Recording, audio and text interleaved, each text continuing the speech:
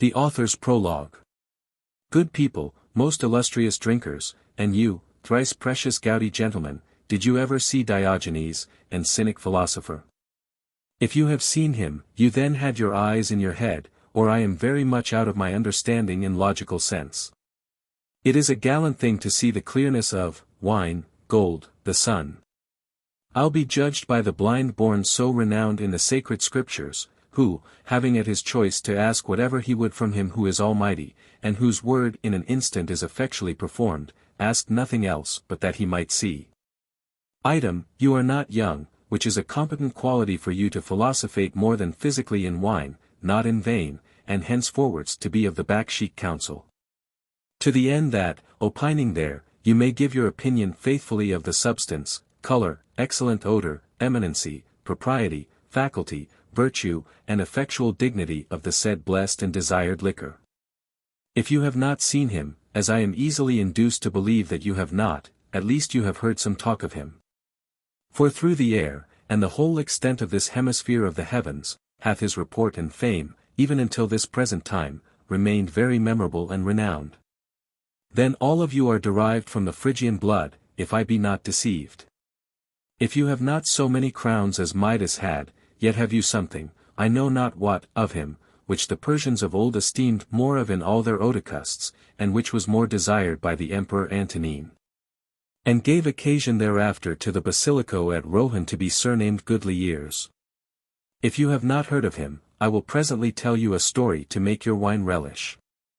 Drink then, so, to the purpose. Hearken now whilst I give you notice, to the end that you may not, like infidels, be by your simplicity abused, that in his time he was a rare philosopher and the cheerfulest of 1,000. If he had some imperfection, so have you, so have we. For there is nothing, but God, that is perfect. Yet so it was, that by Alexander the Great, although he had Aristotle for his instructor and domestic, was he held in such estimation, that he wished, if he had not been Alexander, to have been Diogenes the Sinopian. When Philip, king of Macedon, enterprised the siege and ruin of Corinth, the Corinthians having received certain intelligence by their spies that he with a numerous army in battle rank was coming against them, were all of them, not without cause, most terribly afraid. And therefore were not neglective of their duty in doing their best endeavours to put themselves in a fit posture to resist his hostile approach and defend their own city.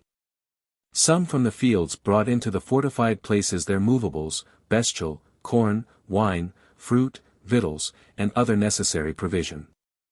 Others did fortify and rampire their walls, set up little fortresses, bastions, squared revel inns, digged trenches, cleansed countermines, fenced themselves with gabions, contrived platforms, emptied casemates, barricaded the false braes, erected the cavaliers, repaired the counterscarps, plastered the curtains, lengthened revel inns, stopped parapets, mortised barbicans, assured the portcullises, fastened the hearse, saracenesques, and cataracts, placed their sentries, and doubled their patrol.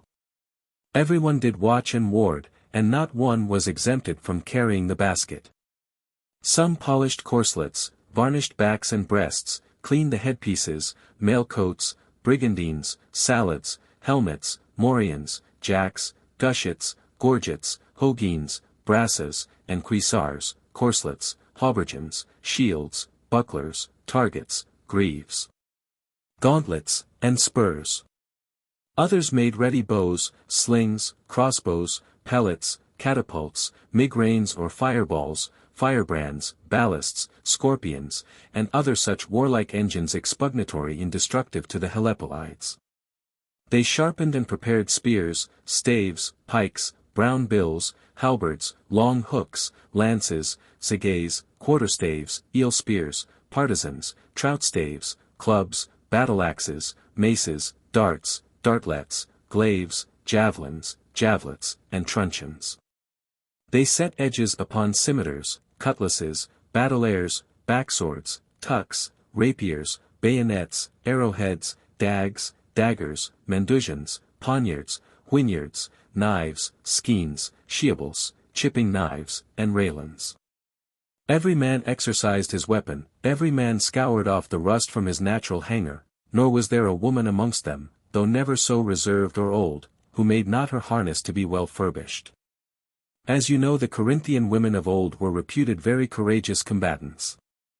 Diogenes, seeing them all so warm at work, and himself not employed by the magistrates in any business whatsoever, he did very seriously, for many days together, without speaking one word, consider and contemplate the countenance of his fellow citizens.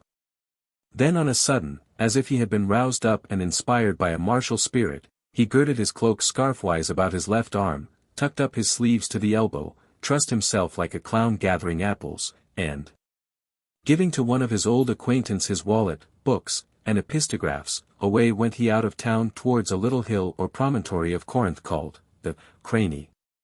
And there on the strand, a pretty level place, did he roll his jolly tub, which served him for a house to shelter him from the injuries of the weather. There, I say, in a great vehemency of spirit, did he turn it, veer it, wheel it, whirl it, frisk it, jumble it, shuffle it, huddle it, tumble it, hurry it, jolt it, justle it, overthrow it, evert it, invert it, subvert it, overturn it, beat it, thwack it, bump it, batter it, knock it, thrust it, push it, jerk it, shock it, shake it, toss it, throw it, overthrow it, upside down, topsy-turvy, arse-turvy, tread it, trample it, stamp it, tap it, ting it, ring it, tingle it, towel it, sound it, resound it, stop it, shut it, unbung it, close it, unstopple it. And then again in a mighty bustle he bandied it, slubbered it, hacked it, whittled it, weighed it, darted it, hurled it, staggered it, reeled it, swinged it, brangled it, tottered it, lifted it, heaved it, transformed it, transfigured it, transposed it, transplaced it, reared it, raised it, hoised it, washed it, dighted it, cleansed it, rinsed it, nailed it, settled it, fastened it, shackled it, fettered it, leveled it, blocked it, tugged it, tooed it, carried it, bedashed it, bewrayed it, parched it, mounted it, broached it, nicked it, notched it, bespattered it, decked it, adorned it, trimmed it, garnished it, gauged it, furnished it, bored it, pierced it, trapped it, rumbled it, slid it down the hill, and precipitated it from the very height of the Crani. Then from the foot to the top, like another Sisyphus with his stone, bore it up again, and every way so banged it and belaboured it that it was 10,000 to 1 he had not struck the bottom of it out. Which when one of his friends had seen, and asked him why he did so toil his body, perplex his spirit, and torment his tub, the philosopher's answer was that, not being employed in any other charge by the Republic, he thought it expedient to thunder and storm it so tempestuously upon his tub, that amongst a people so fervently busy and earnest at work he alone might not seem a loitering slug and lazy fellow. To the same purpose may I say of myself, though I be rid from fear, I am not void of care. For, perceiving no account to be made of me towards the discharge of a trust of any great concernment, and considering that through all the parts of this most noble kingdom of France, both on this and on the other side of the mountains, everyone is most diligently exercised and busied, some in the fortifying of their own native country for its defense, others in the repulsing of their enemies by an offensive war.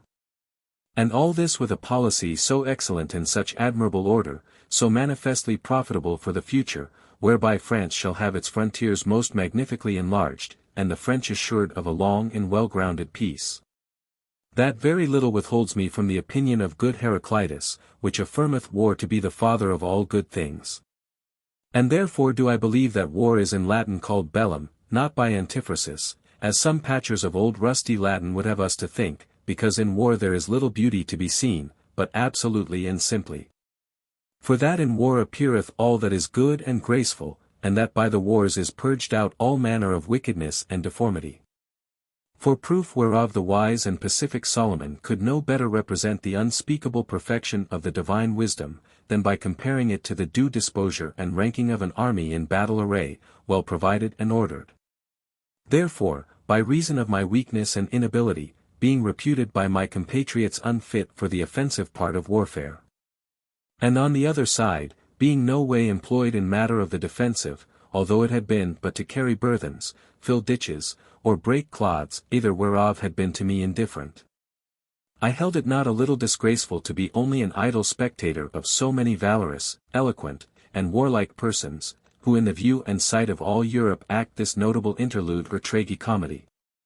And not make some effort towards the performance of this, nothing at all remains for me to be done, and not exert myself, and contribute thereto this nothing, my all, which remained for me to do.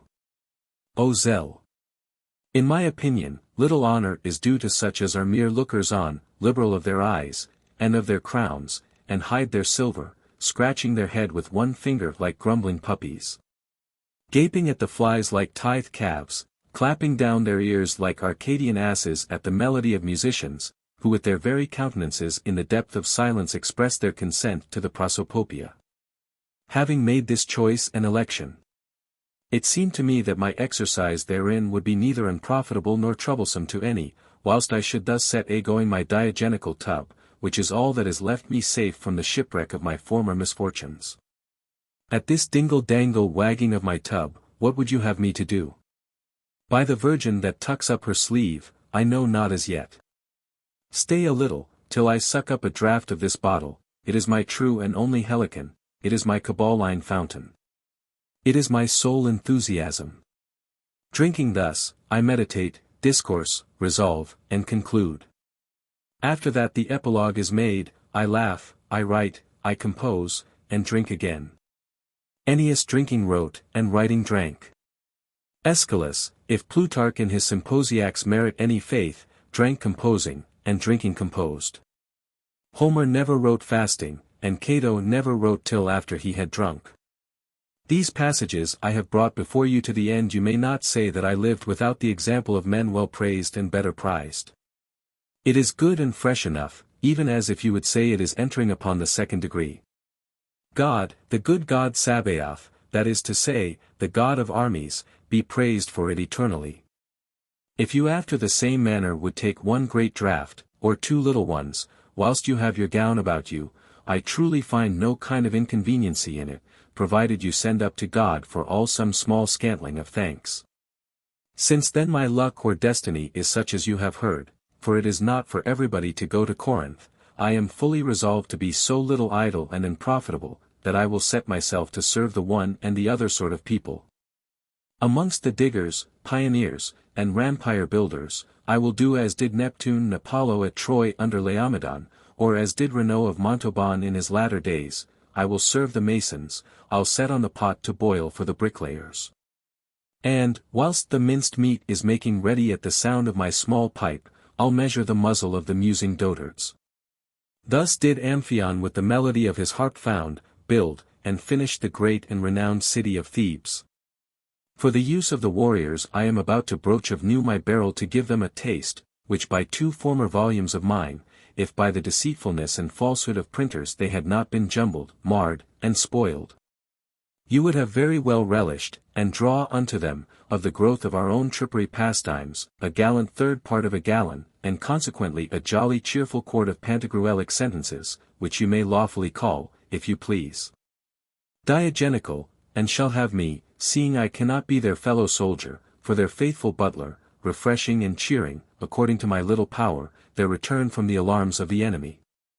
As also for an indefatigable extoller of their martial exploits and glorious achievements. I shall not fail therein, par la pathium acutum de Dieu, if Mars failed not in Lent, which the cunning lecher, I warrant you, will be loath to do. I remember nevertheless to have read, that Ptolemy, the son of Lagus, one day, amongst the many spoils and booties which by his victories he had acquired, presenting to the Egyptians, in the open view of the people, a Bactrian camel all black, and a party-colored slave, in such sort as that the one half of his body was black and the other white, not in partition of breadth by the diaphragma. As was that woman consecrated to the Indian Venus whom the Tyanean philosopher did see between the river Hydaspes and Mount Caucasus, but in a perpendicular dimension of altitude. Which were things never before that seen in Egypt. He expected by the show of these novelties to win the love of the people.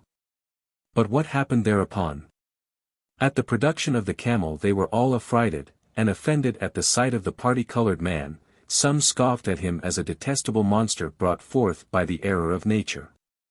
In a word, of the hope which he had to please these Egyptians, and by such means to increase the affection which they naturally bore him, he was altogether frustrate and disappointed.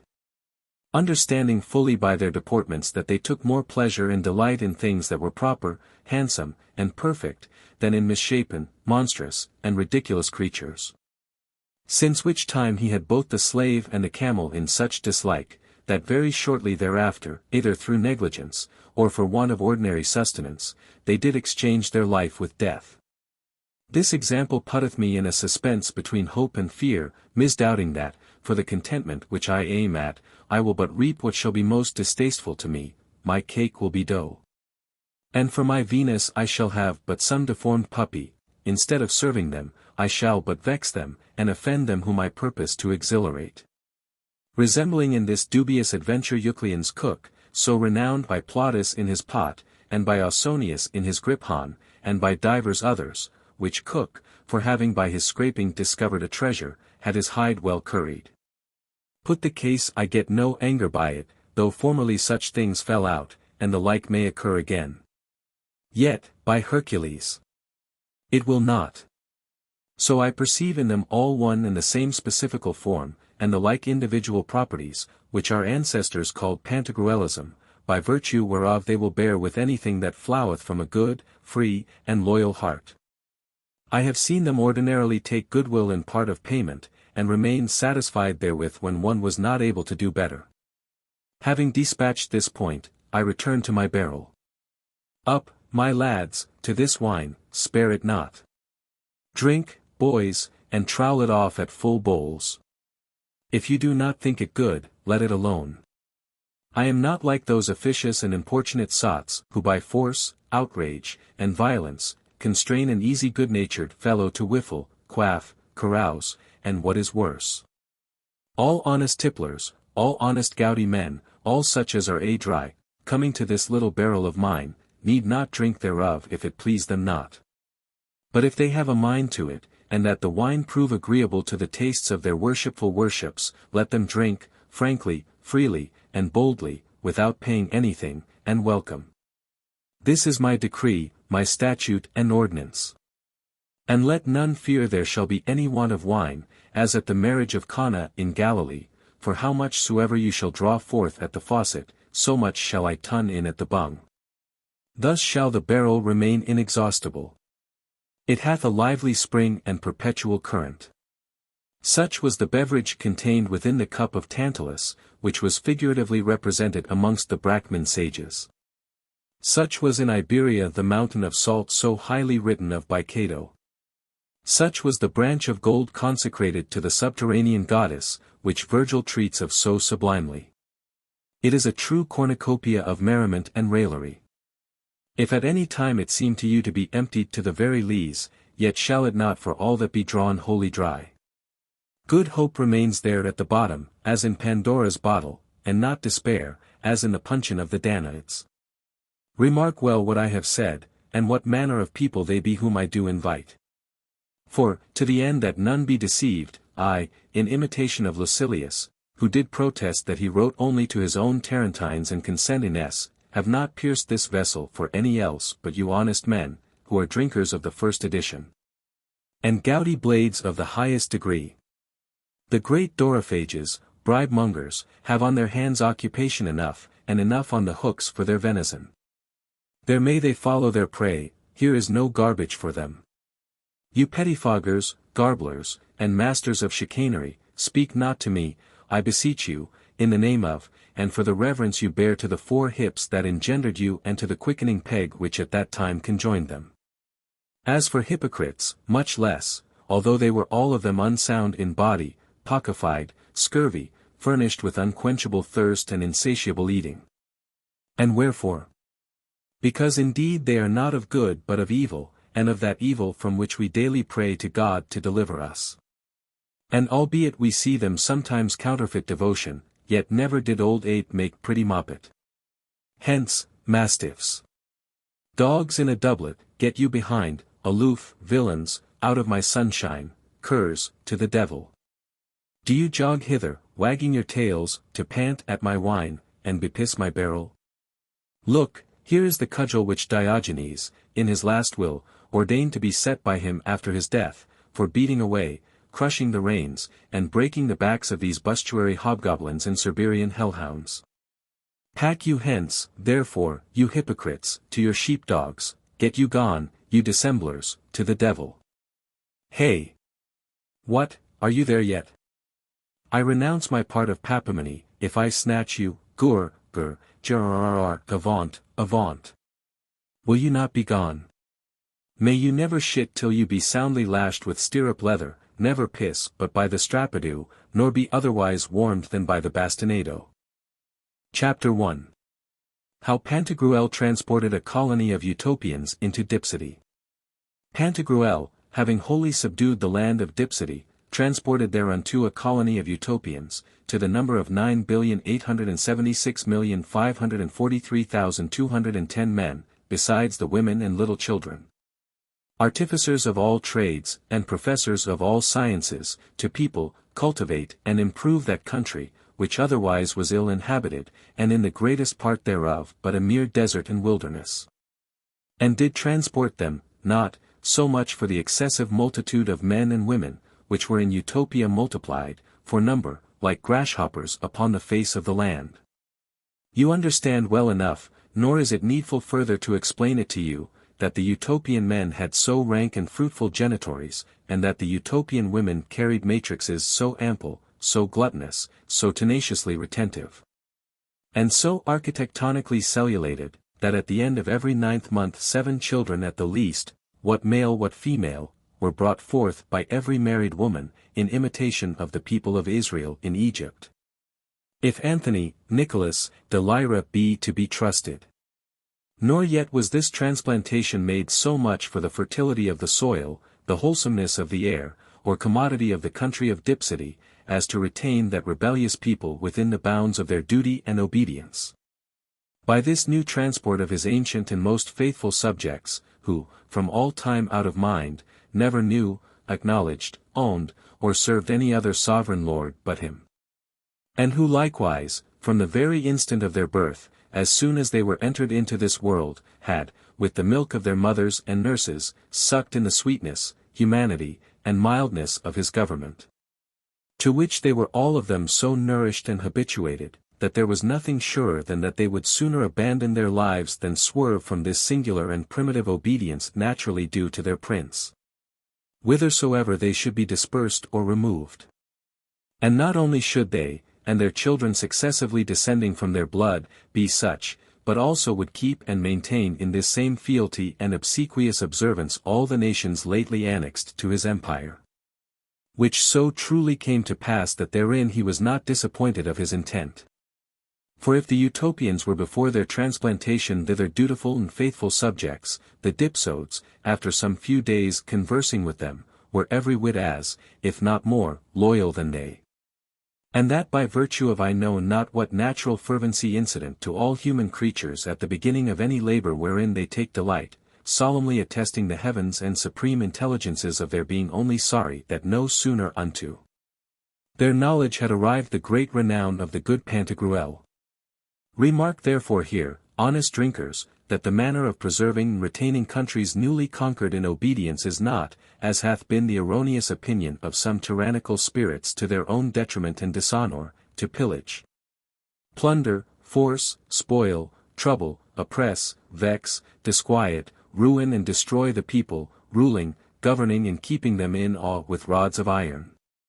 And, in a word, eating and devouring them, after the fashion that Homer calls an unjust and wicked king, Demoboron, that is to say, a devourer of his people.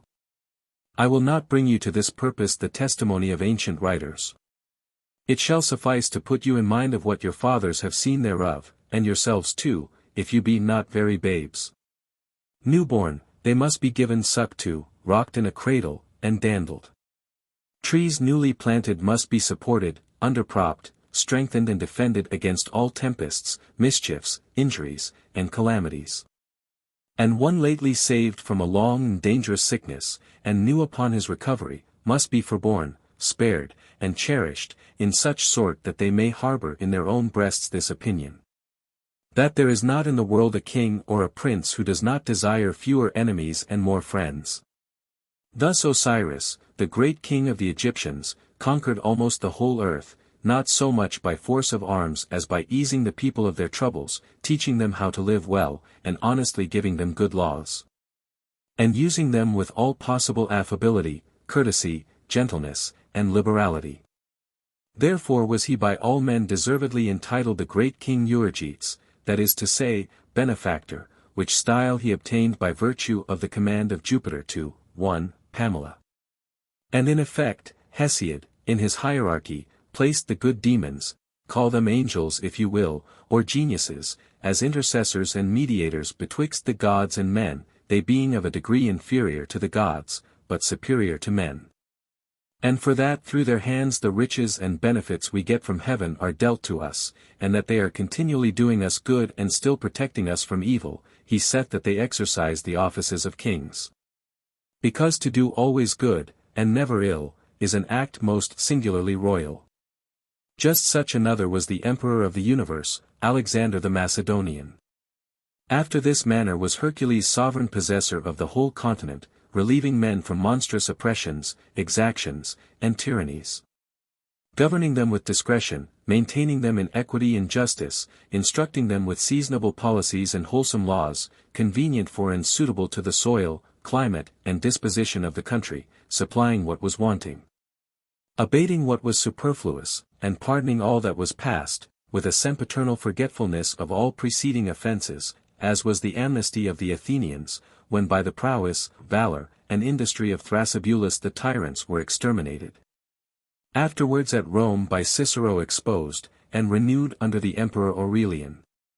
These are the philters, allurements, ianges, inveiglements, baits, and enticements of love, by the means whereof that may be peaceably revived which was painfully acquired. Nor can a conqueror reign more happily, whether he be a monarch, emperor, king, prince, or philosopher, than by making his justice to second his valor. His valor shows itself in victory and conquest. His justice will appear in the goodwill and affection of the people, when he mocketh laws, publisheth ordinances, establisheth religion, and doth what is right to everyone. As the noble poet Virgil writes of Octavian Augustus. Victor que volentes. Per populos dat jura. Therefore is it that Homer in his Iliads calleth a good prince and great king Cosmatora Leon, that is, the ornament of the people. Such was the consideration of Numa Pompilius, the second king of the Romans, a just politician and wise philosopher, when he ordained that to god Terminus, on the day of his festival called Terminales, nothing should be sacrificed that had died. Teaching us thereby that the bounds, limits, and frontiers of kingdoms should be guarded, and preserved in peace, amity, and meekness, without polluting our hands with blood and robbery. Who doth otherwise, shall not only lose what he hath gained, but also be loaded with this scandal and reproach, that he is an unjust and wicked purchaser, and his aquests perish with him, juxta illud, male parta, male dilabunter. And although during his whole lifetime he should have peaceable possession thereof, yet if what hath been so acquired moulder away in the hands of his heirs, the same opprobry, scandal, and imputation will be charged upon the defunct. And his memory remain accursed for his unjust and unwarrantable conquest. Juxta illud, de male quisitus vix gadet tertius hairs. Remark, likewise, gentlemen, you gaudy fefis, in this main point worthy of your observation, how by these means Pantagruel of one angel made two, which was a contingency opposite to the counsel of Charlemagne. Who made two devils of one when he transplanted the Saxons into Flanders and the Flemings into Saxony. For, not being able to keep in such subjection the Saxons, whose dominion he had joined to the empire, but that ever and anon they would break forth into open rebellion if he should casually be drawn into Spain or other remote kingdoms. He caused them to be brought unto his own country of Flanders, the inhabitants whereof did naturally obey him, and transported the Hainautes and Flemings, his ancient loving subjects, into Saxony. Not mistrusting their loyalty now that they were transplanted into a strange land. But it happened that the Saxons persisted in their rebellion and primitive obstinacy, and the Flemings dwelling in Saxony did imbibe the stubborn manners and conditions of the Saxons. Chapter 2. How Panurge was made Laird of Salmigondin in Dipsody, and did waste his revenue before it came in. Whilst Pantagruel was giving order for the government of all Dipsody, he assigned to Panurge the lairdship of Salmigondin, which was yearly worth 6,789,106,789 reals of certain rent, besides the uncertain revenue of the locusts and periwinkles, amounting, one year with another, to the value of 435,768, or 2,435,769 French crowns of Berry. Sometimes it did amount to 1,230,554,321 seraphs, when it was a good year, and that locusts and periwinkles were in request, but that was not every year. Now his worship, the new Laird, husbanded this his estate so providently well and prudently, that in less than 14 days he wasted and dilapidated all the certain and uncertain revenue of his lairdship for 3 whole years. Yet did not he properly dilapidate it, as you might say, in founding of monasteries, building of churches, erecting of colleges, and setting up of hospitals, or casting his bacon flitches to the dogs. But spent it in 1,000 little banquets and jolly collations, keeping open house for all comers and goers, yea, to all good fellows, young girls, and pretty wenches. Felling timber, burning great logs for the sale of the ashes, borrowing money beforehand, buying dear, selling cheap, and eating his corn, as it were, whilst it was but grass. Pantagruel, being advertised of this his lavishness, was in good sooth no way offended at the matter, angry nor sorry, for I once told you, and again tell it you, that he was the best, little, great goodman that ever girded a sword to his side. He took all things in good part, and interpreted every action to the best sense. He never vexed nor disquieted himself with the least pretence of dislike to anything, because he knew that he must have most grossly abandoned the divine mansion of reason if he had permitted his mind to be never so little grieved, afflicted, or altered at any occasion whatsoever. For all the goods that the heaven covereth, and that the earth containeth, in all their dimensions of height, depth, breadth, and length, are not of so much worth as that we should for them disturb or disorder our affections, trouble or perplex our senses or spirits. He drew only Panurge aside, and then, making to him a sweet remonstrance and mild admonition, very gently represented before him in strong arguments, that, if he should continue in such an unthrifty course of living, and not become a better messenger, it would prove altogether impossible for him, or at least hugely difficult, at any time to make him rich. Rich? Answered Panurge, have you fixed your thoughts there? Have you undertaken the task to enrich me in this world? Set your mind to live merrily, in the name of God and good folks. Let no other cark nor care be harbored within the sacrosanctified domicile of your celestial brain. May the calmness and tranquillity thereof be never incommodated with, or overshadowed by any frowning clouds of sullen imaginations and displeasing annoyance. For if you live joyful, merry, jocund, and glad, I cannot be but rich enough. Everybody cries up thrift, thrift, and good husbandry. But many speak of Robin Hood that never shot in his bow, and talk of that virtue of messengery who know not what belongs to it. It is by me that they must be advised. From me, therefore, take this advertisement and information, that what is imputed to me for a vice hath been done in imitation of the University and Parliament of Paris, places in which is to be found the true spring and source of the lively idea of pantheology and all manner of justice. Let him be counted a heretic that doubteth thereof, and doth not firmly believe it. Yet they in one day eat up their bishop, or the revenue of the bishopric, is it not all one, for a whole year, yea, sometimes for 2? This is done on the day he makes his entry, and is installed. Nor is there any place for an excuse, for he cannot avoid it, unless he would be hooted at and stoned for his parsimony. It hath been also esteemed an act flowing from the habit of the 4 cardinal virtues. Of prudence in borrowing money beforehand, for none knows what may fall out. Who is able to tell if the world shall last yet 3 years? But although it should continue longer, is there any man so foolish as to have the confidence to promise himself 3 years? What fool so confident to say that he shall live one other day? Of commutative justice, in buying dear, I say, upon trust, and selling goods cheap, that is, for ready money. What says Cato in his Book of Husbandry to this purpose? The father of a family, says he, must be a perpetual seller. By which means it is impossible but that at last he shall become rich, if he have of vendible ware enough still ready for sale. Of distributive justice it doth partake, in giving entertainment to good, good, and gentle fellows, whom fortune had shipwrecked, like Ulysses, upon the rock of a hungry stomach without provision of sustenance. And likewise to the good, and young wenches. For, according to the sentence of Hippocrates, youth is impatient of hunger, chiefly if it be vigorous, lively, frolic, brisk, stirring, and bouncing. Which wanton lasses willingly and heartily devote themselves to the pleasure of honest men. And are in so far both Platonic and Ciceronian, that they do acknowledge their being born into this world not to be for themselves alone, but that in their proper persons their acquaintance may claim one share, and their friends another. The virtue of fortitude appears therein by the cutting down and overthrowing of the great trees, like a second Milo making havoc of the dark forest, which did serve only to furnish dens, caves, and shelter to wolves, wild boars, and foxes. And afford receptacles, withdrawing corners, and refuges to robbers, thieves, and murderers, lurking holes and skulking places for cutthroat assassinators, secret obscure shops for coiners of false money, and safe retreats for heretics.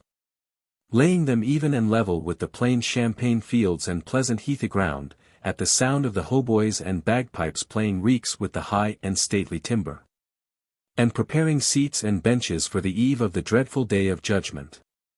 I gave thereby proof of my temperance in eating my corn whilst it was but grass, like a hermit feeding upon salads and roots, that, so affranchising myself from the yoke of sensual appetites to the utter disclaiming of their sovereignty, I might the better reserve somewhat in store for the relief of the lame, blind, crippled, maimed, needy, poor, and wanting wretches. In taking this course I save the expense of the weed grubbers, who gain money, of the reapers in harvest time, who drink lustily, and without water, of gleaners, who will expect their cakes and bannocks, of threshers, who leave no garlic, scallions, leeks, nor onions in our gardens, by the authority of Thestilis in Virgil, and of the millers, who are generally thieves, and of the bakers, who are little better. Is this small saving or frugality?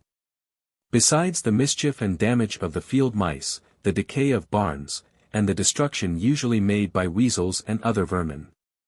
Of corn in the blade you may make good green sauce of a light concoction and easy digestion, which recreates the brain and exhilarates the animal spirits, rejoiceth the sight, openeth the appetite, delighteth the taste, comforteth the heart, tickleth the tongue, cheereth the countenance, striking a fresh and lively colour, strengthening the muscles, tempers the blood, disburdens the midriff, refresheth the liver, disobstructs the spleen, easeth the kidneys, suppleth the reins, quickens the joints of the back, cleanseth the urine conduits, dilates the spermatic vessels, shortens the cremasters, purgeth the bladder, puffeth up the genitories, correcteth the prepuce, hardens the nut, and rectifies the member. It will make you have a current belly to trot, fart, dung, piss, sneeze, cough, spit, belch, spew, yawn, snuff, blow, breathe, snort, sweat, and set taut your robin, with 1,000 other rare advantages. I understand you very well, says Pantagruel. You would thereby infer that those of a mean spirit and shallow capacity have not the skill to spend much in a short time. You are not the first in whose conceit that heresy hath entered. Nero maintained it, and above all mortals admired most his uncle Caius Caligula, for having in a few days, by a most wonderfully pregnant invention, totally spent all the goods and patrimony which Tiberius had left him. But, instead of observing the sumptuous supper-curbing laws of the Romans, to wit, the Orchia, the Fannia, the Didia, the Licinia, the Cornelia, the Lepidana, the Antia, and of the Corinthians, by the which they were inhibited, under pain of great punishment, not to spend more in 1 year than their annual revenue did amount to, you have offered up the oblation of Protervia, which was with the Romans such a sacrifice as the paschal lamb was amongst the Jews, wherein all that was eatable was to be eaten, and the remainder to be thrown into the fire, without reserving anything for the next day. I may very justly say of you, as Cato did of Albidius, who after that he had by a most extravagant expense wasted all the means and possessions he had to one only house, he fairly set it on fire, that he might the better say, consummatum est. Even just as since his time St. Thomas Aquinas did, when he had eaten up the whole lamprey, although there was no necessity in it. Chapter 3. How Panurge praiseth the debtors and borrowers. But, quoth Pantagruel, when will you be out of debt? At the next ensuing term of the Greek calends, answered Panurge, when all the world shall be content, and that it be your fate to become your own heir. The Lord forbid that I should be out of debt, as if, indeed, I could not be trusted. Who leaves not some leaven overnight, will hardly have paste the next morning. Be still indebted to somebody or other, that there may be somebody always to pray for you, that the giver of all good things may grant unto you a blessed, long, and prosperous life.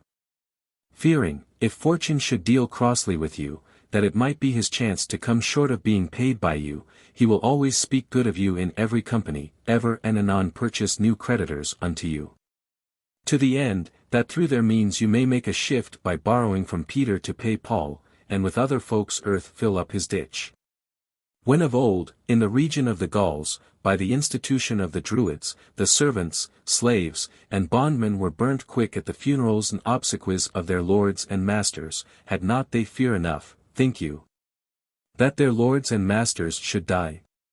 For, perforce, they were to die with them for company. Did not they incessantly send up their supplications to their great god Mercury, as likewise unto Dis, the father of wealth, to lengthen out their days, and to preserve them long in health?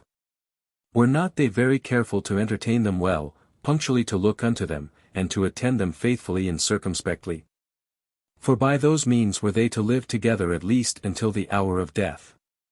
Believe me, your creditors with a more fervent devotion will beseech Almighty God to prolong your life, they being of nothing more afraid than that you should die. For that they are more concerned for the sleeve than the arm, and love silver better than their own lives. As it evidently appeareth by the usurers of Landarus, who not long since hanged themselves because the price of the corn and wines was fallen by the return of a gracious season. To this Pantagruel answering nothing, Panurge went on in his discourse, saying, Truly and in good sooth, sir, when I ponder my destiny aright, and think well upon it, you put me shrewdly to my plunges.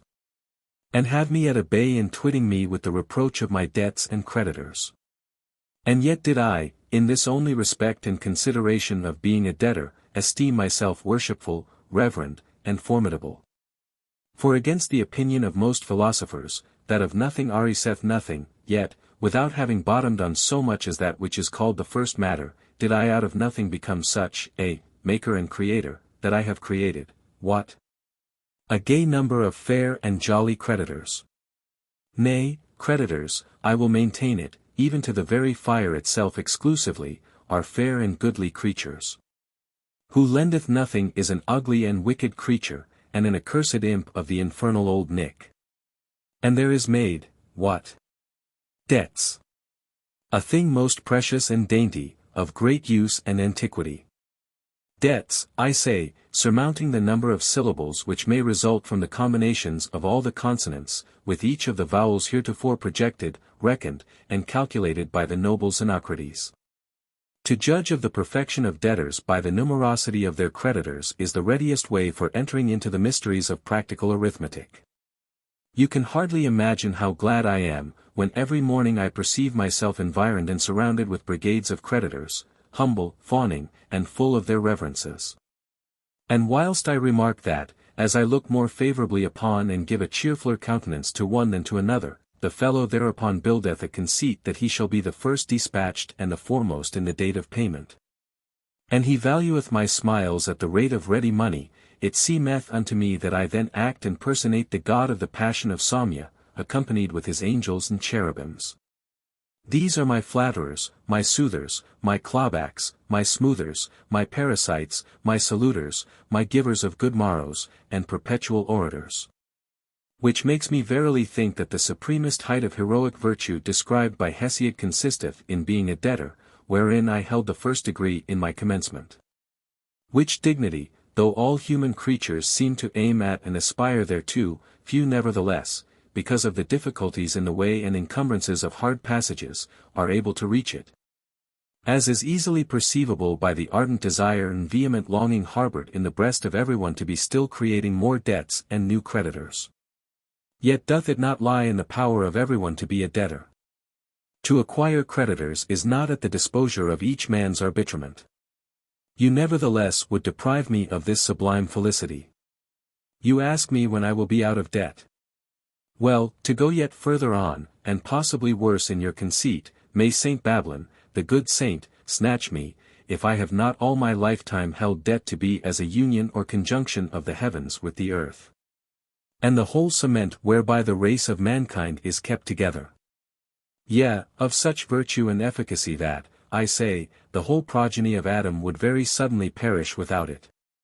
Therefore, perhaps, I do not think amiss, when I repute it to be the great soul of the universe, which, according to the opinion of the academics, vivifieth all manner of things. In confirmation whereof, that you may the better believe it to be so, represent unto yourself, without any prejudicacy of spirit, in a clear and serene fancy, the idea and form of some other world than this.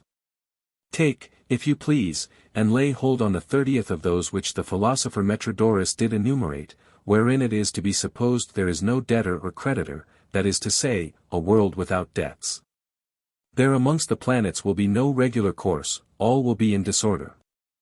Jupiter, reckoning himself to be nothing indebted unto Saturn, will go near to debt-root him out of his sphere, and with the Homeric chain will be like to hang up the intelligences, gods, heavens, demons, heroes, devils, earth and sea, together with the other elements. Saturn, no doubt, combining with Mars will reduce that so disturbed world into a chaos of confusion. Mercury then would be no more subjected to the other planets. He would scorn to be any longer their Camillus, as he was of old termed in the Etrurian tongue. For it is to be imagined that he is no way a debtor to them. Venus will be no more venerable, because she shall have lent nothing. The moon will remain bloody and obscure. For to what end should the sun impart unto her any of his light? He owed her nothing. Nor yet will the sun shine upon the earth, nor the stars send down any good influence, because the terrestrial globe hath desisted from sending up their wonted nourishment by vapors and exhalations, wherewith Heraclitus said, the Stoics proved. Cicero maintained, they were cherished and alimented. There would likewise be in such a world no manner of symbolization, alteration, nor transmutation amongst the elements, for the one will not esteem itself obliged to the other, as having borrowed nothing at all from it. Earth then will not become water, water will not be changed into air, of air will be made no fire, and fire will afford no heat unto the earth will produce nothing but monsters, titans, giants. No rain will descend upon it, nor light shine thereon, no wind will blow there, nor will there be in it any summer or harvest. Lucifer will break loose, and issuing forth of the depth of hell, accompanied with his furies, fiends, and horned devils, will go about to unnestle and drive out of heaven all the gods, as well of the greater as of the lesser nations. Such a world without lending will be no better than a dog kennel, a place of contention and wrangling, more unruly and irregular than that of the rector of Paris. A devil of an hurly-burly, and more disordered confusion than that of the plagues of Douay. Men will not then salute one another. It will be but lost labor to expect aid or succor from any, or to cry fire, water, murder, for none will put to their helping hand. Why? He lent no money, there is nothing due to him. Nobody is concerned in his burning, in his shipwreck, in his ruin, or in his death, and that because he hitherto had lent nothing, and would never thereafter have lent anything. In short, faith, hope, and charity would be quite banished from such a world, for men are born to relieve and assist one another. And in their stead should succeed and be introduced defiance, disdain, and rancor, with the most execrable troop of all evils, all imprecations, and all miseries. Whereupon you will think, and that not amiss, that Pandora had there spilt her unlucky bottle. Men unto men will be wolves, hobthrushes, and goblins, as were Lycaon, Bellerophon, Nebuchadnezzar, plunderers, highway robbers, cutthroats, rapparees, murderers, poisoners, assassinators, lewd, wicked, malevolent, pernicious haters.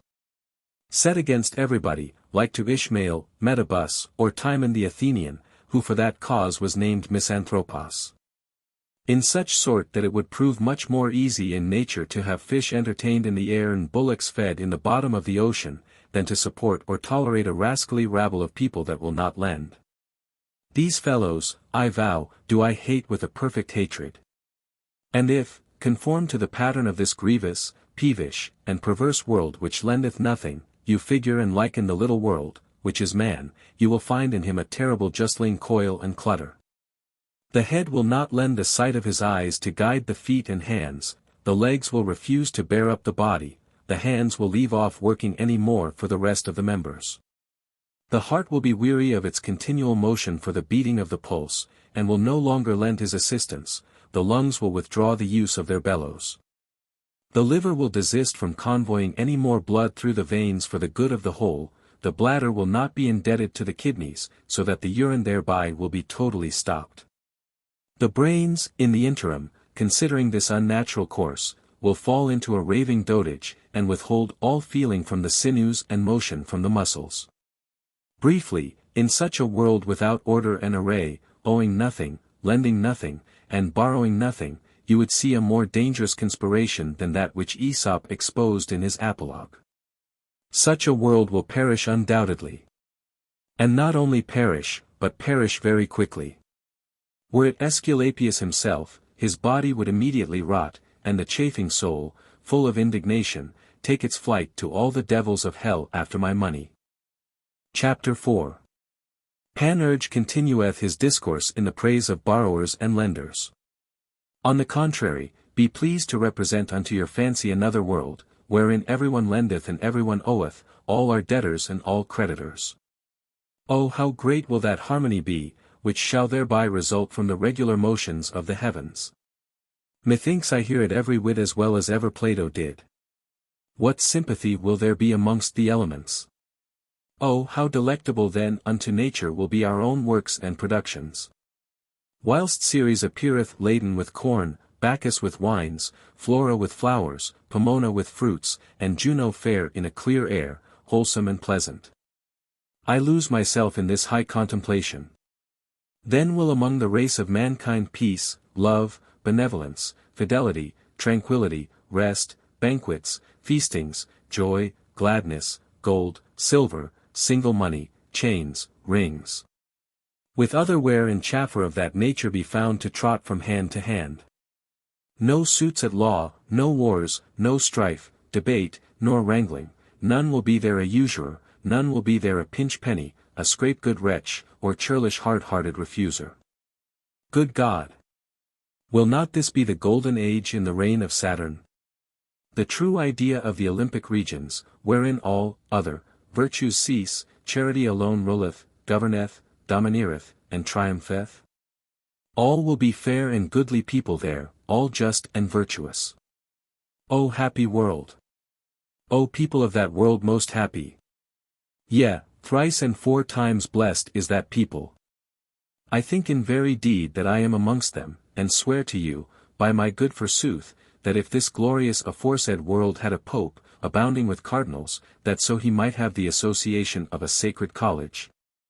In the space of very few years you should be sure to see the saints much thicker in the roll, more numerous, wonder-working, mirific, more services, more vows, more staves and wax candles than are all those in the 9 bishoprics of Brittany, St. Eve only excepted.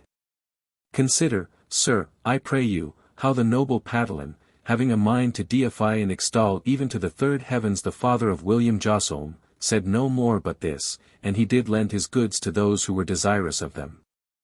Oh, the fine saying!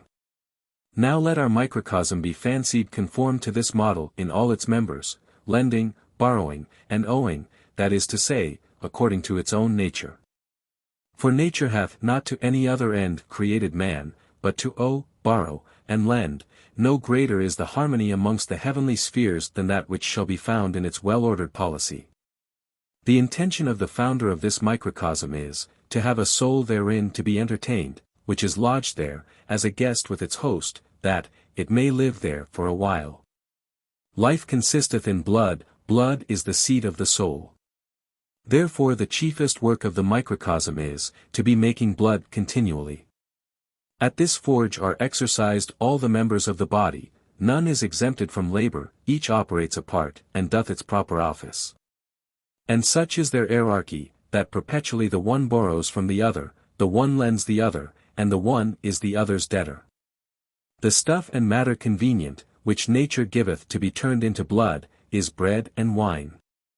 All kind of nourishing victuals is understood to be comprehended in these two, and from hence in the Gothish tongue is called companage. To find out this meat and drink, to prepare and boil it, the hands are put to work, the feet do walk and bear up the whole bulk of the corporal mass, the eyes guide and conduct all. The appetite in the orifice of the stomach, by means of, a little sourish black humour, called melancholy, which is transmitted thereto from the milt, giveth warning to shut in the food. The tongue doth make the first essay, and tastes it. The teeth do chew it, and the stomach doth receive, digest, and chylify it. The mesorrheic veins suck out of it what is good and fit, leaving behind the excrements, which are, through special conduits for that purpose, voided by an expulsive faculty. Thereafter it is carried to the liver, where it being changed again, it by the virtue of that new transmutation becomes blood. What joy, conjecture you, will then be found amongst those officers when they see this rivulet of gold, which is their sole restorative? No greater is the joy of alchemists, when after long travail, toil, and expense they see in their furnaces the transmutation. Then is it that every member doth prepare itself, and strive anew to purify and to refine this treasure. The kidneys through the emulgent veins draw that aquosity from thence which you call urine, and there send it away through the ureters to be slipped downwards.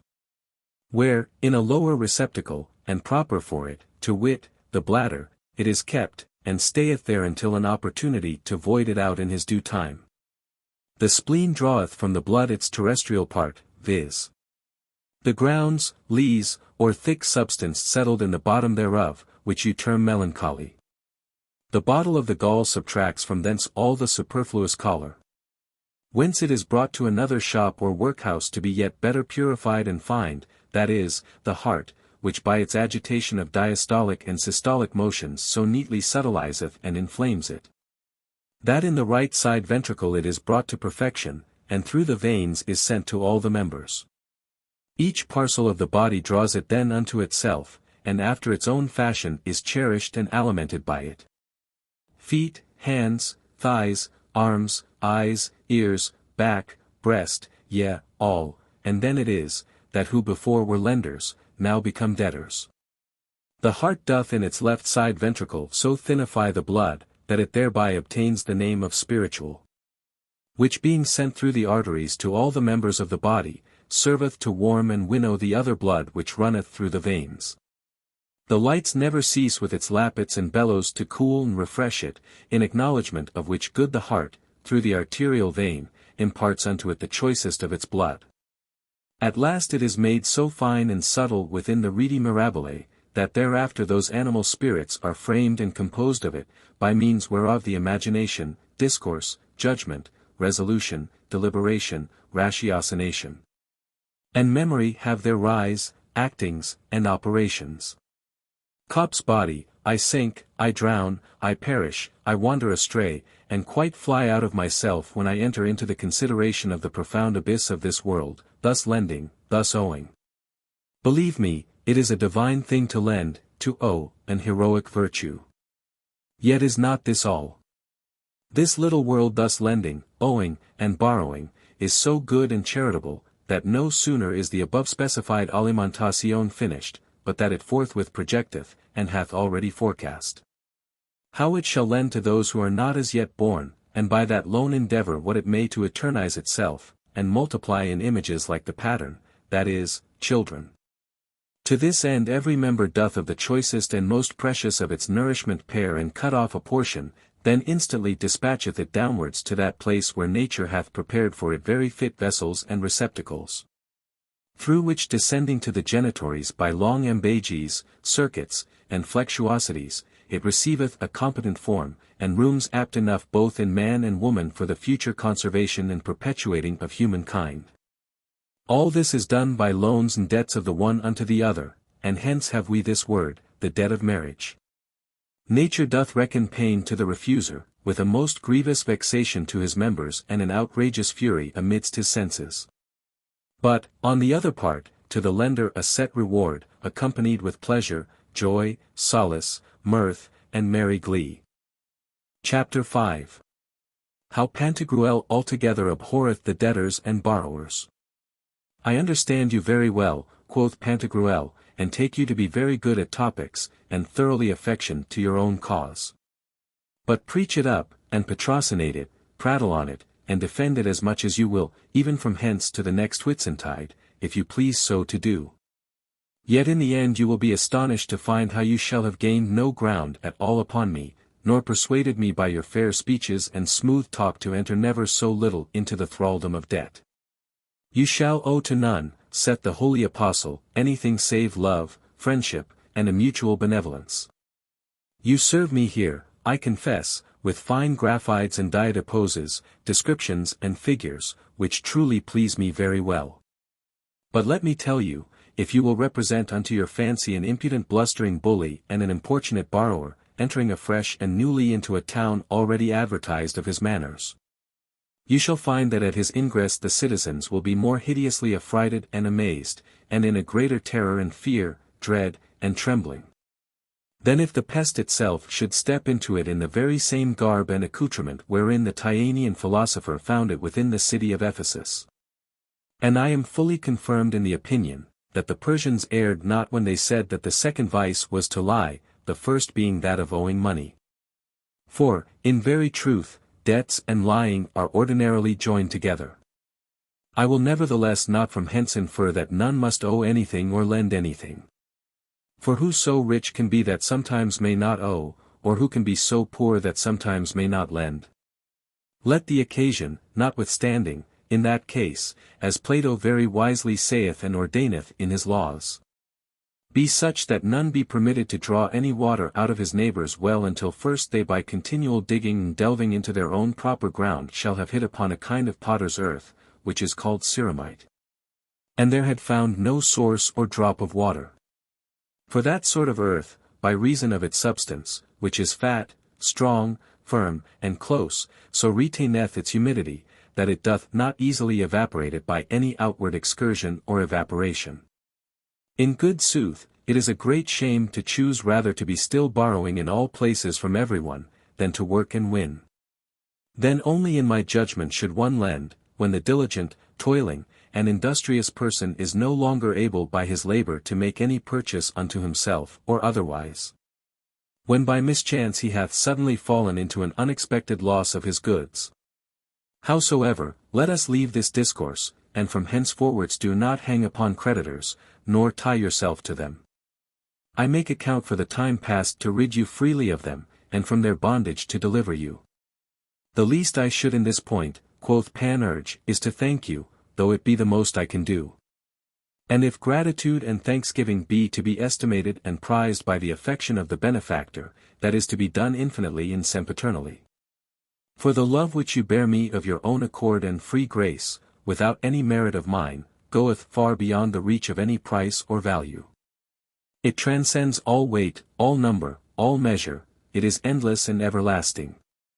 Therefore, should I offer to commensurate and adjust it either to the size and proportion of your own noble and gracious deeds, or yet to the contentment and delight of the obliged receivers, I would come off but very faintly and flaggingly. You have verily done me a great deal of good, and multiplied your favors on me more frequently than was fitting to one of my condition. You have been more bountiful towards me than I have deserved, and your courtesies have by far surpassed the extent of my merits, I must needs confess it. But it is not, as you suppose, in the proposed matter. For there it is not where I itch, it is not there where it fretteth, hurts, or vexeth me, for, henceforth being quit and out of debt, what countenance will I be able to keep? You may imagine that it will become me very ill for the first month, because I have never hitherto been brought up or accustomed to it. I am very much afraid of it. Furthermore, there shall not one hereafter, native of the country of Salmigondin, but he shall level the shot towards my nose. All the back-cracking fellows of the world, in discharging of their postern petarades, use commonly to say, voilà pour les quits, that is, for the quit. My life will be a very short continuance, I do foresee it. I recommend to you the making of my epitaph, for I perceive I will die confected in the very stench of farts. If, at any time to come, by way of restorative to such good women as shall happen to be troubled with the grievous pain of the wind colic, the ordinary medicaments prove nothing effectual, the mummy of all my befarted body will straight be as a present remedy appointed by the physicians. Whereof they, taking any small modicum, it will incontinently for their ease afford them a rattle of bum shot, like a sal of muskets. Therefore would I beseech you to leave me some few centuries of debts.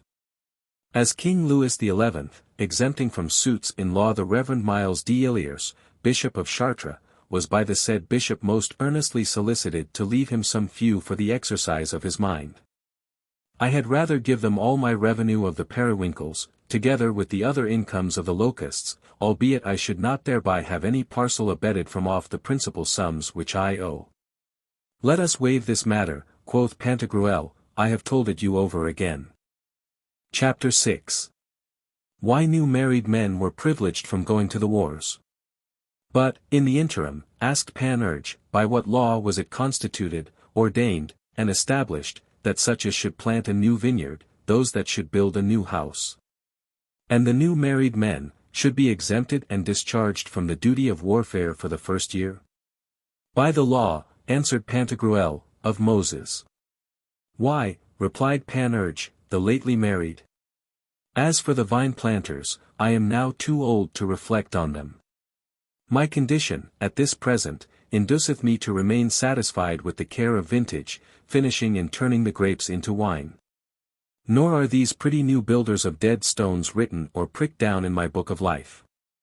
It is all with live stones that I set up and erect the fabrics of my architecture, to wit, men. It was, according to my opinion, quoth Pantagruel, to the end, first, that the fresh married folks should for the first year reap a full and complete fruition of their pleasures in their mutual exercise of the act of love, in such sort, that in waiting more at leisure on the production of posterity and propagating of their progeny, they might the better increase their race and make provision of new heirs. That if, in the years thereafter, the men should, upon their undergoing of some military adventure, happen to be killed, their names and coats of arms might continue with their children in the same families. And next, that, the wives thereby coming to know whether they were barren or fruitful, for 1 year's trial, in regard of the maturity of age wherein of old they married, was held sufficient for the discovery, they might pitch the more suitably, in case of their first husband's decease, upon a second match. The fertile women to be wedded to those who desire to multiply their issue, and the sterile ones to such other mates, as, misregarding the storing of their own lineage, choose them only for their virtues, learning, genteel behavior, domestic consolation, management of the house, and matrimonial conveniences and comforts, and such like. The preachers of Varenus, saith Panurge, detest and abhor the second marriages, as altogether foolish and dishonest. Foolish and dishonest, quoth Pantagruel. A plague take such preachers. Yea but, quoth Panurge, the like mischief also befall the friar Charmer, who, in a full auditory making a sermon at Prologue, and therein abominating the reiteration of marriage and the entering again in the bonds of a nuptial tie, did swear and heartily give himself to the swiftest devil in hell, if he had not rather choose, and would much more willingly undertake the unmaidening or depucelating of 100 virgins, than the simple drudgery of one widow. Truly I find your reason in that point right good and strongly grounded. But what would you think, if the cause why this exemption or immunity was granted had no other foundation but that, during the whole space of the said first year, they so lustily bobbed it with their female consorts, as both reason and equity require they should do, that they had drained and evacuated their spermatic vessels, and were become thereby altogether feeble, weak, emasculated, drooping, and flaggingly pithless.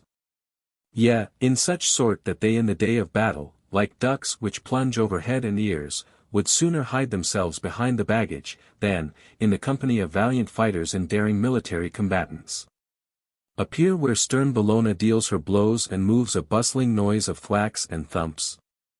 Nor is it to be thought that, under the standard of Mars, they will so much as once strike a fair stroke, because their most considerable knocks have been already jerked and worded within the curtains of his sweetheart Venus. In confirmation whereof, amongst other relics and monuments of antiquity, we now as yet often see, that in all great houses, after the expiring of some few days, these young married blades are readily sent away to visit their uncles. That in the absence of their wives reposing themselves a little they may recover their decayed strength by the recruit of a fresh supply. The more vigorous to return again and face about to renew the dueling shock and conflict of an amorous dalliance, albeit for the greater part they have neither uncle nor aunt to go to. Just so did the King Crackart, after the battle of the cornets, not cashier us, speaking properly, I mean me and the quail caller, but for our refreshment remanded us to our houses, and he is as yet seeking after his own. My grandfather's godmother was wont to say to me when I was a boy, Paternosters et orisons sont pour cela, que les retenent. Fifer en finazons. Est plus fort que duca en vienent. Not orisons nor paternoters shall ever disorder my brain. One cadet, to the field as he flutters, is worth two, when they end the campaign. That which prompteth me to that opinion is, that the vine planters did seldom eat of the grapes, or drink of the wine of their labor, till the first year was wholly elapsed.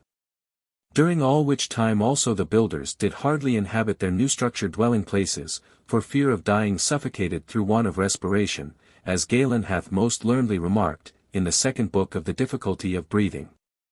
Under favour, sir, I have not asked this question without causing reason truly very ratiocinant. Be not offended, I pray you.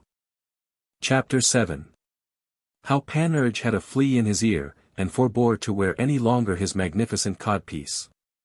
Panurge, the day thereafter, caused pierce his right ear after the Jewish fashion, and thereto clasped a little gold ring, of a ferny-like kind of workmanship, in the bezel or collet whereof was set and enchased a flea.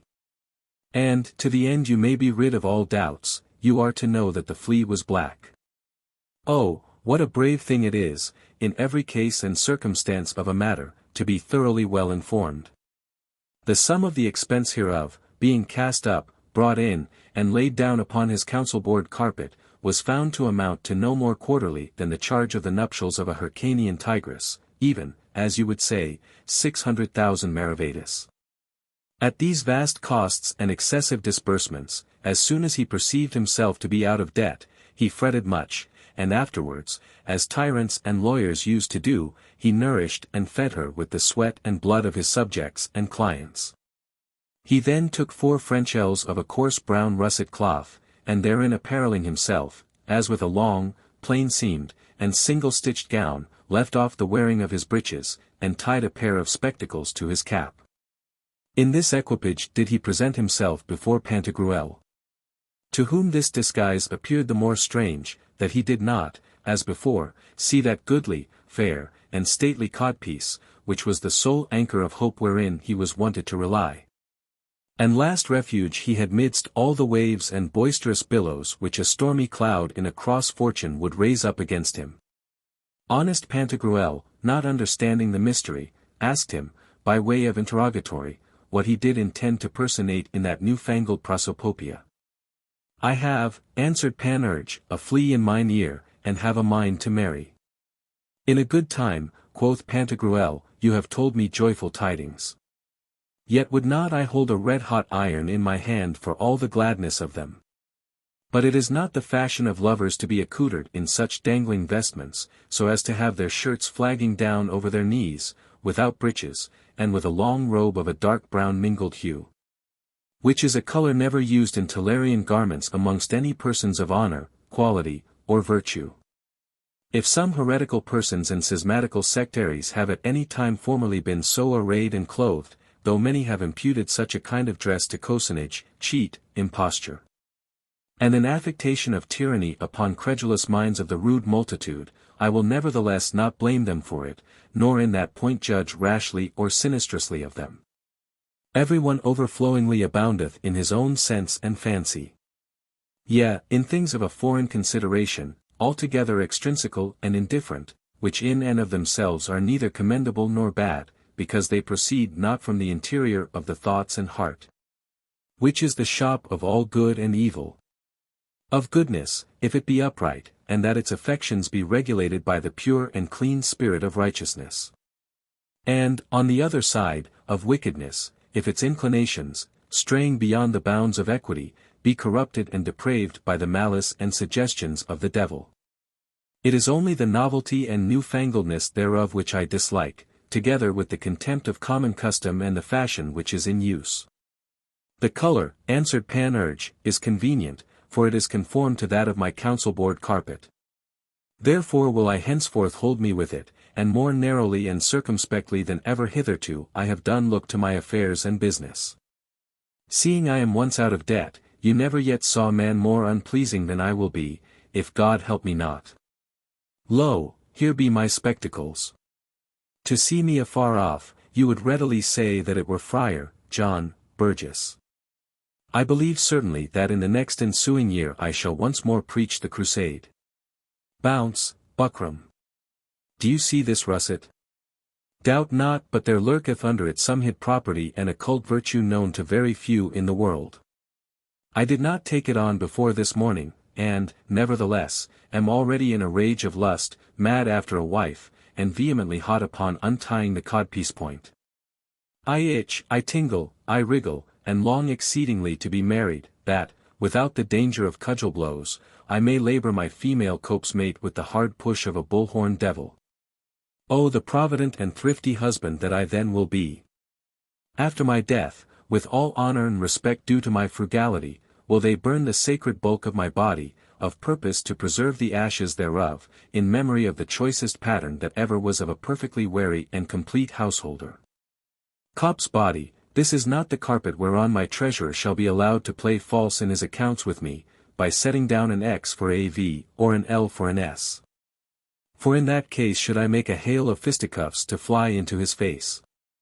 Look upon me, sir, both before and behind, it is made after the manner of a toga, which was the ancient fashion of the Romans in time of peace. I took the mode, shape, and form thereof in Trajan's column at Rome, as also in the triumphant arch of Septimus Severus. I am tired of the wars, weary of wearing buff coats, cassocks, and hocatons. My shoulders are pitifully worn and bruised with the carrying of harness. Let armour cease, and the long robe bear sway. At least it must be so for the whole space of the succeeding year, if I be married. As yesterday, by the Mosaic law, you evidenced. In what concerneth the breeches, my great-aunt Lawrence did long ago tell me, that the breeches were only ordained for the use of the codpiece, and to no other end. Which I, upon a no less forcible consequence, give credit to every wit, as well as to the saying of the fine fellow Galen, who in his 9th book, of the use and employment of our members, allegeth that the head was made for the eyes. For nature might have placed our heads in our knees or elbows, but having beforehand determined that the eyes should serve to discover things from afar, she for the better enabling them to execute their designed office, fixed them in the head. As on the top of a long pole, in the most eminent part of all the body, no otherwise than we see the fairs, or high towers erected in the mouths of havens. That navigators may the further off perceive with ease the lights of the nightly fires and lanterns. And because I would gladly, for some short while, a year at least, take a little rest and breathing time from the toilsome labour of the military profession, that is to say, be married, I have desisted from wearing any more a codpiece. And consequently have laid aside my breeches. For the codpiece is the principal and most especial piece of armour that a warrior doth carry. And therefore do I maintain even to the fire, exclusively, understand you me, that no Turks can properly be said to be armed men, in regard that codpieces are by their law forbidden to be worn. Chapter 8. Why the codpiece is held to be the chief piece of armour amongst warriors. Will you maintain, quoth Pantagruel, that the codpiece is the chief piece of a military harness? It is a new kind of doctrine, very paradoxical. For we say, at spurs begins the arming of a man. Sir, I maintain it, answered Panurge, and not wrongfully do I maintain it. Behold how nature, having a fervent desire, after its production of plants, trees, shrubs, herbs, sponges, and plant animals, to eternize and continue them unto all succession of ages, in their several kinds or sorts, at least.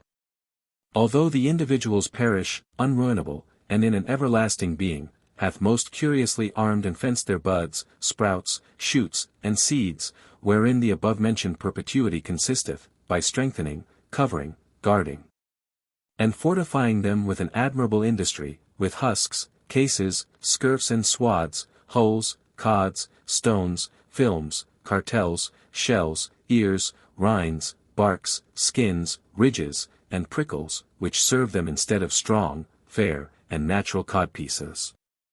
As is manifestly apparent in peas, beans, fasols, pomegranates, peaches, cottons, gourds, pumpkins, melons, corn, lemons, almonds, walnuts, filberts, and chestnuts.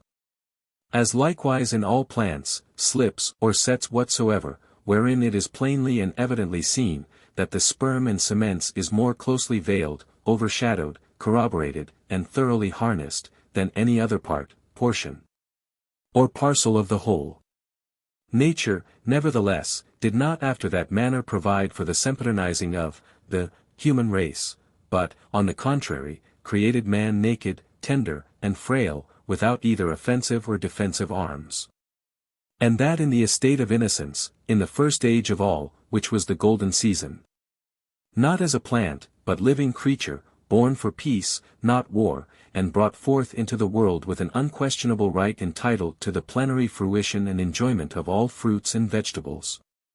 As also to a certain calm and gentle rule and dominion over all kinds of beasts, fowls, fishes, reptiles, and insects. Yet afterwards it happening in the time of the Iron Age, under the reign of Jupiter, when, to the multiplication of mischievous actions, wickedness and malice began to take root and footing within the then perverted hearts of men, that the earth began to bring forth nettles, thistles, thorns, briars, and such other stubborn and rebellious vegetables to the nature of man. Nor scarce was there any animal which by a fatal disposition did not then revolt from him, and tacitly conspire and covenant with one another to serve him no longer, nor, in case of their ability to resist, to do him any manner of obedience, but rather, to the uttermost of their power, to annoy him with all the hurt and harm they could. The man, then, that he might maintain his primitive right and prerogative, and continue his sway and dominion over all, both vegetable and sensitive creatures. And knowing of a truth that he could not be well accommodated as he ought without the servitude and subjection of several animals, bethought himself that of necessity he must needs put on arms, and make provision of harness against wars and violence. By the holy Saint Babingus, cried out Pantagruel, you are become, since the last reign, a great philosopher, I should say. Take notice, sir, quoth Panurge, when Dame Nature had prompted him to his own arming, what part of the body it was, where, by her inspiration, he clapped on the first harness. It was forsooth by the double pluck of my little dog the Balak and good Seigneur Don Priapos Stabostando, which done, he was content, and sought no more. This is certified by the testimony of the great Hebrew captain, and philosopher Moses, who affirmeth that he fenced that member with a brave and gallant codpiece, most exquisitely framed, and by right curious devices of a notably pregnant invention made up and composed of fig tree leaves, which by reason of their solid stiffness, incisory notches, curled frizzling, sleeked smoothness, large ampleness, together with their color, smell, virtue, and faculty, were exceeding proper and fit for the covering and arming of the satchels of generation, the hideously big Lorraine cullions being from thence only excepted, which, swaggering down to the lowermost bottom of the breeches, cannot abide, for being quite out of all order and method, the stately fashion of the high and lofty codpiece. As is manifest by the noble Valentine Villardière, whom I found at Nancy, on the first day of May, the more flauntingly to gallantrize it afterwards, rubbing his ballocks, spread out upon a table after the manner of a Spanish cloak. Wherefore it is, that none should henceforth say, who would not speak improperly, when any country bumpkin heath to the wars, have a care, my royster, of the wine-pot, that is, the skull, but, have a care, my royster, of the milk-pot, that is, the testicles. By the whole rabble of the horned fiends of hell, the head being cut off, that single person only thereby dieth. But, if the ballocks be marred, the whole race of humankind would forthwith perish, and be lost for ever. This was the motive which incited the goodly writer Galen, lib 1. De sperm 8, to aver with boldness that it were better, that is to say, a less evil, to have no heart at all than to be quite destitute of genitories. For there is laid up, conserved, and put in store, as in a successive repository in sacred warehouse, the cements and original source of the whole offspring of mankind. Therefore would I be apt to believe, for less than 100 francs, that those are the very same stones by means whereof Deucalion and Pyrrha restored the human race, in peopling with men and women the world, which a little before that had been drowned in the overflowing waves of a poetical deluge. This stirred up the valiant Justinian, L. 4. De Cagotis Talendis, to collocate his summum bonum, in Braguibus, et Brigettis. For this and other causes, the Lord Humphrey de Merville, following of his king to a certain warlike expedition, whilst he was in trying upon his own person a new suit of armour, for of his old rusty harness he could make no more use, by reason that some few years since the skin of his belly was a great way removed from his kidneys, his lady thereupon, in the profound musing of a contemplative spirit, very maturely considering that he had but small care of the staff of love and packet of marriage, seeing he did no otherwise arm that part of the body than with links of mail, advised him to shield, fence, and gabionate it with a big tilting helmet which she had lying in her closet, to her otherwise utterly unprofitable. On this lady were penned these subsequent verses, which are extant in the third book of the Ship Brana of Paltry Wenches. When Yolande saw her spouse equipped for fight, and, save the codpiece, all in armour dight. My dear, she cried, why, pray, of all the rest, is that exposed, you know I love the best. Was she to blame for an ill-managed fear? Or rather pious, conscionable care? Wise lady, she, in hurly-burly fight, can any tell where random blows may light? Leave off then, sir, from being astonished, and wonder no more at this new manner of decking and trimming up of myself as you now see me. Chapter 9. How Panurge asketh Counsel of Pantagruel whether he should marry, yea, or no. To this Pantagruel replying nothing, Panurge prosecuted the discourse he had already broached, and therewithal fetching, as from the bottom of his heart, a very deep sigh, said, My lord and master, you have heard the design I am upon, which is to marry, if by some disastrous mischance all the holes in the world be not shut up, stopped, closed, and bushed. I humbly beseech you, for the affection which of a long time you have borne me, to give me your best advice therein. Then, answered Pantagruel, seeing you have so decreed, taken deliberation thereon, and that the matter is fully determined, what need is there of any further talk thereof, but forthwith to put it into execution what you have resolved? Yea but, quoth Panurge, I would be loath to act anything therein without your counsel had thereto. It is my judgment also, quoth Pantagruel, and I advise you to it. Nevertheless, quoth Panurge, if I understood aright that it were much better for me to remain a bachelor as I am, than to run headlong upon new harebrained undertakings of conjugal adventure, I would rather choose not to marry. Quoth Pantagruel, then do not marry. Yea but, quoth Panurge, would you have me so solitarily drive out the whole course of my life, without the comfort of a matrimonial consort? You know it is written, vi soli. And a single person is never seen to reap the joy and solace that is found with married folks. Then marry, in the name of God, quoth Pantagruel. But if, quoth Panurge, my wife should make me a cuckold, as it is not unknown unto you, how this hath been a very plentiful year in the production of that kind of cattle, I would fly out, and grow impatient beyond all measure and mean. I love cuckolds with my heart, for they seem unto me to be of a right honest conversation, and I truly do very willingly frequent their company, but should I die for it, I would not be one of their number. That is a point for me of a too sore prickling point. Then do not marry, quoth Pantagruel, for without all controversy this sentence of Seneca is infallibly true, what thou to others shalt have done, others will do the like to thee. Do you, quoth Panurge, aver that without all exception? Yes, truly, quoth Pantagruel, without all exception. Ho, ho, says Panurge, by the wrath of a little devil, his meaning is, either in this world or in the other which is to come.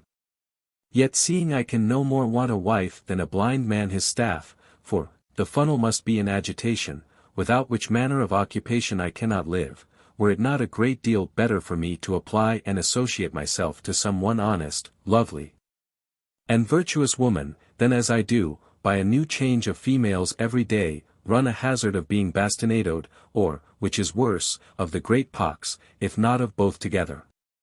For never, be it spoken by their husband's leave and favour, had I enjoyment yet of an honest woman. Marry then, in God's name, quoth Pantagruel. But if, quoth Panurge, it were the will of God, and that my destiny did unluckily lead me to marry an honest woman who should beat me, I would be stored with more than 2/3 parts of the patience of Job, if I were not stark mad by it, and quite distracted with such rugged dealings. For it hath been told me that those exceeding honest women have ordinarily very wicked headpieces, therefore is it that their family lacketh not for good vinegar. Yet in that case should it go worse with me, if I did not then in such sort bang her back and breast, so thumpingly bethwack her gillets, to wit, her arms, legs, head, lights, liver, and milt, with her other entrails, and mangle, jag, and slash her coats so after the cross-billet fashion that the greatest devil of hell should wait at the gate for the reception of her damnal soul. I could make a shift for this year to waive such molestation and disquiet, and be content to lay aside that trouble, and not to be engaged in it. Do not marry then, answered Pantagruel. Yea but, quoth Panurge, considering the condition wherein I now am, out of debt and unmarried. Mark what I say, free from all debt, in an ill hour, for, were I deeply on the score, my creditors would be but too careful of my paternity, but being quit, and not married, nobody will be so regardful of me, or carry towards me a love like that which is said to be in a conjugal affection. And if by some mishap I should fall sick, I would be looked to very waywardly. The wise man saith, where there is no woman, I mean the mother of a family and wife in the union of a lawful wedlock, the crazy and diseased are in danger of being ill-used and of having much brabbling and strife about them. As by clear experience hath been made apparent in the persons of popes, legates, cardinals, bishops, abbots, priors, priests, and monks, but there, assure yourself, you shall not find me. Marry then, in the name of God, answered Pantagruel. But if, quoth Panurge, being ill at ease, and possibly through that distemper made unable to discharge the matrimonial duty that is incumbent to an active husband, my wife, impatient of that drooping sickness and faint fits of a pining languishment, should abandon and prostitute herself to the embraces of another man, and not only then not help and assist me in my extremity and need, but withal flout at and make sport of that my grievous distress and calamity, or peradventure, which is worse, embezzle my goods and steal from me, as I have seen it oftentimes befall unto the lot of many other men, it were enough to undo me utterly, to fill brimful the cup of my misfortune, and make me play the mad pate reeks of Bedlam. Do not marry then, quoth Pantagruel. Yea but, said Panurge, I shall never by any other means come to have lawful sons and daughters, in whom I may harbour some hope of perpetuating my name and arms, and to whom also I may leave and bequeath my inheritances and purchased goods, of which latter sort you need not doubt but that in some one or other of these mornings I will make a fair and goodly show, that so I may cheer up and make merry when otherwise I should be plunged into a peevish sullen mood of pensive sullenness, as I do perceive daily by the gentle and loving carriage of your kind and gracious father towards you, as all honest folks used to do at their own homes and private dwelling houses. For being free from debt, and yet not married, if casually I should fret and be angry, although the cause of my grief and displeasure were never so just, I am afraid, instead of consolation, that I should meet with nothing else but scoffs, frumps, jibes, and mocks at my disastrous fortune.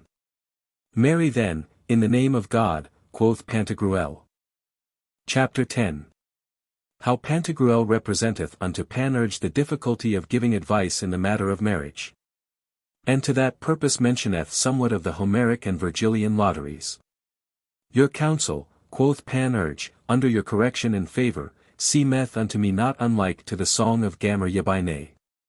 It is full of sarcasms, mockeries, bitter taunts, nipping bobs, derisive quips, biting jerks, and contradictory iterations, the one part destroying the other. I know not, quoth Pantagruel, which of all my answers to lay hold on. For your proposals are so full of ifs and buts, that I can ground nothing on them, nor pitch upon any solid and positive determination satisfactory to what is demanded by them. Are not you assured within yourself of what you have a mind to? The chief and main point of the whole matter lieth there. All the rest is merely casual, and totally dependeth upon the fatal disposition of the heavens. We see some so happy in the fortune of this nuptial encounter, that their family shineth as it were with the radiant effulgency of an idea, model, or representation of the joys of paradise. And perceive others, again, to be so unluckily matched in the conjugal yoke, that those very basest of devils which tempt the hermits that inhabit the deserts of Thebes and Montserrat are not more miserable than they. It is therefore expedient, seeing you are resolved for once to take a trial of the state of marriage, that, with shut eyes, bowing your head, and kissing the ground, you put the business to a venture, and give it a fair hazard. In recommending the success of the residue to the disposure of Almighty God. It lieth not in my power to give you any other manner of assurance, or otherwise to certify you of what shall ensue on this your undertaking. Nevertheless, if it please you, this you may do. Bring hither Virgil's poems, that after having opened the book, and with our fingers severed the leaves thereof 3 several times, we may, according to the number agreed upon betwixt ourselves, explore the future hap of your intended marriage. For frequently by a Homeric lottery have many hit upon their destinies. As is testified in the person of Socrates, who, whilst he was in prison, hearing the recitation of this verse of Homer, said of Achilles in the 9th of the Iliads. Emedi ko tritato thyan eribilan ikoimen. We, the 3rd day, to fertile Phthia came. Thereby foresaw that on the 3rd subsequent day he was to die. Of the truth whereof he assured Aeschines, as Plato, in Criton, Cicero, in Primo, the Divination, Diogenes Laertius, and others, have to the full recorded in their works. The like is also witnessed by Opilius Macrinus, to whom, being desirous to know if he should be the Roman emperor, befell, by chance of lot, this sentence in the 8th of the Iliads. O Geron, mala de esi neoi tyrusi machetai. Ze de bin lalutai, kailpon de esi geras opazii. Dotard, new warriors urge thee to be gone. Thy life decays, and old age weighs thee down. In fact, he, being then somewhat ancient, had hardly enjoyed the sovereignty of the empire for the space of 14 months, when by Heliogabalus, then both young and strong, he was dispossessed thereof, thrust out of all, and killed.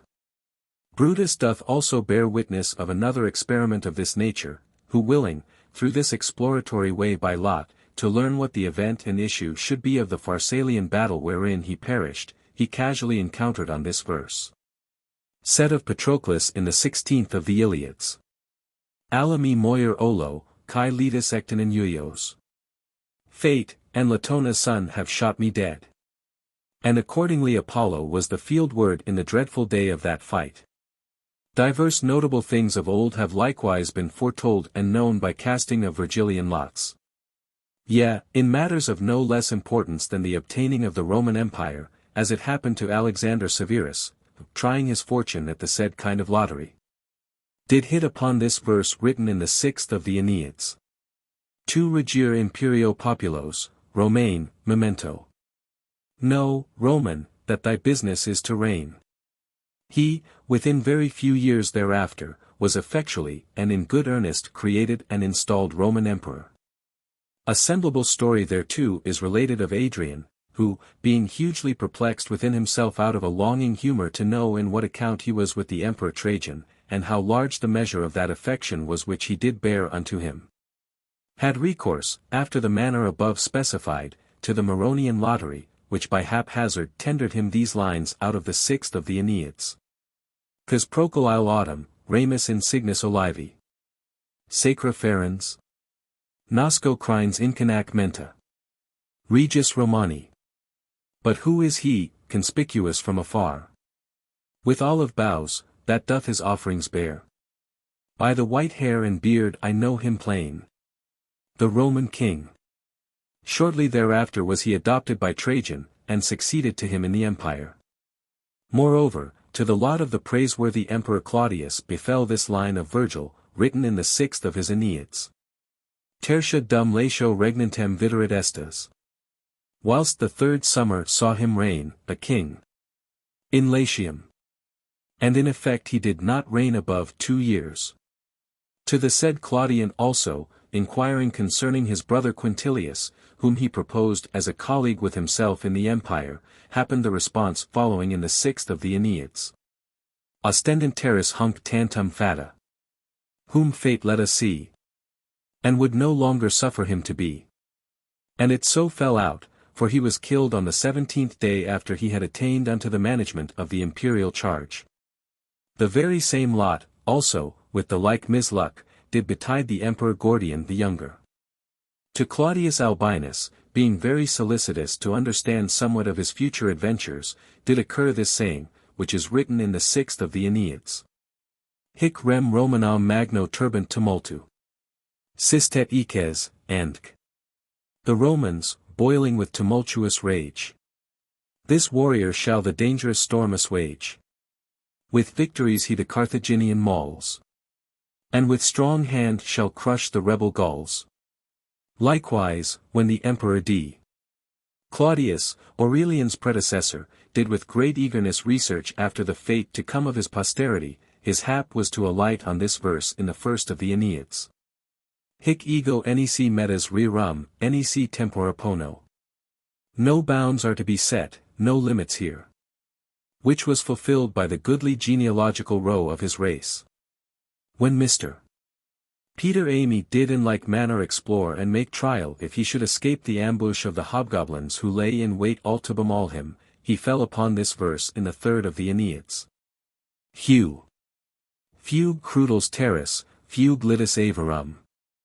Oh, flee the bloody land, the wicked shore. Which counsel he obeying, safe and sound forthwith avoided all these ambuscades. Were it not to shun prolixity, I could enumerate 1,000 such like adventures, which, conform to the dictate and verdict of the verse, have by that manner of lot-casting encounter befallen to the curious researchers of them. Do not you nevertheless imagine, lest you should be deluded, that I would upon this kind of fortune-flinging proof infer an uncontrollable and not to be gainsaid infallibility of truth. Chapter 11. How Pantagruel showeth the trial of one's fortune by the throwing of dice to be unlawful. It would be sooner done, quoth Panurge, and more expeditely, if we should try the matter at the chance of 3 fair dice. Quoth Pantagruel, that sort of lottery is deceitful, abusive, illicitous, and exceedingly scandalous. Never trust in it.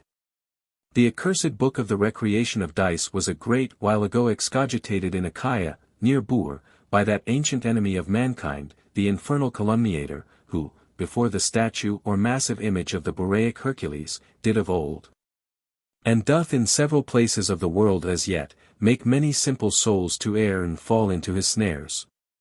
You know how my father Gargantua hath forbidden it over all his kingdoms and dominions. How he hath caused burn the moulds and draughts thereof, and altogether suppressed, abolished, driven forth, and cast it out of the land, as a most dangerous plague and infection to any well-polished state or commonwealth. What I have told you of dice, I say the same of the play at cockall. It is a lottery of the like guile and deceitfulness. And therefore do not for convincing of me allege in opposition to this my opinion, or bring in the example of the fortunate cast of Tiberius, within the fountain of Aponus, at the oracle of Geryon. These are the baited hooks by which the devil attracts and draweth unto him the foolish souls of silly people into eternal perdition. Nevertheless, to satisfy your humor in some measure, I am content you throw 3 dice upon this table, that, according to the number of the blots which shall happen to be cast up, we may hit upon a verse of that page which in the setting open of the book you shall have pitched upon. Have you any dice in your pocket? A whole bagful, answered Panurge. That is provision against the devil, as is expounded by Merlin Coccius, lib 2. De patria diabolorum. The devil would be sure to take me napping, and very much at unawares, if he should find me without dice. With this, the 3 dice being taken out, produced, and thrown, they fell so pat upon the lower points that the cast was 5, 6, and 5. These are, quoth Panurge, 16 in all. Let us take the 16th line of the page. The number pleaseth me very well, I hope we shall have a prosperous and happy chance. May I be thrown amidst all the devils of hell, even as a great bull casteth wart at a set of 9 pins, or cannonball shot among a battalion of foot, in case so many times I do not bolt my future wife the first night of our marriage.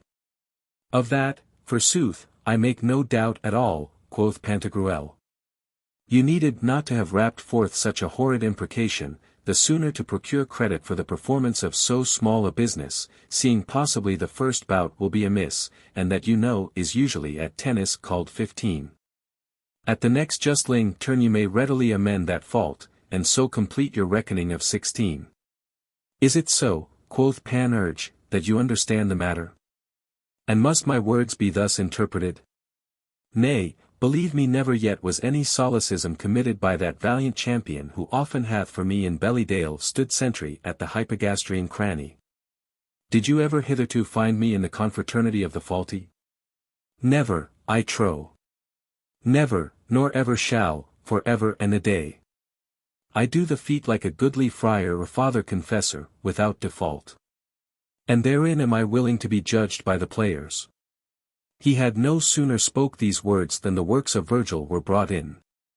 But before the book was laid open, Panurge said to Pantagruel, My heart, like the furch of a hart in a rut, doth beat within my breast. Be pleased to feel and grope my pulse a little on this artery of my left arm. At its frequent rise and fall you would say that they swinge and belabor me after the manner of a probationer, posed and put to a peremptory trial in the examination of his sufficiency for the discharge of the learned duty of a graduate in some eminent degree in the college of the Sorbonnists. But would you not hold it expedient, before we proceed any further, that we should invocate Hercules and the Tenetian goddesses who in the chamber of lots are said to rule, sit in judgment, and bear a presidential sway? Neither him nor them, answered Pantagruel, only open up the leaves of the book with your fingers, and set your nails a-work. Chapter 12. How Pantagruel doth explore by the Virgilian lottery what fortune Panurge shall have in his marriage.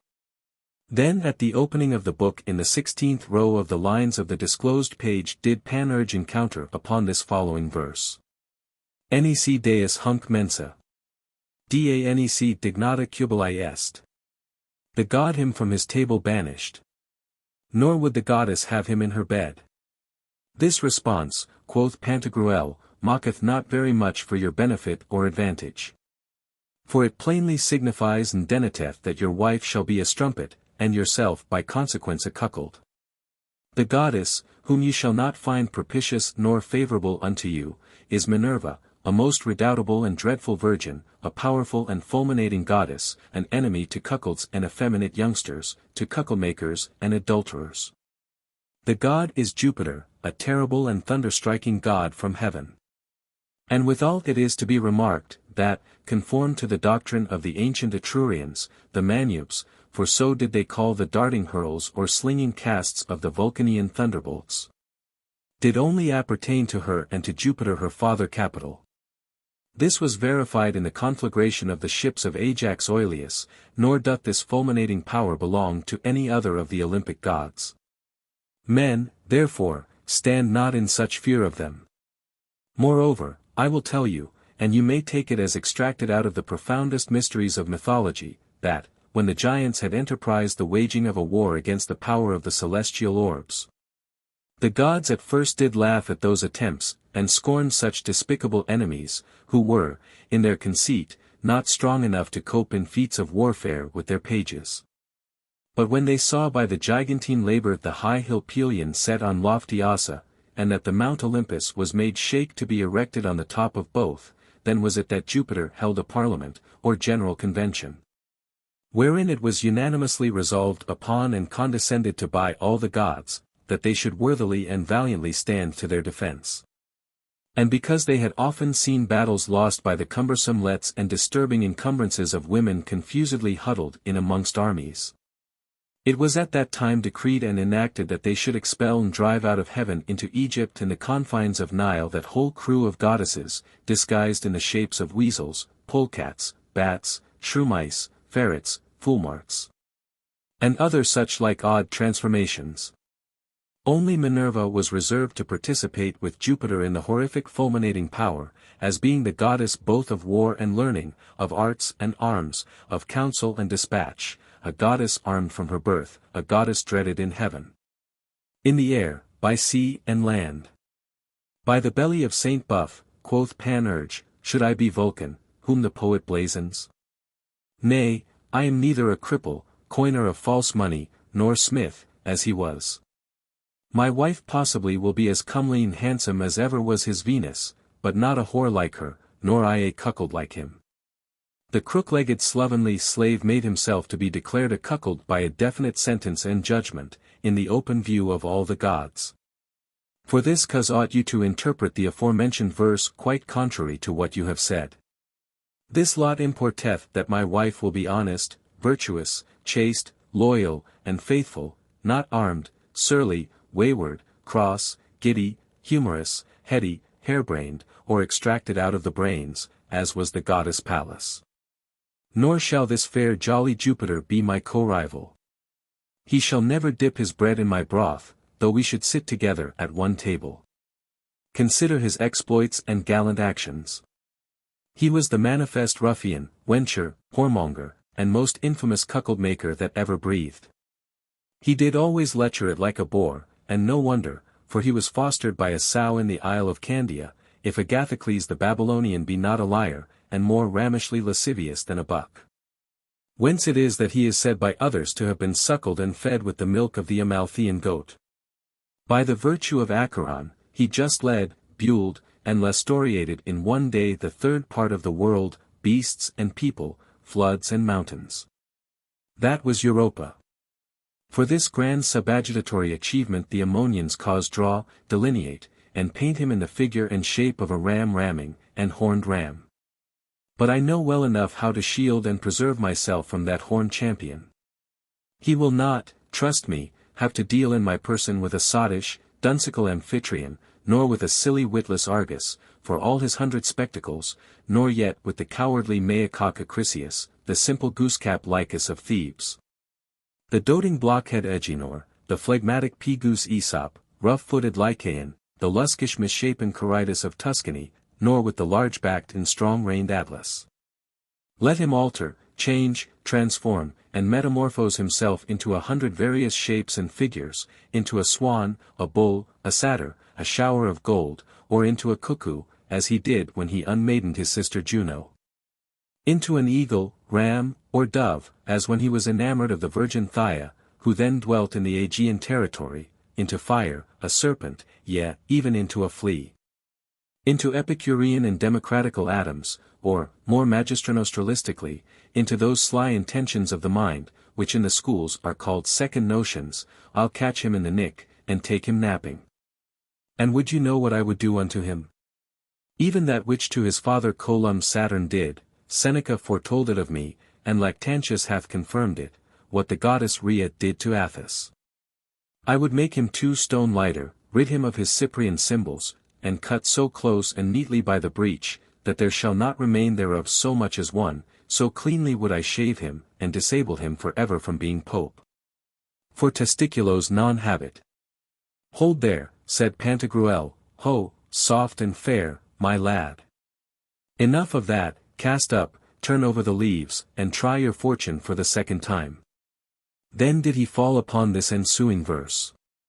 Membra quadet, gelidus coit formidine sanguis.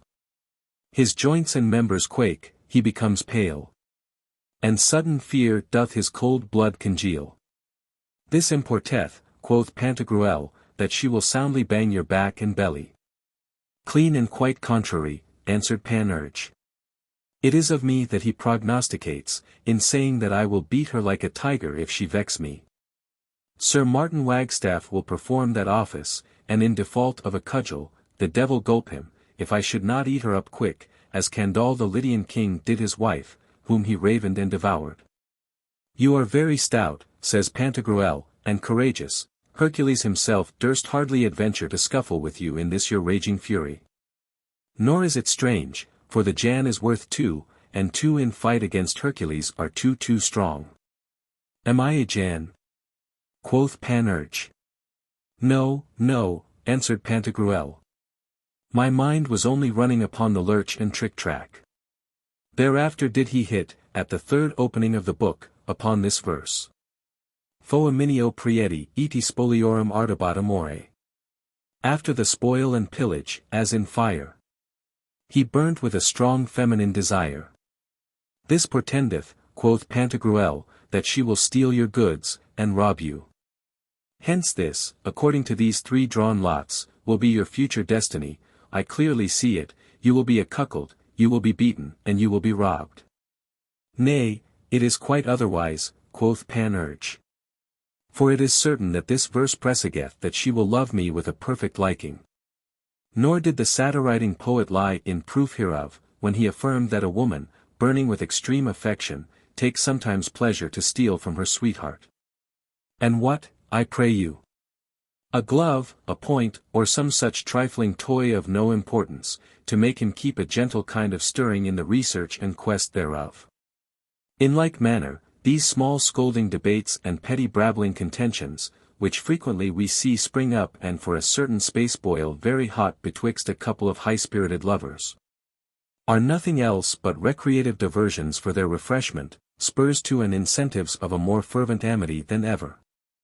As, for example, we do sometimes see cutlers with hammers maul their finest whetstones, therewith to sharpen their iron tools the better.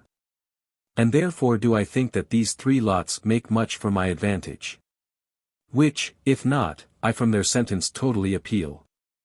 There is no appellation, quoth Pantagruel, from the decrees of fate or destiny, of lot or chance, as is recorded by our ancient lawyers, witness Baldus, lib ultimate cap de leg. The reason hereof is, fortune doth not acknowledge a superior, to whom an appeal may be made from her or any of her substitutes. And in this case the pupil cannot be restored to his right in full, as openly by the said author is alleged in L. 8 Preter, Paragr. Ultimate ff de minor. Chapter 13. How Pantagruel adviseth Panurge to try the future good or bad luck of his marriage by dreams. Now, seeing we cannot agree together in the manner of expounding or interpreting the sense of the Virgilian lots, let us bend our course another way. And try a new sort of divination. Of what kind? Asked Panurge. Of a good ancient and authentic fashion, answered Pantagruel, it is by dreams. For in dreaming, such circumstances and conditions being thereto adhibited, as are clearly enough described by Hippocrates, in lib. Peri ton enupnion, by Plato, Plotin, Iamblichus, Synesius, Aristotle, Xenophon, Galen, Plutarch, Artemidorus, Daldianus, Herophilus, Q, Calaber, Theocritus, Pliny, Athenaeus, and others, the soul doth oftentimes foresee what is to come. How true this is, you may conceive by a very vulgar and familiar example. As when you see that at such a time as suckling babes, well nourished, fed, and fostered with good milk, sleep soundly and profoundly, the nurses in the interim get leave to sport themselves, and are licentiate to recreate their fancies at what range to them shall seem most fitting and expedient, their presence, sedulity, and attendance on the cradle being, during all that space, held unnecessary. Even just so, when our body is at rest, that the concoction is everywhere accomplished, and that, till it awake, it lacks for nothing, our soul delighteth to disport itself and is well pleased in that frolic to take a review of its native country.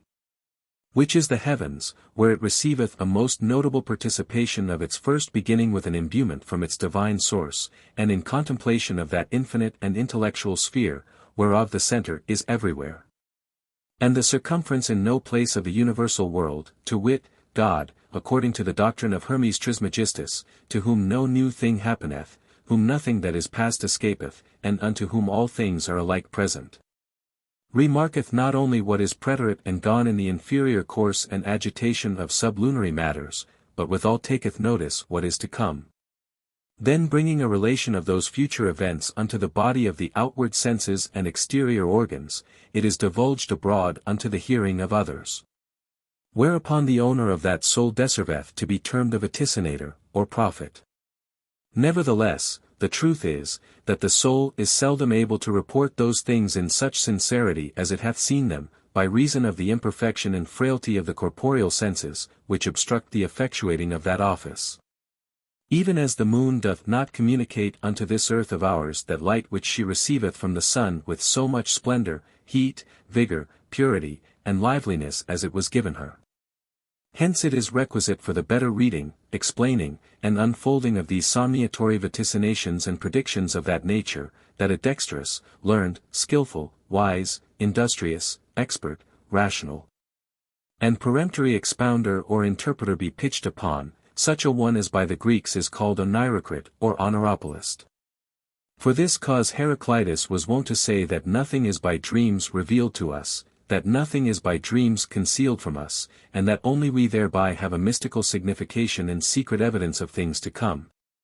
Either for our own prosperous or unlucky fortune, or for the favorable or disastrous success of another. The sacred scriptures testify no less, and profane histories assure us of it, in both which are exposed to our view 1,000 several kinds of strange adventures, which have befallen Pat according to the nature of the dream.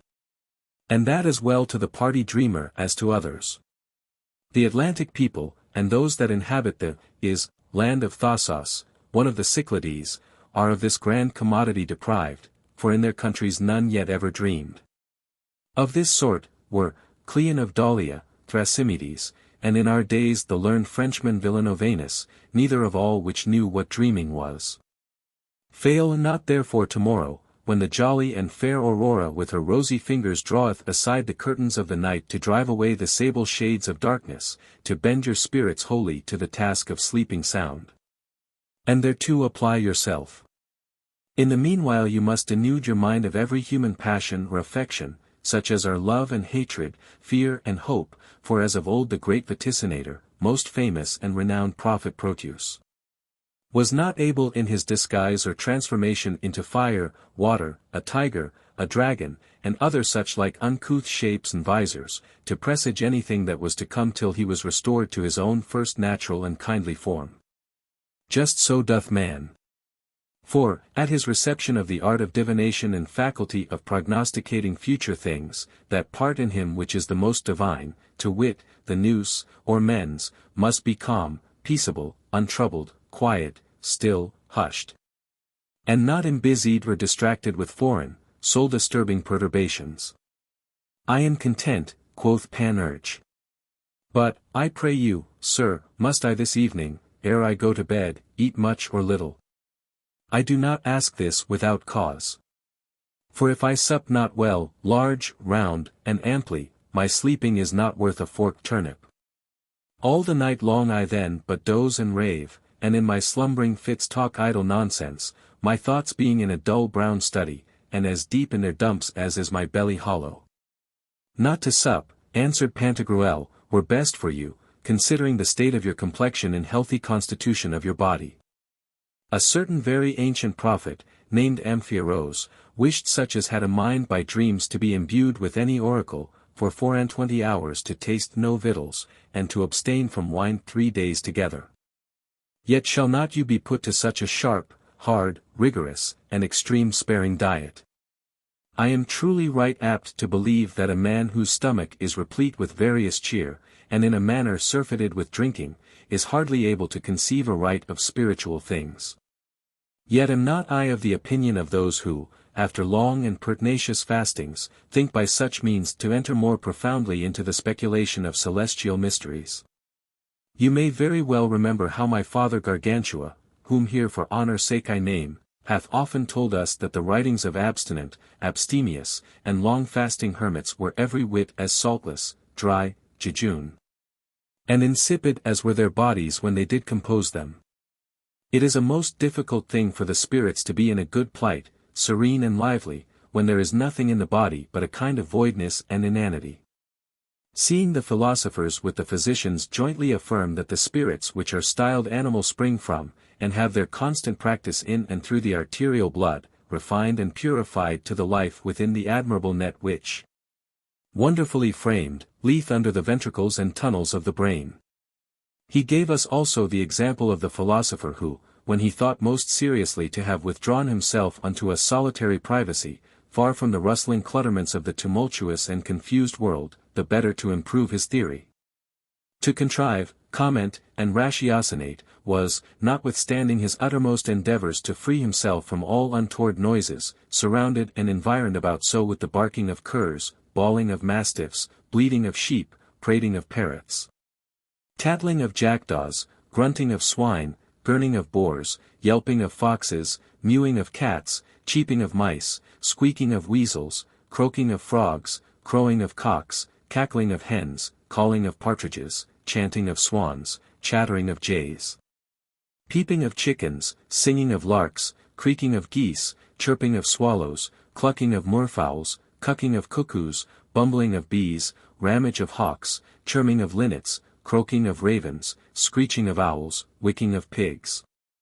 gushing of hogs, curring of pigeons, grumbling of cushat doves, howling of panthers, kirkling of quails, chirping of sparrows, crackling of crows, nuzzing of camels, weening of whelps, buzzing of dromedaries, mumbling of rabbits, cricking of ferrets, humming of wasps, miling of tigers, bruzzing of bears, sousing of kitlings, clamouring of scarfs, whimpering of foolmarts, booing of buffaloes, warbling of nightingales, quavering of mavises, drintling of turkeys, coniating of storks, frantling of peacocks, clattering of magpies, murmuring of stock doves, crowding of cormorants, sigling of locusts, charming of beagles, gooring of puppies, snarling of mesons, rantling of rats, garrioting of apes, snuttering of monkeys, pialing of pelicans, quacking of ducks, yelling of wolves, roaring of lions, neighing of horses, crying of elephants, hissing of serpents, and wailing of turtles.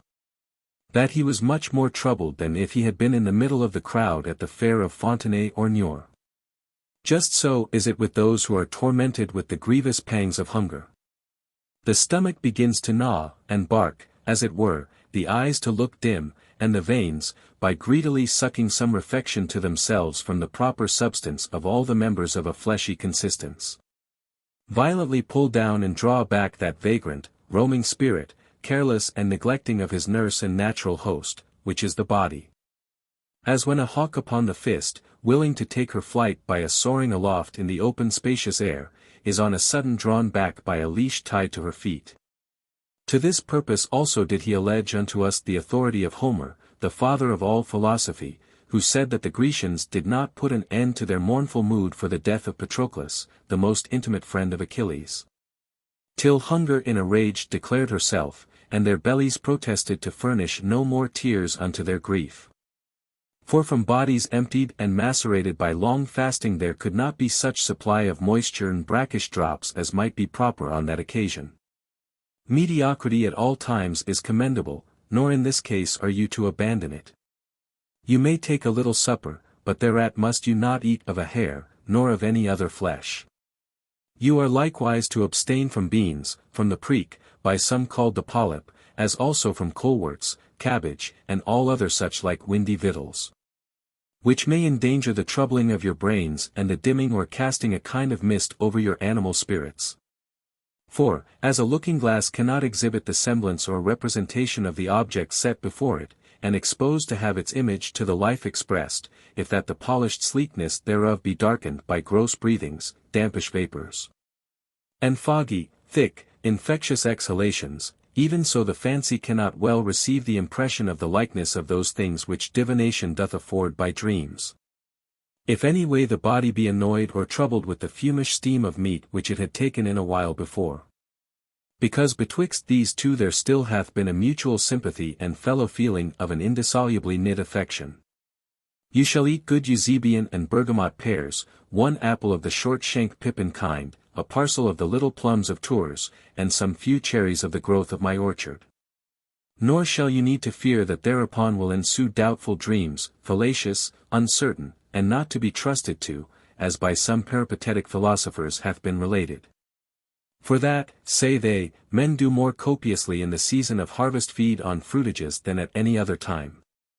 The same is mystically taught us by the ancient prophets and poets, who allege that all vain and deceitful dreams lie hid and in covert under the leaves which are spread on the ground, by reason that the leaves fall from the trees in the autumnal quarter.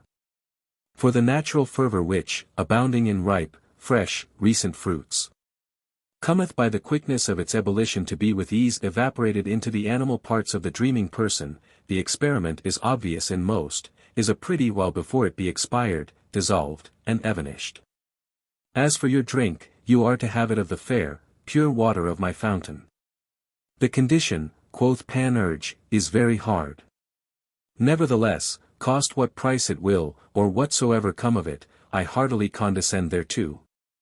Protesting that I shall tomorrow break my fast betimes after my somniatory exercitations. Furthermore, I recommend myself to Homer's 2 gates, to Morpheus, to Isolin, to Phantasis, and unto Forbore. If they in this my great need succour me and grant me that assistance which is fitting, I will in honour of them all erect a jolly, genteel altar, composed of the softest down. If I were now in Laconia, in the temple of Juno, betwixt Odal and Thalamis, she suddenly would disentangle my perplexity, resolve me of my doubts, and cheer me up with fair and jovial dreams in a deep sleep. Then did he say thus unto Pantagruel, Sir, were it not expedient for my purpose to put a branch or 2 of curious laurel betwixt the quilt and bolster of my bed, under the pillow on which my head must lean? There is no need at all of that, quoth Pantagruel. For, besides that it is a thing very superstitious, the cheat thereof hath been at large discovered unto us in the writings of Serapion, Ascalonites, Antiphon, Philochorus, Artemon, and Fulgentius Planciades. I could say as much to you of the left shoulder of a crocodile, as also of a chameleon, without prejudice be it spoken to the credit which is due to the opinion of old Democritus. And likewise of the stone of the Bactrians, called Eumetrides, and of the Ammonian horn. For so by the Ethiopians is termed a certain precious stone, coloured like gold, and in the fashion, shape, form, and proportion of a ram's horn.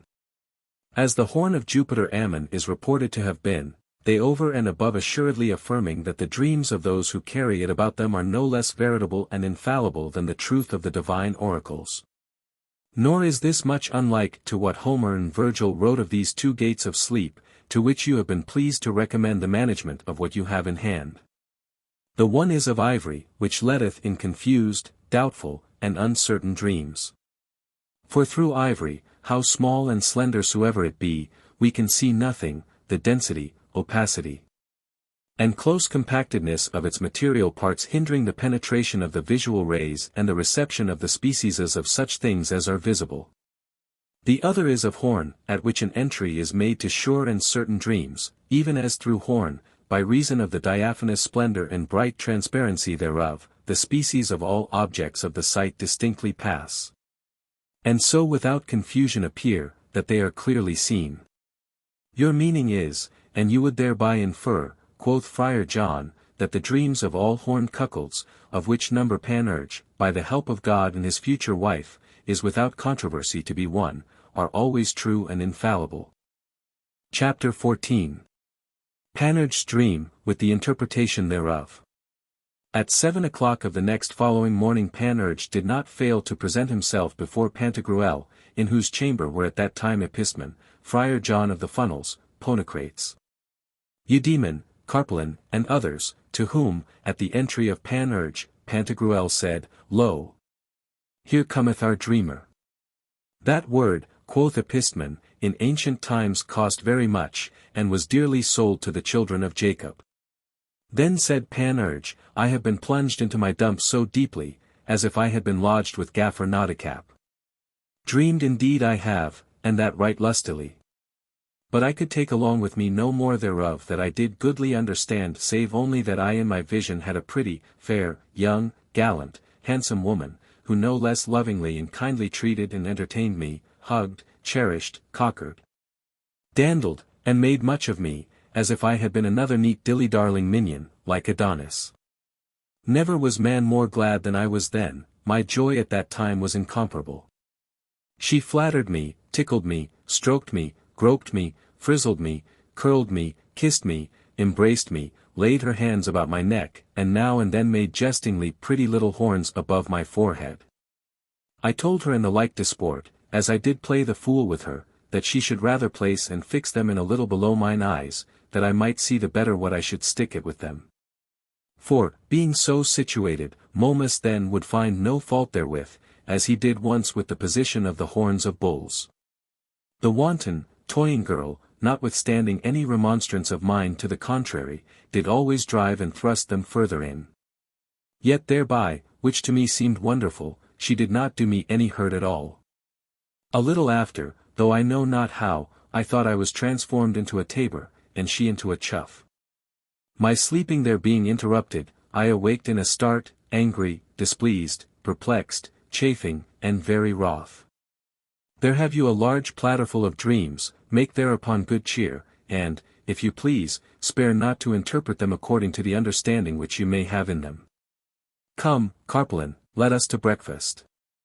To my sense and meaning, quoth Pantagruel, if I have skill or knowledge in the art of divination by dreams, your wife will not really, and to the outward appearance of the world, plant or set horns, and stick them fast in your forehead, after a visible manner, as satyrs used to wear and carry them.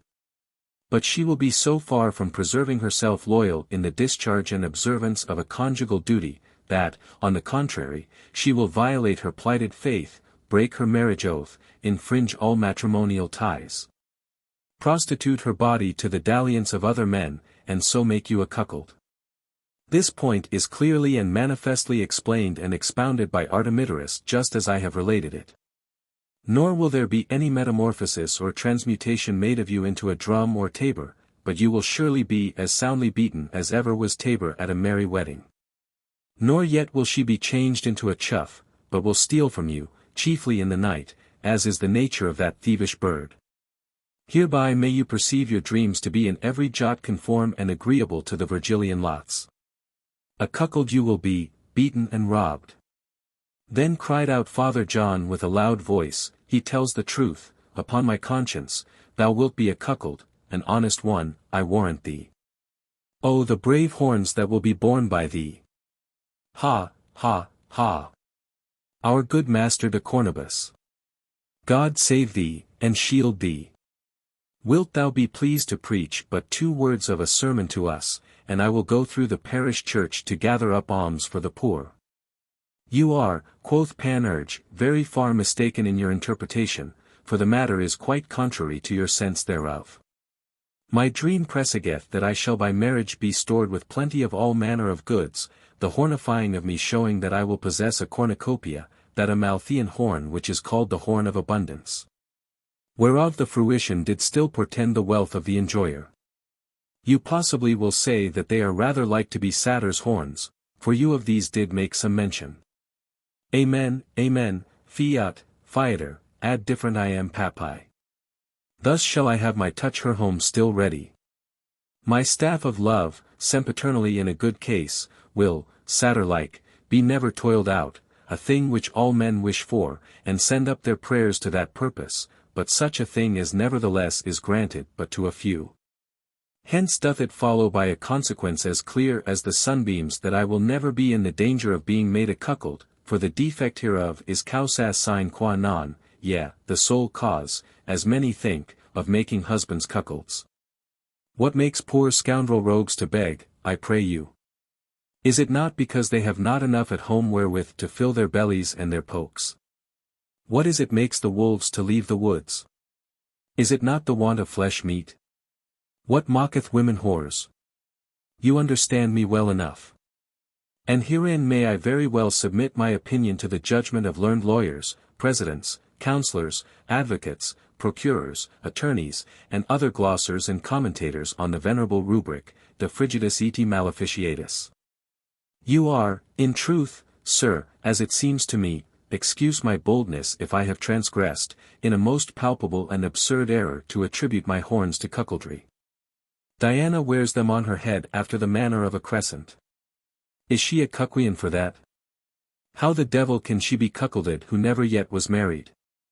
Speak somewhat more correctly, I beseech you, lest she, being offended, furnish you with a pair of horns sharpened by the pattern of those which she made for Actaeon. The goodly Bacchus also carries horns, Pan, Jupiter Ammon, with a great many others. Are they all cuckolds? If Jove be a cuckold, Juno is a whore. This follows by the figure metalepsis, as to call a child, in the presence of his father and mother, a bastard, or whore's son, is tacitly and underboard no less than if he had said openly the father is a cuckold and his wife a punk. Let our discourse come nearer to the purpose. The horns that my wife did make me are horns of abundance, planted and grafted in my head for the increase and shooting up of all good things. This will I affirm for truth, upon my word, and pawn my faith and credit both upon it. As for the rest, I will be no less joyful, frolic, glad, cheerful, merry, jolly, and gamesome, than a well-bended tabor in the hands of a good drummer at a nuptial feast, still making a noise, still rolling, still buzzing and cracking. Believe me, sir, in that consisteth none of my least good fortunes.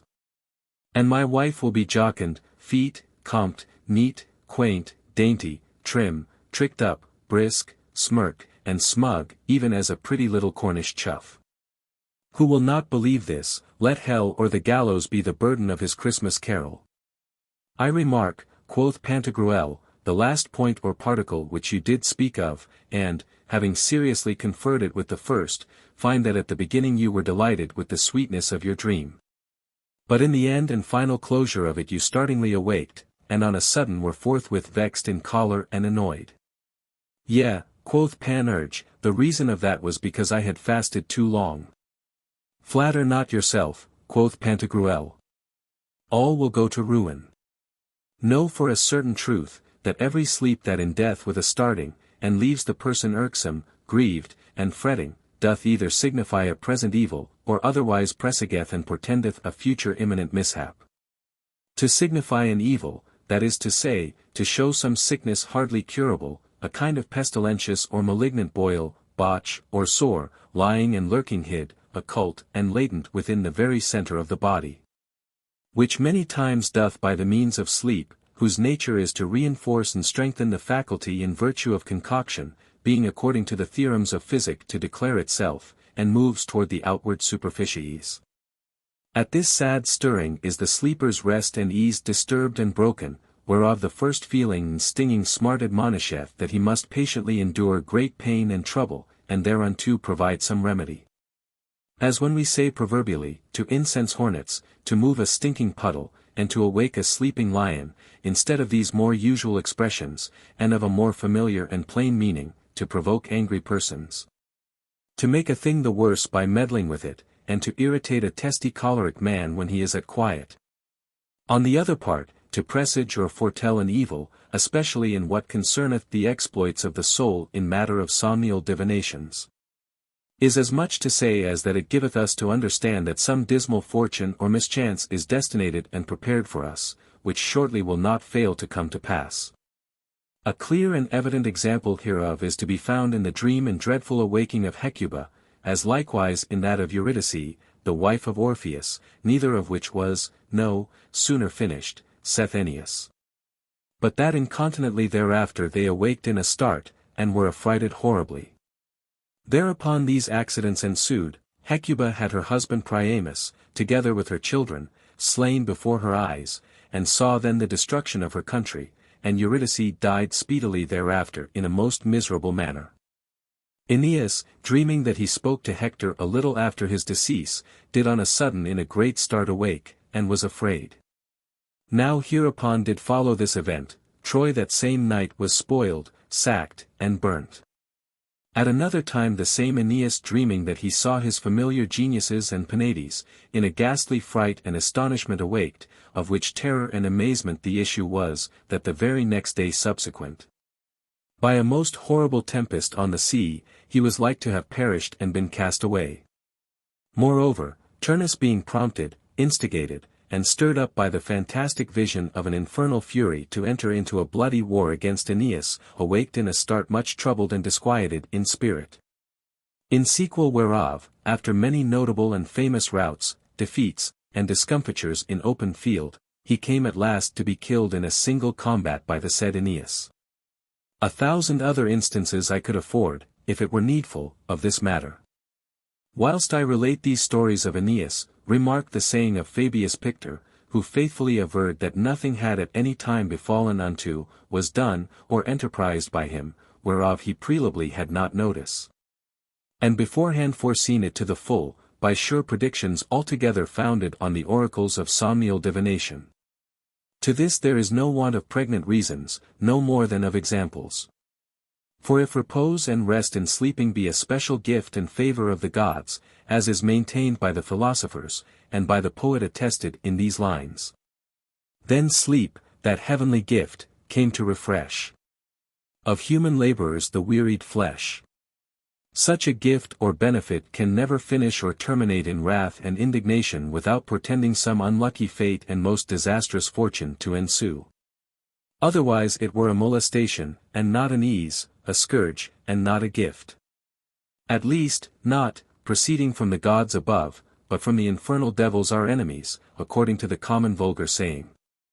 Suppose the lord, father, or master of a family, sitting at a very sumptuous dinner, furnished with all manner of good cheer, and having at his entry to the table his appetite sharp set upon his victuals, whereof there was great plenty, should be seen rise in a start, and on a sudden fling out of his chair, abandoning his meat, fright, appalled, and in a horrid terror, who should not know the cause hereof would wonder, and be astonished exceedingly.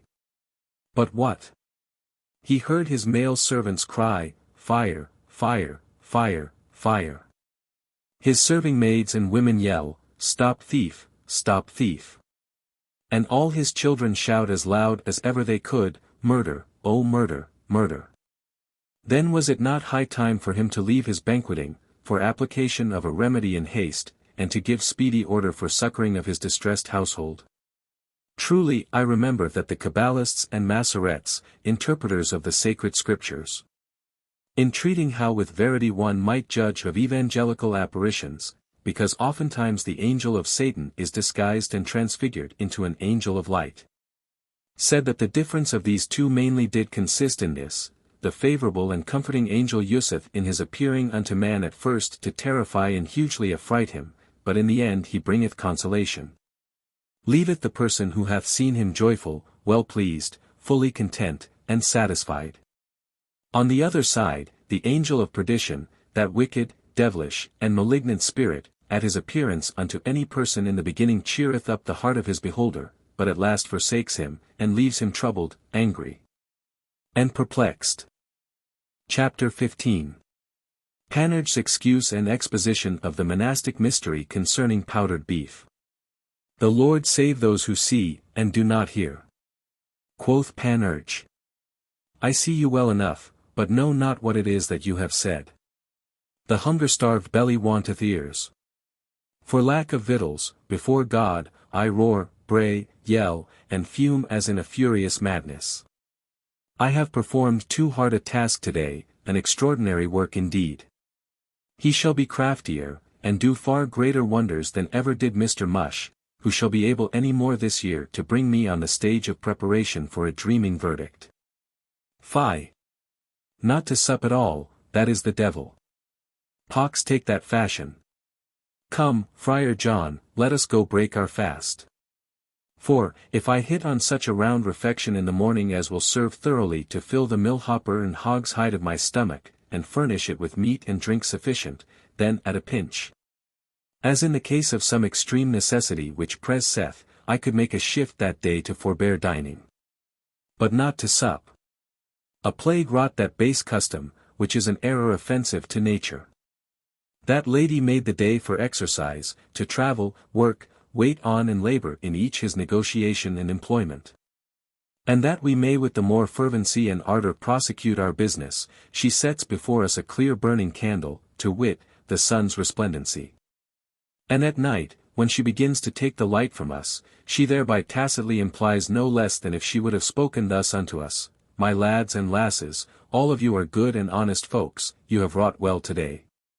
Toiled and turmoiled enough, the night approacheth, therefore cast off these moiling cares of yours, desist from all your swinking painful labours, and set your minds how to refresh your bodies in the renewing of their vigour with good bread, choice wine, and store of wholesome meats. Then may you take some sport and recreation, and after that lie down and rest yourselves, that you may strongly, nimbly, lustily, and with the more alacrity tomorrow attend on your affairs as formerly. Falconers, in like manner, when they have fed their hawks, will not suffer them to fly on a full gorge, but let them on a perch abide a little, that they may rouse, bait, tower, and soar the better. That good Pope who was the first institutor of fasting understood this well enough, for he ordained that our fast should reach but to the hour of noon. All the remainder of that day was at our disposure, freely to eat and feed at any time thereof. In ancient times there were but few that dined, as you would say, some churchmen, monks and canons, for they have little other occupation. Each day is a festival unto them, who diligently heed the claustral proverb, de missa ad mensam. They do not use to linger and defer their sitting down and placing of themselves at table, only so long as they have a mind in waiting for the coming of the abbot, so they fell to without ceremony, terms, or conditions. And everybody supped, unless it were some vain, conceited, dreaming dotard. Hence was a supper called coena, which showeth that it is common to all sorts of people. Thou knowest it well, Friar John. Come, let us go, my dear friend, in the name of all the devils of the infernal regions, let us go. The gnawings of my stomach in this rage of hunger are so tearing, that they make it bark like a mastiff. Let us throw some bread and beef into his throat to pacify him, as once the Sibyl did to Cerberus. Thou likest best monastical brews, the prime, the flower of the pot. I am for the solid, principal verb that comes after, the good brown loaf, always accompanied with a round slice of the 9-lecture powdered labourer. I know thy meaning, answered Friar John, this metaphor is extracted out of the claustral kettle. The labourer is the ox that hath wrought and done the labour, after the fashion of 9 lectures, that is to say, most exquisitely well and thoroughly boiled. These holy religious fathers, by a certain cabalistic institution of the ancients, not written, but carefully by tradition conveyed from hand to hand, rising betimes to go to morning prayers, were wont to flourish that their matutinal devotion with some certain notable preambles before their entry into the church, viz. They dunged in the dungeries, pissed in the pisseries, spit in the spitteries, melodiously coughed in the cuffereries, and doted in their dotaries, that to the divine service they might not bring anything that was unclean or foul. These things thus done, they very zealously made their repair to the holy chapel, for so was in their canting language termed the convent kitchen, where they with no small earnestness had care that the beef pot should be put on the crook for the breakfast of the religious brothers of our Lord and Saviour. And the fire they would kindle under the pot themselves. Now, the matins consisting of 9 lessons, it was so incumbent on them, that must have risen the rather for the more expedite dispatching of them all. The sooner that they rose, the sharper was their appetite and the barkings of their stomachs, and the gnawings increased in the like proportion. And consequently made these godly men thrice more a-hungered and athirst than when their matins were hemmed over only with 3 lessons. The more betimes they rose, by the said cabal, the sooner was the beef pot put on, the longer that the beef was on the fire, the better it was boiled, the more it boiled, it was the tenderer. The tenderer that it was, the less it troubled the teeth, delighted more the palate, less charged the stomach, and nourished our good religious men the more substantially. Which is the only end and prime intention of the first founders, as appears by this, that they eat not to live, but live to eat, and in this world have nothing but their life. Let us go, Panurge. Now have I understood thee, quoth Panurge, my plush-cod friar, my caballine and claustral ballack. I freely quit the costs, interest, and charges, seeing you have so egregiously commented upon the most especial chapter of the culinary and monastic cabal. Come along, my Carpelin, and you, Friar John, my leather dresser. Good morrow to you all, my good lords, I have dreamed too much to have so little. Let us go. Panurge had no sooner done speaking than Epistemon with a loud voice said these words, It is a very ordinary and common thing amongst men to conceive, foresee, know, and presage the misfortune, bad luck, or disaster of another. But to have the understanding, providence, knowledge, and prediction of a man's own mishap is very scarce and rare to be found anywhere. This is exceeding judiciously and prudently deciphered by Aesop in his Apologues, who there affirmeth that every man in the world carrieth about his neck a wallet, in the forebag whereof were contained the faults and mischances of others always exposed to his view and knowledge. And in the other script thereof, which hangs behind, are kept the bearer's proper transgressions and inauspicious adventures, at no time seen by him, nor thought upon, unless he be a person that hath a favourable aspect from the heavens. Chapter 16. How Pantagruel adviseth Panurge to consult with the Sibyl of Panzoust. A little while thereafter Pantagruel sent for Panurge and said unto him, The affection which I bear you being now inveterate and settled in my mind by a long continuance of time, prompteth me to the serious consideration of your welfare and profit. In order whereto, remark what I have thought thereon. It hath been told me that at Panzoust, near Crowley, dwelleth a very famous Sibyl, who is endowed with the skill of foretelling all things to come. Take Epistemon in your company, repair towards her, and hear what she will say unto you. She is possibly, quoth Epistemon, some Canidia, Sagana, or Pythonissa, either whereof with us is vulgarly called a witch, I being the more easily induced to give credit to the truth of this character of her. That the place of her abode is vilely stained with the abominable repute of abounding more with sorcerers and witches than ever did the plains of Thessaly. I should not, to my thinking, go thither willingly, for that it seems to me a thing unwarrantable, and altogether forbidden in the law of Moses. We are not Jews, quoth Pantagruel, nor is it a matter judiciously confessed by her, nor authentically proved by others that she is a witch.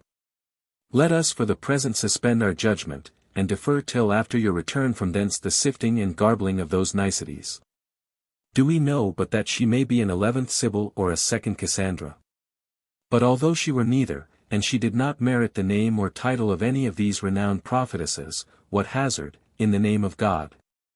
Do you run by offering to talk and confer with her of the instant perplexity and perturbation of your thoughts? Seeing especially, and which is most of all, she is, in the estimation of those that are acquainted with her, held to know more, and to be of a deeper reach of understanding than is either customary to the country wherein she liveth or to the sex whereof she is.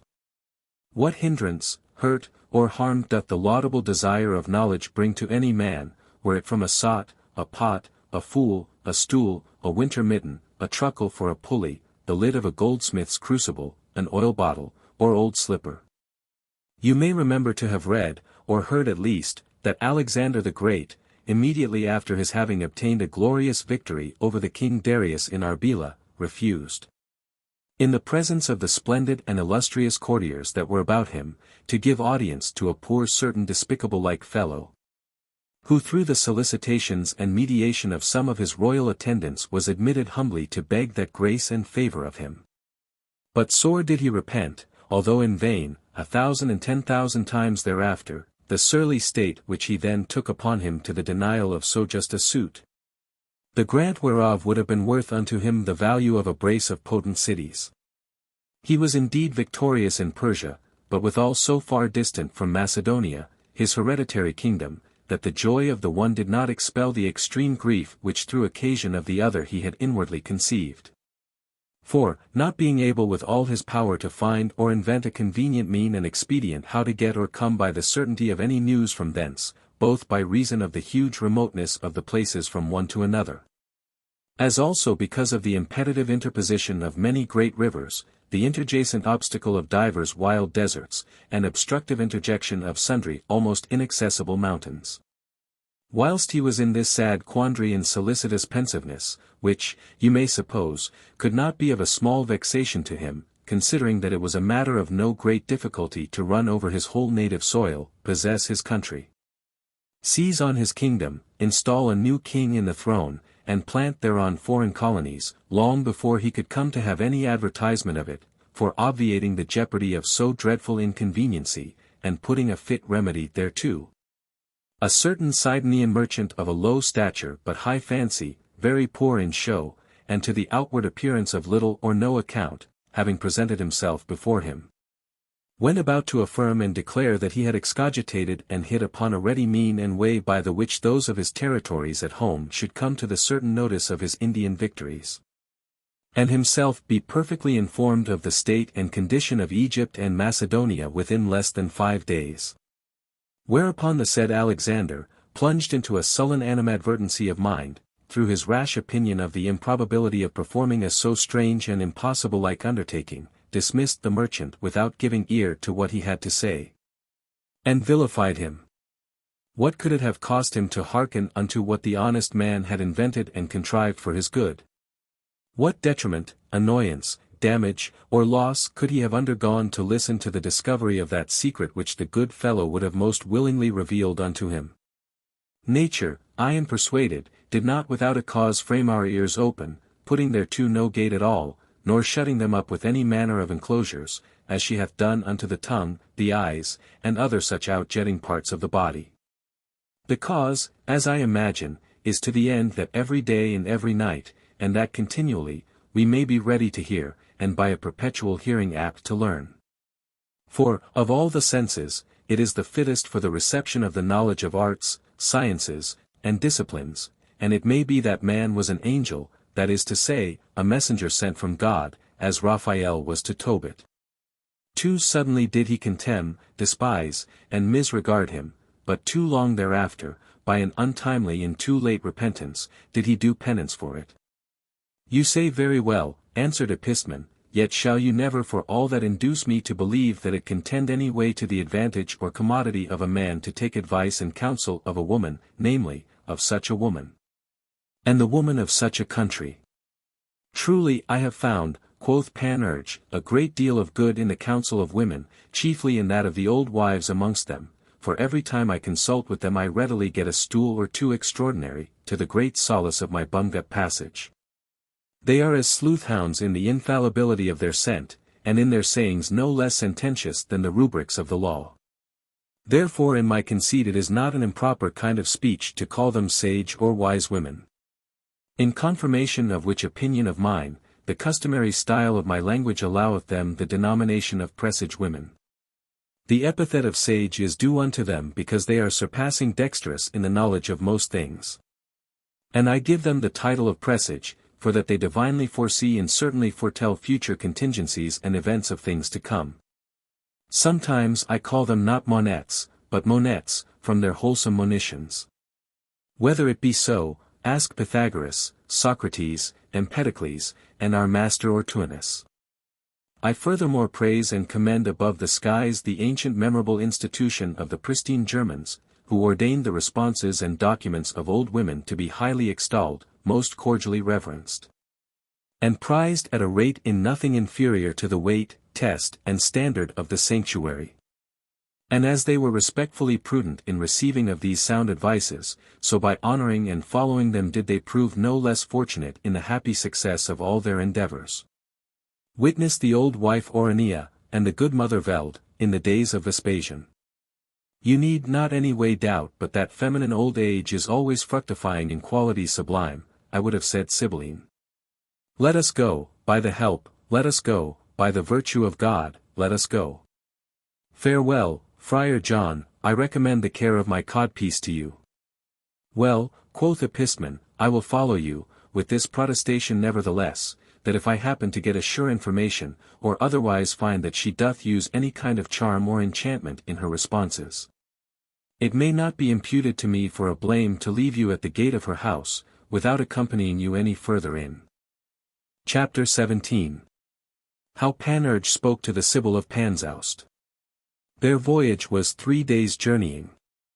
On the third whereof was shown unto them the house of the vaticinatress standing on the knap or top of a hill, under a large and spacious walnut tree. Without great difficulty they entered into that straw-thatched cottage, scurvily built, naughtily movable, and all besmoked.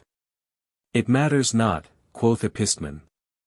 Heraclitus, the grand scotist and tenebrous darksome philosopher, was nothing astonished at his introit into such a coarse and paltry habitation.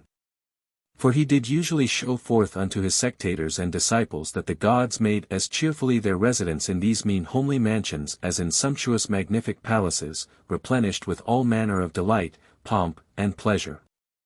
I withal do really believe that the dwelling place of the so famous and renowned Hecate was just such another petty cell as this is, when she made a feast therein to the valiant Theseus. And that of no other better structure was the cot or cabin of Hieros, or Enopion, wherein Jupiter, Neptune, and Mercury were not ashamed, all three together, to harbour and sojourn a whole night, and there to take a full and hearty repast. For the payment of the shot they thankfully pissed Orion. They finding the ancient woman at a corner of her own chimney, Epistemon said, she is indeed a true Sibyl, and the lively portrait of one represented by the grey Kamennoi of Homer. The old hag was in a pitiful bad plight and condition in matter of the outward state and complexion of her body, the ragged and tattered equipage of her person in the point of accoutrement, and beggarly poor provision of fare for her diet and entertainment. For she was ill apparelled, worse nourished, toothless, blear-eyed, crook-shouldered, snotty, her nose still dropping, and herself still drooping, faint, and pithless. Whilst in this woefully wretched case she was making ready for her dinner porridge of wrinkled green coleworts, with a bit skin of yellow bacon, mixed with a twice before cooked sort of waterish, unsavoury broth, extracted out of bare and hollow bones. Epistemon said, by the cross of a groat, we are to blame, nor shall we get from her any response at all, for we have not brought along with us the branch of gold. I have, quoth Panurge, provided pretty well for that, for here I have it within my bag, in the substance of a gold ring, accompanied with some fair pieces of small money. No sooner were these words spoken, when Panurge coming up towards her, after the ceremonial performance of a profound and humble salutation, presented her with 6 neats' tongues dried in the smoke, a great butterpot full of fresh cheese, a barracchio furnished with good beverage, and a ram's cod stored with single pence, newly coined. At last he, with a low courtesy, put on her medical finger a pretty handsome golden ring, whereinto was right artificially enchased a precious toadstone of Bos. This done, in few words and very succinctly, did he set open and expose unto her the motive reason of his coming, most civilly and courteously entreating her that she might be pleased to vouchsafe to give him an ample and plenary intelligence concerning the future good luck of his intended marriage. The old trot for a while remained silent, pensive, and grinning like a dog. Then, after she had set her withered breech upon the bottom of a bushel, she took into her hands 3 old spindles, which when she had turned and whirled betwixt her fingers very diversely and after several fashions, she pried more narrowly into. By the trial of their points, the sharpest whereof she retained in her hand, and threw the other 2 under a stone trough. After this she took a pair of yarn windles, which she 9 times unintermittedly veered and frisked about. Then at the 9th revolution return, without touching them any more, maturely perpending the manner of their motion, she very demurely waited on their repose and cessation from any further stirring. In sequel whereof she pulled off one of her wooden pattens, put her apron over her head, as a priest uses to do his amice when he is going to sing mass, and with a kind of antique, gaudy, party-coloured string knitted under her neck. Being thus covered and muffled, she whiffed off a lusty good draught out of the barracchio, took 3 several pence forth of the ramcod fob, put them into so many walnut shells, which she set down upon the bottom of a feather-pot, and then, after she had given them 3 whisks of a broom besom athwart the chimney, casting into the fire half a bavin of long heather, together with a branch of dry laurel, she observed with a very hush and coy silence in what form they did burn, and saw that, although they were in a flame, they made no kind of noise or crackling din. Hereupon she gave a most hideous and horribly dreadful shout, muttering betwixt her teeth some few barbarous words of a strange termination. This so terrified Panurge that he forthwith said to Epistemon, the devil mince me into a gallimaufry if I do not tremble for fear. I do not think but that I am now enchanted, for she uttereth not her voice in the terms of any Christian language. O look, I pray you, how she seemeth unto me to be by 3 full spans higher than she was when she began to hood herself with her apron. What meaneth this restless wagging of her slouchy chaps? What can be the signification of the uneven shrugging of her hulchy shoulders? To what end doth she quaver with her lips, like a monkey in the dismembering of a lobster? My ears through horror glow, ah! How they tingle! I think I hear the shrieking of Proserpina, the devils are breaking loose to be all here. Oh the foul, ugly, and deformed beasts! Let us run away. By the hook of God, I am like to die for fear. I do not love the devils. They vex me, and are unpleasant fellows. Now let us fly, and betake us to our heels. Farewell, Gammer, thanks and gramercy for your goods. I will not marry, no, believe me, I will not. I fairly quit my interest therein, and totally abandon and renounce it from this time forward, even as much as at present. With this, as he endeavored to make an escape out of the room, the old crone did anticipate his flight and make him stop. The way how she prevented him was this: whilst in her hand she held the spindle, she flung out to a backyard close by her lodge, where, after she had peeled off the barks of an old sycamore 3 several times, she very summarily, upon 8 leaves which dropped from thence, wrote with the spindle point some curt and briefly couched verses, which she threw into the air, then said unto them, Search after them if you will. Find them if you can, the fatal destinies of your marriage are written in them. No sooner had she done thus speaking than she did withdraw herself unto her lurking hole, where on the upper seat of the porch she tucked up her gown, her coats, and smock, as high as her armpits, and gave them a full inspection of the Nicandro. Which being perceived by Panurge, he said to Epistemon, God's bodikins, I see the Sibyl's hole. She suddenly then bolted the gate behind her, and was never since seen any more. They jointly ran in haste after the fallen and dispersed leaves, and gathered them at last, though not without great labor and toil, for the wind had scattered them amongst the thorn bushes of the valley.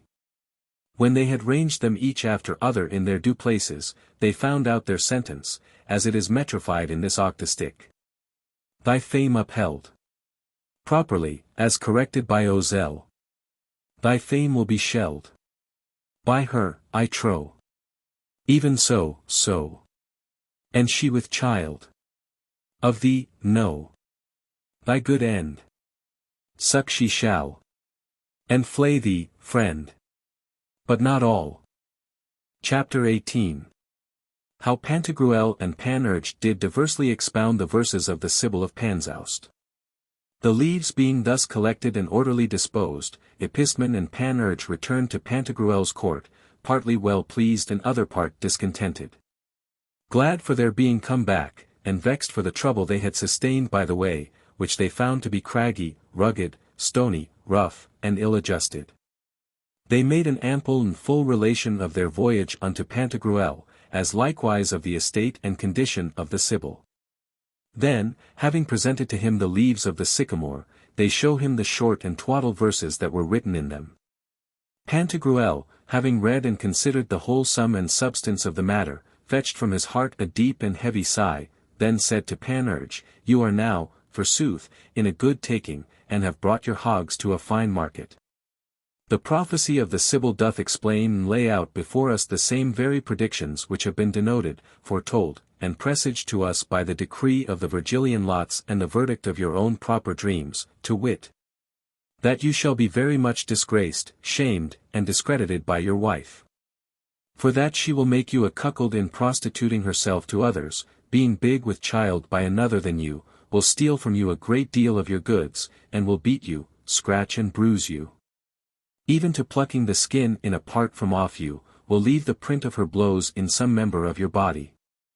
You understand as much, answered Panurge, in the veritable interpretation and expounding of recent prophecies as a sow in the matter of spicery. Be not offended, sir, I beseech you, that I speak thus boldly. For I find myself a little in choler, and that not without cause, seeing it is the contrary that is true. Take heed, and give attentive ear unto my words. The old wife said that, as the bean is not seen till first it be unhusked, and that its swad or hull be shelled and peeled from off it. So is it that my virtue and transcendent worth will never come by the mouth of fame to be blazed abroad proportionable to the height, extent, and measure of the excellency thereof. Until prelably I get a wife and make the full half of a married couple. How many times have I heard you say that the function of a magistrate, or office of dignity, discovereth the merits, parts, and endowments of the person so advanced and promoted, and what is in him. That is to say, we are then best able to judge aright of the deservings of a man when he is called to the management of affairs.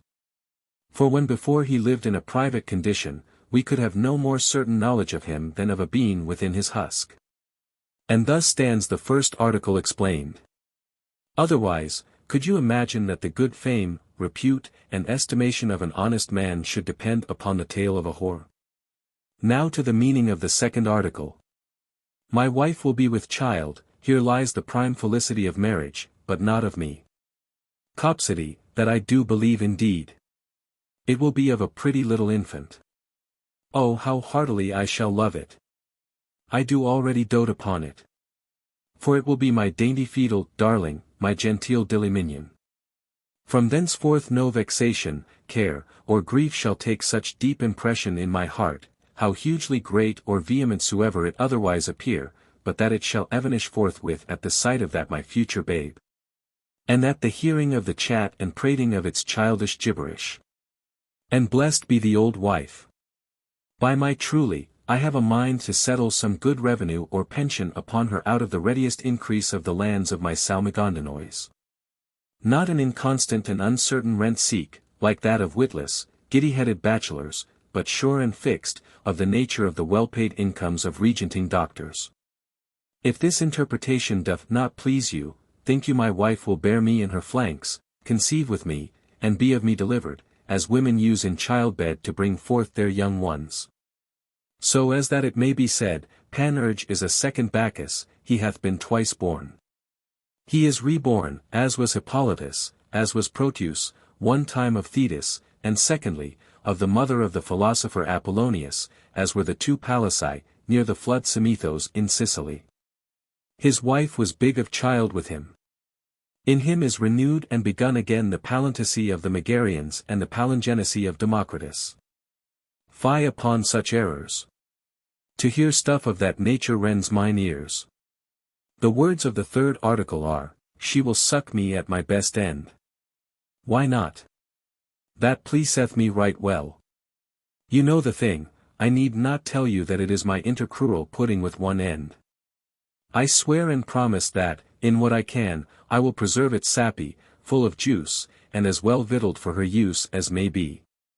She shall not suck me, I believe, in vain, nor be destitute of her allowance, there shall her justum both in peck and lippy be furnished to the full eternally. You expound this passage allegorically, and interpret it to theft and larceny. I love the exposition, and the allegory pleaseth me, but not according to the sense whereto you stretch it. It may be that the sincerity of the affection which you bear me moveth you to harbour in your breast those refractory thoughts concerning me, with a suspicion of my adversity to come. We have this saying from the learned, that a marvellously fearful thing is love, and that true love is never without fear.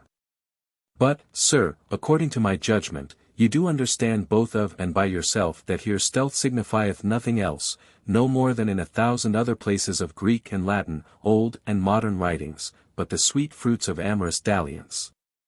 Which Venus liketh best when reaped in secret, and culled by fervent lovers filchingly. Why so, I prithee tell? Because, when the feat of the loose coat skirmish happeneth to be done underhand and privily, between two well-disposed, athwart the steps of a pair of stairs lurkingly, and in covert behind a suit of hangings, or close hid and trussed upon an unbound faggot, it is more pleasing to the Cyprian goddess, and to me also, I speak this without prejudice to any better or more sound opinion, than to perform that combusting art after the Cynic manner. In the view of the clear sunshine, or in a rich tent, under a precious stately canopy, within a glorious and sublime pavilion, or yet on a soft couch betwixt rich curtains of cloth of gold, without affrightment, at long intermediate respites. Enjoying of pleasures and delights a belly full, at all great ease, with a huge fly-flap fan of crimson satin and a bunch of feathers of some East Indian ostrich serving to give chase unto the flies all round about. Whilst, in the interim, the female picks her teeth with a stiff straw picked even then from out of the bottom of the bed she lies on. If you be not content with this my exposition, are you of the mind that my wife will suck and sup me up as people use to gulp and swallow oysters out of the shell? Or as the Cilician women, according to the testimony of Dioscorides, were wont to do the grain of alkermes?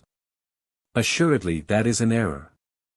Who seizeth on it, doth neither gulch up nor swill down, but takes away what hath been packed up, catcheth, snatcheth, and plies the play of haypass, repass. The fourth article doth imply that my wife will flay me, but not all. Oh, the fine word! You interpret this to beating strokes and blows. Speak wisely.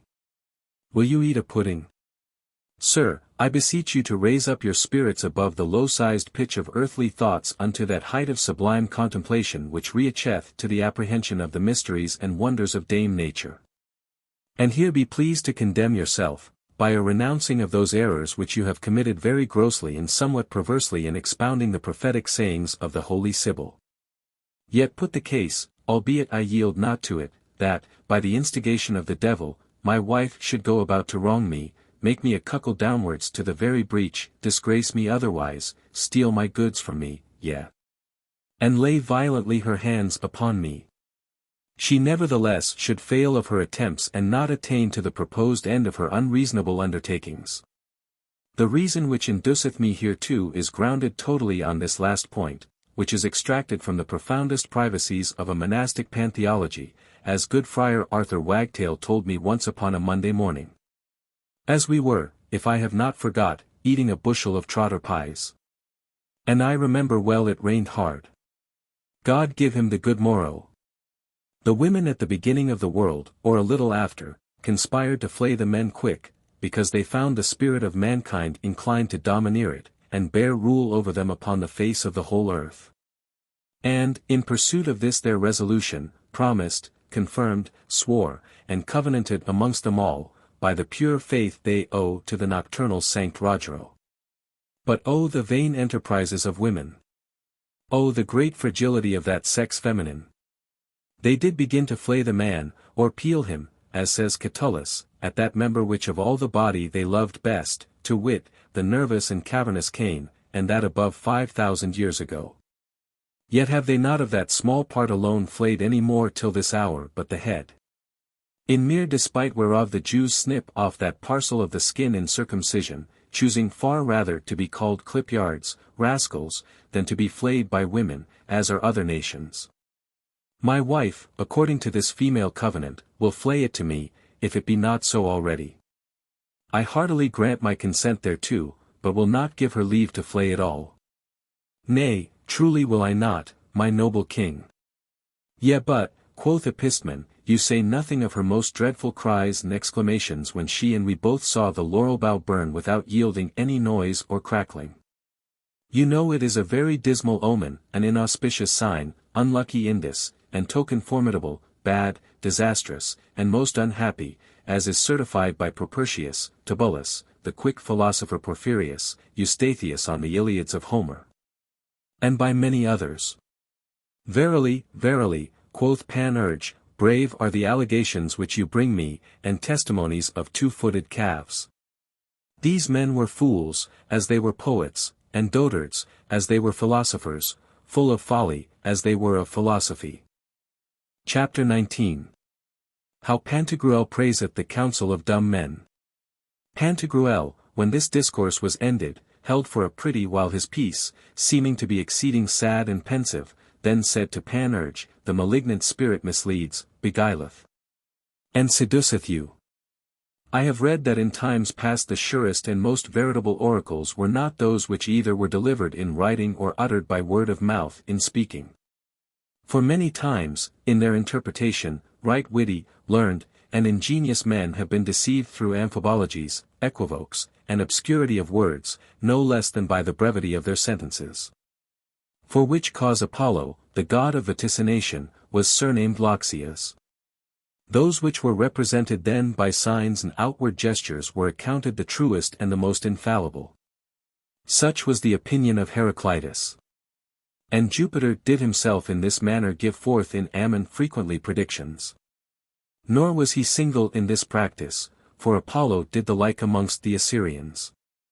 His prophesying thus unto those people moved them to paint him with a large long beard, and clothes beseeming an old settled person of a most posed, staid, and grave behavior.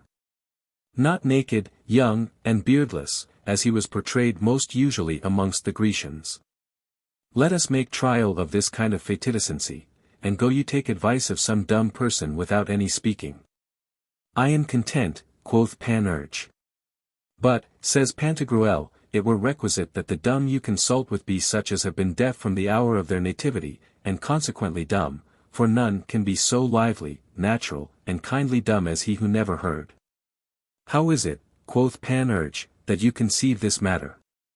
If you apprehend it so, that never any spoke who had not before heard the speech of others, I will from that antecedent bring you to infer very logically a most absurd and paradoxical conclusion. But let it pass, I will not insist on it. You do not then believe what Herodotus wrote of two children, who, at the special command and appointment of Psammetichus, king of Egypt, having been kept in a petty country cottage, where they were nourished and entertained in a perpetual silence, did at last, after a certain long space of time, pronounce this word bec, which in the Phrygian language signifieth bread. Nothing less, quoth Pantagruel, do I believe than that it is a mere abusing of our understandings to give credit to the words of those who say that there is any such thing as a natural language. All speeches have had their primary origin from the arbitrary institutions, accords, and agreements of nations in their respective condescendments to what should be noted and betokened by them. An articulate voice, according to the dialecticians, hath naturally no signification at all, for that the sense and meaning thereof did totally depend upon the good will and pleasure of the first deviser and imposer of it. I do not tell you this without a cause, for Bartholus, lib 5.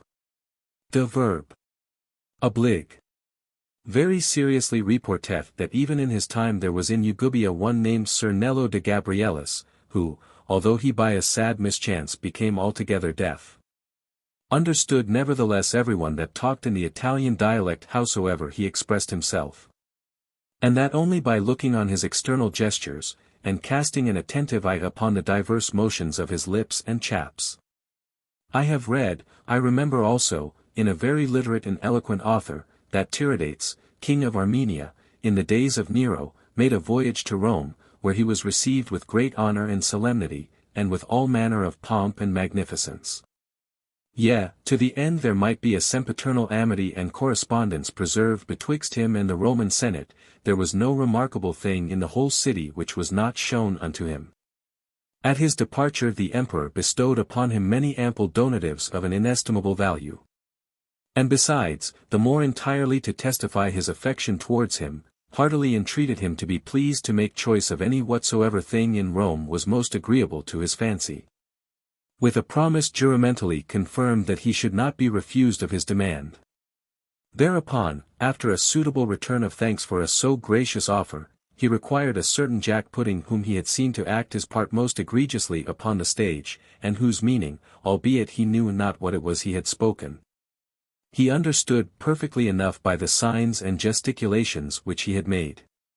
And for this suit of his, in that he asked nothing else, he gave this reason, that in the several wide and spacious dominions which were reduced under the sway and authority of his sovereign government, there were sundry countries and nations much differing from one another in language, with whom, whether he was to speak unto them or give any answer to their requests, he was always necessitated to make use of divers sorts of truchmen and interpreters.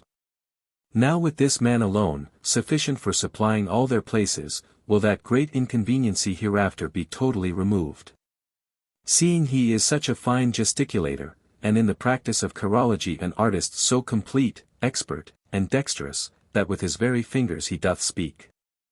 Howsoever, you are to pitch upon such a dumb one as is deaf by nature and from his birth.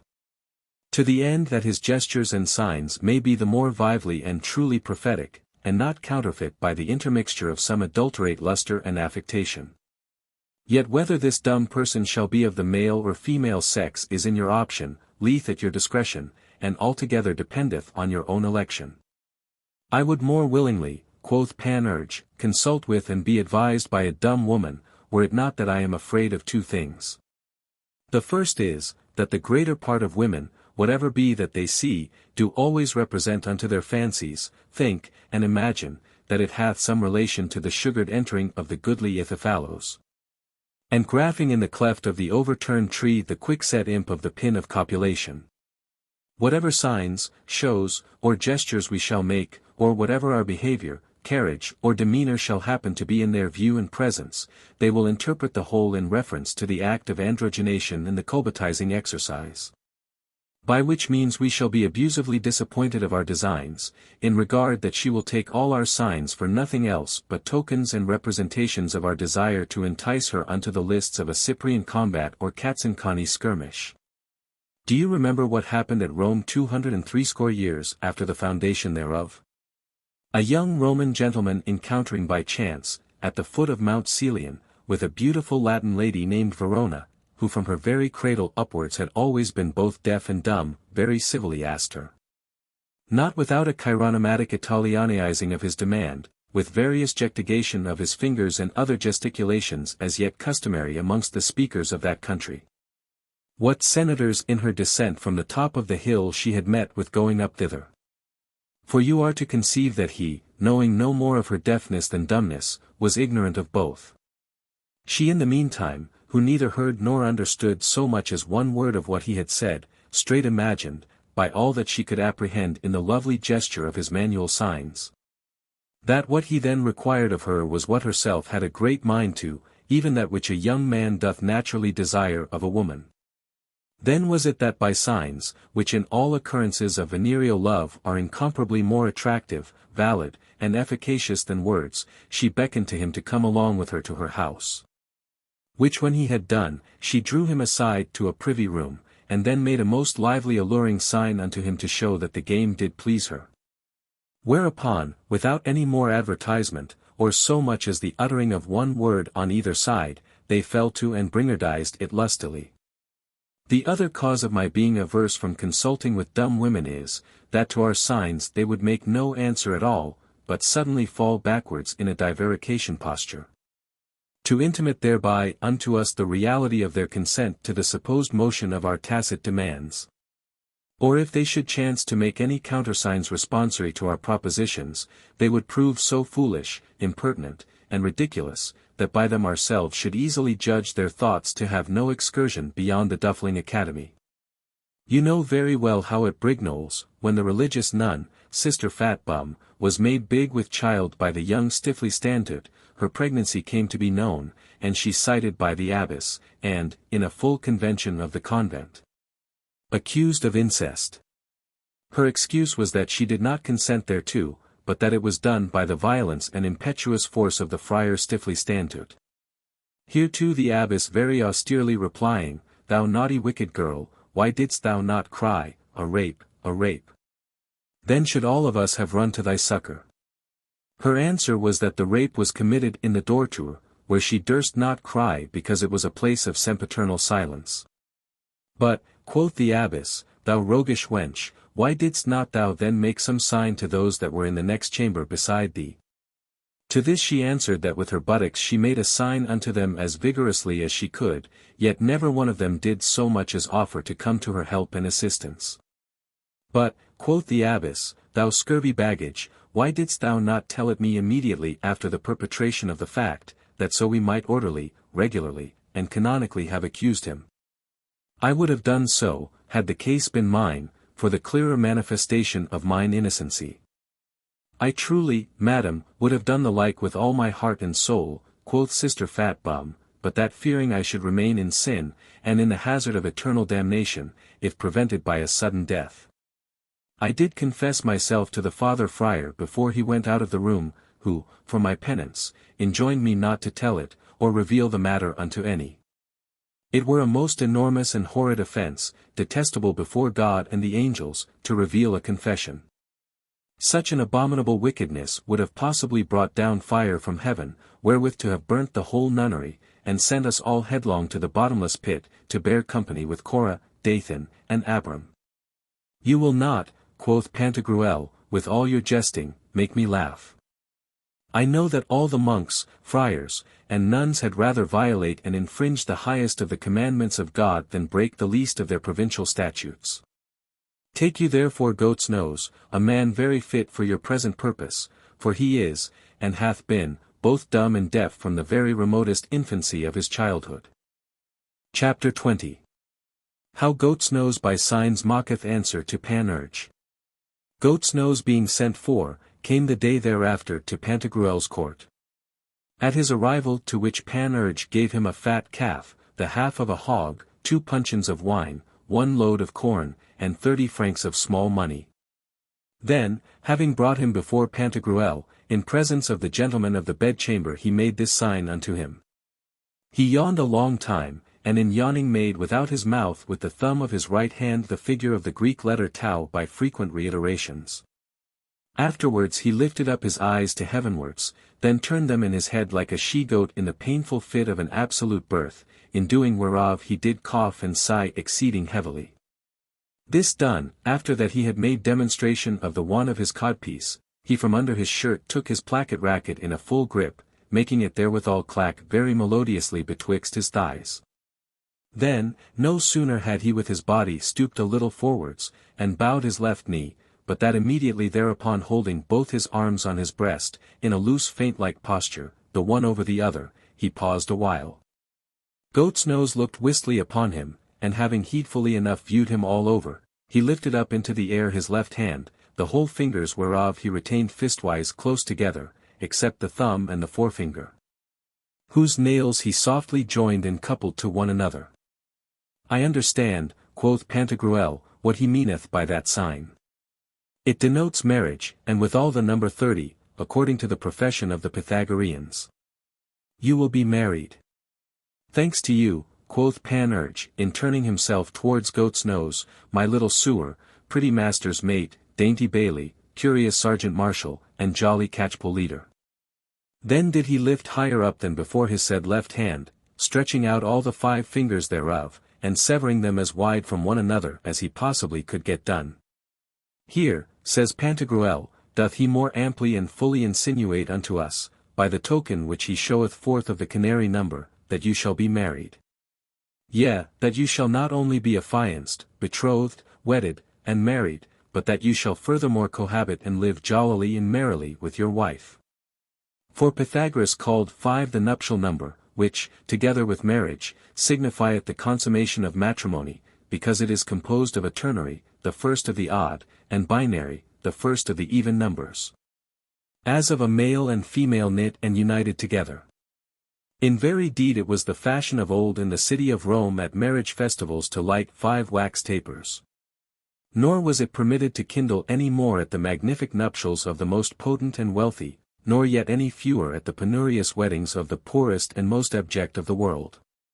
Moreover, in times past, the heathen or paynims implored the assistance of 5 deities, or of one helpful, at least, in 5 several good offices to those that were to be married. Of this sort were the nuptial Jove, Juno, president of the feast, the fair Venus, Pytho, the goddess of eloquence and persuasion, and Diana, whose aid and succor was required to the labor of childbearing. Then shouted Panurge, O the gentle Goat's Nose, I will give him a farm near Senais, and a windmill hard by Mirabilis. Hereupon the dumb fellow sneezeth with an impetuous vehemency and huge concussion of the spirits of the whole body, withdrawing himself in so doing with a jerking turn towards the left hand. By the body of a fox new slain, quoth Pantagruel, what is that?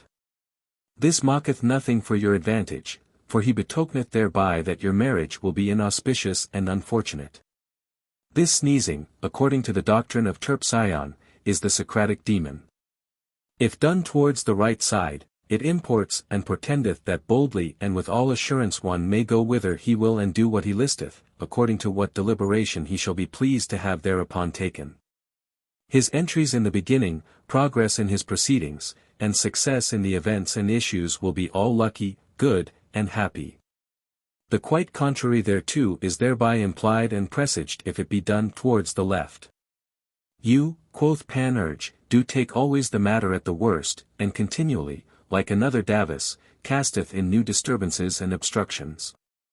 Nor ever yet did I know this old paltry Terpsion worthy of citation but in points only of cosenage and imposture.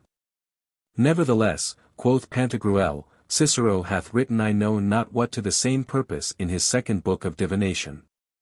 Panurge then, turning himself towards Goat's nose, made this sign unto him. He inverted his eyelids upwards, wrenched his jaws from the right to the left side, and drew forth his tongue half out of his mouth. This done, he posited his left hand wholly open, the mid-finger wholly excepted, which was perpendicularly placed upon the palm thereof, and set it just in the room where his codpiece had been. Then did he keep his right hand altogether shut up in a fist, save only the thumb, which he straight turned backwards directly under the right armpit. And settled it afterwards on that most eminent part of the buttocks which the Arabs call the alcatim. Suddenly thereafter he made this interchange, he held his right hand after the manner of the left, and posited it on the place wherein his codpiece sometime was, and retaining his left hand in the form and fashion of the right. He placed it upon his alcatim. This altering of hands did he reiterate 9 several times, at the last whereof he reseated his eyelids into their own first natural position. Then doing the like also with his jaws and tongue, he did cast a squinting look upon Goat's nose, dittering and shivering his chaps, as apes used to do nowadays, and rabbits, whilst, almost starved with hunger, they are eating oats in the sheaf. Then was it that Goat's nose, lifting up into the air his right hand wholly open and displayed, put the thumb thereof, even close unto its first articulation, between the 2/3 joints of the middle and ring fingers. Pressing about the said thumb thereof very hard with them both, and, whilst the remanent joints were contracted and shrunk in towards the wrist, he stretched forth with as much straightness as he could the fore and little fingers. That hand thus framed and disposed of he laid and posited upon Panurge's navel, moving withal continually the aforesaid thumb, and bearing up, supporting, or underpropping that hand upon the above specified fore and little fingers, as upon 2 legs. Thereafter did he make in this posture his hand by little and little, and by degrees and pauses, successively to mount from athwart the belly to the stomach, from whence he made it to ascend to the breast, even upwards to Panurge's neck. Still gaining ground, till, having reached his chin, he had put within the concave of his mouth his aforementioned thumb.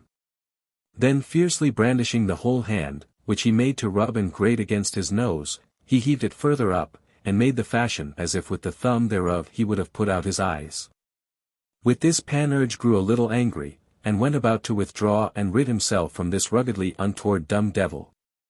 But Goat's nose in the meantime, prosecuting the intended purpose of his prognosticatory response, touched very rudely, with the above-mentioned shaking thumb, now his eyes, then his forehead, and after that the borders and corners of his cap. At last Panurge cried out, saying, Before God, Master Fool, if you do not let me alone, or that you will presume to vex me any more, you shall receive from the best hand I have a mask wherewith to cover your rascally scoundrel face. You paltry shitten varlet. Then said Friar John, He is deaf, and doth not understand what thou sayest unto him. Bulabalak, make sign to him of a hail of fisticuffs upon the muzzle. What the devil, quoth Panurge, means this busy restless fellow? What is it that this polypragmanetic Ardelian to all the fiends of hell doth aim at? He hath almost thrust out mine eyes, as if he had been to poach them in a skillet with butter and eggs. By God, de Jurandi, I will feast you with flirts and raps on the snout, interlarded with a double row of bobs and finger fillipings. Then did he leave him in giving him by way of salvo a volley of farts for his farewell. Goat's nose, perceiving Panurge thus to slip away from him, got before him, and, by mere strength enforcing him to stand, made this sign unto him.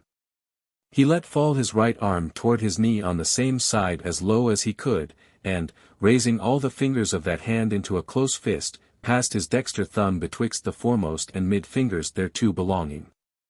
Then scrubbing and swinging a little with his left hand alongst and upon the uppermost in the very bow of the elbow of the said dexter arm, the whole cubit thereof, by leisure, fair and softly, at these thumpatory warnings, did raise and elevate itself even to the elbow, and above it.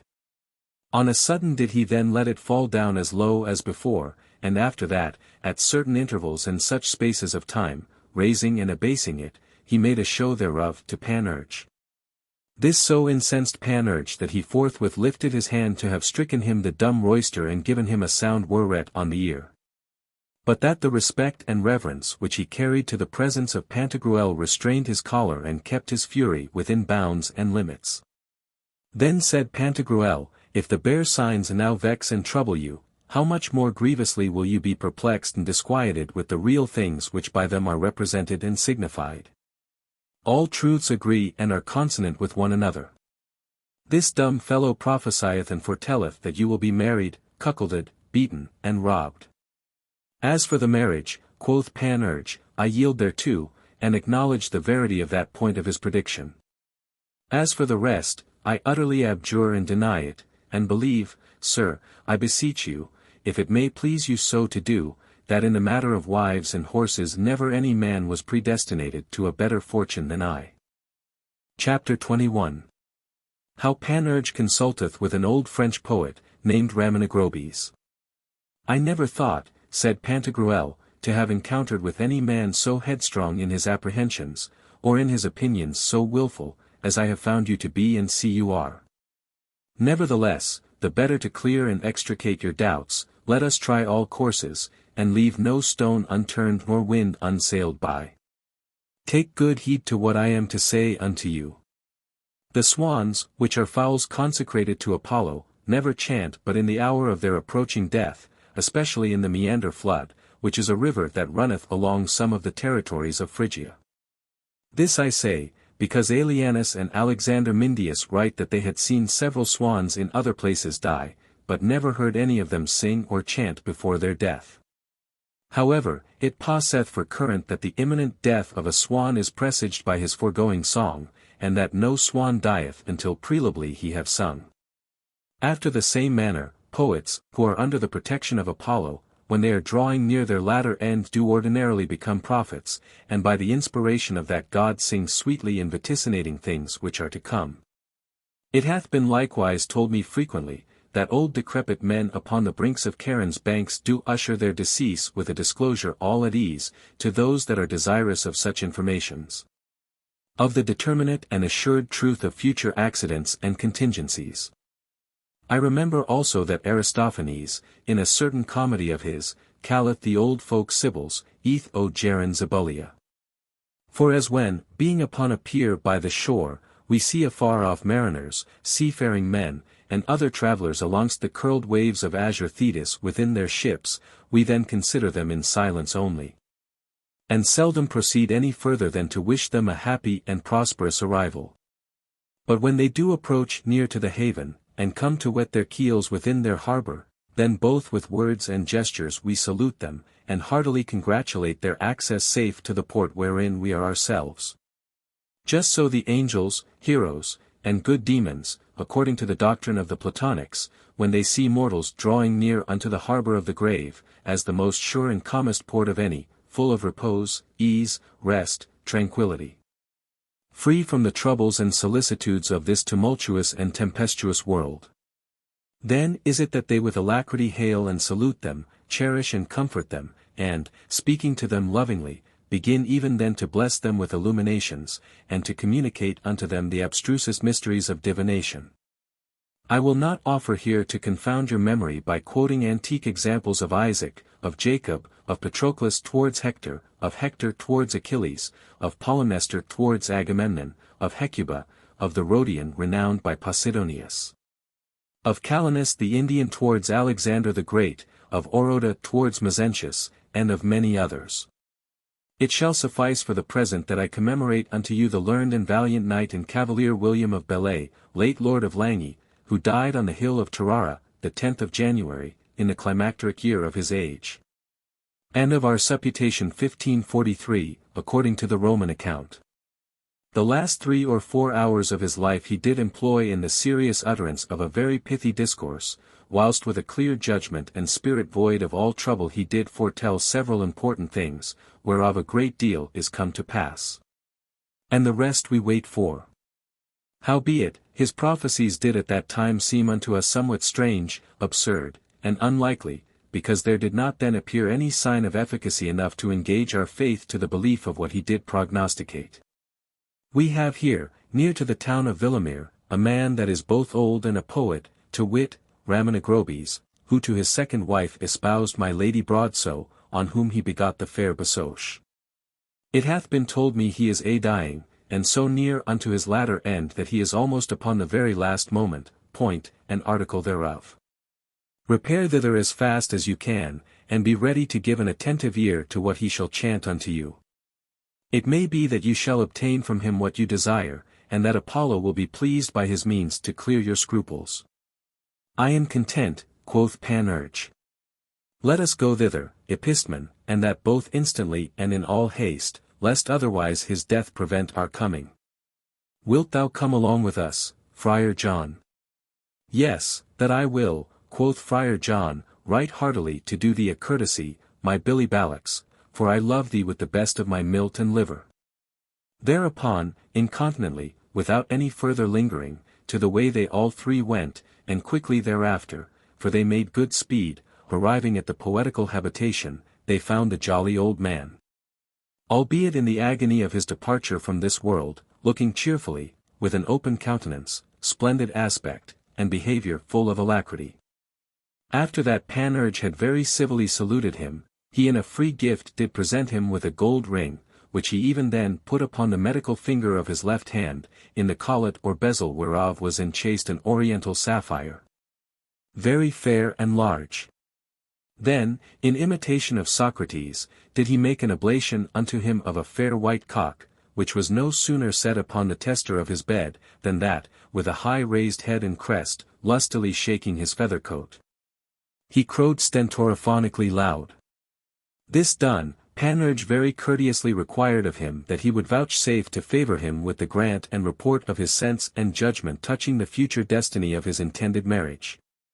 For answer hereto, when the honest old man had forthwith commanded pen, paper, and ink to be brought unto him, and that he was at the same call conveniently served with all the three, he wrote these following verses. Take, or not take her. Off. Or on. Handy-dandy is your lot. When her name you write, you blot. 'Tis undone, when all is done. Ended ere it was begun. Hardly gallop, if you trot. Set not forward when you run. Nor be single, though alone. Take, or not take her. Before you eat, begin to fast. For what shall be was never past. Say, unsay, gainsay, save your breath. Then wish at once her life and death. Take, or not take her. These lines he gave out of his own hands unto them, saying unto them, Go, my lads, in peace. The great God of the highest heavens be your guardian and preserver. And do not offer any more to trouble or disquiet me with this or any other business whatsoever. I have this same very day, which is the last both of May and of me, with a great deal of labour, toil, and difficulty, chased out of my house a rabble of filthy, unclean, and plaguily pestilentious rake hells, black beasts, dusk, dun, white, ash-coloured, speckled, and a foul vermin of other hues, whose obtrusive importunity would not permit me to die at my own ease. For by fraudulent and deceitful pricklings, ravenous, harpy-like graspings, waspish stingings, and such like unwelcome approaches, forged in the shop of I know not what kind of insatiabilities, they went about to withdraw and call me out of those sweet thoughts wherein I was already beginning to repose myself and acquiesce in the contemplation and vision, yea, almost in the very touch and taste of the happiness and felicity which the good God hath prepared for his faithful saints and elect in the other life and state of immortality. Turn out of their courses and eschew them, step forth of their ways and do not resemble them. Meanwhile, let me be no more troubled by you, but leave me now in silence, I beseech you. Chapter 22. How Panurge patrocinates and defendeth the order of the begging friars. Panurge, at his issuing forth of Ramanagrobes' chamber, said, as if he had been horribly affrighted, by the virtue of God, I believe that he is an heretic. The devil take me, if I do not. He doth so villainously rail at the mendicant friars and Jacobins, who are the two hemispheres of the Christian world.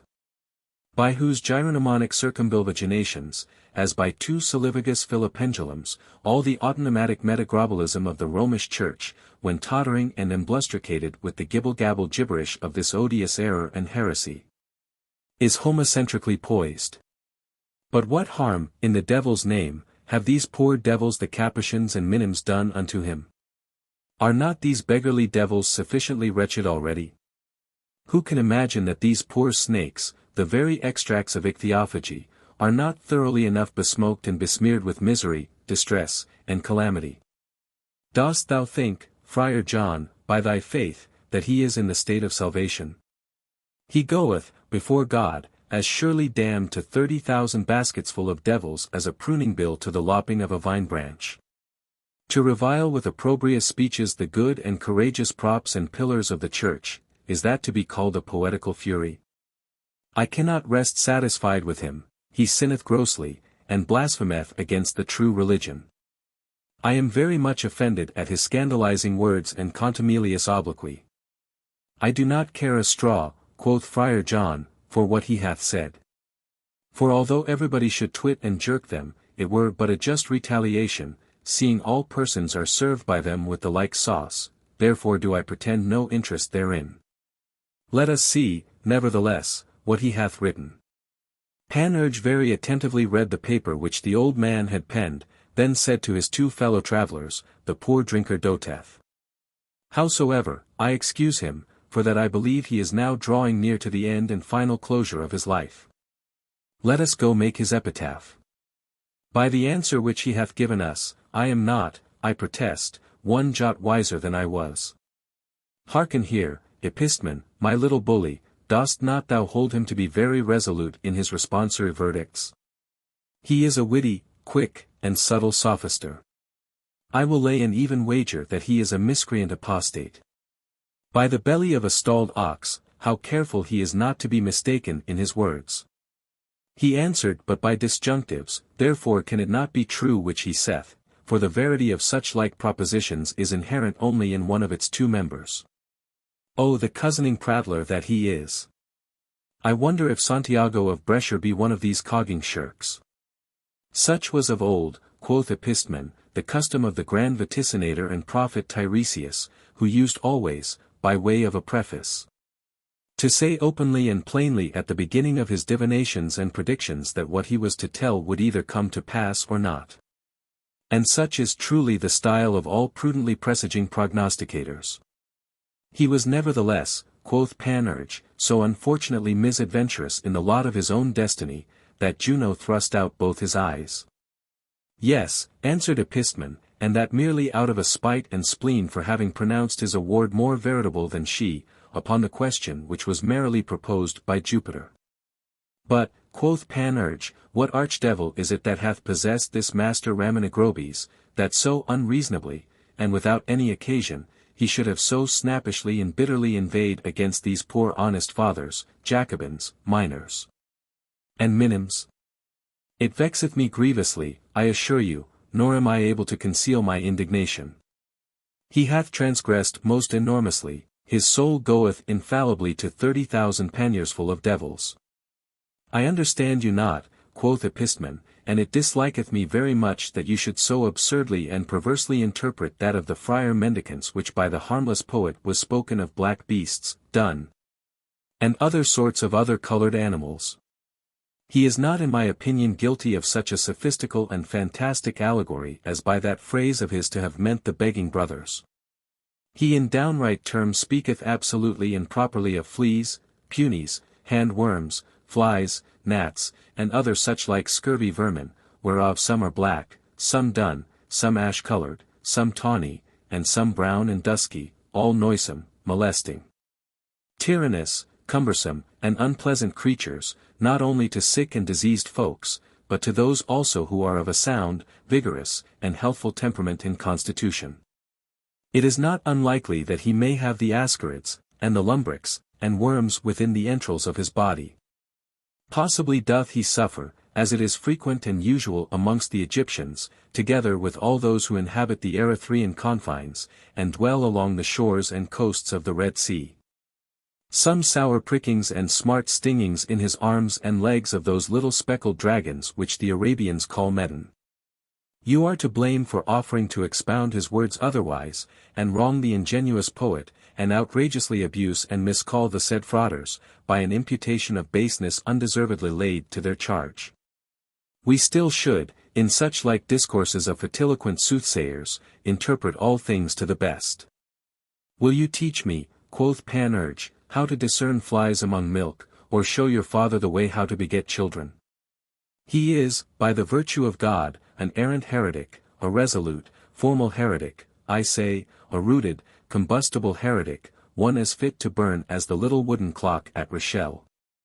His soul goeth to 30,000 carts full of devils. Would you know whither? Cock's body, my friend, straight under Proserpina's close stool, to the very middle of the selfsame infernal pan within which she, by an excrementitious evacuation, voideth the fecal stuff of her stinking clysters. And that just upon the left side of the great cauldron of 3 fathom height, hard by the claws and talons of Lucifer, in the very darkest of the passage which leadeth towards the black chamber of Demogorgon. O the villain! Chapter 23. How Panurge mocketh the motion of a return to Ramanagrobes. Let us return, quoth Panurge, not ceasing, to the uttermost of our abilities, to ply him with wholesome admonitions for the furtherance of his salvation. Let us go back, for God's sake, let us go, in the name of God. It will be a very meritorious work, and of great charity in us to deal so in the matter, and provide so well for him that, albeit he come to lose both body and life, he may at least escape the risk and danger of the eternal damnation of his soul. We will by our holy persuasions bring him to a sense and feeling of his escapes, induce him to acknowledge his faults, move him to a cordial repentance of his errors, and stir up in him such a sincere contrition of heart for his offences, as will prompt him with all earnestness to cry mercy, and to beg pardon at the hands of the good fathers, as well of the absent as of such as are present. Whereupon we will take instrument formally and authentically extended, to the end he be not, after his decease, declared an heretic, and condemned, as were the hobgoblins of the provost's wife of Orleans, to the undergoing of such punishments, pains, and tortures as are due to and inflicted on those that inhabit the horrid cells of the infernal regions. And withal incline, instigate, and persuade him to bequeath and leave in legacy, by way of an amends and satisfaction for the outrage and injury done to those good religious fathers throughout all the convents, cloisters, and monasteries of this province, many bribes, a great deal of mass singing, store of obits, and that sempiternally, on the anniversary day of his decease, every one of them all be furnished with a quintuple allowance. And that the great barraccio replenished with the best liquor trudge apace along the tables, as well of the young duckling monquitos, lay brothers, and lowermost degree of the abbey lubbards, as of the learned priests and reverend clerks. The very meanest of the novices and missions unto the order being equally admitted to the benefit of those funerary and obsequial festivals with the aged rectors and professed fathers. This is the surest ordinary means whereby from God he may obtain forgiveness. Ho, ho, I am quite mistaken, I digress from the purpose, and fly out of my discourse, as if my spirits were a wool gathering. The devil take me, if I go thither. Virtue God! The chamber is already full of devils. Oh, what a swinging, thwacking noise is now amongst them! Oh, the terrible coil that they keep! Hearken, do you not hear the rustling, thumping bustle of their strokes and blows, as they scuffle with one another, like true devils indeed, who shall gulp up the Ramanagrobes soul, and be the first bringer of it, whilst it is hot? To Monsieur Lucifer. Beware, and get you hence. For my part, I will not go thither. The devil roast me if I go. Who knows but that these hungry mad devils may in the haste of their rage and fury of their impatience take a ca for a quo, and instead of Ramanagrobes snatch up poor Panurge frank and free. Though formerly, when I was deep in debt, they always failed. Get you hence. I will not go thither. Before God, the very bare apprehension thereof is like to kill me. To be in a place where there are greedy, famished, and hunger-starved devils. Amongst factious devils, amidst trading and trafficking devils, O the Lord preserve me. Get you hence. I dare pawn my credit on it, that no Jacobin, Cordelier, Carmelite, Capuchin, Theotin, or Minim will bestow any personal presents at his interment. The wiser they, because he hath ordained nothing for them in his latter will and testament. The devil take me, if I go thither. If he be damned, to his own loss and hindrance be it. What the deuce moved him to be so snappish and depravedly bent against the good fathers of the true religion? Why did he cast them off, reject them, and drive them quite out of his chamber, even in that very nick of time when he stood in greatest need of the aid, suffrage, and assistance of their devout prayers and holy admonitions? Why did not he by testament leave them, at least, some jolly lumps and cantles of substantial meat, a parcel of cheek-puffing victuals, and a little belly timber and provision for the guts of these poor folks, who have nothing but their life in this world? Let him go thither who will, the devil take me if I go, for, if I should, the devil would not fail to snatch me up. Cancro. Ho, the pox. Get you hence, Friar John. Art thou content that 30,000 wainload of devils should get away with thee at this same very instant? If thou be, at my request do these 3 things. First, give me thy purse.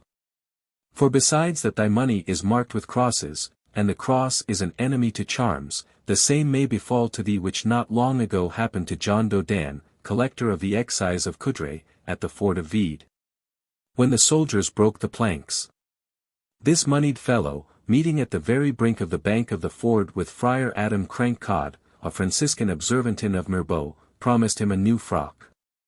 Provided that in the transporting of him over the water he would bear him upon his neck and shoulders, after the manner of carrying dead goats. For he was a lusty, strong-limbed, sturdy rogue. The condition being agreed upon, Friar Crankcod trusseth himself up to his very ballocks, and layeth upon his back, like a fair little Saint Christopher, the load of the said supplicant Dodin, and so carried him gaily and with a good will. As Aeneas bore his father Anchises through the conflagration of Troy, singing in the meanwhile a pretty Ave Maristella. When they were in the very deepest place of all the ford, a little above the master wheel of the watermill, he asked if he had any coin about him. Yes, quoth Dodin, a whole bagful. And that he needed not to mistrust his ability in the performance of the promise which he had made unto him concerning a new frock. How? Quoth Friar Crankcod, thou knowest well enough that by the express rules, canons, and injunctions of our order we are forbidden to carry on us any kind of money. Thou art truly unhappy, for having made me in this point to commit a heinous trespass. Why didst thou not leave thy purse with the miller? Without fail thou shalt presently receive thy reward for it. And if ever hereafter I may but lay hold upon thee within the limits of our chancel at Mirbeau, thou shalt have the miserere even to the victuals. With this, suddenly discharging himself of his burden, he throws me down your Dodin headlong. Take example by this Dodin, my dear friend Friar John, to the end that the devils may the better carry thee away at thine own ease. Give me thy purse. Carry no manner of cross upon thee. Therein lieth an evident and manifestly apparent danger. For if you have any silver coined with a cross upon it, they will cast thee down headlong upon some rocks, as the eagles used to do with the tortoises for the breaking of their shells. As the bald pate of the poet Aeschylus can sufficiently bear witness. Such a fall would hurt thee very sore, my sweet bully, and I would be sorry for it. Or otherwise they will let thee fall and tumble down into the high swollen waves of some capacious sea, I know not where. But, I warrant thee, far enough hence, as Icarus fell, which from thy name would afterwards get the denomination of the Funnelian Sea. Secondly, be out of debt. For the devils carry a great liking to those that are out of debt. I have sore felt the experience thereof in mine own particular, for now the lecherous varlets are always wooing me, courting me, and making much of me, which they never did when I was all to pieces. The soul of one in debt is insipid, dry, and heretical altogether. Thirdly, with the cowl and domino de grobis, return to Ramanagrobes. And in case, being thus qualified, 30,000 boatsful of devils forthwith come not to carry thee quite away, I shall be content to be at the charge of paying for the pint and faggot. Now, if for the more security thou wouldst some associate to bear thee company, let not me be the comrade thou searchest for, think not to get a fellow traveller of me, nay, do not. I advise thee for the best. Get you hence, I will not go thither. The devil take me if I go. Notwithstanding all the fright that you are in, quoth Friar John, would not care so much as might possibly be expected I should, if I once had but my sword in my hand.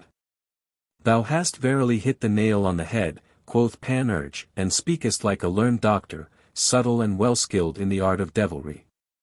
At the time when I was a student in the University of Toulouse, Tillet, that same reverend father in the devil, Picatrix, rector of the diabological faculty, was wont to tell us that the devils did naturally fear the bright glancing of swords as much as the splendor and light of the sun. In confirmation of the verity whereof he related this story, that Hercules, at his descent into hell to all the devils of those regions, did not by half so much terrify them with his club and lion's skin as afterwards Aeneas did with his clear shining armour upon him, and his sword in his hand well furbished and unrusted, by the aid, counsel, and assistance of the Sibylla Cumana. That was perhaps the reason why the senior John Giacomo di Travolcio, whilst he was dying at Chartres, called for his cutlass, and died with a drawn sword in his hand, laying about him alongst and athwart around the bed and everywhere within his reach, like a stout, doughty, valorous and knight-like cavalier. By which resolute manner of fence he scared away and put to flight all the devils that were then lying in wait for his soul at the passage of his death. When the Massorets and Kabbalists are asked why it is that none of all the devils do at any time enter into the terrestrial paradise, their answer hath been, is, and will be still, that there is a cherubin standing at the gate thereof with a flame-like glistering sword in his hand. Although, to speak in the true diabological sense or phrase of Toledo, I must needs confess and acknowledge that veritably the devils cannot be killed or die by the stroke of a sword, I do nevertheless avow and maintain, according to the doctrine of the said diabology, that they may suffer a solution of continuity, as if with thy shield thou shouldst cut athwart the flame of a burning fire, or the gross opacous exhalations of a thick and obscure smoke, and cry out like very devils at their sense and feeling of this dissolution, which in real deed I must aver and affirm is devilishly painful, smarting, and dolorous. When thou sayest the impetuous shock of two armies, and vehement violence of the push in their horrid encounter with one another, dost thou think, Balacasso, that so horrible a noise as is heard there proceedeth from the voice and shouts of men? The dashing and jolting of harness, the clattering and clashing of armies, the hacking and slashing of battle-axes, the justling and crashing of pikes, the bustling and breaking of lances, the clamour and shrieks of the wounded, the sound and din of drums, the clangour and shrillness of trumpets, the neighing and rushing in of horses, with the fearful claps and thundering of all sorts of guns, from the double cannon to the pocket pistol inclusively. I cannot goodly deny but that in these various things which I have rehearsed there may be somewhat occasionative of the huge yell and tintamarre of the two engaged bodies. But the most fearful and tumultuous coil and stir, the terriblest and most boisterous garboil and hurry, the chiefest rustling black suntas of all, and most principal hurly-burly springeth from the grievously clangorous howling and lowing of devils, who pell-mell, in a hand-overhead confusion, waiting for the poor souls of the maimed and hurt soldiery, receive unawares some strokes with swords, and so by those means suffer a solution of and division in the continuity of their aerial and invisible substances. As if some lackey, snatching at the lard slices stuck in a piece of roast meat on the spit, should get from Mr. Greasy Fist a good rap on the knuckles with a cudgel. They cry out and shout like devils, even as Mars did when he was hurt by Diomedes at the siege of Troy, who, as Homer testifieth of him, did then raise his voice more horrifically loud and sonoriferously high than 10,000 men together would have been able to do. What mocketh all this for our present purpose? I have been speaking here of well-furbished armour and bright shining swords. But so is it not, Friar John, with thy weapon. For by a long discontinuance of work, cessation from labour, desisting from making it officiate, and putting it into that practice wherein it had been formerly accustomed, and, in a word, for want of occupation, it is, upon my faith, become more rusty than the keyhole of an old powdering tub. Therefore it is expedient that you do one of these two things, either furbish your weapon bravely, and as it ought to be, or otherwise have a care that, in the rusty case it is in, you do not presume to return to the house of Ramonagrobes. For my part, I vow I will not go thither. The devil take me if I go. Chapter 24. How Panurge consulteth with Epistemon. Having left the town of Villamere, as they were upon their return towards Pantagruel, Panurge, in addressing his discourse to Epistemon, spoke thus: My most ancient friend and gossip. Thou sayest the perplexity of my thoughts, and knowest many remedies for the removal thereof. Art thou not able to help and succour me? Epistemon, thereupon taking the speech in hand, represented unto Panurge how the open voice and common fame of the whole country did run upon no other discourse but the derision and mockery of his new disguise. Wherefore his counsel unto him was that he would in the first place be pleased to make use of a little hellebore for the purging of his brain of that peccant humour which, through that extravagant and fantastic mummery of his, had furnished the people with a too just occasion of flouting and gibing, jeering and scoffing him, and that next he would resume his ordinary fashion of accoutrement, and go apparelled as he was wont to do. I am, quoth Panurge, my dear gossip Epistemon, of a mind and resolution to marry, but am afraid of being a cuckold and to be unfortunate in my wedlock. For this cause have I made a vow to youngest Francis, who at plessis les tours is much reverenced of all women, earnestly cried unto by them, and with great devotion, for he was the first founder of the confraternity of good men, whom they naturally covet, affect, and long for, to wear spectacles in my cap, and to carry no codpiece in my breeches, until the present inquietude and perturbation of my spirits be fully settled. Truly, quoth Epistemon, that is a pretty jolly vow of 13 to a dozen.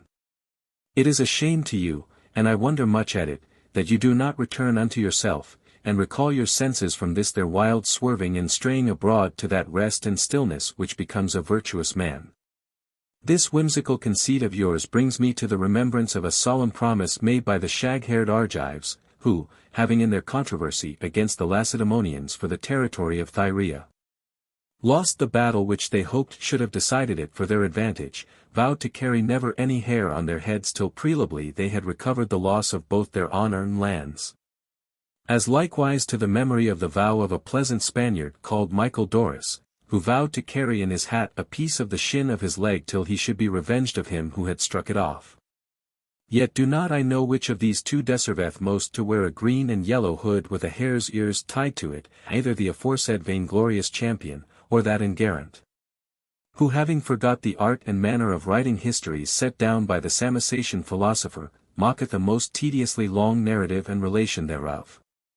For, at the first reading of such a profuse discourse, one would think it had been broached for the introducing of a story of great importance and moment concerning the waging of some formidable war, or the notable change and mutation of potent states and kingdoms. But, in conclusion, the world laugheth at the capricious champion, at the Englishmen who had affronted him, as also at their scribbler Gargantua, more drivelling at the mouth than a mustard pot. The jest and scorn thereof is not unlike to that of the mountain of Horace, which by the poet was made to cry out and lament most enormously as a woman in the pangs and labour of childbirth. At which deplorable and exorbitant cries and lamentations the whole neighbourhood being assembled in expectation to see some marvellous monstrous production, could at last perceive no other but the paltry, ridiculous mouse. Your mousing, quoth Panurge, will not make me leave my musing why folks should be so frumpishly disposed, seeing I am certainly persuaded that some flout who merit to be flouted at, yet, as my vow imports, so will I do. It is now a long time since, by Jupiter Philos, a mistake of the translators. We did swear faith and amity to one another. Give me your advice, Billy, and tell me your opinion freely, should I marry or no?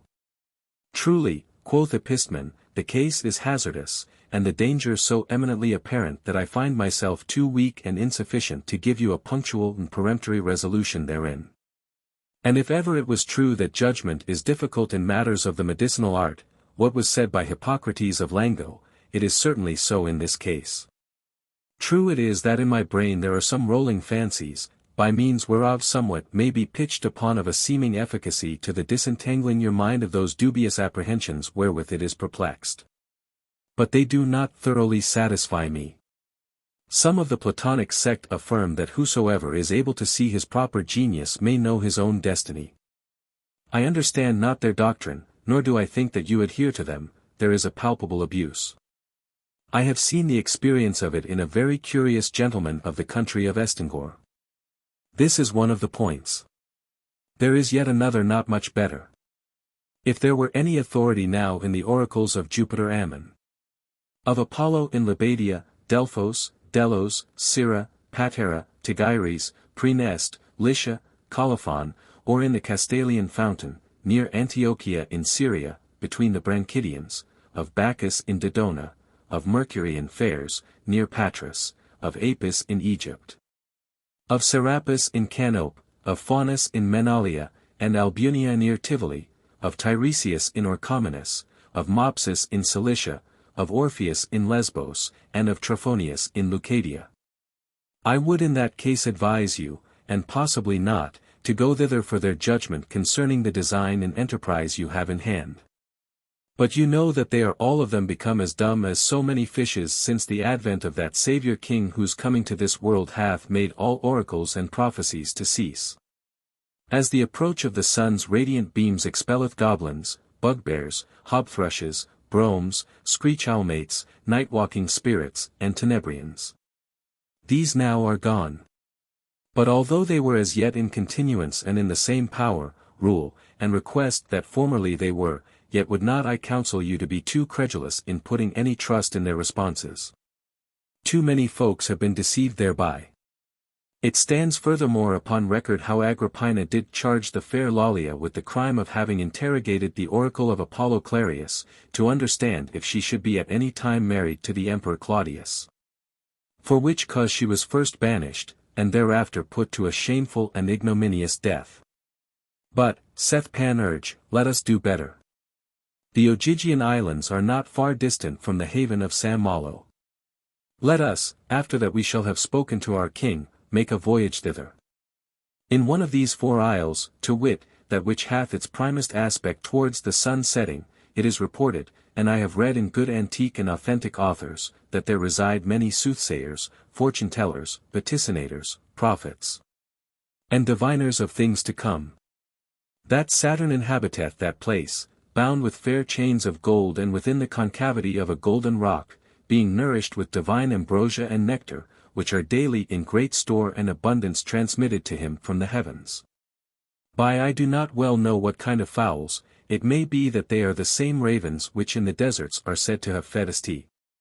Paul, the first hermit. He very clearly foretelleth unto everyone who is desirous to be certified of the condition of his lot what his destiny will be, and what future chance the fates have ordained for him. For the Parsi, or weird sisters, do not twist, spin, or draw out a thread, nor yet doth Jupiter perpend, project, or deliberate anything which the good old celestial Father knoweth not to the full, even whilst he is asleep. This will be a very summary abbreviation of our labour, if we but hearken unto him a little upon the serious debate and canvassing of this my perplexity. That is, answered Epistemon, a gullery too evident, a plain abuse and fib too fabulous. I will not go, not I will not go. Chapter 25. How Panurge consulteth with her Trippa. Nevertheless, quoth Epistemon, continuing his discourse, I will tell you what you may do, if you believe me, before we return to our king.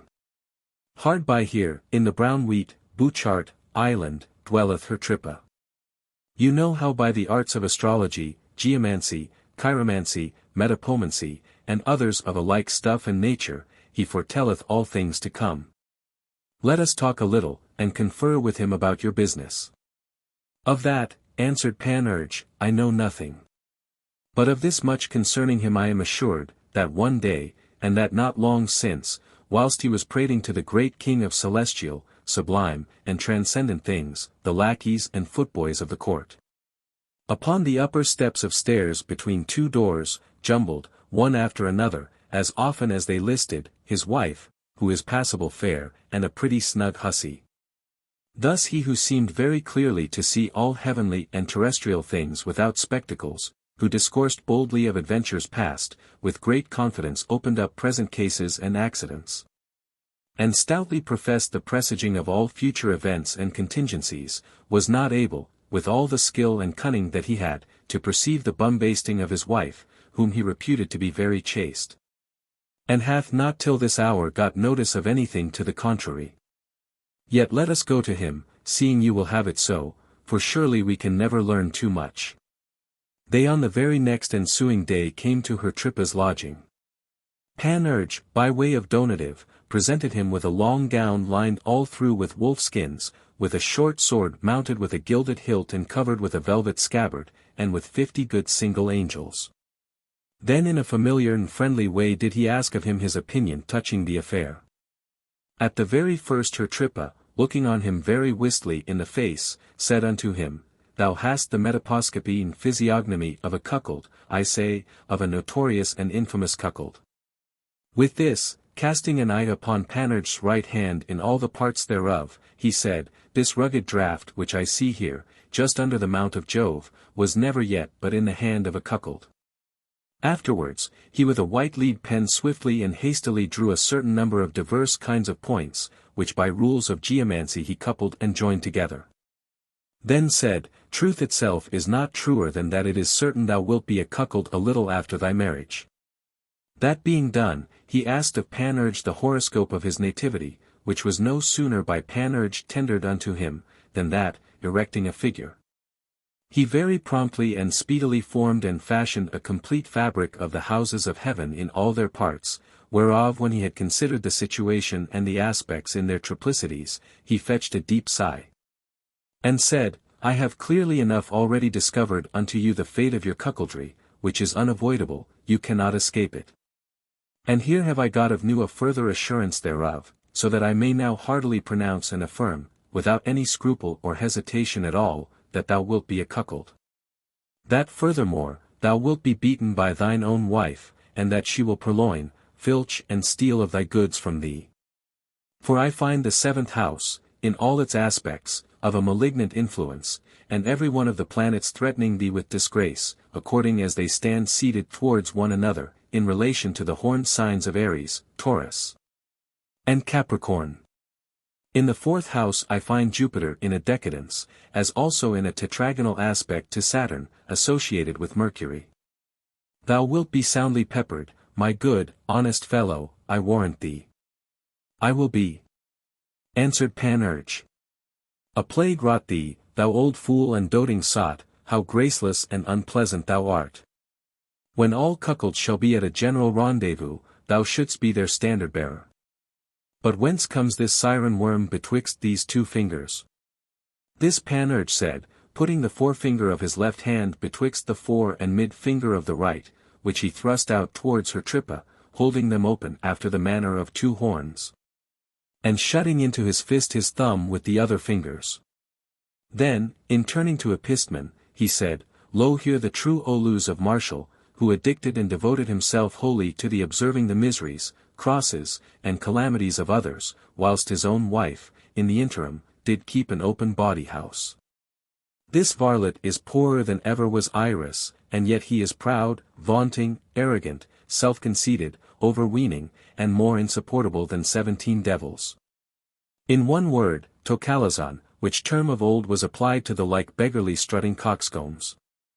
Come, let us leave this mad pash bedlam, this harebrained fop, and give him leave to rave and dose his bellyful with his private and intimately acquainted devils, who, if they were not the very worst of all infernal fiends, would never have deigned to serve such a knavish barking cur as this is.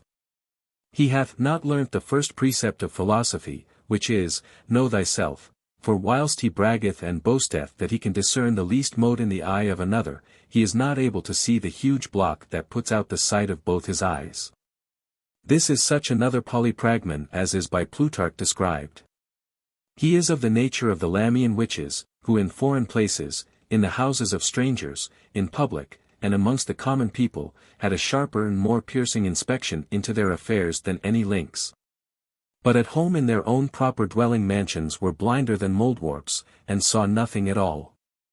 For their custom was, at their return from abroad, when they were by themselves in private, to take their eyes out of their head, from whence they were as easily removable as a pair of spectacles from their nose. And to lay them up into a wooden slipper which for that purpose did hang behind the door of their lodging. Panurge had no sooner done speaking, when her Trippa took into his hand a tamarisk branch. In this, quoth Epistman, he doth very well, write, and like an artist, for Nicander calleth it the divinatory tree. Have you a mind, quoth her Trippa, to have the truth of the matter yet more fully and amply disclosed unto you by pyromancy, by aeromancy, whereof Aristophanes in his clouds mocketh great estimation, by hydromancy, by lecanomancy. Of old in prime request amongst the Assyrians, and thoroughly tried by Hermolaus Barbarus. Come hither, and I will show thee in this platterful of fair fountain water thy future wife lecturing and circumpurizing it with two swaggering ruffians, one after another. Yea, but have a special care, quoth Panurge, when thou comest to put thy nose within mine arse, that thou forget not to pull off thy spectacles. Her Trippa, going on in his discourse, said, by catoptromancy, likewise held in such account by the Emperor Didius Julianus, that by means thereof he ever and anon foresaw all that which at any time did happen or befall unto him. Thou shalt not need to put on thy spectacles, for in a mirror thou wilt see her as clearly and manifestly nebrundiated and billibodring it, as if I should show it in the fountain of the temple of Minerva near Patras. By casinomancy, most religiously observed of old amidst the ceremonies of the ancient Romans. Let us have a sieve and shears, and thou shalt see devils. By alphitomancy, cried up by Theocritus in his Pharmasutria. By alentomancy, mixing the flour of wheat with oatmeal. By astragalomancy, whereof I have the plots and models all at hand ready for the purpose. By tyromancy, whereof we make some proof in a great Briamont cheese which I here keep by me. By gyromancy, if thou shouldst turn round circles, thou mightest assure thyself from me that they would fall always on the wrong side. By sternomancy, which mocketh nothing for thy advantage, for thou hast an ill-proportioned stomach. By libanomancy, for the which we shall need but a little frankincense.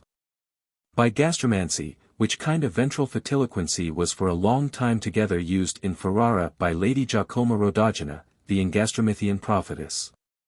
By cephalomancy, often practiced amongst the High Germans in their boiling of an ass's head upon burning coals. By ceromancy, where, by the means of wax dissolved into water, thou shalt see the figure, portrait, and lively representation of thy future wife, and of her Fredon fredaliatory belly-thumping blades. By capnomancy. O the galantiest and most excellent of all secrets. By axionomancy, we want only a hatchet and a jetstone to be laid together upon a quick fire of hot embers. Oh how bravely Homer was versed in the practice hereof towards Penelope's suitors. By onomancy, for that we have oil and wax. By tephromancy. Thou wilt see the ashes thus aloft dispersed exhibiting thy wife in a fine posture. By botanomancy, for the nonce I have some few leaves in reserve. By sycomancy. O divine art in fig tree leaves. By ichthyomancy, in ancient times so celebrated, and put in use by Tiresias and Polydamas, with the like certainty of event as was tried of old at the Dina ditch within that grove consecrated to Apollo which is in the territory of the Lycians. By quiromancy, let us have a great many hogs, and thou shalt have the bladder of one of them. By cheromancy, as the bean is found in the cake at the Epiphany Vigil. By anthropomancy, practiced by the Roman Emperor Heliogabalus. It is somewhat irksome, but thou wilt endure it well enough, seeing thou art destinated to be a cuckold. By a Sibylline stichomancy. By onomatomancy. How do they call thee? Chauturd, quoth Panurge. Or yet by electriomancy. If I should here with a compass draw around, and in looking upon thee, and considering thy lot, divide the circumference thereof into 24 equal parts, then form a several letter of the alphabet upon every one of them. And, lastly, posit a barleycorn or two upon each of these so disposed letters. I durst promise upon my faith and honesty that, if a young virgin cock be permitted to range alongst and athwart them, he should only eat the grains which are set and placed upon these letters, a. CuckoldthousLtbe. And that as fatidically as, under the Emperor Valens, most perplexedly desirous to know the name of him who should be his successor to the empire, the cock vaticinating and electriomantic ate up the pickles that were posited on the letters THO. D, or, for the more certainty, will you have a trial of your fortune by the art of aruspicini, by augury, or by extispicini? By tertispicini, quoth Panurge. Or yet by the mystery of necromancy?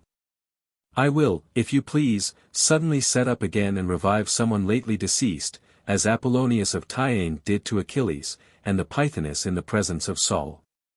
Which body, so raised up and requickened, will tell us the sum of all you shall require of him, no more nor less than, at the invocation of Eric though a certain defunct person foretold to Pompey the whole progress and issue of the fatal battle fought in the Pharsalian fields. Or, if you be afraid of the dead, as commonly all cuckolds are, I will make use of the faculty of sciomancy. Go, get thee gone, quoth Panurge, thou frantic ass, to the devil, and be buggered, filthy bardacchio that thou art, by some Albanian, for a steeple-crowned hat. Why the devil didst not thou counsel me as well to hold an emerald or the stone of a hyena under my tongue, or to furnish and provide myself with tongues of whoops, and hearts of green frogs, or to eat of the liver and milt of some dragon? To the end that by those means I might, at the chanting and chirping of swans and other fowls, understand the substance of my future lot and destiny, as did of old the Arabians in the country of Mesopotamia. 15 brace of devils seize upon the body and soul of this horned renegado, miscreant cuckold, the enchanter, witch, and sorcerer of Antichrist to all the devils of hell. Let us return towards our king. I am sure he will not be well pleased with us if he once come to get notice that we have been in the kennel of this muffled devil. I repent my being come hither. I would willingly dispense with 100 nobles and 14 yeomans, on condition that he who not long since did blow in the bottom of my breeches should instantly with his squirting spittle illuminate his mustaches. O Lord God now! How the villain hath besmoked me with vexation and anger, with charms and witchcraft, and with a terrible coil and stir of infernal and Tartarian devils. The devil take him. Say Amen, and let us go drink. I shall not have any appetite for my victuals, how good cheer soever I make, these 2 days to come, hardly these 4. Chapter 26. How Panurge consulteth with Friar John of the Funnels. Panurge was indeed very much troubled in mind and disquieted at the words of her Trippa, and therefore, as he passed by the little village of Hymes, after he had made his address to Friar John, in pecking at, rubbing, and scratching his own left ear, he said unto him, Keep me a little jovial and merry, my dear and sweet bully, for I find my brains altogether metagrabilized and confounded, and my spirits in a most dunsical puzzle at the bitter talk of this devilish, hellish, damned fool. Hearken, my dainty cod. Mellow C. Varnished C. Resolute C. Lead-colored C. Renowned C. Cabbage-like C. Knurled C. Matted C. Courteous C. Suborned C. Genitive C. Fertile C. Desired C. Gigantal C. Whizzing C. Stuffed C. Oval C. Neat C.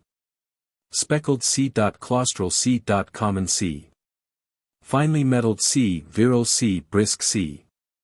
Arabian-like C. Staid C. Quick C. Trussed up grey, massive C. Bear-like C.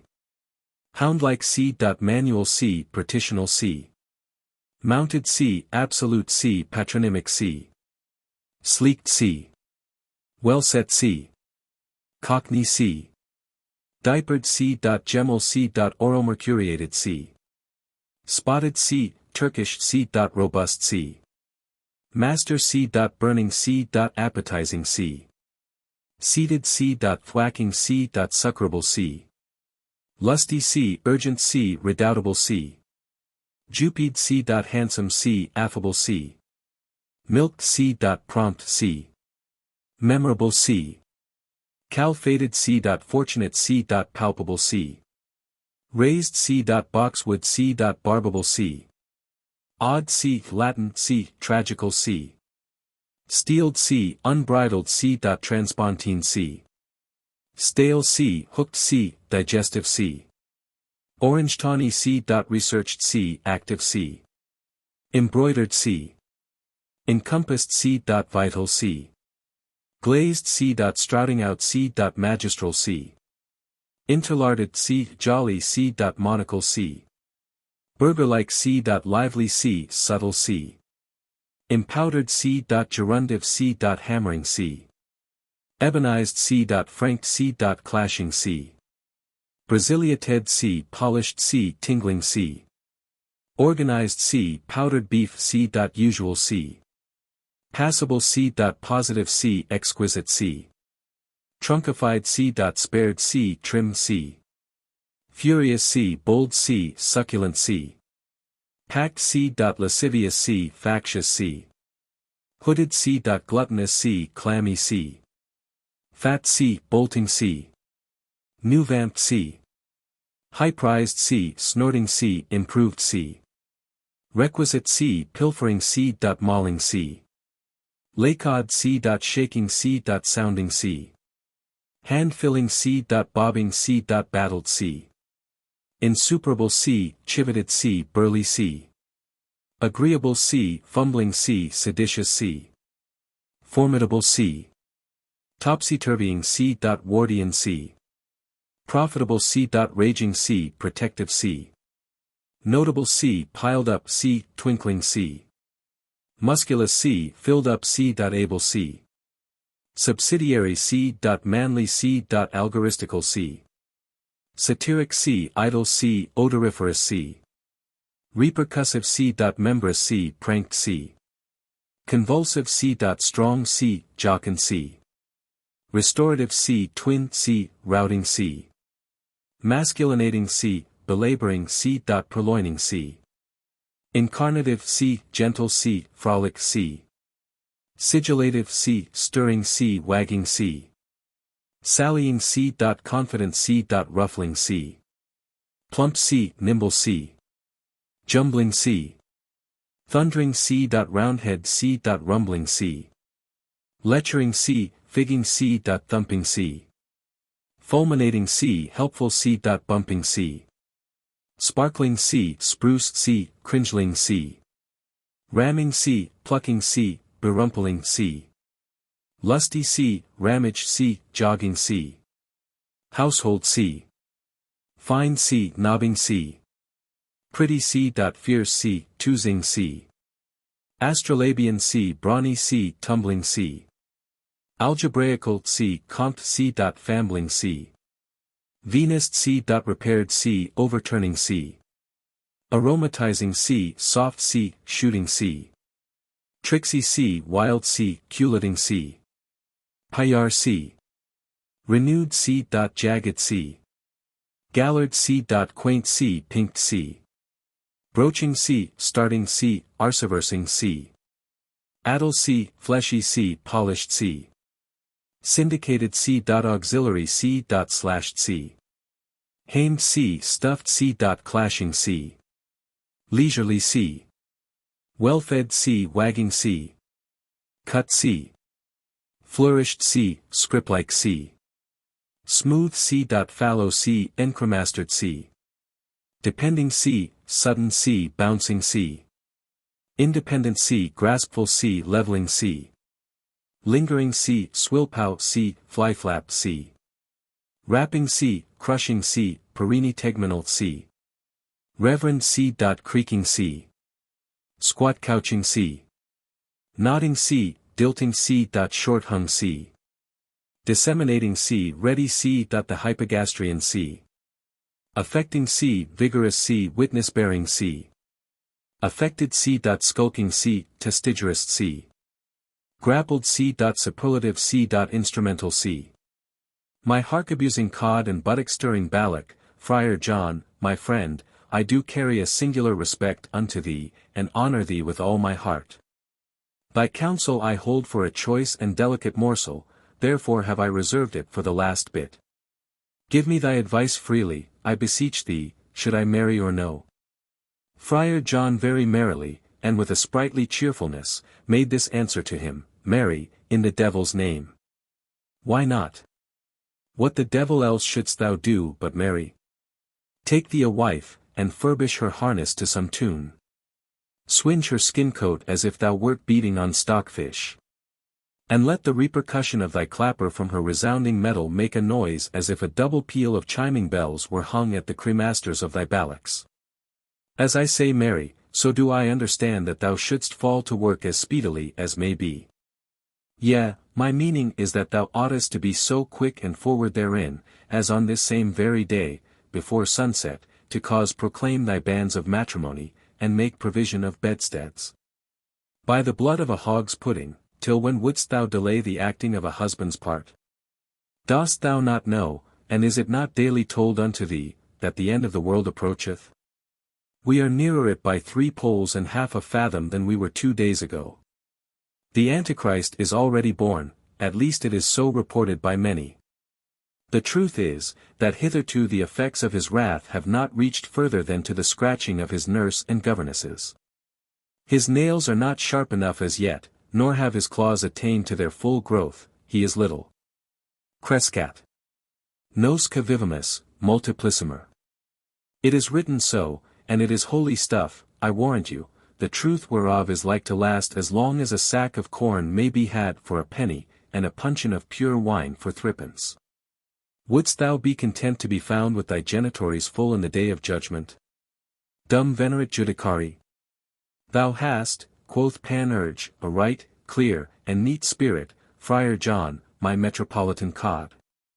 Thou speakst in very deed pertinently and to purpose. That belike was the reason which moved Leander of Abydos in Asia, whilst he was swimming through the Hellespont Sea to make a visit to his sweetheart hero of Cestus in Europe, to pray unto Neptune and all the other marine gods, thus. Now, whilst I go, have pity on me. And at my back returning drown me. He was loath, it seems, to die with his cods overgorged. He was to be commended. Therefore do I promise, that from henceforth no malefactor shall by justice be executed within my jurisdiction of Salmigondinois, who shall not, for a day or 2 at least before, be permitted to culbut and foraminate on a crotalwise. That there remain not in all his vessels to write a Greek Y. Such a precious thing should not be foolishly cast away. He will perhaps therewith beget a male, and so depart the more contentedly out of this life, that he shall have left behind him one for one. Chapter 27. How Friar John merrily and sportingly counselleth Panurge. By Saint Rigomet, quoth Friar John, I do advise thee to nothing, my dear friend Panurge, which I would not do myself were I in thy place. Only have a special care, and take good heed thou solder well together the joints of the double-backed and two-bellied beast, and fortify thy nerves so strongly, that there be no discontinuance in the knocks of the Venerian thwacking. Else thou art lost, poor soul. For if there pass long intervals betwixt the priapizing feats, and that thou make an intermission of too large a time, that will befall thee which betides the nurses if they desist from giving suck to children, they lose their milk. And if continually thou do not hold thy aspersory tool in exercise, and keep thy mental going, thy lacticinian nectar will be gone, and it will serve thee only as a pipe to piss out at. And thy cods for a wallet of lesser value than a beggar's scrip. This is a certain truth I tell thee, friend, and doubt not of it. For myself have seen the sad experiment thereof in many, who cannot now do what they would, because before they did not what they might have done, ex desuetudine emittentur privilegia. Non-usage oftentimes destroys one's right, say the learned doctors of the law. Therefore, my Billy, entertain as well as possibly thou canst that hypogastrian lower sort of troglodytic people, that their chief pleasure may be placed in the case of sempiternal labouring.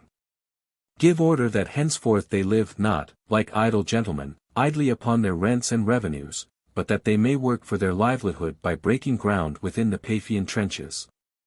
Nay truly, answered Panurge, Friar John, my left ballock, I will believe thee, for thou dealest plain with me, and fallest downright square upon the business, without going about the bush with frivolous circumstances and unnecessary reservations. Thou with the splendour of a piercing wit hast dissipated all the lowering clouds of anxious apprehensions and suspicions which did intimidate and terrify me. Therefore the heavens be pleased to grant to thee at all she conflicts a stiff-standing fortune. Well then, as thou hast said, so will I do. I will, in good faith, marry, in that point there shall be no failing, I promise thee, and shall have always by me pretty girls clothed with the name of my wife's waiting maids, that, lying under thy wings, thou mayest be night protector of their sisterhood. Let this serve for the first part of the sermon. Hearken, quoth Friar John, to the oracle of the bells of Varens. What say they? I hear and understand them, quoth Panurge. Their sound is, by my thirst, more uprightly fatidical than that of Jove's great kettles in Dodona. Hearken. Take thee a wife, and marry, marry, marry. For if thou marry, thou shalt find good therein, herein a wife thou shalt find good, so marry, marry. I will assure thee that I shall be married, all the elements invite and prompt me to it. Let this word be to thee a brazen wall, by diffidence not to be broken through. As for the second part of this our doctrine, thou seemest in some measure to mistrust the readiness of my paternity in the practising of my placket racket within the Aphrodisian tennis court at all times fitting. As if the stiff god of gardens were not favourable to me. I pray thee, favour me so much as to believe that I still have him at a beck, attending always my commandments, docile, obedient, vigorous, and active in all things and everywhere, and never stubborn or refractory to my will or pleasure. I need no more but to let go the reins, and slacken the leash, which is the belly point, and when the game is shown unto him, say, Hey, Jack, to thy booty.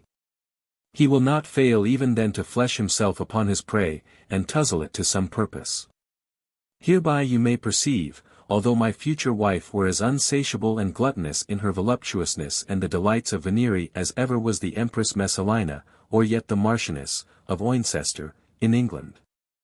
And I desire thee to give credit to it, that I lack not for what is requisite to overlay the stomach of her lust, but have wherewith aboundingly to please her. I am not ignorant that Solomon said, who indeed of that matter speaketh clerk-like and learnedly, as also how Aristotle after him declared for a truth that, for the greater part, the lechery of a woman is ravenous and unsatisfiable. Nevertheless, let such as are my friends who read those passages receive from me for a most real verity, that I for such a Jill have a fit Jack. And that, if women's things cannot be satiated, I have an instrument indefatigable, an implement as copious in the giving as can in craving be their vademecums. Do not here produce ancient examples of the paragons of Palardus, and offer to match with my testiculatory ability the Priapian prowess of the fabulous fornicators, Hercules, Procula Caesar, and Mahomet. Who in his Alcoran doth vaunt that in his cods he had the vigour of 80 bully ruffians. But let no zealous Christian trust the rogue, the filthy ribald rascal is a liar.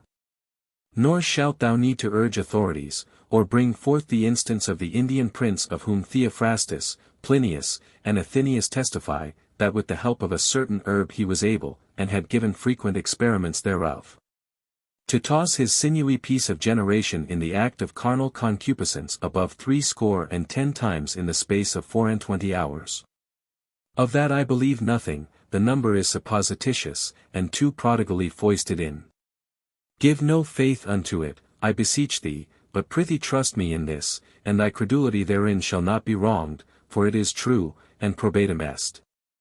That my pioneer of nature, the sacred Ithyphalian champion, is of all stiff intruding blades the primest. Come hither, my ballocet, and hearken. Didst thou ever see the monk of Castor's cowl? When in any house it was laid down, whether openly in the view of all or covertly out of the sight of any, such was the ineffable virtue thereof for excitating and stirring up the people of both sexes unto lechery.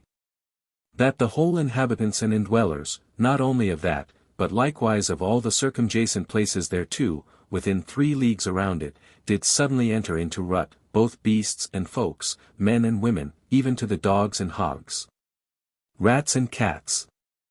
I swear to thee that many times heretofore I have perceived and found in my codpiece a certain kind of energy or efficacious virtue much more irregular and of a greater anomaly than what I have related. I will not speak to thee either of house or cottage, nor of church or market, but only tell thee, that once at the representation of the Passion, which was acted at St. Maximin's, I had no sooner entered within the pit of the theatre, but that forthwith, by the virtue and occult property of it, on a sudden all that were there, both players and spectators, did fall into such an exorbitant temptation of lust, that there was not angel, man, devil, nor devulus upon the place who would not then have bricoliched it with all their heart and soul. The prompter forsook his copy, he who played Michael's part came down to rights, the devils issued out of hell and carried along with them most of the pretty little girls that were there, yea, Lucifer got out of his fetters.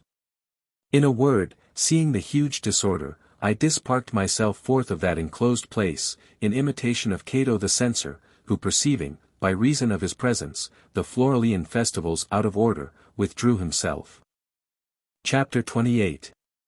How Friar John comforteth Panurge in the doubtful matter of cuckoldry. I understand thee well enough, said Friar John, but time makes all things plain.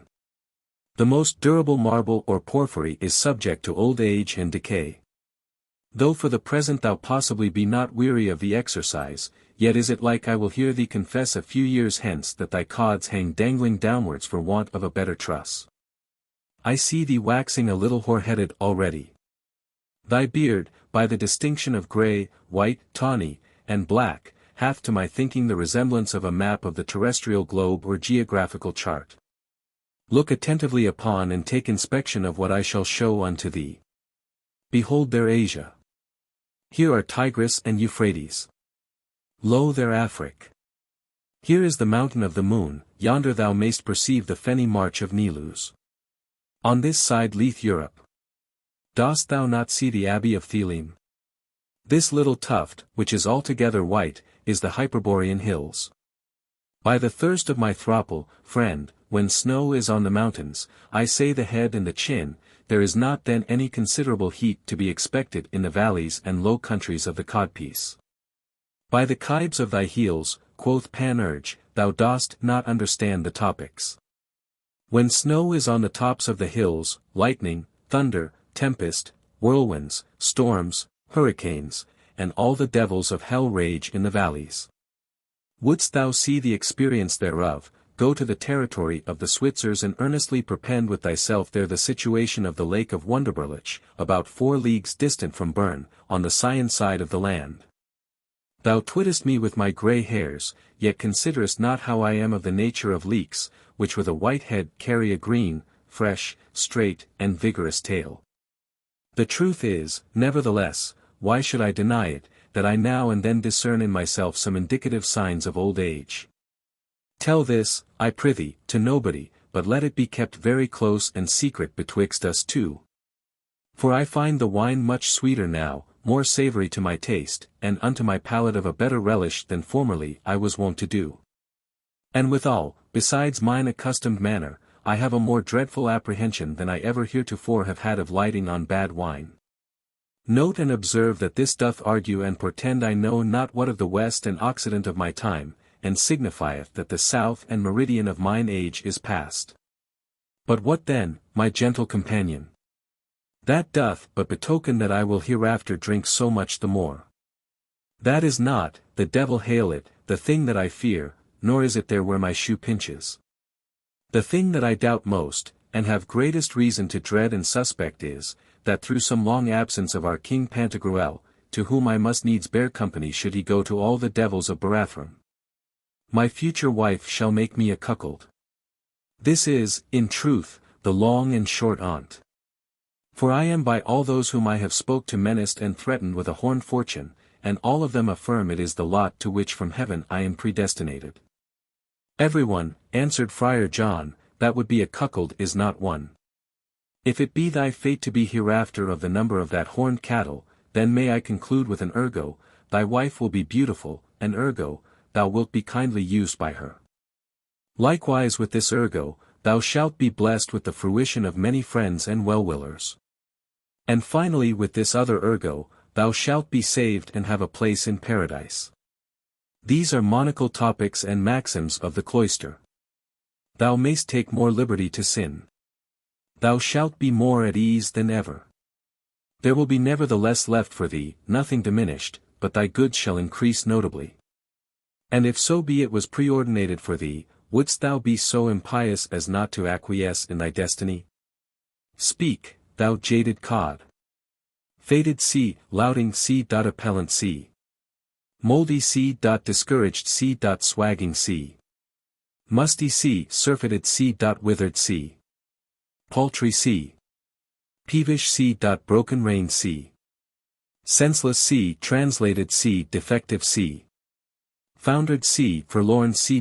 Crestfallen sea. Distempered sea. Unsavour sea. Felled sea. Bewrayed sea. Worm-eaten sea. Fleeted sea. Inveigled sea. Overtoiled sea. Cloyed sea. Dangling sea. Miserable sea. Squeezed sea. Stupid sea. Steeped sea. Resty sea. Seedless sea. Kneaded with cold. Pounded sea. Soaked sea. Water sea. Loose sea. Coldish sea. Hacked sea. Fruitless sea. Pickled sea. Flaggy sea. Riven sea. Churned sea. Scrubby sea. Pursy sea. Fillip sea. Drained sea. Fusty sea. Singlified sea. Hailed sea. Jadish sea. Begrimed sea. Lolling sea. Fistulous sea. Wrinkled sea. Drenched sea. Languishing sea. Fainted sea. Burst sea. Maleficiated sea.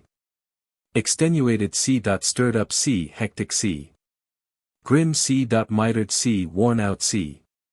Wasted sea. Peddlingly furnished ill-favored sea. Inflamed sea. Dunsified sea. Unhinged sea. Rusty sea. Macerated sea. Scurfy sea. Exhausted sea. Paralytic sea. Straddling sea. Perplexed sea. Degraded sea. Putrefied sea. Unheld sea. Benumbed sea. Maimed sea. Fizzled sea. Bat-like sea. Overlechered sea. Leprous sea. Fart-shotten sea. Drugly sea. Bruised sea. Sunburnt sea. Mitified sea. Spadonic sea. Pacified sea. Goat-ridden sea. Body sea. Blunted sea. Weakened sea. Mealy sea. Rankling tasted sea. Ass-ridden sea. Wrangling sea. Rooted out sea. Puff-pasted sea. Gangrene sea. Costive sea. Saint Anthonified sea. Crust-risen sea. Hailed on sea.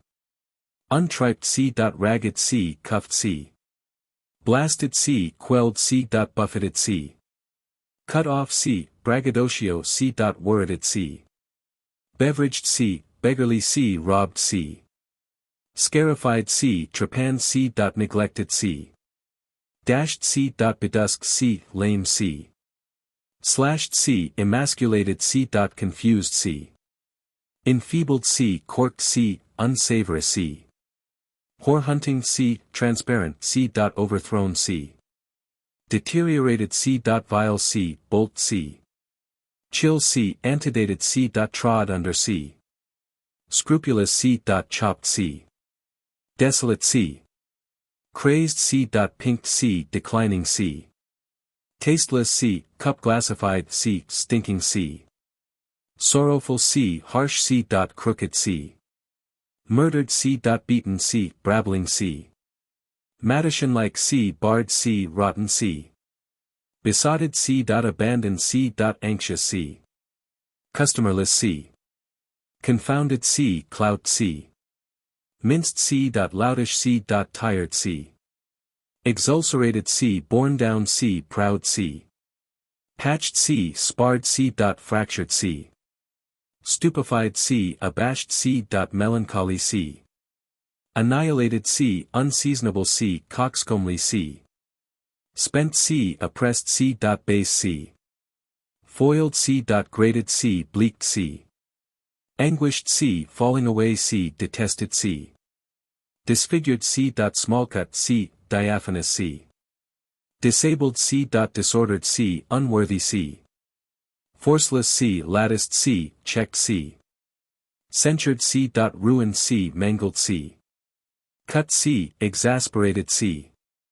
Turned over C. Rifled C. Rejected C. Harried C. Undone C. Belammed C. Flawed C. Corrected C. Fabricitant C. Froward C. Slit C. Perused C. Ugly C. Skittish C. Emasculated C. Drawn C. Spongy C. Roughly handled C. Riven C. Botched C. Examined C.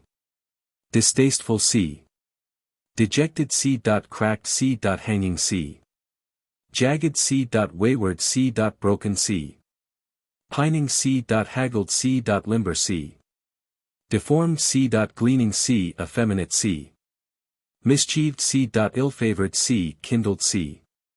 Cobbled C. Pulled C. Evacuated C. Embased C. Drooping C. Grieved C. Ransacked C. Faint C. Carking C. Despised C. Parched C. Disorderly C. Mangy C. Paltry C. Empty C. Abased C. Cankered C. Disquieted C. Supine C. Void C. Besisted C. Mended C. Vexed C. Confounded C. Dismayed C. Bestunk C. Hooked C. Diverous C. Winnowed C. Unlucky C. Wearied C. Decayed C. Sterile C. Sad C. Disastrous C. Beshitten C. Crossed C. Unhandsome C. Appeased C. Vainglorious C. Stumbed C. Caitiff C. Poor C. Barren C. Woeful C. Brown C. Wretched C. Unseemly C. Shrunken C. Feeble C. Heavy C.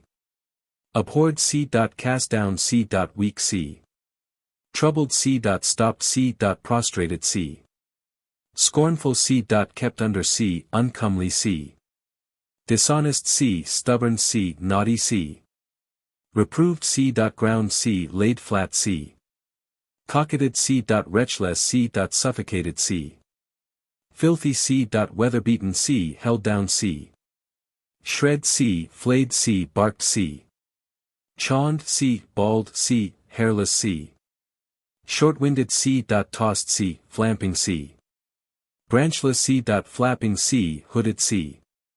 Chapped C. Cleft C. Wormy C. Failing C. Meager C. Besisted C. In his anxiety to swell his catalogue as much as possible, Sir Thomas Urquhart has set down this word twice. Deficient C. Dumpified C. Faulty C. Lean C. Suppressed C. Bemealed C. Consumed C. Hagged C. Mortified C. Used C. Jobbed C. Scurvy C. Puzzled C. Havocked C. Bescabbed C. Allayed C. Astonished C. Torn C. Spoiled C. Dulled C. Subdued C. Clagged C. Slow C. Sneaking C. Palsy-stricken C. Plucked up C. Bare C. Amazed C. Constipated C. Swart C. Bedunced C. Blown C. Smutched C. Extirpated C. Blockified C. Raised up C. Banged C. Pommeled C. Chopped C. Stripped C. Ultimauled C. Flirted C. Hoary C. Fallen away C. Blamed C. Blotted C. Stale C. Renzy C. Sunken C. Corrupted C. Frowning C. Ghastly C. Beflowered C. Limping C. Unpointed C. Amadied C. Revelled C. Beblistered C. Blackish C. Rammish C. Wizened C. Underlaid C. Gaunt C. Beggar-plated C. Loathing C. Beskimmered C. Doof C. Ill-filled C. Scraggy C. Clardy C. Bobbed C. Lank C. Lumpish C. Mated C. Swashering C. Abject C. Tawny C. Moiling C. Side C. Wheeled C. Swinking C. Choked up C. Besmeared C. Harried C. Backward C. Hollow C. Tugged C. Prolick C. Pantless C. Toad C. Spotted C. Guizened C. Misused C. Crumpled C. Demissed C. Atomitical C. Frumpled C. Refractory C. Balacatso to the devil, my dear friend Panurge, seeing it is so decreed by the gods, wouldst thou invert the course of the planets, and make them retrograde? Wouldst thou disorder all the celestial spheres, blame the intelligences, blunt the spindles, joint the werves, slander the spinning quills, reproach the bobbins, revile the clue-bottoms, and finally revel and untwist all the threads of both the warp and the waft of the weird sister Parsi? What a pox to thy bones dost thou mean, stony cod? Thou wouldst if thou couldst, a great deal worse than the giants of old intended to have done. Come hither, Billicollion. Whether wouldst thou be jealous without cause, or be a cuckold and know nothing of it? Neither the one nor the other, quoth Panurge, would I choose to be. But if I get an inkling of the matter, I will provide well enough, or there shall not be one stick of wood within 500 leagues about me whereof to make a cudgel. In good faith, Friar John, I speak now seriously unto thee, I think it will be my best not to marry. Hearken to what the bells do tell me, now that we are nearer to them. Do not marry, marry not, not. Marry, marry not. If thou marry, thou wilt miscarry, carry, thou lt repent it, resent it, sent it. If thou marry, thou a cuckold, a cuckoo cuckold thou shalt be. By the worthy wrath of God, I begin to be angry. This Campanilian oracle fretteth me to the guts, a March hare was never in such a chafe as I am. Oh how I am vexed. You monks and friars of the cowl-pated and hood-pulled fraternity, have you no remedy nor salve against this malady of graffing horns and heads? Hath nature so abandoned humankind, and of her help left us so destitute, that married men cannot know how to sail through the seas of this mortal life and be safe from the whirlpools, quicksands, rocks, and banks that lie alongst the coast of Cornwall? I will, said Friar John, show thee a way and teach thee an expedient by means whereof thy wife shall never make thee a cuckold without thy knowledge and thine own consent. Do me the favour, I pray thee, quoth Panurge, my pretty, soft, downy cod. Now tell it, Billy, tell it, I beseech thee. Take, quoth Friar John, Hans Carvel's ring upon thy finger, who was the king of Melinda's chief jeweller. Besides that this Hans Carvel had the reputation of being very skilful and expert in the lapidary's profession, he was a studious, learned, and ingenious man, a scientific person, full of knowledge, a great philosopher, of a sound judgment, of a prime wit, good sense, clear-spirited, an honest creature, courteous, charitable, a giver of alms, and of a jovial humour, a boon companion, and a merry blade, if ever there was any in the world. He was somewhat gorbelied, had a little shake in his head, and was in effect unwieldy of his body. In his old age he took to wife the bailiff of Concordet's daughter, young, fair, jolly, gallant, spruce, frisk, brisk, neat, feat, smirk, smug, compt, quaint, gay, fine, tricksy, trim, decent, proper, graceful, handsome, beautiful, comely, and kind, a little too much, to her neighbours and acquaintance. Hereupon it fell out, after the expiring of a scantling of weeks, that Master Carvel became as jealous as a tiger, and entered into a very profound suspicion that his new-married Gixie did keep a buttock stirring with others. To prevent which inconveniency he did tell her many tragical stories of the total ruin of several kingdoms by adultery, did read unto her the legend of chaste wives.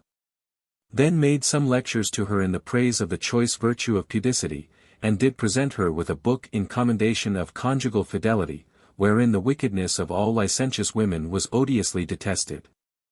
And withal he gave her a chain enriched with pure oriental sapphires.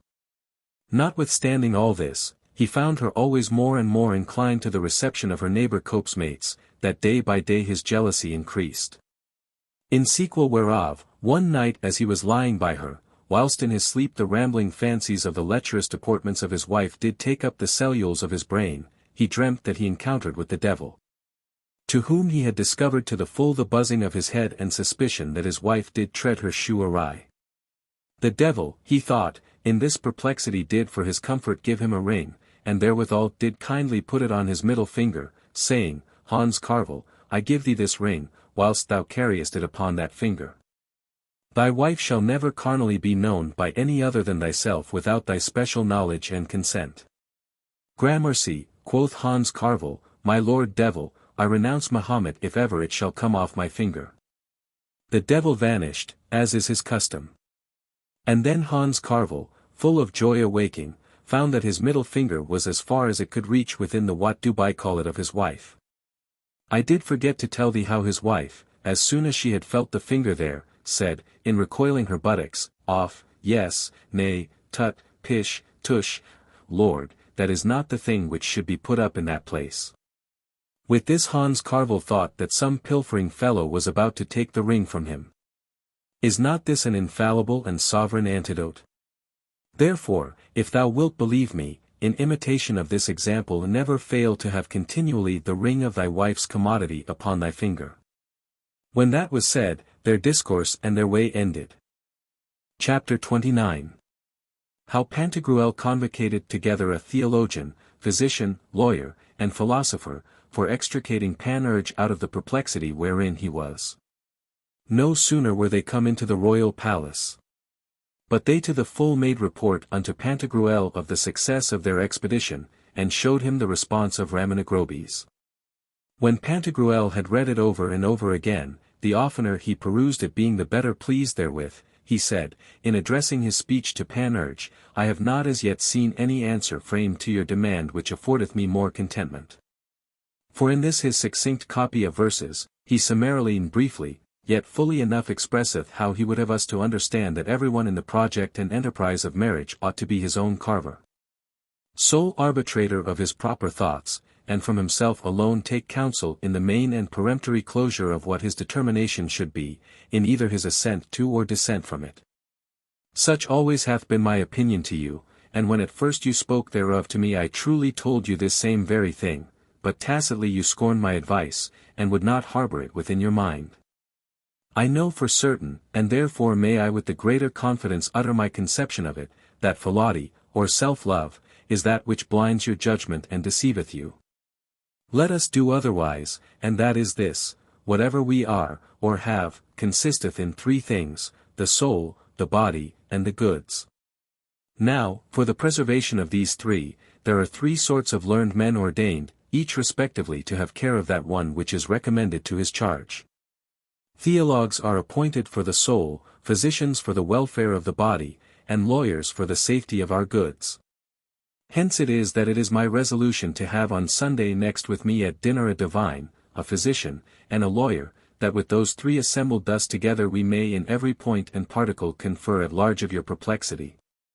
By St. Pico, answered Panurge, we never shall do any good that way, I see it already. And you see yourself how the world is vilely abused, as when with a foxtail one claps another's breech to cajole him. We give our souls to keep to the theologues, who for the greater part are heretics. Our bodies we commit to the physicians, who never themselves take any physic. And then we entrust our goods to the lawyers, who never go to law against one another. You speak like a courtier, quoth Pantagruel. But the first point of your assertion is to be denied. For we daily see how good theologues make it their chief business, their whole and sole employment, by their deeds, their words, and writings, to extirpate errors and heresies out of the hearts of men, and in their stead profoundly plant the true and lively faith. The second point you spoke of I commend. For, whereas the professors of the art of medicine give so good order to the prophylactic, or conservative part of their faculty, in what concerneth their proper healths, that they stand in no need of making use of the other branch, which is the curative or therapeutic, by medicaments. As for the third, I grant it to be true, for learned advocates and counselors at law are so much taken up with the affairs of others in their consultations, pleadings, and such like patrocinations of those who are their clients, that they have no leisure to attend any controversies of their own. Therefore, on the next ensuing Sunday, let the divine be our godly father Hippothéty, the physician our honest master Rondibulus, and our legist our friend Bridlegoose. Nor will it be, to my thinking, amiss, that we enter into the Pythagoric field, and choose for an assistant to the three aforenamed doctors our ancient faithful acquaintance, the philosopher Truilligan. Especially seeing a perfect philosopher, such as is Truilligan, is able positively to resolve all whatsoever doubts you can propose. Carpelin, have you a care to have them here all four on Sunday next at dinner, without fail? I believe, quoth Epistman, that throughout the whole country, in all the corners thereof, you could not have pitched upon such other four. Which I speak not so much in regard of the most excellent qualifications and accomplishments wherewith all of them are endowed for the respective discharge and management of each his own vocation and calling, wherein without all doubt or controversy they are the paragons of the land. And surpass all others, as for that Rondibilis is married now, who before was not, Hippothédie was not before, nor is yet, Bridal Goose was married once, but is not now, and Truilligan is married now, who wedded was to another wife before. Sir, if it may stand with your good liking, I will ease Carpelin of some parcel of his labour, and invite Bridal Goose myself, with whom I of a long time have had a very intimate familiarity. And unto whom I am to speak on the behalf of a pretty hopeful youth who now studieth at Toulouse, under the most learned virtuous Dr. Boissonnet. Do what you deem most expedient, quoth Pantagruel, and tell me if my recommendation can in anything be steadable for the promoval of the good of that youth, or otherwise serve for bettering of the dignity and office of the worthy Boissonnet, whom I do so love and respect for one of the ablest and most sufficient in his way that anywhere are extant. Sir, I will use therein my best endeavours, and heartily bestir myself about it. Chapter 30. How the Theologue, Hippothédie, giveth counsel to Panurge in the matter and business of his nuptial enterprise. The dinner on the subsequent Sunday was no sooner made ready than that the aforenamed invited guests gave thereto their appearance, all of them. Bridal Goose only excepted, who was the deputy governor of Fonsbetten. At the ushering in of the second service Panurge, making a low reverence, spake thus, Gentlemen, the question I am to propound unto you shall be uttered in very few words, should I marry or no? If my doubt herein be not resolved by you, I shall hold it altogether insolvable, as are the insolubilia de Eliaco. For all of you are elected, chosen, and culled out from amongst others, everyone in his own condition and quality, like so many picked peas on a carpet. The father Hippothédie, in obedience to the bidding of Pantagruel, and with much courtesy to the company, answered exceeding modestly after this manner, My friend, you are pleased to ask counsel of us, but first you must consult with yourself.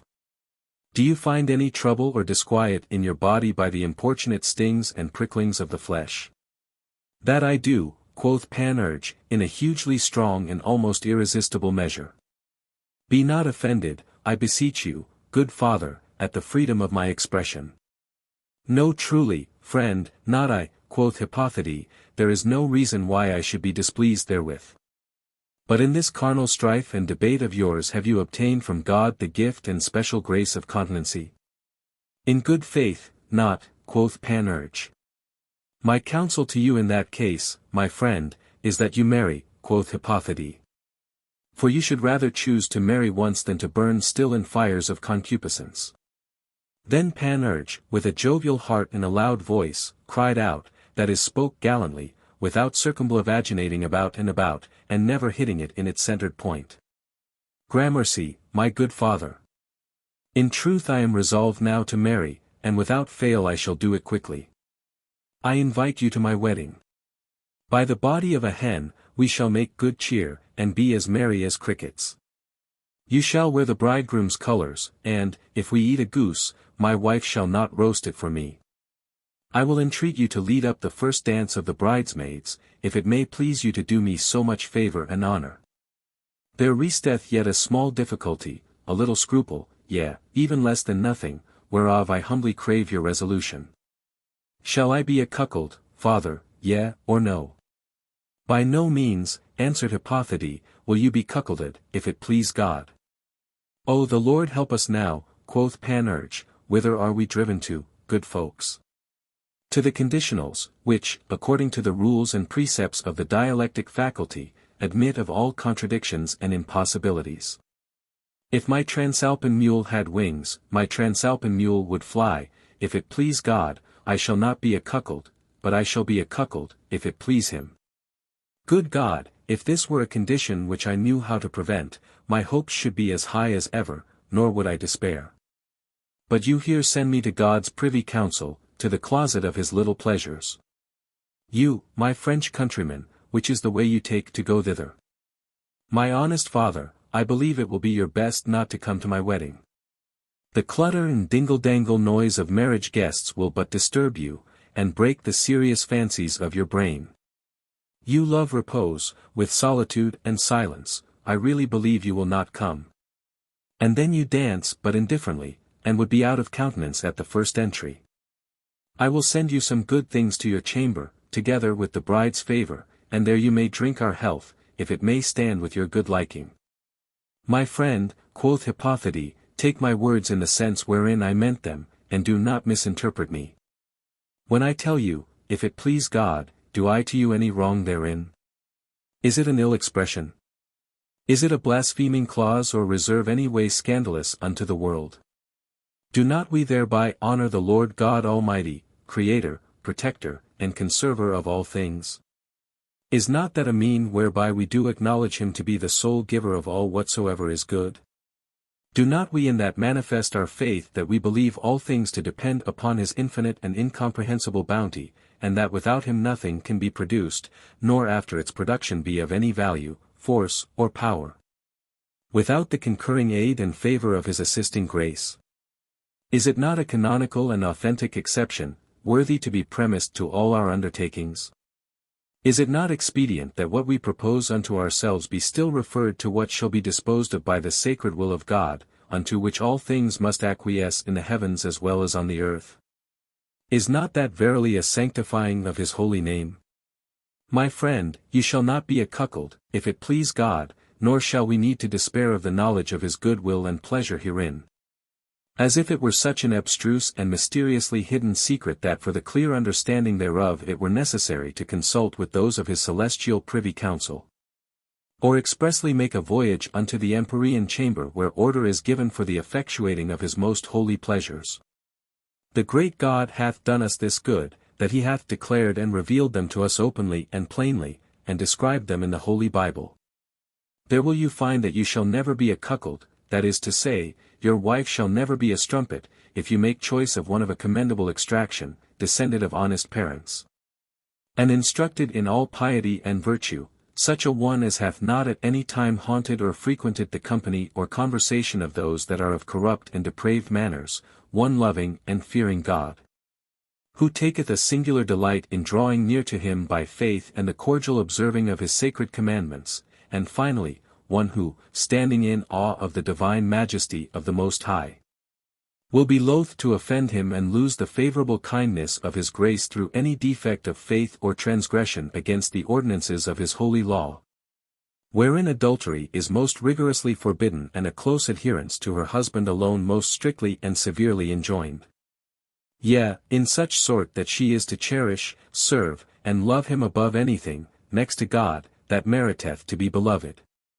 In the interim, for the better schooling of her in these instructions, and that the wholesome doctrine of a matrimonial duty may take the deeper root in her mind, you must needs carry yourself so on your part, and your behavior is to be such, that you are to go before her in a good example, by entertaining her unfeignedly with a conjugal amity, by continually approving yourself in all your words and actions a faithful and discreet husband, and by living, not only at home and privately with your own household and family, but in the face also of all men in open view of the world, devoutly, virtuously, and chastely. As you would have her on her side to deport and to demean herself towards you, as becomes a godly, loyal, and respectful wife, who mocketh conscience to keep inviolable the tie of a matrimonial oath. For as that looking-glass is not the best which is most decked with gold and precious stones, but that which representeth to the eye the liveliest shapes of objects set before it, even so that wife should not be most esteemed who richest is and of the noblest race, but she who, fearing God, conforms herself nearest unto the humour of her husband. Consider how the moon doth not borrow her light from Jupiter, Mars, Mercury, or any other of the planets, nor yet from any of those splendid stars which are set in the spangled firmament, but from her husband only, the bright sun. which she receiveth from him more or less, according to the manner of his aspect and variously bestowed irradiations.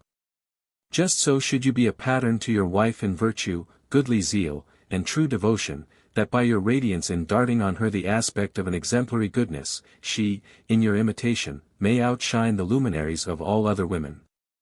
To this effect you daily must implore God's grace to the protection of you both. You would have me then, quoth Panurge, twisting the whiskers of his beard on either side with the thumb and forefinger of his left hand, to espouse and take to wife the prudent frugal woman described by Solomon. Without all doubt she is dead, and truly to my best remembrance I never saw her, the Lord forgive me. Nevertheless, I thank you, Father. Eat this slice of marchpane, it will help your digestion. Then shall you be presented with a cup of claret hippocras, which is right healthful and stomachal. Let us proceed. Chapter 31. How the physician Rondibulus counselleth Panurge. Panurge, continuing his discourse, said, the first word which was spoken by him who gelded the lubberly, quaffing monks of Sociniac, after that he had unston Friar Caldoriel, was this. To the rest. In like manner, I say, to the rest. Therefore I beseech you, my good master Rondibulus, should I marry or not? By the raking pace of my mule, quoth Rondibulus, I know not what answer to make to this problem of yours.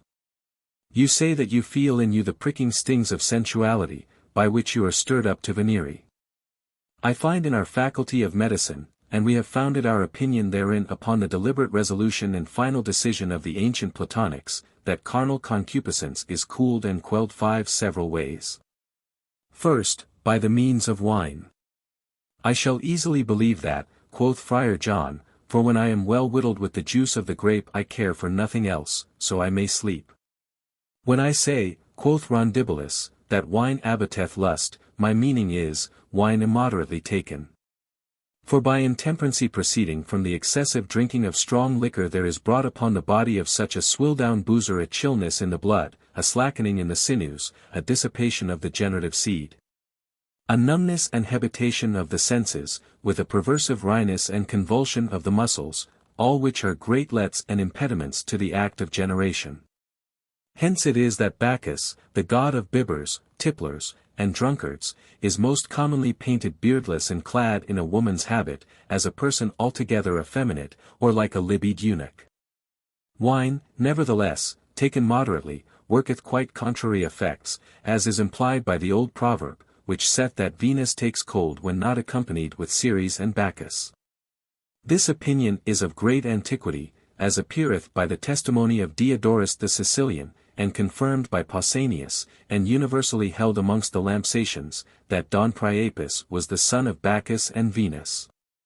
Secondly, the fervency of lust is abetted by certain drugs, plants, herbs, and roots, which make the taker cold, maleficiated, unfit for, and unable to perform the act of generation. As hath been often experimented in the water lily, Heraclea, Agnus castus, willow twigs, hemp stalks, woodbine, honeysuckle, tamarisk, chaste tree, mandrake, bennet, kekbugloss, the skin of a hippopotam, and many other such, which, by convenient doses proportioned to the peccant humour and constitution of the patient, being duly and seasonably received within the body, what by their elementary virtues on the one side and peculiar properties on the other, do either benumb, mortify, and beclumps with cold the prolific cements, or scatter and disperse the spirits which ought to have gone along with and conducted the sperm to the places destined and appointed for its reception, or lastly, shut up, stop, and obstruct the ways, passages, and conduits through which the seed should have been expelled, evacuated, and ejected. We have nevertheless of those ingredients which, being of a contrary operation, heat the blood, bend the nerves, unite the spirits, quicken the senses, strengthen the muscles, and thereby rouse up, provoke, excite, and enable a man to the vigorous accomplishment of the feat of amorous dalliance. I have no need of those, quoth Panurge, God be thanked, and you, my good master. Howsoever, I pray you, take no exception or offence at these my words, for what I have said was not out of any ill will I did bear to you, the Lord he knows. Thirdly, the ardor of lechery is very much subdued and mated by frequent labor and continual toiling. For by painful exercises and laborious working so great a dissolution is brought upon the whole body, that the blood, which runneth alongst the channels of the veins thereof for the nourishment and alimentation of each of its members, hath neither time, leisure, nor power to afford the seminal resudation, or superfluity of the third concoction, which nature most carefully reserves for the conservation of the individual, whose preservation she more heedfully regardeth than the propagating of the species and the multiplication of humankind. Whence it is that Diana is said to be chaste, because she is never idle, but always busied about her hunting. For the same reason was a camp or leaguer of old called castrum, as if they would have said castum. Because the soldiers, wrestlers, runners, throwers of the bar, and other such like athletic champions as are usually seen in a military circumvallation, do incessantly travail and turmoil, and are in a perpetual stir and agitation. To this purpose Hippocrates also writeth in his book, De Air, Aqua et Locis, that in his time there were people in Scythia as impotent as eunuchs in the discharge of a Venerian exploit, because that without any cessation, pause, or respite they were never from off horseback, or otherwise assiduously employed in some troublesome and molesting drudgery. On the other part, in opposition and repugnancy hereto, the philosophers say that idleness is the mother of luxury. When it was asked Ovid, why Aegisthus became an adulterer, he made no other answer but this, because he was idle. Who were able to rid the world of loitering and laziness might easily frustrate and disappoint Cupid of all his designs, aims, engines, and devices, and so disable and appall him that his bow, quiver, and darts should from thenceforth be a mere needless load and burden to him, for that it could not then lie in his power to strike or wound any of either sex with all the arms he had. He is not, I believe, so expert an archer as that he can hit the cranes flying in the air, or yet the young stags skipping through the thickets, as the Parthians knew well how to do. That is to say, people moiling, stirring and hurrying up and down, restless, and without repose. He must have those hushed, still, quiet, lying at a stay, lither, and full of ease, whom he is able, though his mother help him, to touch, much less to pierce with all his arrows. In confirmation hereof, Theophrastus, being asked on a time what kind of beast or thing he judged a toyish, wanton love to be, he made answer, that it was a passion of idle and sluggish spirits. From which pretty description of tickling love tricks that of Diogenes as hatching was not very discrepant, when he defined lechery the occupation of folks destitute of all other occupation. For this cause the Ciconian engraver Canichus, being desirous to give us to understand that sloth, drowsiness, negligence, and laziness were the prime guardians and governesses of ribaldry, made the statue of Venus, not standing, as other stone cutters had used to do, but sitting. Fourthly, the tickling pricks of incontinency are blunted by an eager study. For from thence proceedeth an incredible resolution of the spirits, that oftentimes there do not remain so many behind as may suffice to push and thrust forwards the generative resudation to the places thereto appropriated, and therewithal inflate the cavernous nerve whose office is to ejaculate the moisture for the propagation of human progeny. Lest you should think it is not so, be pleased but to contemplate a little the form, fashion, and carriage of a man exceeding earnestly set upon some learned meditation, and deeply plunged therein. And you shall see how all the arteries of his brains are stretched forth and bent like the string of a crossbow, the more promptly, dexterously, and copiously to suppeditate, furnish, and supply him with store of spirit sufficient to replenish and fill up the ventricles, seats, tunnels, mansions, receptacles, and cellules of the common sense, of the imagination, apprehension, and fancy, of the ratiocination, arguing, and resolution, as likewise of the memory, recordation, and remembrance. And with great alacrity, nimbleness, and agility to run, pass, and course from the one to the other, through those pipes, windings, and conduits which to skilful anatomists are perceivable at the end of the wonderful net where all the arteries close in a terminating point. Which arteries, taking their rise and origin from the left capsule of the heart, bring through several circuits, ambages, and anfractuosities, the vital, to subtilize and refine them to the ethereal purity of animal spirits. Nay, in such a studiously musing person you may be so extravagant raptures of one as it were out of himself, that all his natural faculties for that time will seem to be suspended from each their proper charge and office, and his exterior senses to be at a stand. In a word, you cannot otherwise choose than think that he is by an extraordinary ecstasy quite transported out of what he was, or should be.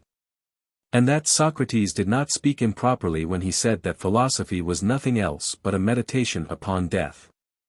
This possibly is the reason why Democritus deprived himself of the sense of seeing, prizing at a much lower rate the loss of his sight than the diminution of his contemplations, which he frequently had found disturbed by the vagrant flying out strayings of his unsettled and roving eyes.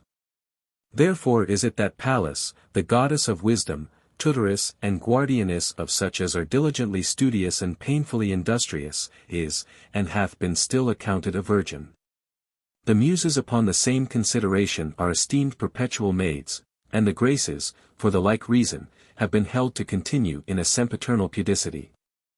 I remember to have read that Cupid, on a time being asked of his mother Venus why he did not assault and set upon the Muses, his answer was that he found them so fair, so sweet, so fine, so neat, so wise, so learned, so modest, so discreet, so courteous, so virtuous, and so continually busied and employed, one in the speculation of the stars, another in the supputation of numbers, the third in the dimension of geometrical quantities, the fourth in the composition of heroic poems, the fifth in the jovial interludes of a comic strain, the sixth in the stately gravity of a tragic vein, the seventh in the melodious disposition of musical airs, the eighth in the completest manner of writing histories and books on all sorts of subjects, and the ninth in the mysteries, secrets, and curiosities of all sciences, faculties, disciplines, and arts whatsoever, whether liberal or mechanic. That approaching near unto them he unbended his bow, shut his quiver, and extinguished his torch, through mere shame and fear that by mischance he might do them some hurt or prejudice. Which done, he thereafter put off the fillet wherewith his eyes were bound to look them in the face, and to hear their melody in poetic odes. There took he the greatest pleasure in the world, that many times he was transported with their beauty and pretty behavior, and charmed asleep by the harmony, so far was he from assaulting them or interrupting their studies.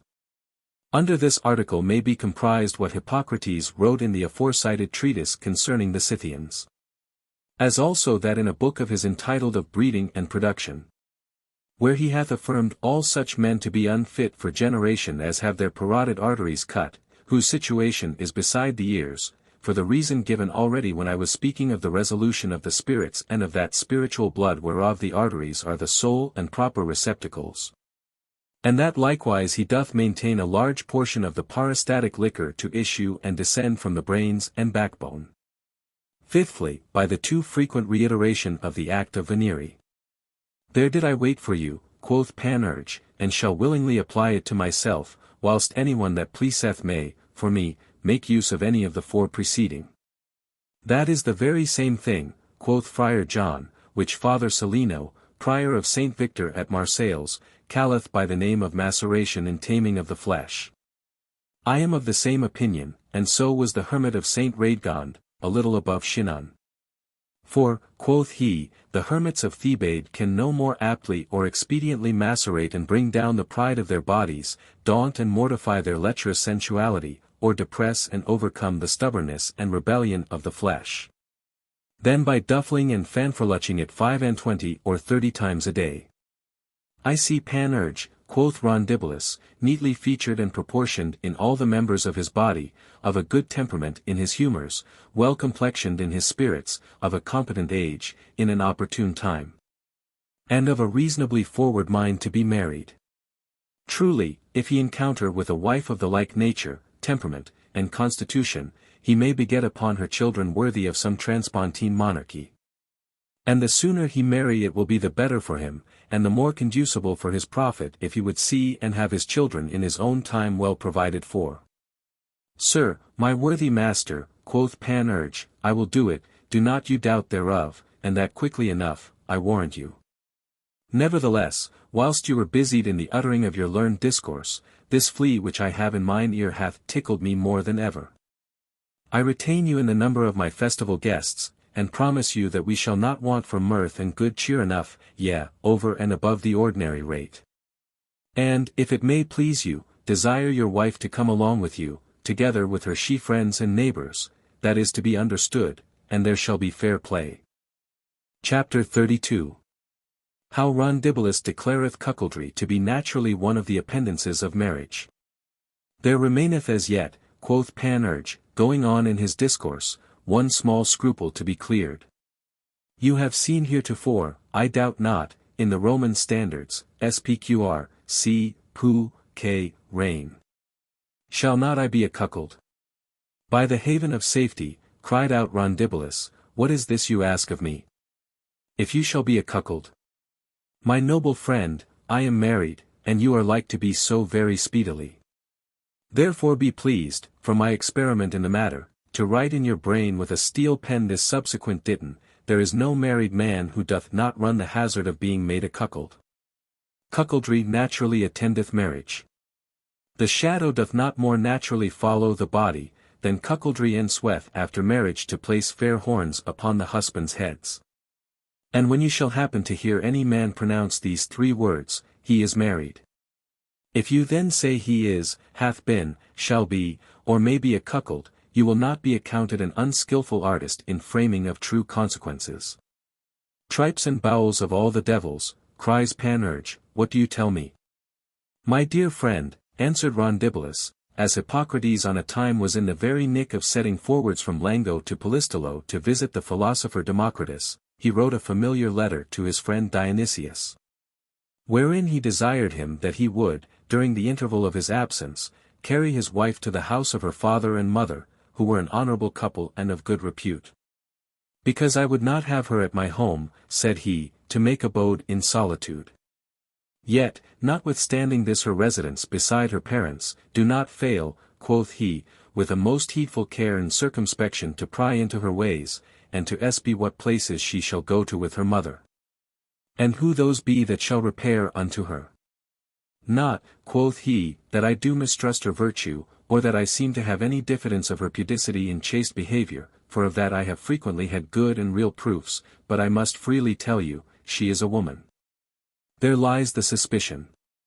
My worthy friend, the nature of women is set forth before our eyes and represented to us by the moon, in divers other things as well as in this, that they squat, skulk, constrain their own inclinations, and, with all the cunning they can, dissemble and play the hypocrite in the sight and presence of their husbands. Who come no sooner to be out of the way, but that forthwith they take their advantage, pass the time merrily, desist from all labour, frolic it, gad abroad, lay aside their counterfeit garb, and openly declare and manifest the interior of their dispositions, even as the moon, when she is in conjunction with the sun, is neither seen in the heavens nor on the earth, but in her opposition, when remotest from him, shineth in her greatest fullness, and wholly appeareth in her brightest splendour whilst it is night. Thus women are but women. When I say womankind, I speak of a sex so frail, so variable, so changeable, so fickle, inconstant, and imperfect, that in my opinion nature, under favour, nevertheless, of the prime honour and reverence which is due unto her, did in a manner mistake the road which she had traced formerly, and stray exceedingly from that excellence of providential judgment by the which she had created and formed all other things, when she built, framed, and made up the woman. And having thought upon it 105 times, I know not what else to determine therein, save only that in the devising, hammering, forging, and composing of the woman she hath had a much tenderer regard, and by a great deal more respectful heed to the delightful consortship and sociable delectation of the man, than to the perfection and accomplishment of the individual womanishness or muliebrity. The divine philosopher Plato was doubtful in what rank of living creatures to place and collocate them, whether amongst the rational animals, by elevating them to an upper seat in the specifical classes of humanity, or with the irrational, by degrading them to a lower bench on the opposite side, of a brutal kind, and mere bestiality. For nature hath posited in a privy, secret, and intestine place of their bodies, a sort of member, by some not impertinently termed an animal, which is not to be found in men. Therein sometimes are engendered certain humours so saltish, brackish, clammy, sharp, nipping, tearing, prickling, and most eagerly tickling, that by their stinging acrimony, rending nitrosity, figging itch, wriggling morticancy, and smarting salsitude, for the said member is altogether sinewy and of a most quick and lively feeling, their whole body is shaken and ebrangled, their senses totally ravished and transported. The operations of their judgment and understanding utterly confounded, and all disordinate passions and perturbations of the mind thoroughly and absolutely allowed, admitted, and approved of. Yea, in such sort that if nature had not been so favourable unto them as to have sprinkled their forehead with a little tincture of bashfulness and modesty, ye should see them in a so frantic mood run mad after lechery, and hie a pace up and down with haste and lust, in quest of and to fix some chamber standard in their Paphian ground, that never did the Proetides, Mamalonides, nor Leonthiades deport themselves in the time of their Bacchanalian festivals more shamelessly, or with a so affronted and brazen-faced impudency. Because this terrible animal is knit unto, and hath an union with all the chief and most principal parts of the body, as to anatomists is evident. Let it not here be thought strange that I should call it an animal, seeing therein I do no otherwise than follow and adhere to the doctrine of the academic and peripatetic philosophers.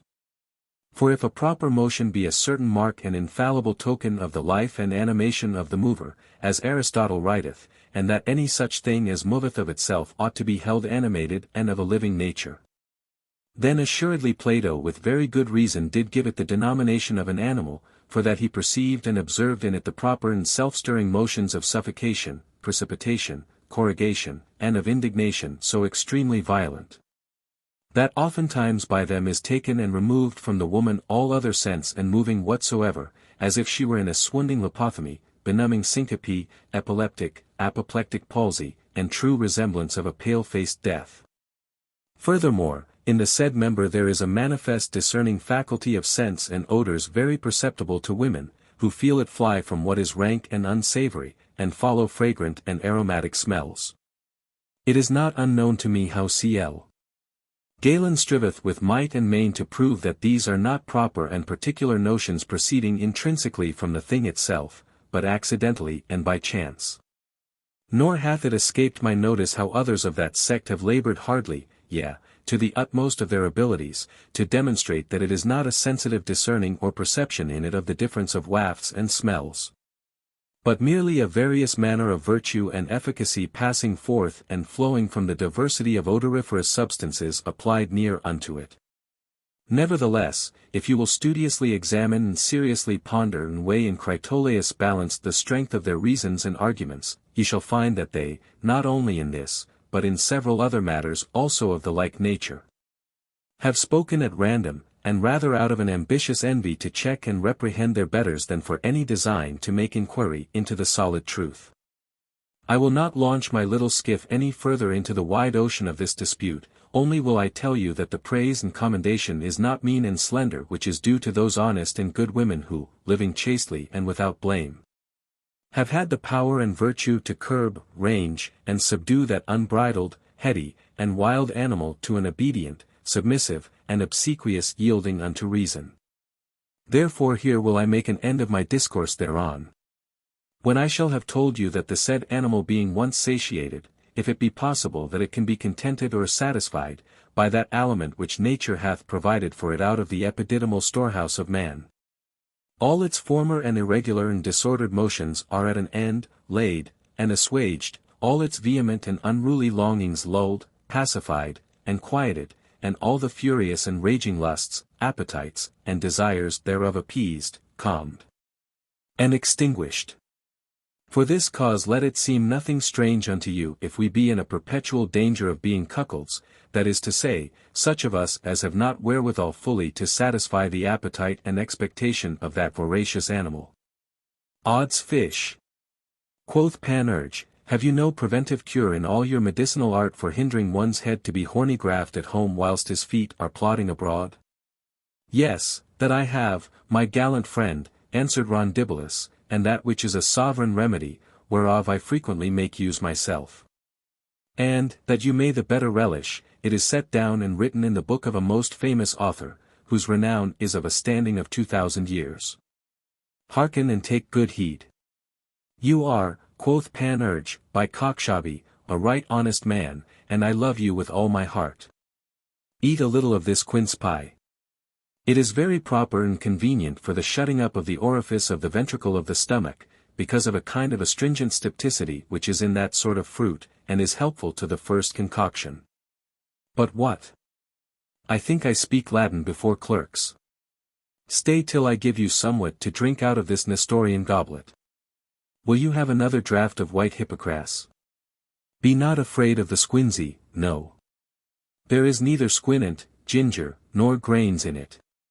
Only a little choice cinnamon, and some of the best refined sugar, with the delicious white wine of the growth of that vine which was set in the slips of the great sorbapple above the walnut tree. Chapter 33.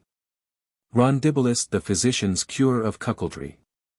At that time, quoth Rondibolus, when Jupiter took a view of the state of his Olympic house and family, and that he had made the calendar of all the gods and goddesses, appointing unto the festival of every one of them its proper day and season, establishing certain fixed places and stations for the pronouncing of oracles and relief of travelling pilgrims, and ordaining victims, immolations, and sacrifices suitable and correspondent to the dignity and nature of the worshipped and adored deity, did not he do, asked Panurge, therein as Tintagel, the bishop of Auxerre, is said once to have done. This noble prelate loved entirely the pure liquor of the grape, as every honest and judicious man doth, therefore was it that he had an especial care in regard to the bud of the vine tree as to the great-grandfather of Bacchus. But so it is, that for sundry years together he saw a most pitiful havoc, desolation, and destruction made amongst the sprouts, shootings, buds, blossoms, and scions of the vines by hoary frost, dank fogs, hot mists, unseasonable colds, chill blasts, thick hail, and other calamitous chances of foul weather, happening, as he thought, by the dismal inauspiciousness of the holy days of St. George, St. Mary, St. Paul, St. Eutrope, Holy Rood, the Ascension, and other festivals, in that time when the sun passeth under the sign of Taurus. And thereupon harboured in his mind this opinion, that the aforenamed saints were Saint Hail-flingers, Saint Frost-senders, Saint Fog-mongers, and Saint Spoilers of the vine buds. For which cause he went about to have transmitted their feasts from the spring to the winter, to be celebrated between Christmas and Epiphany, so the mother of the three kings called it. Allowing them with all honour and reverence the liberty then to freeze, hail, and rain as much as they would. For that he knew that at such a time frost was rather profitable than hurtful to the vine buds, and in their steads to have placed the festivals of Saint Christopher, Saint John the Baptist, Saint Magdalene, Saint Anne, Saint Domingo, and Saint Lawrence. Yea, and to have gone so far as to collocate and transpose the middle of August in and to the beginning of May, because during the whole space of their solemnity there was so little danger of hoary frosts and cold mists, that no artificers are then held in greater request than the afforders of refrigerating inventions, makers of junkets, fit disposers of cooling shades, composers of green arbours, and refreshers of wine. Jupiter, said Rondibolus, forgot the poor devil Cuckoldry, who was then in the court at Paris very eagerly soliciting a peddling suit at law for one of his vassals and tenants. Within some few days thereafter, I have forgot how many, when he got full notice of the trick which in his absence was done unto him, he instantly desisted from prosecuting legal processes in the behalf of others, full of solicitude to pursue after his own business, lest he should be foreclosed, and thereupon he appeared personally at the tribunal of the great Jupiter, displayed before him the importance of his preceding merits, together with the acceptable services which in obedience to his commandments he had formerly performed. And therefore in all humility begged of him that he would be pleased not to leave him alone amongst all the sacred potentates, destitute and void of honour, reverence, sacrifices, and festival ceremonies. To this petition Jupiter's answer was excusatory, that all the places and offices of his house were bestowed. Nevertheless, so importuned was he by the continual supplications of Monsieur Cuckoldry, that he, in fine, placed him in the rank, list, roll, rubric, and catalogue, and appointed honours, sacrifices, And festival rites to be observed on earth in great devotion, and tendered to him with solemnity. The feast, because there was no void, empty, nor vacant place in all the calendar, was to be celebrated jointly with, and on the same day that had been consecrated to the goddess Jealousy. His power and dominion should be over married folks, especially such as had handsome wives. His sacrifices were to be suspicion, diffidence, mistrust, a lowering pouting sullenness, watchings, wardings, researchings, plyings, explorations, together with the waylayings, ambushes, narrow observations, and malicious doggings of the husband's scouts and espials of the most privy actions of their wives.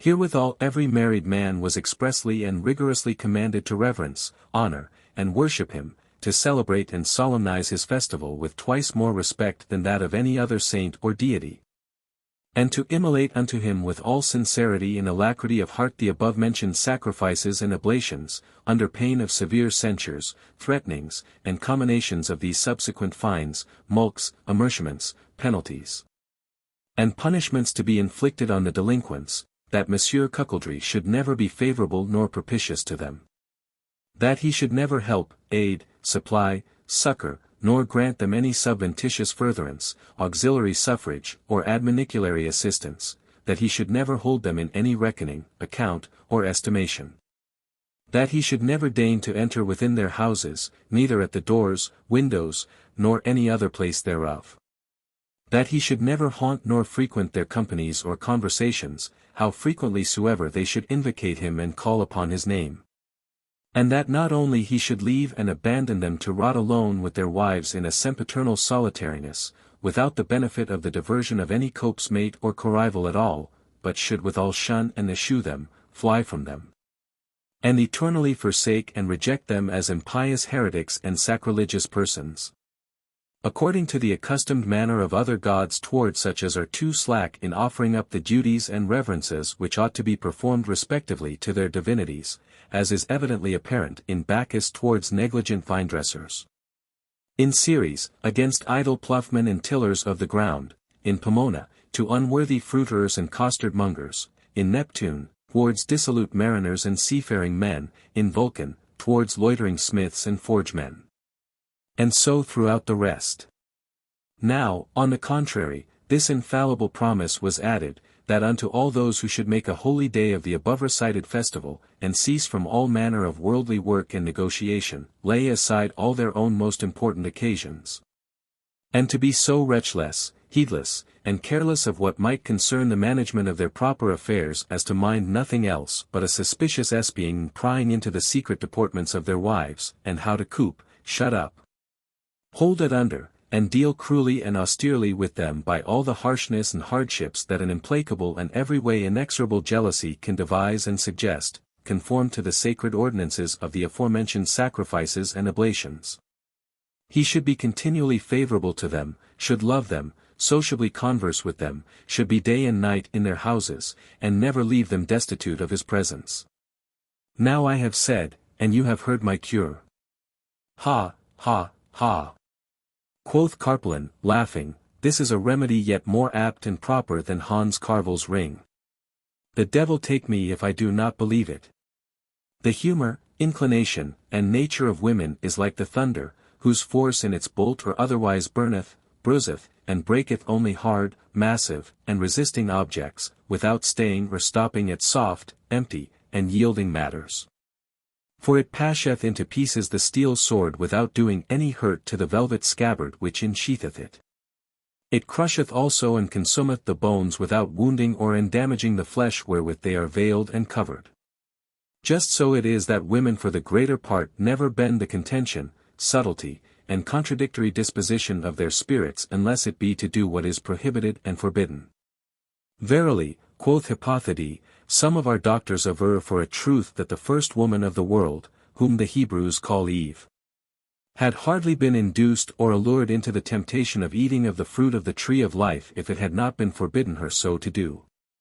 And that you may give the more credit to the validity of this opinion, consider how the cautelous and wily tempter did commemorate unto her, for an antecedent to his enthymeme, the prohibition which was made to taste it, as being desirous to infer from thence, it is forbidden thee. Therefore thou shouldst eat of it, else thou canst not be a woman. Chapter 34. How women ordinarily have the greatest longing after things prohibited.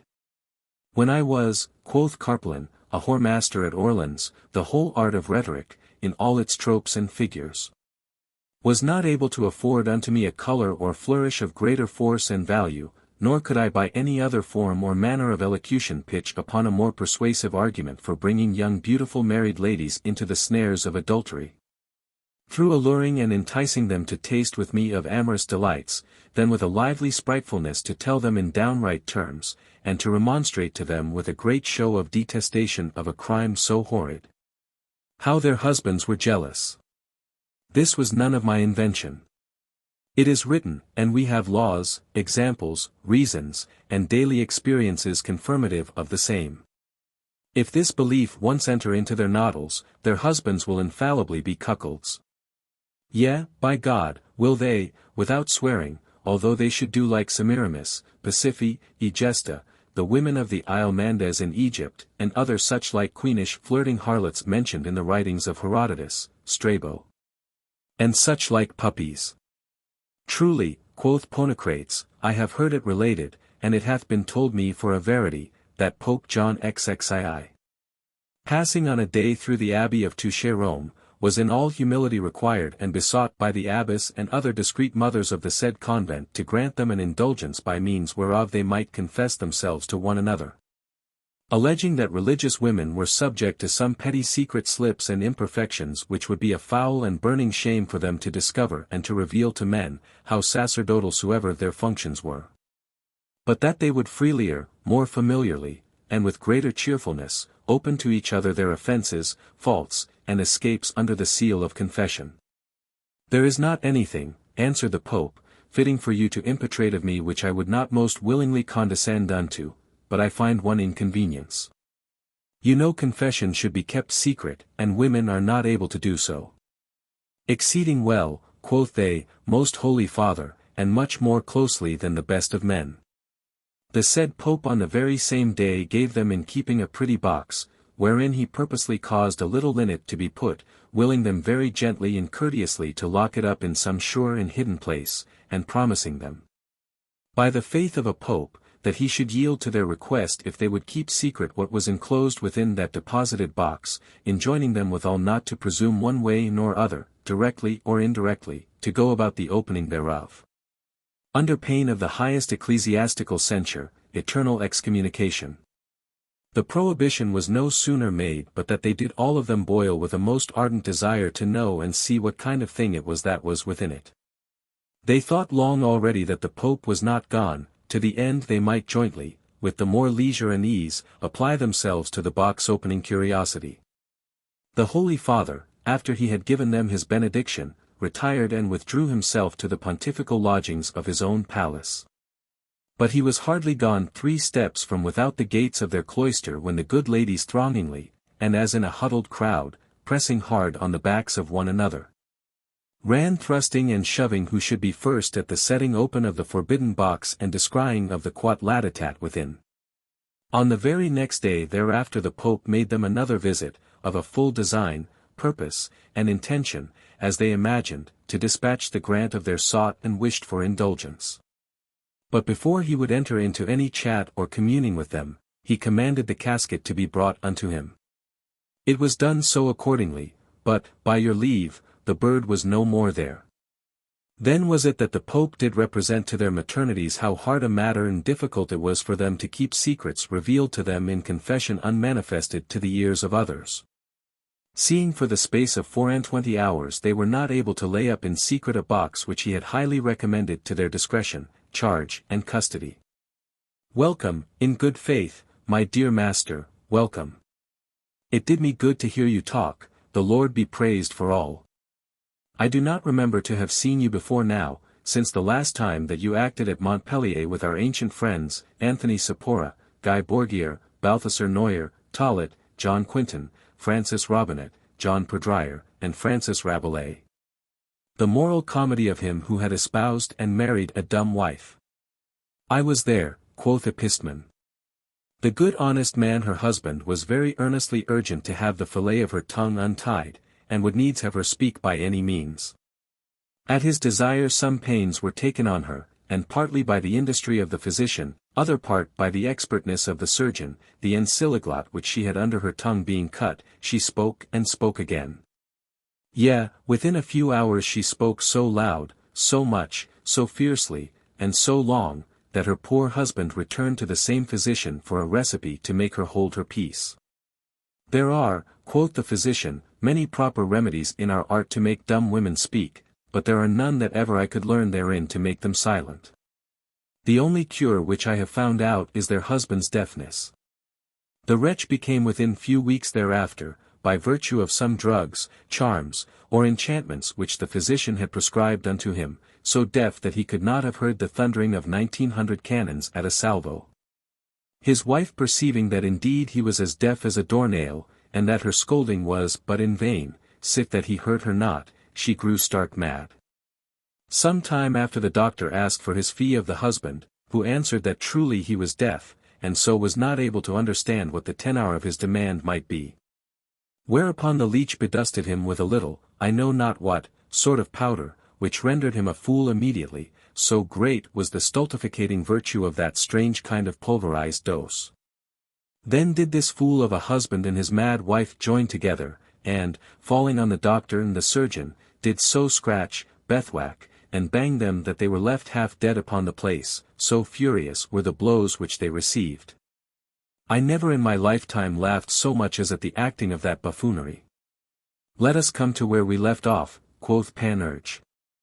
Your words, being translated from the clapperdogeons to plain English, do signify that it is not very inexpedient that I marry, and that I should not care for being a cuckold. You have there hit the nail on the head.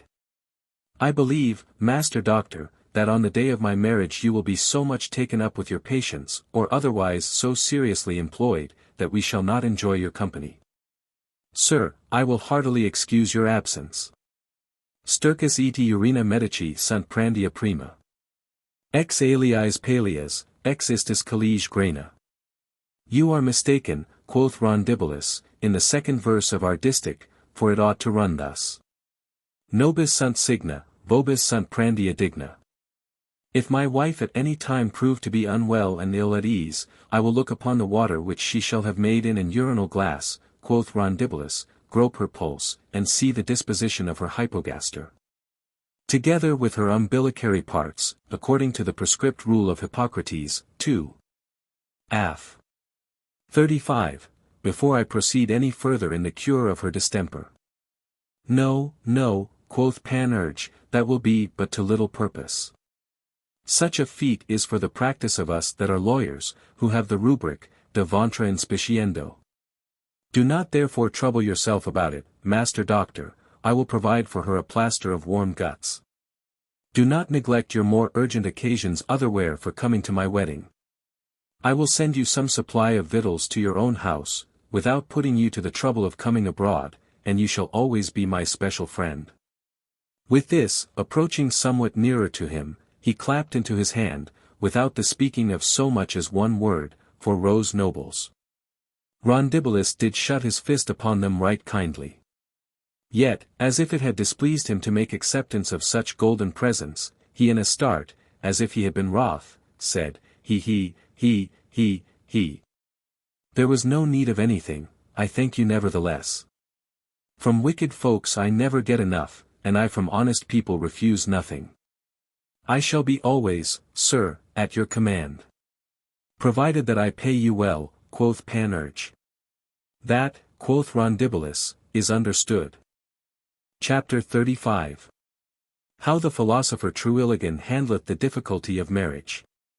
As this discourse was ended, Pantagruel said to the philosopher Tertullian, our loyal, honest, true, and trusty friend, the lamp from hand to hand is come to you.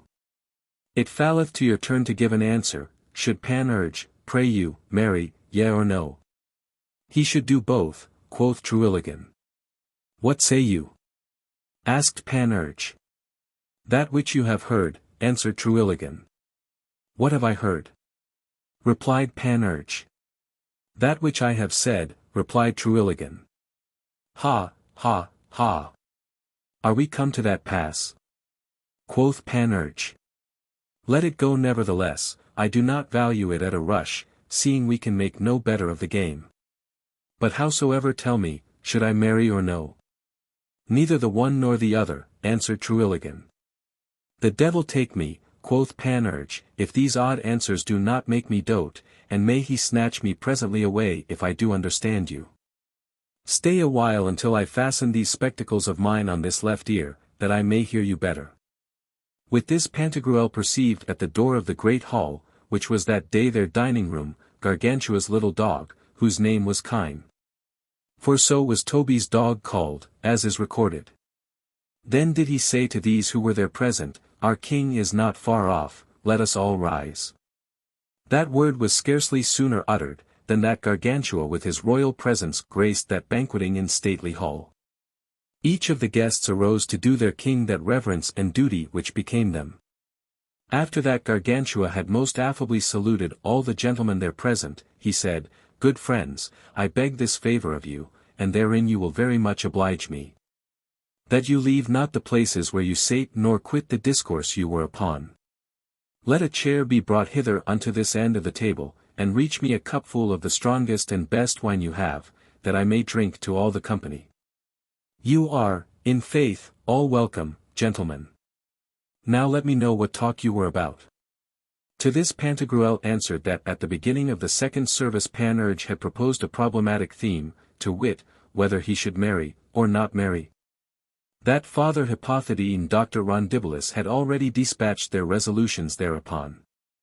And that, just as his Majesty was coming in, the faithful Terwilligan in the delivery of his opinion hath thus far proceeded, that when Panurge asked whether he ought to marry, yea or no. At first he made this answer, both together. When this same question was again propounded, his second answer was, neither the one nor the other. Panurge exclaimeth that those answers are full of repugnancies and contradictions, protesting that he understands them not, nor what it is that can be meant by them. If I be not mistaken, quoth Gargantua, I understand it very well. The answer is not unlike to that which was once made by a philosopher in ancient times, who being interrogated if he had a woman whom they named him to his wife. I have her, quoth he, but she hath not me, possessing her, by her I am not possessed. Such another answer, quoth Pantagruel, was once made by a certain bouncing wench of Sparta, who being asked if at any time she had had to do with a man. No, quoth she, but sometimes men have had to do with me. Well then, quoth Rondibilis, let it be a neuter in physic, as when we say a body is neuter, when it is neither sick nor healthful, and a mean in philosophy. That, by an abnegation of both extremes, and this by the participation of the one and of the other. Even as when lukewarm water is said to be both hot and cold. Or rather, as when time makes the partition, and equally divides betwixt the two, a while in the one, another while as long in the other opposite extremity. The holy apostle, quoth Hypothete, seemeth, as I conceive, to have more clearly explained this point when he said, Those that are married, let them be as if they were not married. And those that have wives, let them be as if they had no wives at all. I thus interpret, quoth Pantagruel, the having and not having of a wife. To have a wife is to have the use of her in such a way as nature hath ordained, which is for the aid, society, and solace of man, and propagating of his race. To have no wife is not to be uxorious, play the coward, and be lazy about her, and not for her sake to disdain the lustre of that affection which man owes to God, or yet for her to leave those offices and duties which he owes unto his country, unto his friends and kindred, or for her to abandon and forsake his precious studies, and other businesses of account, to wait still on her will, her beck, and her buttocks. If we be pleased in this sense to take having and not having of a wife, we shall indeed find no repugnancy nor contradiction in the terms at all. Chapter 36. A continuation of the answer of the ephectic and Pyrrhonian philosopher Terwilligan. You speak wisely, quoth Panurge, if the moon were green cheese. Such a tale once pissed my goose. I do not think but that I am let down into that dark pit in the lowermost bottom whereof the truth was hid, according to the saying of Heraclitus. I see no wit at all, I hear nothing, understand as little, my senses are altogether dulled and blunted, truly I do very shrewdly suspect that I am enchanted. I will now alter the former style of my discourse, and talk to him in another strain. Our trusty friend, stir not, nor emburse any, but let us vary the chance, and speak without disjunctives. I see already that these loose and ill-joined members of an enunciation do vex, trouble, and perplex you. Now go on, in the name of God. Should I marry? Truilligan. There is some likelihood therein. Panurge. But if I do not marry? Troll. I see in that no inconvenience. Pan. You do not. Troll. None, truly, if my eyes deceive me not. Pan. Yea, but I find more than 500. Troll. Reckon them. Pan.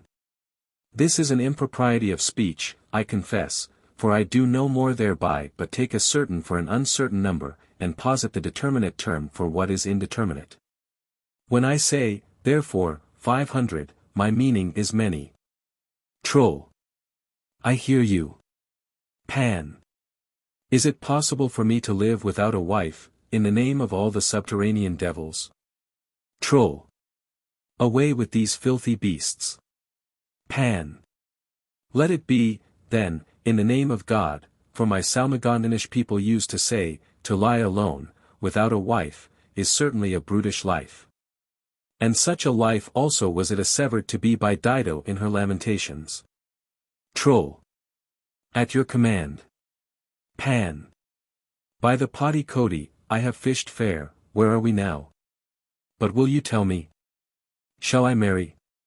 Troll. Perhaps. Pan. Shall I thrive or speed well withal? Troll. According to the encounter. Pan. But if in my adventure I encounter aright, as I hope I will, shall I be fortunate? Troll. Enough. Pan. Let us turn the clean contrary way, and brush our former words against the wool. What if I encounter ill? Troll. Then blame not me. Pan. But, of courtesy, be pleased to give me some advice. I heartily beseech you, what must I do? Troll. Even what thou wilt. Pan. Wishy, washy, trolley, trolley. Troll. Do not invocate the name of anything, I pray you. Pan. In the name of God, let it be so. My actions shall be regulated by the rule and square of your counsel. What is it that you advise and counsel me to do? Troll. Nothing. Pan. Shall I marry? Troll. I have no hand in it. Pan. Then shall I not marry? Troll. I cannot help it. Pan. If I never marry, I shall never be a cuckold. Troll. I thought so. Pan. But put the case that I be married. Troll. Where shall we put it? Pan. Admit it be so, then, and take my meaning in that sense. Troll. I am otherwise employed. Pan. By the death of a hog, and mother of a toad, O Lord. If I durst hazard upon a little fling at the swearing game, though privily and under thumb, it would lighten the burden of my heart and ease my lights and reins exceedingly. A little patience nevertheless is requisite. Well then, if I marry, I shall be a cuckold. Troll. One would say so. Pan. Yet if my wife prove a virtuous, wise, discreet, and chaste woman, I shall never be cuckolded. Troll. I think you speak congruously. Pan. Hearken. Troll. As much as you will. Pan. Will she be discreet and chaste? This is the only point I would be resolved in. Troll. I question it. Pan. You never saw her. Troll. Not that I know of. Pan. Why do you then doubt of that which you know not? Troll. For a cause. Pan. And if you should know her. Troll. Yet more. Pan. Page, my pretty little darling, take here my cap, I give it thee. Have a care you do not break the spectacles that are in it. Go down to the lower court. Swear there half an hour for me, and I shall in compensation of that favour swear hereafter for thee as much as thou wilt. But who shall cuckold me? Troll. Somebody. Pan. By the belly of the wooden horse at Troy, master somebody, I shall bang, belam thee, and claw thee well for thy labour. Troll. You say so. Pan. Nay, nay, that Nick in the dark cellar, who hath no white in his eye, carry me quite away with him if, in that case, whensoever I go abroad from the palace of my domestic residence, I do not. With as much circumspection as they use to ring mares in our country to keep them from being sallied by stoned horses, clap a bergamasco lock upon my wife. Troll. Talk better. Pan. It is bien chien, chia chante, well cacked and cackled, shitten, and sung in matter of talk. Let us resolve on somewhat. Troll. I do not gainsay it. Pan. Have a little patience. Seeing I cannot on this side draw any blood of you, I will try if with the lancet of my judgment I be able to bleed you in another vein. Are you married, or are you not? Troll. Neither the one nor the other, and both together. Pan. Oh, the good God help us. By the death of a buffalox, I sweat with the toil and travail that I am put to, and find my digestion broke off, disturbed, and interrupted, for all my phrenes, metaphrenes, and diaphragms, back, belly, midriff, muscles, veins, and sinews are held in a suspense and for a while discharged from their proper offices to stretch forth their several powers and abilities for incornifestibulating and laying up into the hamper of my understanding your various sayings and answers. Troll. I shall be no hinderer thereof. Pan. Tush, for shame. Our faithful friend, speak, are you married? Troll. I think so. Pan. You were also married before you had this wife? Troll. It is possible. Pan. Had you good luck in your first marriage? Troll. It is not impossible. Pan. How thrive you with this second wife of yours? Troll. Even as it pleaseth my fatal destiny. Pan. But what, in good earnest? Tell me, do you prosper well with her? Troll. It is likely. Pan. Come on, in the name of God. I vow, by the burden of Saint Christopher, that I had rather undertake the fetching of a fart forth of the belly of a dead ass than to draw out of you a positive and determinate resolution. Yet shall I be sure at this time to have a snatch at you, and get my claws over you. Our trusty friend, let us shame the devil of hell, and confess the verity. Were you ever a cuckold? I say, you who are here, and not that other you who playeth below in the tennis court? Troll. No, if it was not predestinated. Pan. By the flesh, blood, and body, I swear, reswear, forswear, abjure, and renounce, he evades and avoids, shifts, and escapes me, and quite slips and wins himself out of my grips and clutches. At these words Gargantua arose and said, Praised be the good God in all things, but especially for bringing the world into that height of refinedness beyond what it was when I first came to be acquainted therewith. That now the learnedst and most prudent philosophers are not ashamed to be seen entering in at the porches and frontispices of the schools of the Pyrrhonian, Aporetic, Skeptic and Effectic sects. Blessed be the holy name of God. Veritably, it is like henceforth to be found an enterprise of much more easy undertaking to catch lions by the neck, horses by the mane, oxen by the horns, bulls by the muzzle, wolves by the tail, goats by the beard, and flying birds by the feet. Then to entrap such philosophers in their words. Farewell, my worthy, dear, and honest friends. When he had done thus speaking, he withdrew himself from the company. Pantagruel and others with him would have followed and accompanied him, but he would not permit them so to do. No sooner was Gargantua departed out of the banqueting hall than that Pantagruel said to the invited guests, Plato's Timaeus, at the beginning always of a solemn festival convention, was wont to count those that were called thereto. We, on the contrary, shall at the closure and end of this treatment reckon up our number. 1, 2, 3, where is the fourth? I miss my friend Bridal Goose. Was not he sent for? Epistemon answered that he had been at his house to bid and invite him, but could not meet with him. For that a messenger from the Parliament of Merlingois, in Merlings, was come to him with a writ of summons to cite and warn him personally to appear before the reverend senators of the High Court there. To vindicate and justify himself at the bar of the crime of prevarication laid to his charge, and to be peremptorily instanced against him in a certain decree, judgment, or sentence lately awarded, given, and pronounced by him. And that, therefore, he had taken horse and departed in great haste from his own house, to the end that without peril or danger of falling into a default or contumacy he might be the better able to keep the prefixed and appointed time. I will, quoth Pantagruel, understand how that matter goeth. It is now above 40 years that he hath been constantly the judge of Fonsbedden, during which space of time he hath given 4,000 definitive sentences, of 2,309 whereof.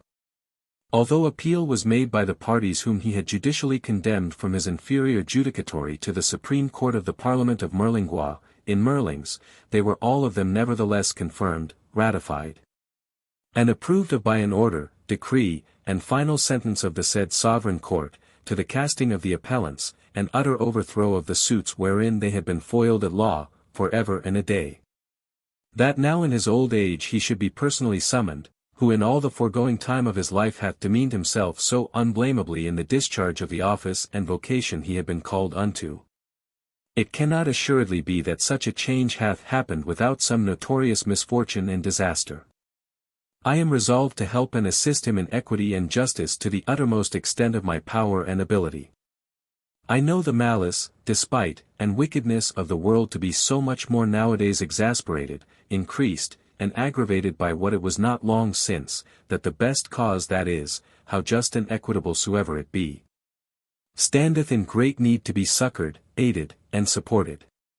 Therefore presently, from this very instant forth, do I purpose, till I see the event and closure thereof, most heedfully to attend and wait upon it, for fear of some underhand tricky surprisal, cavilling pettifoggery, or fallacious quirks in law, to his detriment, hurt, or disadvantage.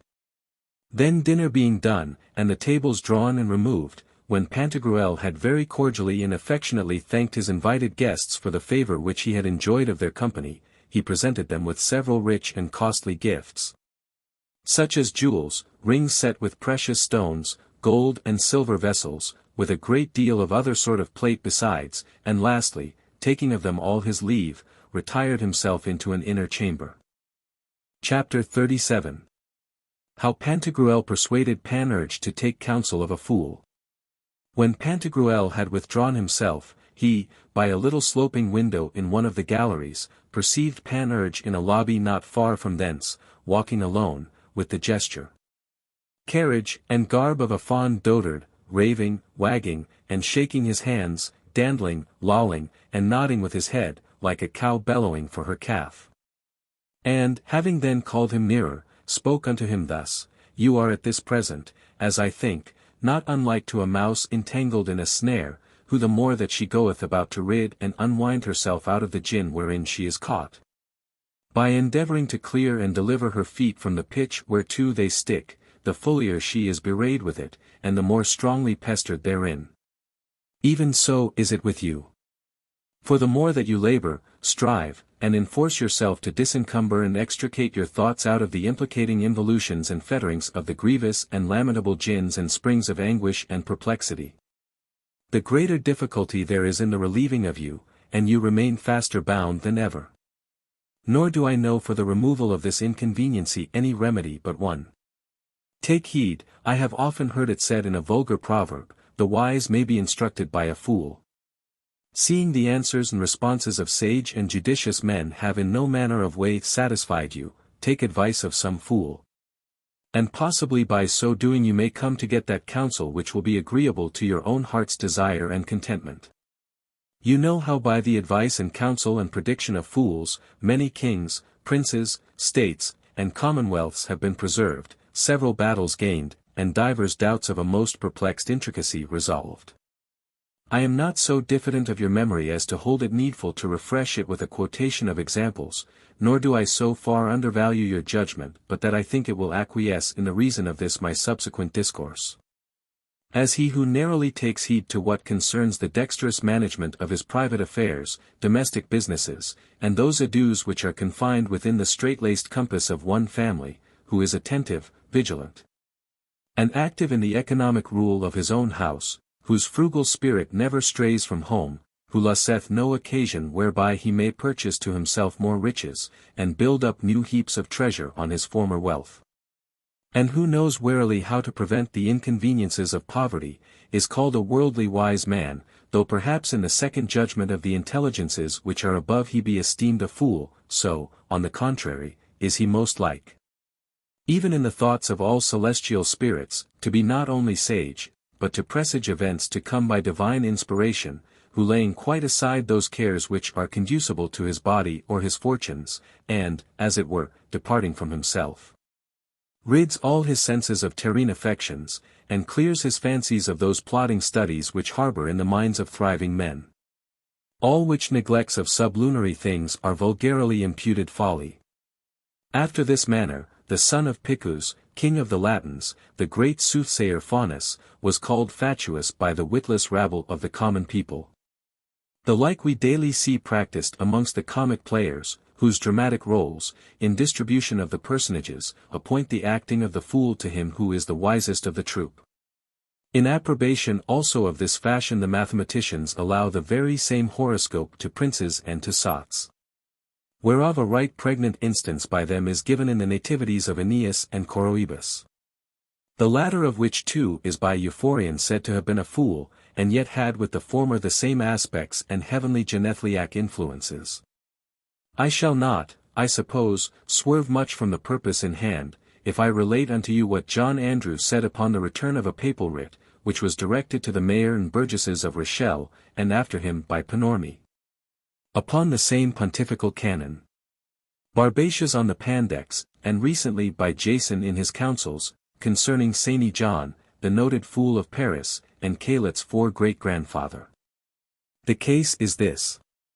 At Paris, in the roast-meat cookery of the Petit Chastelet, before the cook-shop of one of the roast-meat sellers of that lane, a certain hungry porter was eating his bread, after he had by parcels kept it a while above the reek and steam of a fat goose on the spit, turning at a great fire, and found it, so besmoked with the vapour, to be savoury. Which the cook observing, took no notice, till after having ravined his penny loaf, whereof no morsel had been unsmockified, he was about decamping and going away. But, by your leave, as the fellow thought to have departed thence shot-free, the master cook laid hold upon him by the gorget, and demanded payment for the smoke of his roast meat. The porter answered, that he had sustained no loss at all, that by what he had done there was no diminution made of the flesh, that he had taken nothing of his, and that therefore he was not indebted to him in anything. As for the smoke in question, that, although he had not been there, it would howsoever have been evaporated, besides, that before that time it had never been seen nor heard that roast meat smoke was sold upon the streets of Paris. The cook here too replied, that he was not obliged nor any way bound to feed and nourish for not a porter whom he had never seen before with the smoke of his roast meat. And thereupon swore that if he would not forthwith content and satisfy him with present payment for the repast which he had thereby got, that he would take his crooked staves from off his back, which, instead of having loads thereafter laid upon them, should serve for fuel to his kitchen fires. Whilst he was going about so to do, and to have pulled them to him by one of the bottom rungs which he had caught in his hand, the sturdy porter got out of his grip, drew forth the knotty cudgel, and stood to his own defence. The altercation waxed hot in words, which moved the gaping hoydens of the sottish Parisians to run from all parts thereabouts, to see what the issue would be of that babbling strife and contention. In the interim of this dispute, to very good purpose Saint John, the fool and citizen of Paris, happened to be there, whom the cook perceiving, said to the porter. Wilt thou refer and submit unto the noble Saint John the decision of the difference and controversy which is betwixt us? Yes, by the blood of a goose, answered the porter, I am content. Saint John the fool, finding that the cook and porter had compromised the determination of their variance and debate to the discretion of his award and arbitrament. After that the reasons on either side whereupon was grounded the mutual fierceness of their brawling jar had been to the full displayed and laid open before him, commanded the porter to draw out of the fob of his belt a piece of money, if he had it.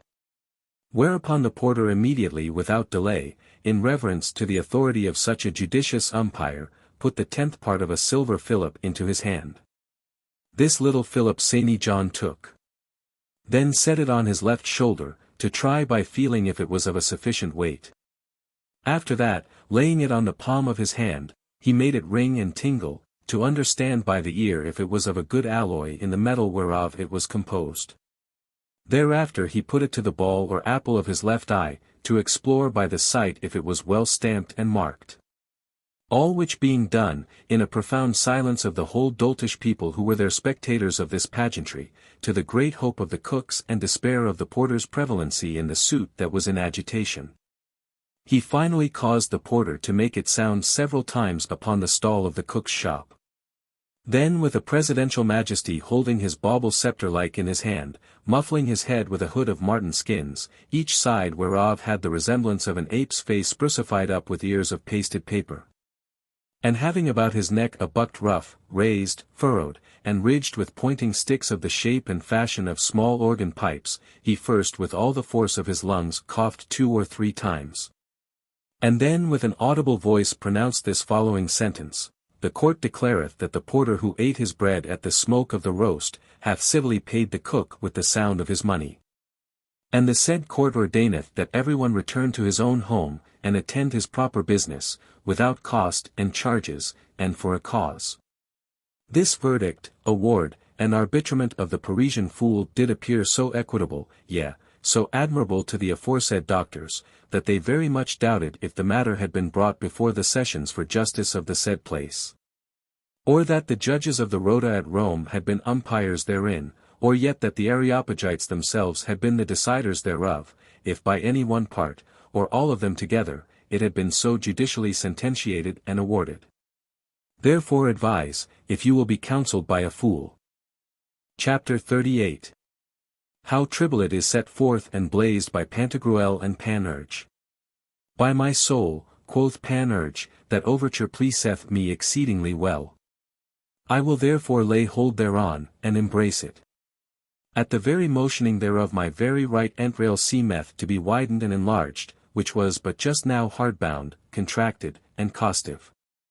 But as we have hitherto made choice of the purest and most refined cream of wisdom and sapience for our counsel, so would I now have to preside and bear the prime sway in our consultation as very a fool in the supreme degree. Tribulate, quoth Pantagruel, is completely foolish, as I conceive. Yes, truly, answered Panurge, he is properly and totally a fool, a. Pantagruel, Panurge. Fatal F. Jovial F. Natural F. Mercurial F. Celestial F. Lunatic F. Erratic F. Ducal F. Eccentric F. Common F. Ethereal and Genonian F. Lordly F. Arctic F. Palatine F. Heroic F. Principal F. Genial F. Praetorian F. Inconstant F. Elected F. Earthly F. Courtly F. Salacious and sporting F. Primipolary F. Jocund and wanton F. Triumphant F. Pimpled F. Vulgar F. Freckled F. Domestic F. Bell-tinging F. Exemplary F. Laughing and lecherous F. Rare outlandish F. Nimming and filching F. Satrapal F. Unpressed F. Civil F. First broached F. Popular F. Augustal F. Familiar F. Caesarine F. Notable F. Imperial F. Favorized F. Royal F. Latinized F. Patriarchal F. Ordinary F. Original F. Transcendent F. Loyal F. Rising F. Episcopal F. Papal F. Doctoral F. Consistorian F. Monachal F. Conclavist F. Fiscal F. Bullist F. Extravagant F. Synodal F. Writhe F. Doting and raving F. Canonical F. Singular and surpassing F. Such another F. Special and excelling F. Graduated F. Metaphysical F. Commensal F. Scatical F. Primal-essentiated F. Predicamental and categoric F. Train-bearing F. Predicable and enunciatory F. Supererogating F. Decumane and superlative F. Collateral F. Dutiful and officious F. Haunch and side F. Optical and perspective F. Nestling, ninny, and youngling F. Algoristic F. Flitting, giddy, and unsteady F. Algebraical F. Brancher, novice, and cockney F. Kabbalistical and masoretical F. Haggard, cross, and froward F. Talmudical F. Gentle, mild, and tractable F. Algamalized F. Male-coded F. Compendious F. Pilfering and purloining F. Abbreviated F. Tail-grown F. Hyperbolical F. Grey peck-led F. Anatomastical F. Pleonasmical F. Allegorical F. Capital F. Tropological F. Hair-brained F. Meteor pin-crust F. Cordial F. Heteroclid F. Intimate F. Summist F. Hepatic F. Abridging F. Cupshotten and swilling F. Moorish F. Splenetic F. Leaden-sealed F. Windy F. Mandatory F. Legitimate F. Compassionate F. Azimuthal F. Titulary F. Almacantarized F. Crouching, show-king, ducking F. Proportioned F. Grim, stern, harsh, and wayward F. Chinified F.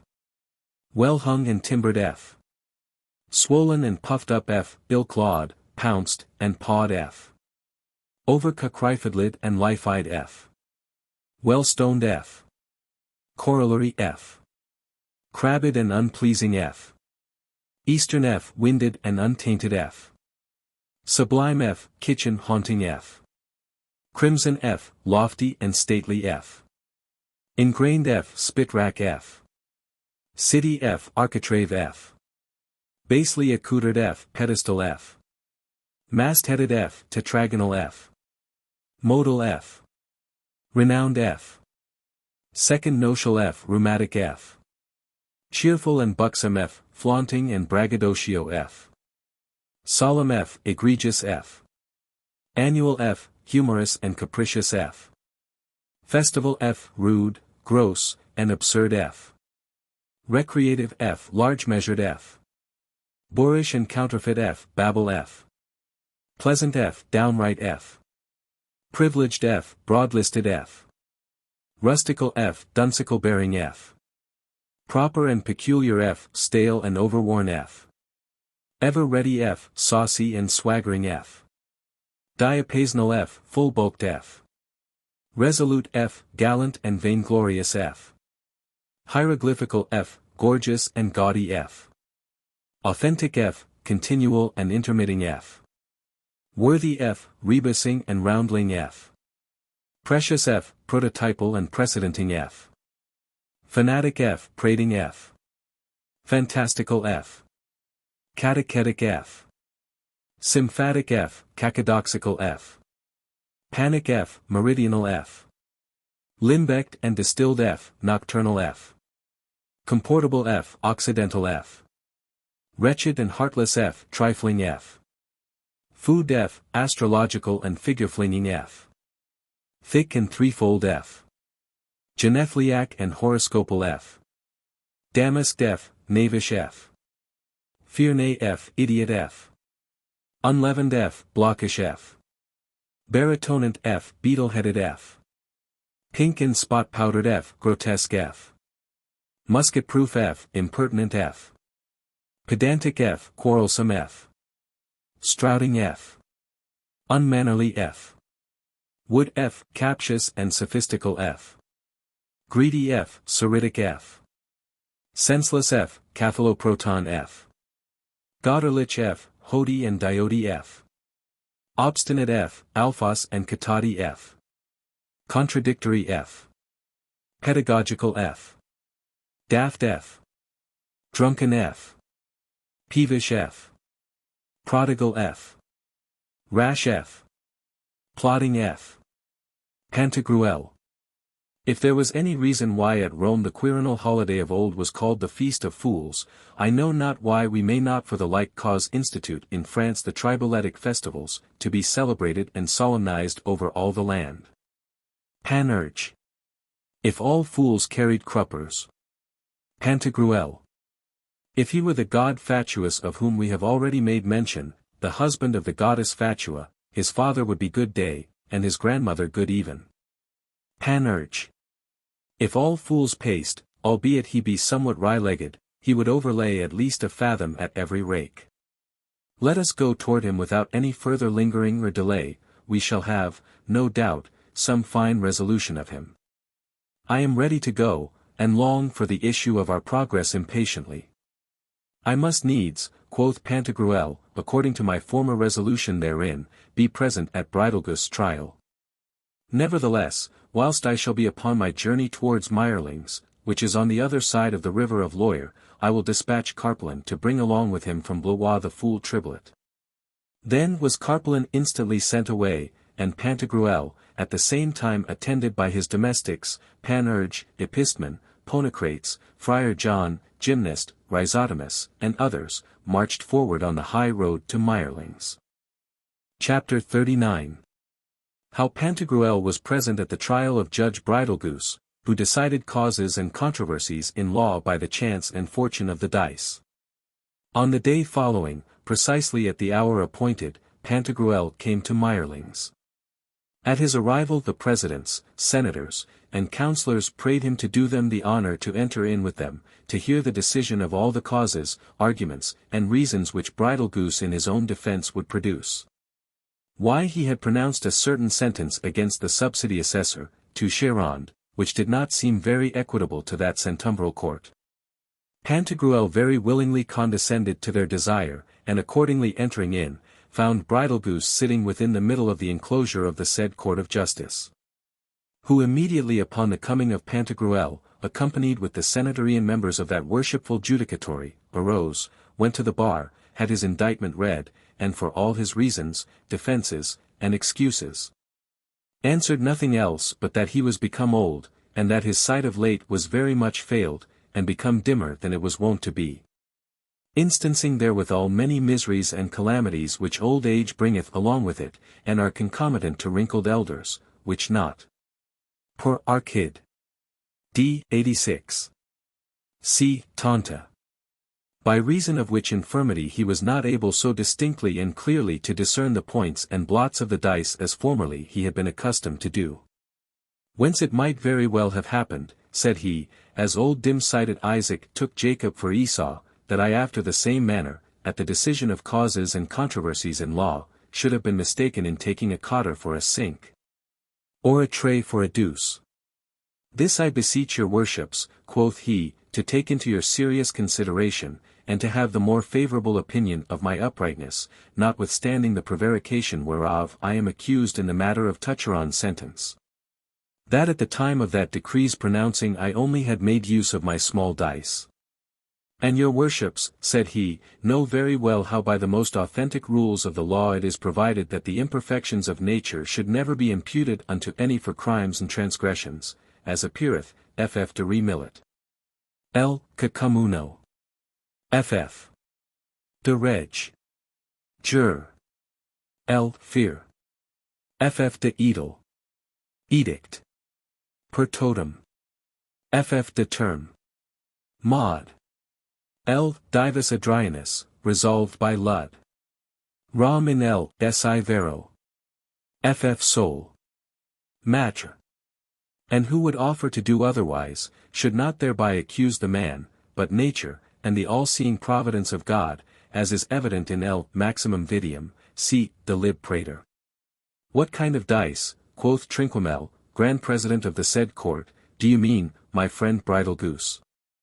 The dice, quoth Bridal Goose, of sentences at law, decrees, and peremptory judgments, alia judiciarum, whereof is written, per doctor. 26. Qu2. Cap. Sort. L. Nec emptio ff de contrahend. Empt.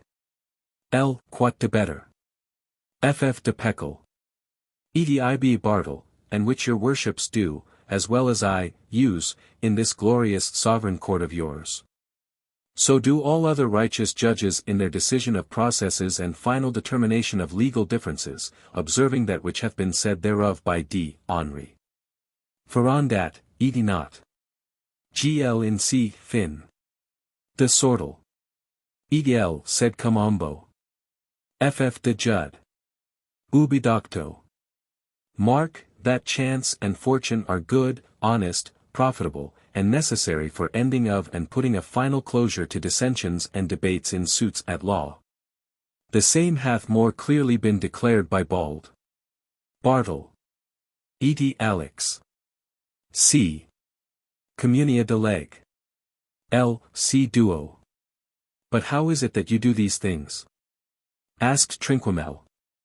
I very briefly, quoth Bridal Goose, shall answer you, according to the doctrine and instructions of leg. Ampliarem para. In refutatorius.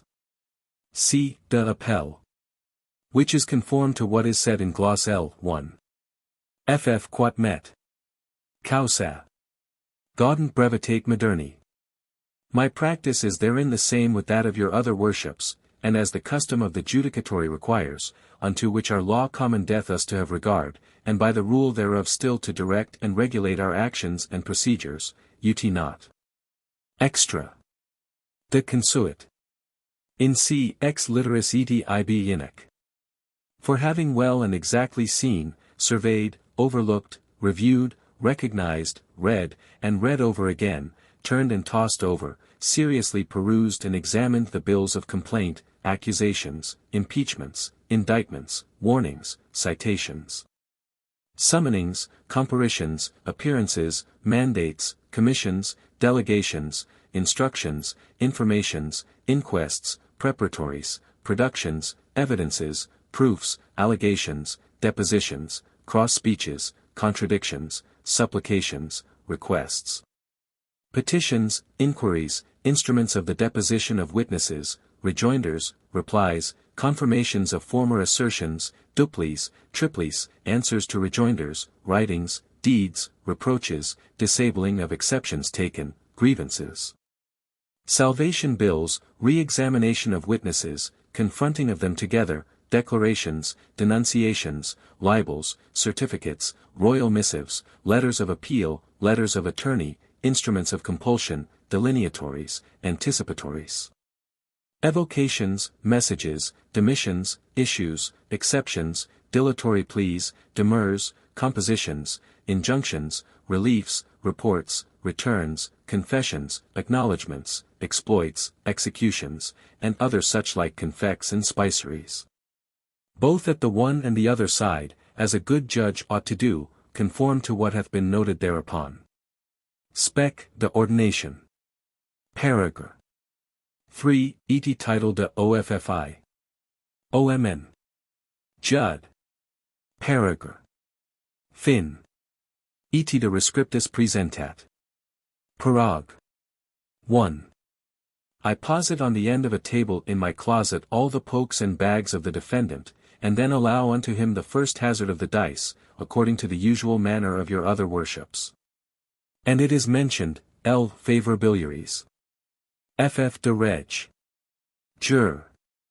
Et in cap. Cum sunt iodi. Tit.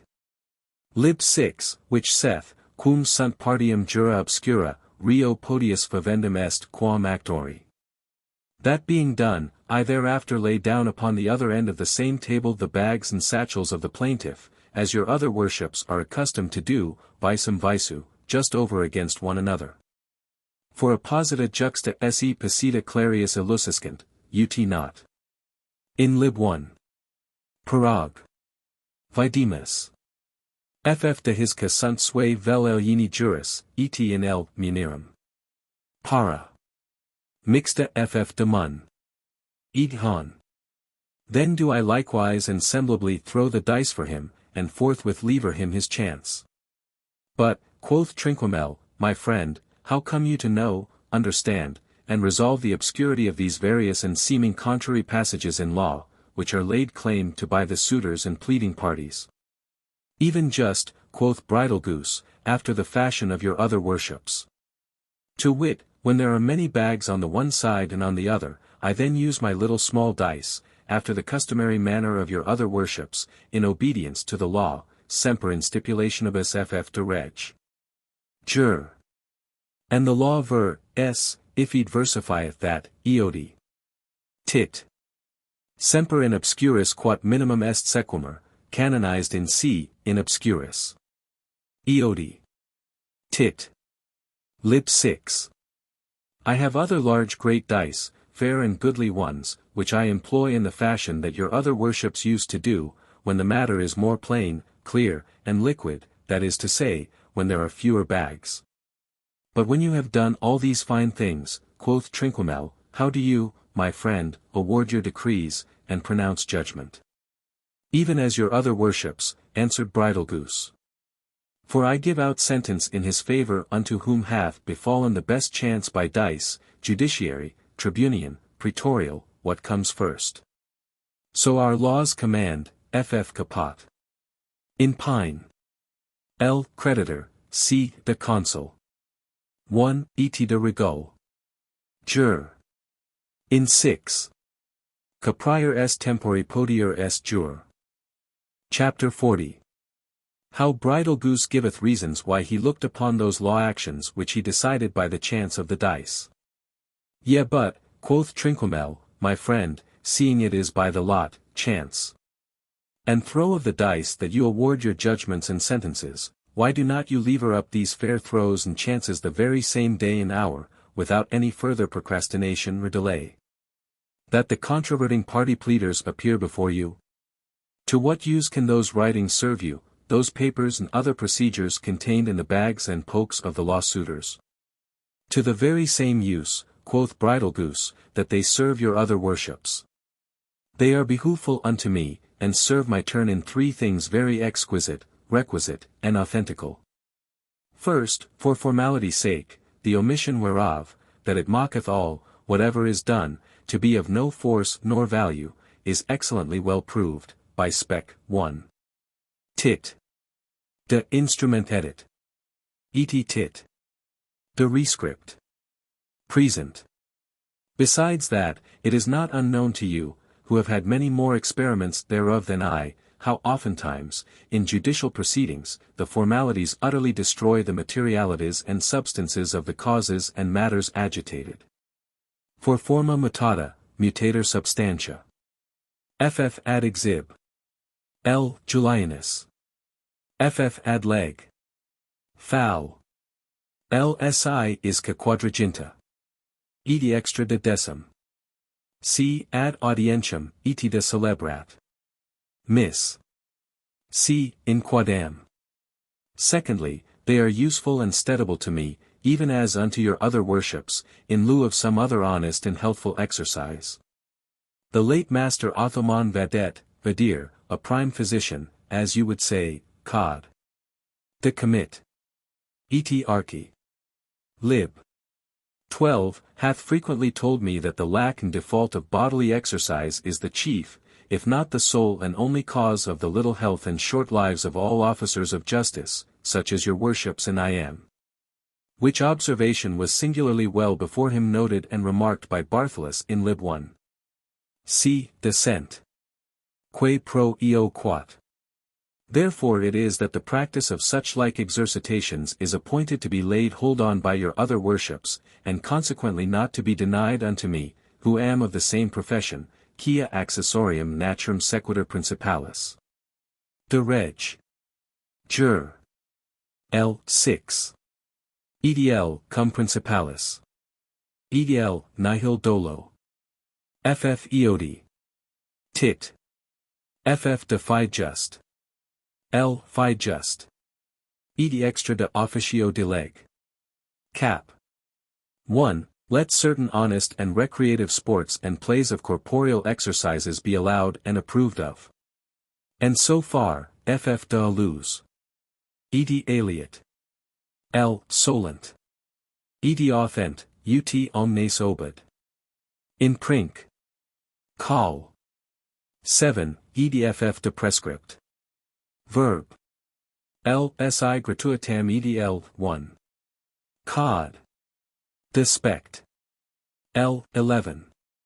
Such also is the opinion of D. Tom, in Secunda, Secundi Q. I. 168. Quoted in very good purpose by D. Albert de Rosa, who fut magnus practicus, and a solemn doctor, as Barbatius attesteth in Principiis Counsel. Wherefore the reason is evidently and clearly deduced and set down before us in gloss. In proemio. Ff. Par. Any autumn tertii. Interpone tues interdum gaudia curies. In very deed, once, in the year 1449, having a business concerning the portion and inheritance of a younger brother depending in the court and chamber of the 4 high treasurers of France. Whereinto as soon as ever I got leave to enter by a pecuniary permission of the usher thereof, as your other worships know very well, that pecuniae obedient omnia, and there says Baldus, in L. Singularia. FFSI cert. Pet. Edi salic. In L. receptitia. Cod. De constit. Pecuni. Ed card in clem. 1. De baptism.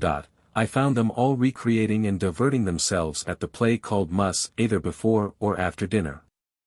To me, truly, it is a thing altogether indifferent whether of the two it was, provided that hic not, that the game of the Mus is honest, healthful, ancient, and lawful, a muscho inventor, de quo cod. De petit. Haired. Lsi post mortem. Eti muscarii. Such as play and sport it at the Mus are excusable in and by law, lib 1. C. De excis. Artific. Lib 10. And at the very same time was Master Thielman Piquet one of the players of that game of Mus. There is nothing that I do better remember, for he laughed heartily when his fellow members of the aforesaid judicial chamber spoiled their caps in swinging of his shoulders. He, nevertheless, did even then say unto them, that the banging and flapping of him, to the waste and havoc of their caps, should not, at their return from the palace to their own houses, excuse them from their wives, per se, extra. De praesumt. Edi ibia gloss. Now, resolatory locendo, I should say, according to the style and phrase of your other worships, that there is no exercise, sport, game, play, nor recreation in all this palatine, palatial, or parliamentary world. More aromatizing and fragrant than to empty in void bags and purses, turn over papers and writings, quote margins and backs of scrolls and rolls, fill panniers, and take inspection of causes, ex. Bart. E.D. Joan. De pra. In L. falsa. De condit. E.T. demonst. Ff. Thirdly, I consider, as your own worships used to do, that time ripeneth and bringeth all things to maturity, that by time everything cometh to be made manifest and patent, and that time is the father of truth and virtue. Gloss. In L. 1. Cod. De servit. Authent. De restit. Etea que pa et spectit. De requisit. Cons. Therefore is it that, after the manner and fashion of your other worships, I defer, protract, delay, prolong, intermit, surcease, pause, linger, suspend, prorogate, drive out, wire draw, and shift off the time of giving a definitive sentence. To the end that the suit or process, being well fanned and winnowed, tossed and canvassed to and fro, narrowly, precisely, and nearly garbled, sifted, searched, and examined, and on all hands exactly argued, disputed, and debated, may, by succession of time, come at last to its full ripeness and maturity. By means whereof, when the fatal hazard of the dice ensueth thereupon, the parties cast or condemned by the said aleatory chance will with much greater patience, and more mildly and gently, endure and bear up the disastrous load of their misfortune, than if they had been sentenced at their first arrival unto the court, as not. Glff de excis. Tut. L. Tria. Honora. Portator leviter quat portat quisque libenter. On the other part, to pass a decree or sentence when the action is raw, crude, green, unripe, unprepared, as at the beginning. A danger would ensue of a no less inconveniency than that which the physicians have been wont to say befalleth to him in whom an impostum is pierced before it be ripe. Or unto any other whose body is purged of a strong predominating humour before its digestion. For as it is written, in Authent. Haec constit. In Inec. De constit. Princip, so is the same repeated in gloss. In C. Citerum. Extra. De jurum. Calum. Quat medicamenta morbis exhibent, hoc jura negotius. Nature furthermore admonisheth and teacheth us to gather and reap, eat and feed on fruits when they are ripe, and not before. Instit. De rare. Divi peregr. Is ad quem etff de action. Empt. L. Julianus. To marry likewise our daughters when they are ripe, and no sooner, ff de donation. Intervere. Et uxer. L. Cum hic status. Peregr. Si casponsum. Ed 27 Qu1. C. Sicit dicit. Gl. Jam matura thura plenus adoliverat annis. Virginitas. And, in a word, she instructeth us to do nothing of any considerable importance, but in a full maturity in ripeness. 23. Q. Para ultimate et 23. De C. Ultimo. Chapter 41. How Bridal-Goose relateth the history of the reconcilers of parties at variance in matters of law. I remember to the same purpose, quoth Bridal-Goose, in continuing his discourse, that in the time when at Poictiers I was a student of law under Brocadium Juris, there was at Semerve one Peter Dandin, a very honest man, careful labourer of the ground, fine singer in a church desk, of good repute and credit, and older than the most aged of all your worships, who was wont to say that he had seen the great and goodly good man, the Counsel of Lateran, with his wide and broad-brimmed red hat. As also, that he had beheld and looked upon the fair and beautiful pragmatical Sanction his wife, with her huge rosary or Patinotrian chaplet of jet beads hanging at a large sky-coloured ribbon. This honest man compounded, atoned, and agreed more differences, controversies, and variances at law than had been determined, voided, and finished during his time in the whole palace of Poictiers, in the auditory of Montmorillon, and in the town-house of the old Pardonnet. This amicable disposition of his rendered him venerable and of great estimation, sway, power, and authority throughout all the neighbouring places of Chauvigny, Nueil, Leguge, Vivonne, Mazeau, Estables, and other bordering and circumjacent towns, villages, and hamlets. All their debates were pacified by him, he put an end to their brabbling suits at law and wrangling differences. By his advice and counsels were accords and reconcilements no less firmly made than if the verdict of a sovereign judge had been interposed therein, although, in very deed, he was no judge at all, but a right honest man, as you may well conceive. Arg. In L. sed si unius. Ff de jure. Et de verbis obligatoris L. Continuous. There was not a hog killed within 3 parishes of him whereof he had not some part of the haslet and puddings. He was almost every day invited either to a marriage banquet, christening feast, an uprising or women churching treatment, a birthday's anniversary solemnity, a merry frolic gossiping, or otherwise to some delicious entertainment in a tavern. To make some accord and agreement between persons at odds and in debate with one another. Remark what I say. For he never yet settled and compounded a difference betwixt any two at variance.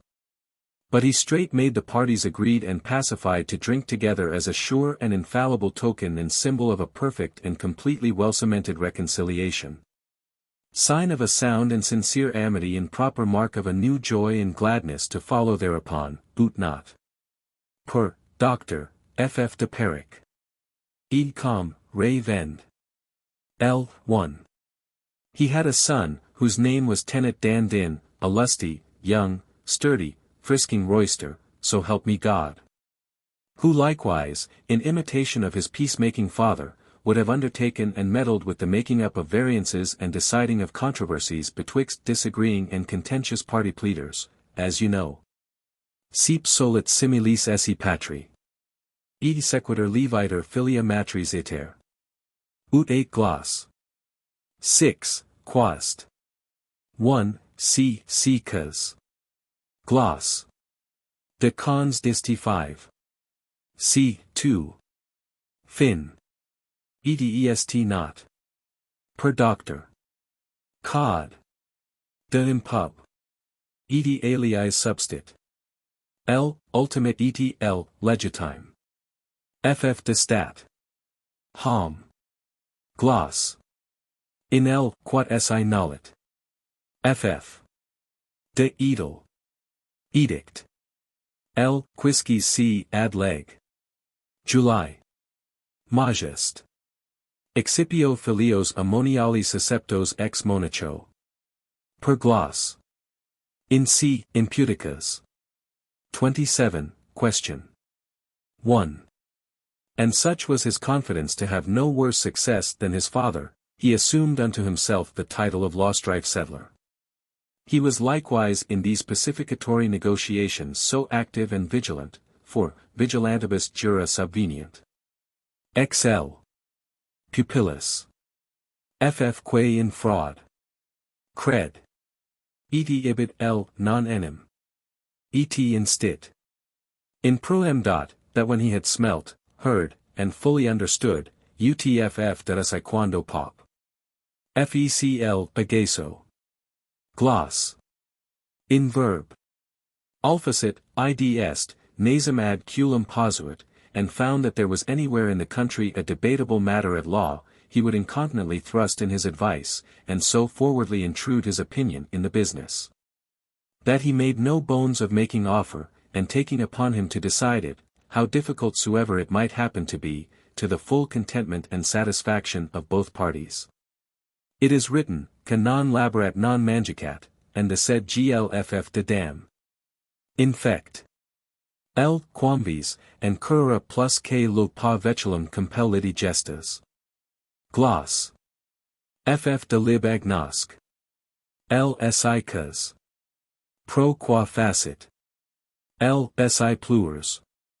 C. de cond insert. But so hugely great was his misfortune in this his undertaking, that he never composed any difference, how little soever you may imagine it might have been, but that, instead of reconciling the parties at odds, he did incense, irritate, and exasperate them to a higher point of dissension and enmity than ever they were at before. Your worships know, I doubt not, that sermo dater cunctus, animi sapientia paucis. Glff de alien. Judd. Mutt. Caus. Fa. Lib 2. This administered unto the tavern keepers, wine drawers, and vintners of Sumervan occasion to say, that under him they had not in the space of a whole year so much reconciliation wine, for so were they pleased to call the good wine of Leguch, as under his father they had done in 1/2 hour's time. It happened a little while thereafter that he made a most heavy regret thereof to his father, attributing the causes of his bad success in pacificatory enterprises to the perversity, stubbornness, froward, cross, and backward inclinations of the people of his time. Roundly, boldly, and irreverently upbraiding, that if but a score of years before the world had been so wayward, obstinate, pervicacious, implacable, and out of all square, frame, and order as it was then, his father had never attained to and acquired the honor and title of strife appeaser so irrefragably, inviolably, and irrevocably as he had done. In doing whereof Tenet did heinously transgress against the law which prohibiteth children to reproach the actions of their parents, per Glet Bart. L. 3. Paragraph. Si cas. ff de cond ob caus. Etioth ent. Denupt. Par. Sed quat sensitum. Colonel 4. To this the honest old father answered thus, My son Dandin, when dawn opertet taketh place, this is the course which we must trace, glc, de appel. L. Eos idiom. For the road that you went upon was not the way to the fuller's mill, nor in any part thereof was the form to be found wherein the hare did sit. Thou hast not the skill and dexterity of settling and composing differences. Why? Because thou takest them at the beginning, in the very infancy and bud as it were, when they are green, raw, and indigestible. Yet I know handsomely and featly how to compose and settle them all. Why? Because I take them at their decadence, in their weaning, and when they are pretty well digested. So saith Gloss. Dulcior est fructus post multa pericula ductus. L. non morituris. C. De contrahend. Edi commit. Stip. Didst thou ever hear the vulgar proverb, Happy is the physician whose coming is desired at the declension of a disease? For the sickness being come to a crisis is then upon the decreasing hand, and drawing towards an end, although the physician should not repair thither for the cure thereof. Whereby, though nature wholly do the work, he bears away the palm and praise thereof. My pleaders, after the same manner, before I did interpose my judgment in the reconciling of them, were waxing faint in their contestations. Their altercation heat was much abated, and, in declining from their former strife, they of themselves inclined to a firm accommodation of their differences. Because there wanted fuel to that fire of burning rancour and despiteful wrangling whereof the lower sort of lawyers were the kindlers. That is to say, their purses were emptied of coin, they had not a win in their fob, nor penny in their bag, wherewith to solicit and present their actions. Deficient picu, deficit omni, mea. There wanted then nothing but some brother to supply the place of a paranymph, brawl-broker, proxenete, or mediator, who, acting his part dexterously, should be the first broacher of the motion of an agreement. For saving both the one and the other party from that hurtful and pernicious shame whereof he could not have avoided the imputation when it should have been said that he was the first who yielded and spoke of a reconcilement, and that therefore, his cause not being good, and being sensible where his shoe did pinch him, he was willing to break the ice, and make the greater haste to prepare the way for a condescendment to an amicable and friendly treaty. Then was it that I came in pudding time, Dandin, my son, nor is the fat of bacon more relishing to boiled peas than was my verdict then agreeable to them. This was my luck, my profit, and good fortune. I tell thee, my jolly son Dandin, that by this rule and method I could settle a firm peace, or at least clap up a cessation of arms and truce for many years to come, betwixt the great king and the Venetian state, the emperor and the cantons of Switzerland, the English and the Scots, and betwixt the Pope and the Ferrarians. Shall I go yet further? Yea, as I would have God to help me, betwixt the Turk and the Sophi, the Tartars and the Muscoviters. Remark well what I am to say unto thee. I would take them at that very instant nick of time when both those of the one and the other side should be weary and tired of making war, when they had voided and emptied their own caches and coffers of all treasure and coin, drained and exhausted the purses and bags of their subjects, sold and mortgaged their domains and proper inheritances, and totally wasted, spent, and consumed the munition, furniture, provision, and victuals that were necessary for the continuance of a military expedition. There I am sure, by God, or by his mother, that, would they not, in spite of all their teeths, they should be forced to have a little respite and breathing time to moderate the fury and cruel rage of their ambitious aims. This is the doctrine in GL 37. D. C. Si quando Audero, si potero, si non, invitus amabo. Chapter 42. How suits at law are bred at first, and how they come afterwards to their perfect growth. For this cause, quoth Bridlegoose, going on in his discourse, I temporize and apply myself to the times, as your other worships used to do, waiting patiently for the maturity of the process, full growth and perfection thereof in all its members, to wit, the writings and the bags. Arg in L. Si major. C. Commune. Divid Gitida cons D. 1. C. Solemnitates, etibia gl.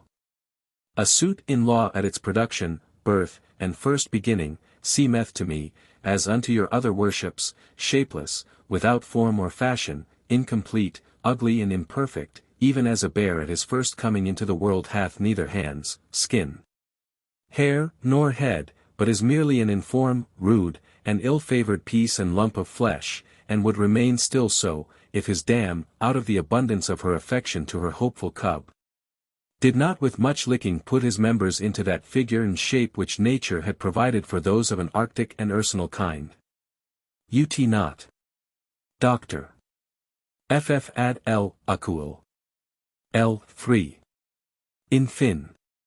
Just so do I see, as your other worships do, processes and suits in law, at their first bringing forth, to be numberless, without shape, deformed, and disfigured, for that then they consist only of one or two writings, or copies of instruments. Through which defect they appear unto me, as to your other worships, foul, loathsome, filthy, and misshapen beasts.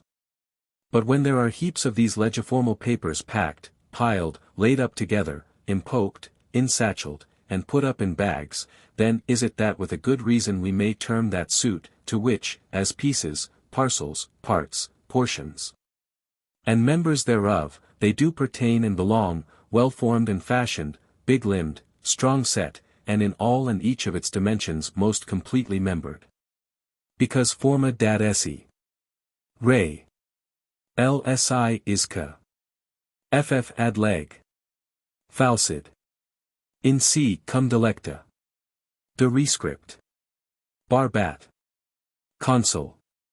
12, lib 2, and before him, Baldus, in C, ultimate extra. De consuit. Edl. Julianus ad exib. Ff et L. quicitum. Ff de leg. 3. The manner is such as is set down in GLP quast. 1. C. Paulus. Debile principium melior fortuna sequitur. Like your other worships, also the sergeants, catchpoles, pursuivants, messengers, summoners, apparitors, ushers, doorkeepers, pettifoggers, attorneys, proctors, commissioners, justices of the peace, judge delegates, arbitrators, overseers, sequestrators, advocates, inquisitors, jurors, searchers, examiners, notaries, tabellions, scribes, scriveners, clerks, pregnataries, secondaries, and expedanian judges, de cabustit. Estl. 3. C. By sucking very much, and that exceeding forcibly, and licking at the purses of the pleading parties, they, to the suits already begot and engendered, form, fashion, and frame head, feet, claws, talons, beaks, bills, teeth, hands, veins, sinews, arteries, muscles, humours, and so forth, through all the similary and dissimilary parts of the whole. Which parts, particles, pendicles, and appurtenances are the law pokes and bags, gl de cons d. 4. C. Accipisti. Qualis vestis erit, talia corda gerit.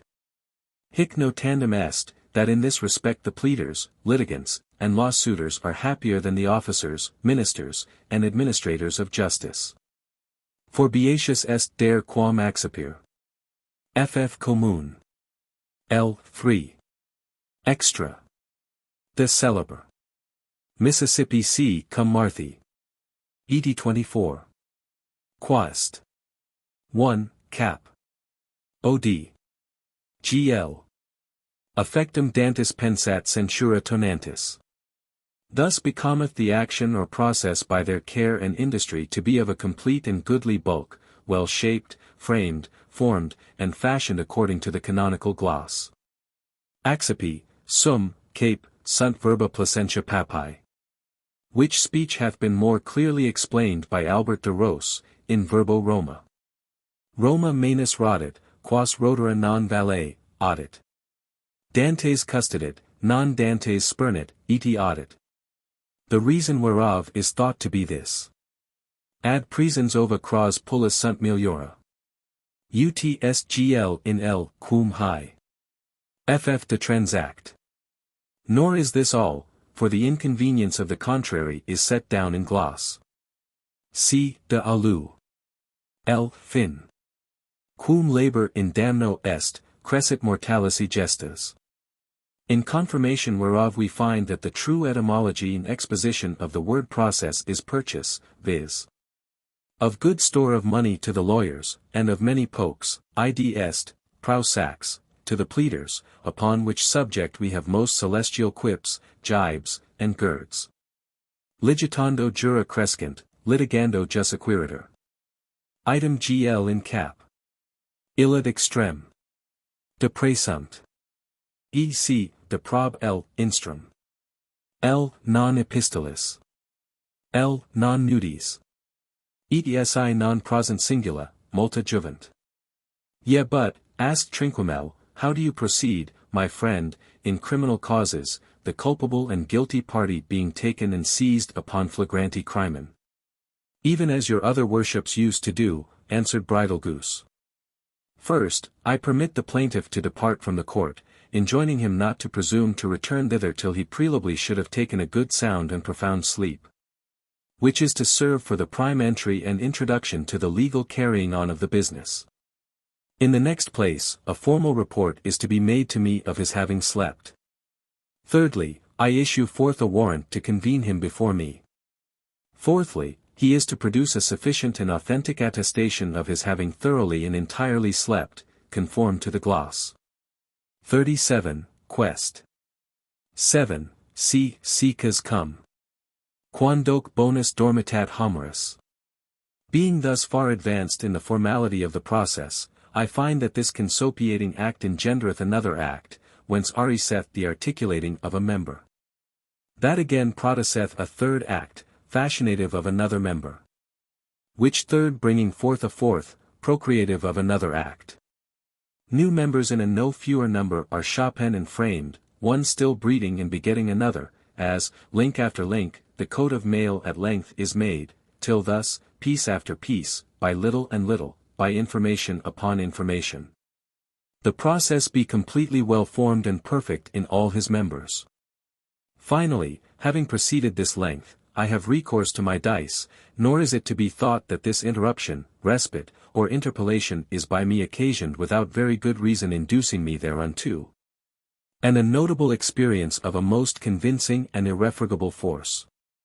I remember, on a time, that in the camp at Stockholm there was a certain Gascon named Gratienald, native of the town of Saint Sever, who having lost all his money at play, and consecutively being very angry thereat, as you know.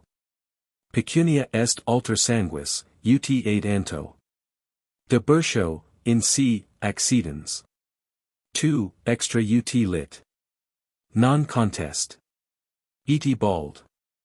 In L. Situes. C. De opt leg. Per tot in L. Advocati. C. De advoc. Div jud. Pecunia est vita hominis et optimus fi juster in necessitatibus, did, at his coming forth of the gaming house, in the presence of the whole company that was there, with a very loud voice speak in his own language these following words: Pau cap de bias hillets, que mo de pipes booze trespire, aries que de pergude sont les myers binkt, e quater bagnals, ta pla de nerian pix, trucks, e padax. Se digun de booze aux, ca boil truquer miou a bells embis. Finding that none would make him any answer, he passed from thence to that part of the leaguer where the huff-snuff, Hondersponder, swashbuckling High Germans were, to whom he renewed these very terms, provoking them to fight with him. But all the return he had from them to his stout challenge was only, der Gaskener thut sich aus mitein item zu schlagen, aber ist genigter zu stehlen, darum, liebe Frauen, habt Sorg zu eurem Hausrath. Finding also that none of that band of Teutonic soldiers offered himself to the combat, he passed to that quarter of the leaguer where the French freebooting adventurers were encamped. And reiterating unto them what he had before repeated to the Dutch warriors, challenged them likewise to fight with him. And therewithal made some pretty little Gasconado frisking gambols to oblige them the more cheerfully and gallantly to cope with him in the lists of a duelizing engagement. But no answer at all was made unto him. Whereupon the Gascon, despairing of meeting with any antagonists, departed from thence, and laying himself down not far from the pavilions of the grand Christian cavalier Crissy, fell fast asleep. When he had thoroughly slept an hour or two, another adventurous and all-hazarding blade of the forlorn hope of the lavishingly wasting gamesters, having also lost all his moneys, sallied forth with sword in his hand. Of a firm resolution to fight with the aforesaid Gascon, seeing he had lost as well as he. Plorator lacrimis emissa pecunia veris. Seth the gl. de poenitent. Distinct. 3. C. Sunt plures. To this effect, having made inquiry and search for him throughout the whole camp, and in sequel thereof found him asleep, he said unto him, Up, ho, good fellow, in the name of all the devils of hell, rise up, get up. I have lost my money as well as thou hast done, let us therefore go fight lustily together, grapple and scuffle it to some purpose. Thou mayest look and see that my tuck is no longer than thy rapier. The Gascon, altogether astonished at his unexpected provocation, without altering his former dialect, spoke thus. Cap de Saint Arnaud, cow cease to you, Camille Rebelas. Que mau de taburn te gyre. Ho Saint Siobe, cap de Gascoigne, ta pla dormi Jew, quanda quoas te cane me bingat este. The venturous royster inviteth him again to the duel, but the Gascon, without condescending to his desire, said only this, he paovret Jew Tuscineri aries, que sun pla reposat. They nun pauque te pausar com Jew, pus truckerin. Thus, in forgetting his loss, he forgot the eagerness which he had to fight. In conclusion, after that the other had likewise slept a little, they, instead of fighting, and possibly killing one another, went jointly to a sutler's tent, where they drank together very amicably, each upon the pawn of his sword.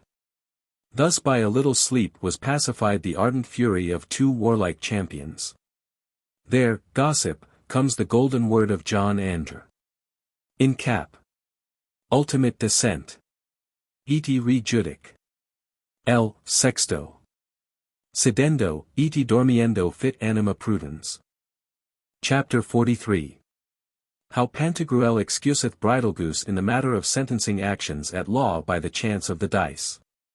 With this Bridlegoose held his peace. Whereupon Trinquemel bid him withdraw from the court, which accordingly was done, and then directed his discourse to Pantagruel after this manner, It is fitting, most illustrious prince.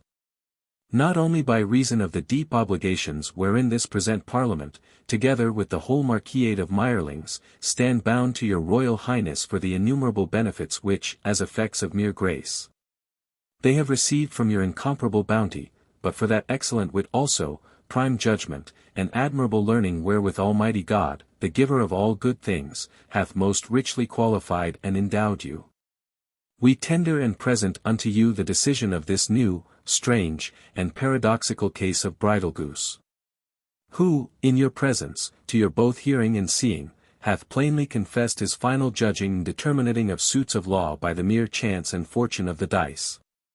Therefore do we beseech you that you may be pleased to give sentence therein as unto you shall seem most just and equitable. To this Pantagruel answered, Gentlemen, it is not unknown to you how my condition is somewhat remote from the profession of deciding law controversies. Yet, seeing you are pleased to do me the honor to put that task upon me, instead of undergoing the office of a judge I will become your humble supplicant. I observe, gentlemen, in this Bridlegoose several things which induce me to represent before you that it is my opinion he should be pardoned. In the first place, his old age, secondly, his simplicity.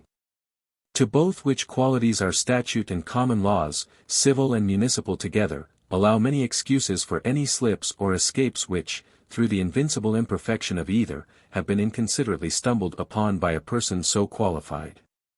Thirdly, gentlemen, I must needs display before you another case, which in equity and justice mocketh much for the advantage of Bridlegoose, to wit, that this one, sole, and single fault of his ought to be quite forgotten, abolished. and swallowed up by that immense and vast ocean of just dooms and sentences which heretofore he hath given and pronounced. His demeanours, for these 40 years and upwards that he hath been a judge, having been so evenly balanced in the scales of uprightness, that envy itself till now could not have been so impudent as to accuse and twit him with any act worthy of a check or reprehension. As, if a drop of the sea were thrown into the lawyer, none could perceive or say that by this single drop the whole river should be salt and brackish. Truly, it seemeth unto me, that in the whole series of Bridalgust's juridical decrees there hath been I know not what of extraordinary savouring of the unspeakable benignity of God, that all those his preceding sentences, awards, and judgments have been confirmed and approved of by yourselves in this your own venerable and sovereign court. For it is usual, as you know well, with him whose ways are inscrutable, to manifest his own ineffable glory in blunting the perspicacy of the eyes of the wise, in weakening the strength of potent oppressors, in depressing the pride of rich extortioners, and in erecting, comforting, protecting, supporting, upholding, and shoring up the poor, feeble, humble, silly, and foolish ones of the earth. But, waiving all these matters, I shall only beseech you, not by the obligations which you pretend to owe to my family, for which I thank you, but for that constant and unfeigned love and affection which you have always found in me, both on this and on the other side of lawyer, for the maintenance and establishment of your places, offices, and dignities, that for this one time you would pardon and forgive him upon these two conditions. First, that he satisfy, or put a sufficient surety for the satisfaction of the party wronged by the injustice of the sentence in question. For the fulfillment of this article I will provide sufficiently. And, secondly, that for his subsidiary aid in the weighty charge of administrating justice you would be pleased to appoint and assign unto him some pretty little virtuous counsellor, younger, learneder, and wiser than he, by the square and rule of whose advice he may regulate, guide, temper, and moderate in times coming all his judiciary procedures. Or otherwise, if you intend totally to depose him from his office, and to deprive him altogether of the state and dignity of a judge, I shall cordially entreat you to make a present and free gift of him to me, who shall find in my kingdom's charges and employments enough wherewith to embusy him, for the bettering of his own fortunes and furtherance of my service. In the meantime, I implore the Creator, Saviour, and Sanctifier of all good things, in his grace, mercy, and kindness, to preserve you all now and evermore, world without end. These words thus spoken, Pantagruel, veiling his cap and making a leg with such a majestic garb as became a person of his paramount degree and eminency, farewell Trinquimel, the president and master speaker of that Mirlingesian parliament, took his leave of the whole court, and went out of the chamber. At the door whereof finding Panurge, Epistemon, Friar John, and others, he forthwith, attended by them, walked to the outer gate, where all of them immediately took horse to return towards Gargantua. Pantagruel by the way related to them from point to point the manner of Bridalgust's sententiating differences at law. Friar John said that he had seen Peter Dandin, and was acquainted with him at that time when he sojourned in the monastery of Fontaine-le-Comte, under the noble abbot Ardelon. Gymnast likewise affirmed that he was in the tent of the grand Christian Cavalier de Crissy, when the Gascon, after his sleep, made answer to the adventurer. Panurge was somewhat incredulous in the matter of believing that it was morally possible Bridalgust should have been for such a long space of time so continually fortunate in that aleatory way of deciding law debates. Epistemon said to Pantagruel, such another story, not much unlike to that in all the circumstances thereof, is vulgarly reported of the provost of Montlhéry. In good sooth, such a perpetuity of good luck is to be wondered at. To have hit right twice or thrice in a judgment so given by haphazard might have fallen out well enough, especially in controversies that were ambiguous, intricate, abstruse, perplexed, and obscure.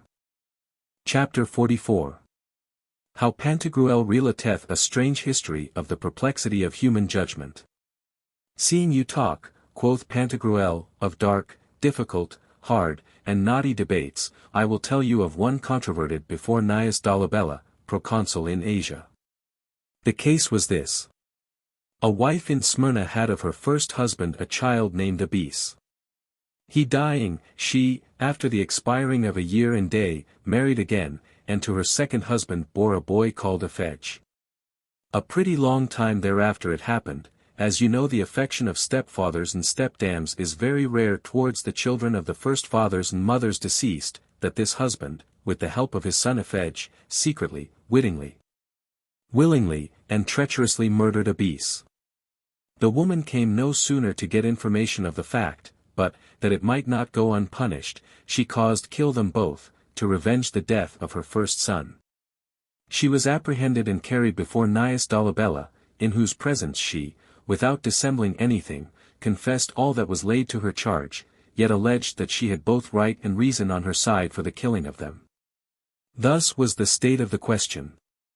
He found the business so dubious and intricate, that he knew not what to determine therein, nor which of the parties to incline to. On the one hand, it was an execrable crime to cut off at once both her second husband and her son. On the other hand, the cause of the murder seemed to be so natural, as to be grounded upon the law of nations and the rational instinct of all the people of the world, seeing they two together had feloniously and murderously destroyed her first son. Not that they had been in any manner of way wronged, outraged, or injured by him, but out of an avaricious intent to possess his inheritance. In this doubtful quandary and uncertainty what to pitch upon, he sent to the Areopagites then sitting at Athens to learn and obtain their advice and judgment. That judicious senate, very sagely perpending the reasons of his perplexity, sent him word to summon her personally to compare before him a precise 100 years thereafter, to answer to some interrogatories touching certain points which were not contained in the verbal defense. Which resolution of theirs did import that it was in their opinion a so difficult and inextricable matter that they knew not what to say or judge therein. Who had decided that Flea by the chance and fortune of the dice, could not have erred nor awarded amiss on which side soever he had passed his casting in condemnatory sentence. If against the woman, she deserved punishment for usurping sovereign authority by taking that vengeance at her own hand, the inflicting whereof was only competent to the supreme power to administer justice in criminal cases. If for her, the just resentment of a so atrocious injury done unto her, in murdering her innocent son, did fully excuse and vindicate her of any trespass or offence about that particular committed by her. But this continuation of bridal goose for so many years still hitting the nail on the head, never missing the mark, and always judging aright, by the mere throwing of the dice and chance thereof, is that which most astonisheth and amazeth me. To answer, quoth Pantagruel, Epistmen, says the English edition of 1694, following the reading of the modern French editions. Le Ducat has pointed out the mistake. M. Categorically to that which you wonder at, I must ingeniously confess and avow that I cannot. Yet, conjecturally to guess at the reason of it. I would refer the cause of that marvellously long-continued happy success in the judiciary results of his definitive sentences to the favorable aspect of the heavens and benignity of the intelligences, who, out of their love to goodness, after having contemplated the pure simplicity and sincere unfeignedness of Judge Bridlegoose in the acknowledgment of his inabilities, did regulate that for him by chance which by the profoundest act of his maturest deliberation he was not able to reach unto. That, likewise, which possibly made him to diffide in his own skill and capacity, notwithstanding his being an expert and understanding lawyer, for anything that I know to the contrary, was the knowledge and experience which he had of the antinomies, contrarieties, antilogies, contradictions, traversing's, and thwartings of laws, customs, edicts, statutes, orders, and ordinances, in which dangerous opposition, equity and justice being structured and founded on either of the opposite terms, and a gap being thereby opened for the ushering in of injustice and iniquity through the various interpretations of self-ended lawyers. Being assuredly persuaded that the infernal calumniator, who frequently transformeth himself into the likeness of a messenger or angel of light, mocketh use of these cross glosses and expositions in the mouths and pens of his ministers and servants. The perverse advocates, bribing judges, law-monging attorneys, prevaricating counsellors, and other such like law-wresting members of a court of justice, to turn by those means black to white, green to grey, and what is straight to a crooked ply. For the more expedient doing whereof, these diabolical ministers make both the pleading parties believe that their cause is just and righteous. For it is well known that there is no cause, how bad soever, which doth not find an advocate to patrocinate and defend it, else would there be no process in the world, no suits at law, nor pleadings at the bar. He did in these extremities, as I conceive, most humbly recommend the direction of his judicial proceedings to the upright Judge of judges, God Almighty. Did submit himself to the conduct and guideship of the blessed Spirit in the hazard and perplexity of the definitive sentence, and, by this aleatory lot, did as it were implore and explore the divine decree of his goodwill and pleasure, instead of that which we call the final judgment of a court. To this effect, to the better attaining to his purpose, which was to judge righteously, he did, in my opinion, throw and turn the dice, to the end that by the providence aforesaid the best chance might fall to him whose action was uprightest, and backed with greatest reason. In doing whereof he did not stray from the sense of Talmudists, who say that there is so little harm in that manner of searching the truth, that in the anxiety and perplexedness of human wits God oftentimes manifesteth the secret pleasure of his divine will. Furthermore, I will neither think nor say, nor can I believe, that the unstraightness is so irregular, or the corruption so evident, of those of the Parliament of Miralingua in Mirelings, before whom Bridal Goose was arraigned for prevarication, that they will maintain it to be a worse practice to have the decision of a suit at law referred to the chance and hazard of a throw of the dice, have nab, or luck as it will, than to have it remitted to and passed by the determination of those whose hands are full of blood and hearts of wry affections. Besides that, their principal direction in all law matters comes to their hands from one Tribonian, a wicked, miscreant, barbarous, faithless and perfidious knave, so pernicious, unjust, avaricious, and perverse in his ways, that it was his ordinary custom to sell laws, edicts, declarations, constitutions, and ordinances, as at an outroop or put sale, to him who offered most for them.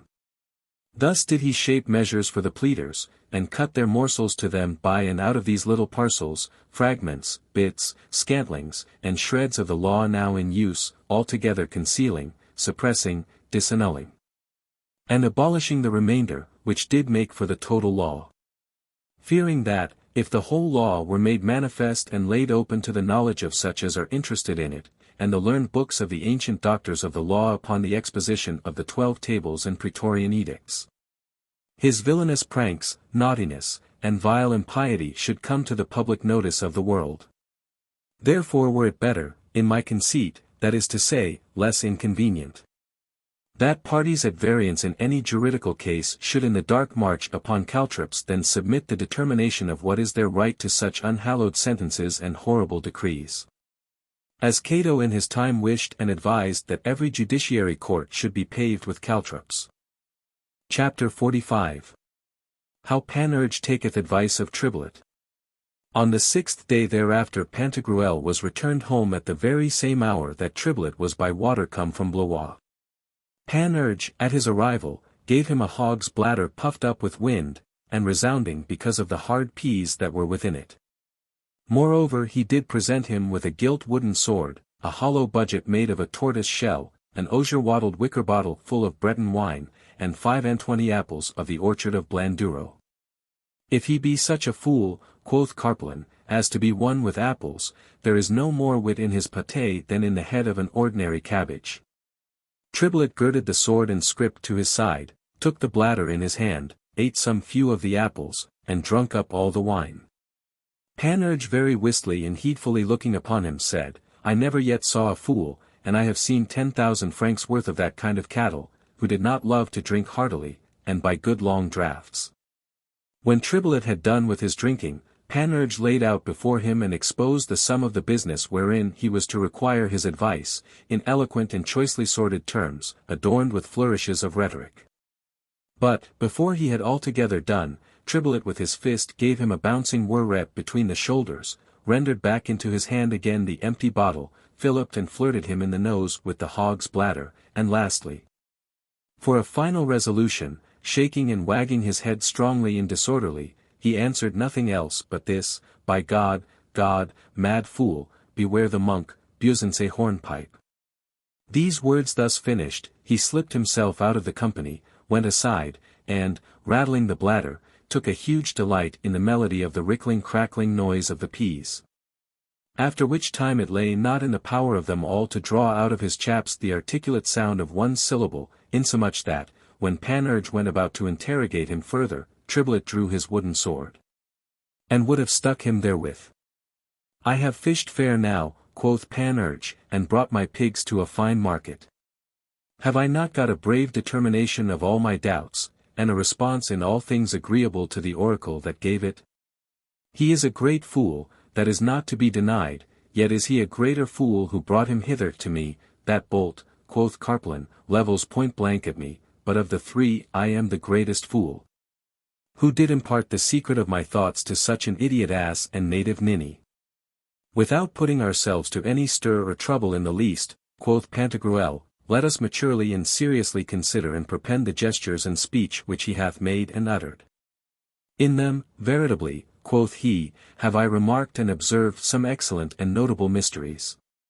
Yea, of such important worth and weight, that I shall never henceforth be astonished, nor think strange, why the Turks with a great deal of worship and reverence honor and respect natural fools equally with their primus doctors, muftis, divines, and prophets. Did not you take heed, quoth he, a little before he opened his mouth to speak, what a shogging, shaking, and wagging his head did keep?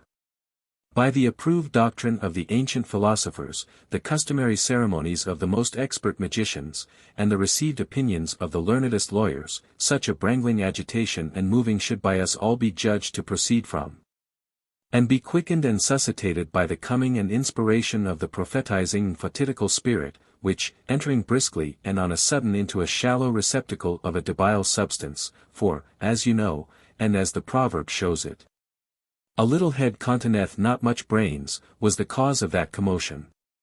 This is conformed to what is avouched by the most skilful physicians, when they affirm that shakings and tremblings fall upon the members of a human body, partly because of the heaviness and violent impetuosity of the burden and load that is carried, and, other part, by reason of the weakness and imbecility that is in the virtue of the bearing organ. A manifest example whereof appeareth in those who, fasting, are not able to carry to their head a great goblet full of wine without a trembling and a shaking in the hand that holds it. This of old was accounted a prefiguration and mystical pointing out of the Pythian divineress, who used always, before the uttering of a response from the oracle, to shake a branch of her domestic laurel. Lampridius also testifieth that the Emperor Heliogabalus, to acquire unto himself the reputation of a soothsayer, did, on several holy days of prime solemnity, in the presence of the fanatic rabble, make the head of his idol by some sleight within the body thereof publicly to shake. Plautus, in his Asinaria, declareth likewise, that Sorius, whithersoever he walked, like one quite distracted of his wits kept such a furious lolling and mad-like shaking of his head, that he commonly affrighted those who casually met with him in his way. The said author in another place, showing a reason why Charmides shook and brangled his head, assevered that he was transported and in an ecstasy. Catullus after the same manner maketh mention, in his Berecynthia and Hades, of the place wherein the Menada, Bacchical women, she-priests of the Laian god, and demented prophetesses, carrying ivy boughs in their hands, did shake their heads. As in the like case, amongst the Galli, the gelded priests of Cybele were wont to do in the celebrating of their festivals. Whence, too, according to the sense of the ancient theologues, she herself has her denomination, for Cubiston signifieth to turn round, whirl about, shake the head, and play the part of one that is wry-necked.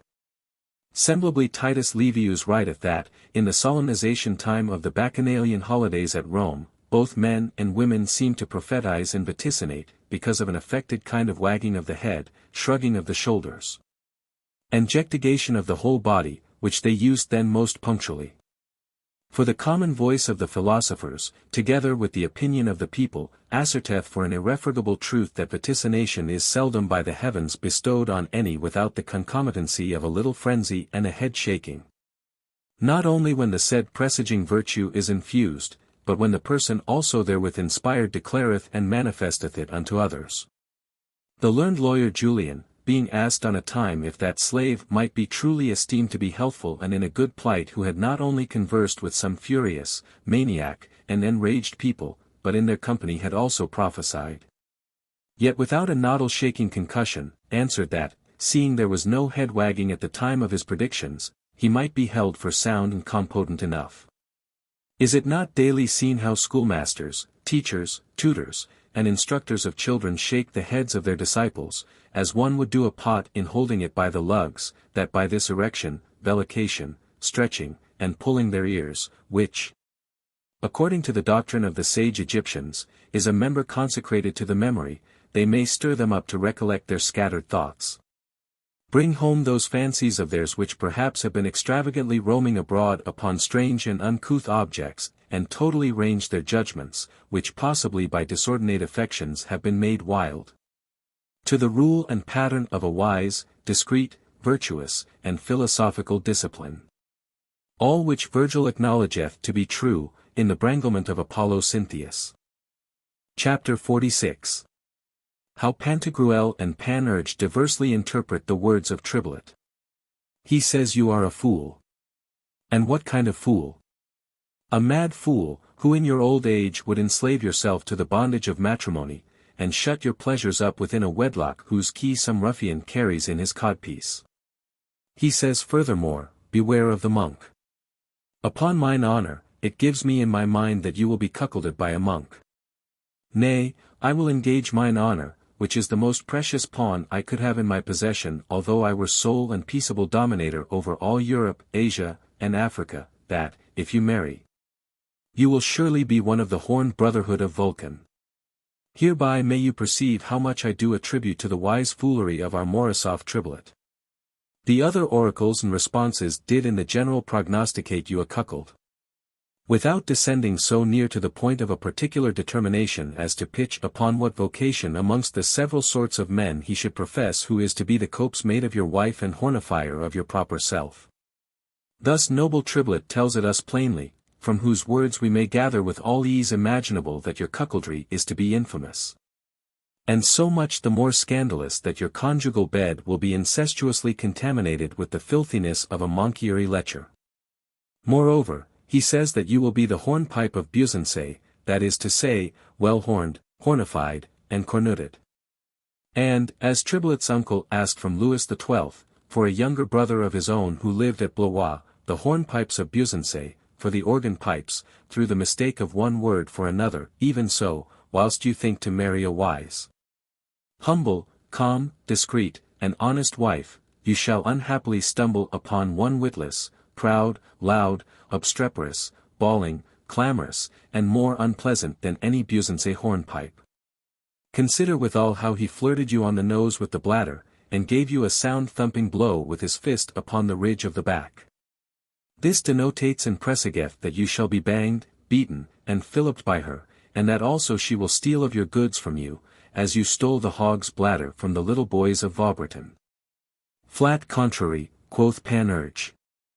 Not that I would impudently exempt myself from being a vassal in the territory of folly.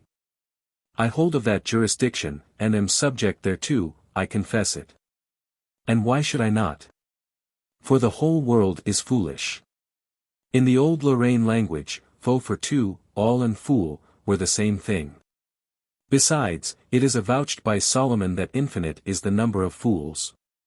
From an infinity nothing can be deducted or abetted, nor yet, by the testimony of Aristotle, can anything thereto be added or subjoined. Therefore were I a mad fool if, being a fool, I should not hold myself a fool. After the same manner of speaking, we may aver the number of the mad and enraged folks to be infinite. Avicenna mocketh no bones to assert that the several kinds of madness are infinite. Though this much of Triblet's words tend little to my advantage, howbeit the prejudice which I sustain thereby be common with me to all other men, yet the rest of his talk and gesture mocketh altogether for me. He said to my wife, be wary of the monkey, that is as much as if she should be cheery, and take as much delight in a monkey as ever did the Lesbia of Catullus in her sparrow. Who will for his recreation pass his time no less joyfully at the exercise of snatching flies than heretofore did the merciless flycatcher Domitian. Withal he meant, by another part of his discourse, that she should be of a jovial country-like humour, as gay and pleasing as a harmonious hornpipe of Salio or Busancy. The veridical tribulate did therein hint at what I liked well, as perfectly knowing the inclinations and propensions of my mind, my natural disposition, and the bias of my interior passions and affections. For you may be assured that my humour is much better satisfied and contented with the pretty, frolic, rural, dishevelled shepherdesses, whose bums through their coarse canvas smock smell of the clover grass of the field, than with those great ladies in magnific courts, with their Flandin topknots and sultanas, their palval, pastillos, and cosmetics. The homely sound, likewise, of a rustical hornpipe is more agreeable to my ears than the curious warbling and musical quavering of lutes, thurbos, viols, rebecks, and violins. He gave me a lusty rapping thwack on my back. What then? Let it pass, in the name and for the love of God, as an abatement of and deduction from so much of my future pains in purgatory. He did it not out of any evil intent. He thought, belike, to have hit some of the pages. He is an honest fool, and an innocent changeling. It is a sin to harbour in the heart any bad conceit of him. As for myself, I heartily pardon him. He flirted me on the nose. In that there is no harm. For it importeth nothing else but that betwixt my wife and me there will occur some toyish wanton tricks which usually happen to all new married folks. Chapter 47. How Pantagruel and Panurge resolved to make a visit to the oracle of the holy bottle. There is as yet another point, quoth Panurge, which you have not at all considered on, although it be the chief and principal head of the matter. He put the bottle in my hand and restored it me again. How interpret you that passage? What is the meaning of that? He possibly, quoth Pantagruel, signifieth thereby that your wife will be such a drunkard as shall daily take in her liquor kindly, and ply the pots and bottles apace. Quite otherwise, quoth Panurge, for the bottle was empty. I swear to you, by the prickling brambly thorn of Saint Fiacre in Brie, that our unique Morosoph, whom I formerly termed the lunatic triblet, referreth me, for attaining to the final resolution of my scruple, to the response-giving bottle. Therefore do I renew afresh the first vow which I made, and here in your presence protest and make oath, by Styx and Acheron, to carry still spectacles in my cap, and never to wear a codpiece in my breeches. Until upon the enterprise and hand of my nuptial undertaking I shall have obtained an answer from the holy bottle. I am acquainted with a prudent, understanding, and discreet gentleman, and besides a very good friend of mine, who knoweth the land, country, and place where its temple and oracle is built and posited. He will guide and conduct us thither sure and safely. Let us go thither, I beseech you. Deny me not, and say not nay, reject not the suit I make unto you, I entreat you. I will be to you an Achates, a Damas, and heartily accompany you all along in the whole voyage, both in your going forth and coming back. I have of a long time known you to be a great lover of peregrination, desirous still to learn new things, and still to see what you had never seen before. Very willingly, quoth Pantagruel, I condescend to your request. But before we enter in upon our progress towards the accomplishment of so far a journey, replenished and fraught with eminent perils, full of innumerable hazards, and every way stored with evident and manifest dangers, what dangers? Quoth Panurge, interrupting him. Dangers fly back, run from, and shun me whithersoever I go, 7 leagues around, as in the presence of the sovereign a subordinate magistracy is eclipsed. Or as clouds and darkness quite evanish at the bright coming of a radiant sun, or as all sores and sicknesses did suddenly depart at the approach of the body of Saint Martin at Chuanda. Nevertheless, quoth Pantagruel, before we adventure to set forwards on the road of our projected and intended voyage, some few points are to be discussed, expedited, and dispatched. First, let us send back Triblet to Blois. Which was instantly done, after that Pantagruel had given him a frieze coat. Secondly, our design must be backed with the advice and counsel of the king my father. And, lastly, it is most needful and expedient for us that we search for and find out some Sibyl to serve us for a guide, truchman, and interpreter. To this Panurge made answer, that his friend Xenomanes would abundantly suffice for the plenary discharge and performance of the Sibyl's office. And that, furthermore, in passing through the lanternatory revelling country, they should take along with them a learned and profitable lanterness, which would be no less useful to them in their voyage than was the Sibyl to Aeneas in his descent to the Elysian fields. Carpalin, in the interim, as he was upon the conducting away of Triblet, in his passing by hearkened a little to the discourse they were upon. Then spoke out, saying, Ho, Panurge, Master Freeman, take my Lord Debtors at Calais alongst with you, for he is Gaud Fallet, a good fellow. He will not forget those who have been debitors, these are lanterns. Thus shall you not lack for both fallet and lantern. I may safely with the little skill I have, quoth Pantagruel, prognosticate that by the way we shall engender no melancholy. I clearly perceive it already. The only thing that vexeth me is, that I cannot speak the lanternatory language. I shall, answered Panurge, speak for you all. I understand it every whit as well as I do mine own maternal tongue. I have been no less used to it than to the vulgar French. Brismar dalgetbrick nubsten zoos. Isquebs prusk albert krinks zakbak. Misby dilbarsks morp nip stanks bos. Stromts, Panurge, Walmap quost grusback. Now guess, friend Epistman, what this is. They are, quoth Epistman, names of errant devils, passant devils, and rampant devils. These words of thine, dear friend of mine, are true, quoth Panurge. Yet are they terms used in the language of the court of the lanternish people. By the way, as we go upon our journey, I will make to thee a pretty little dictionary, which, notwithstanding, shall not last you much longer than a pair of new shoes.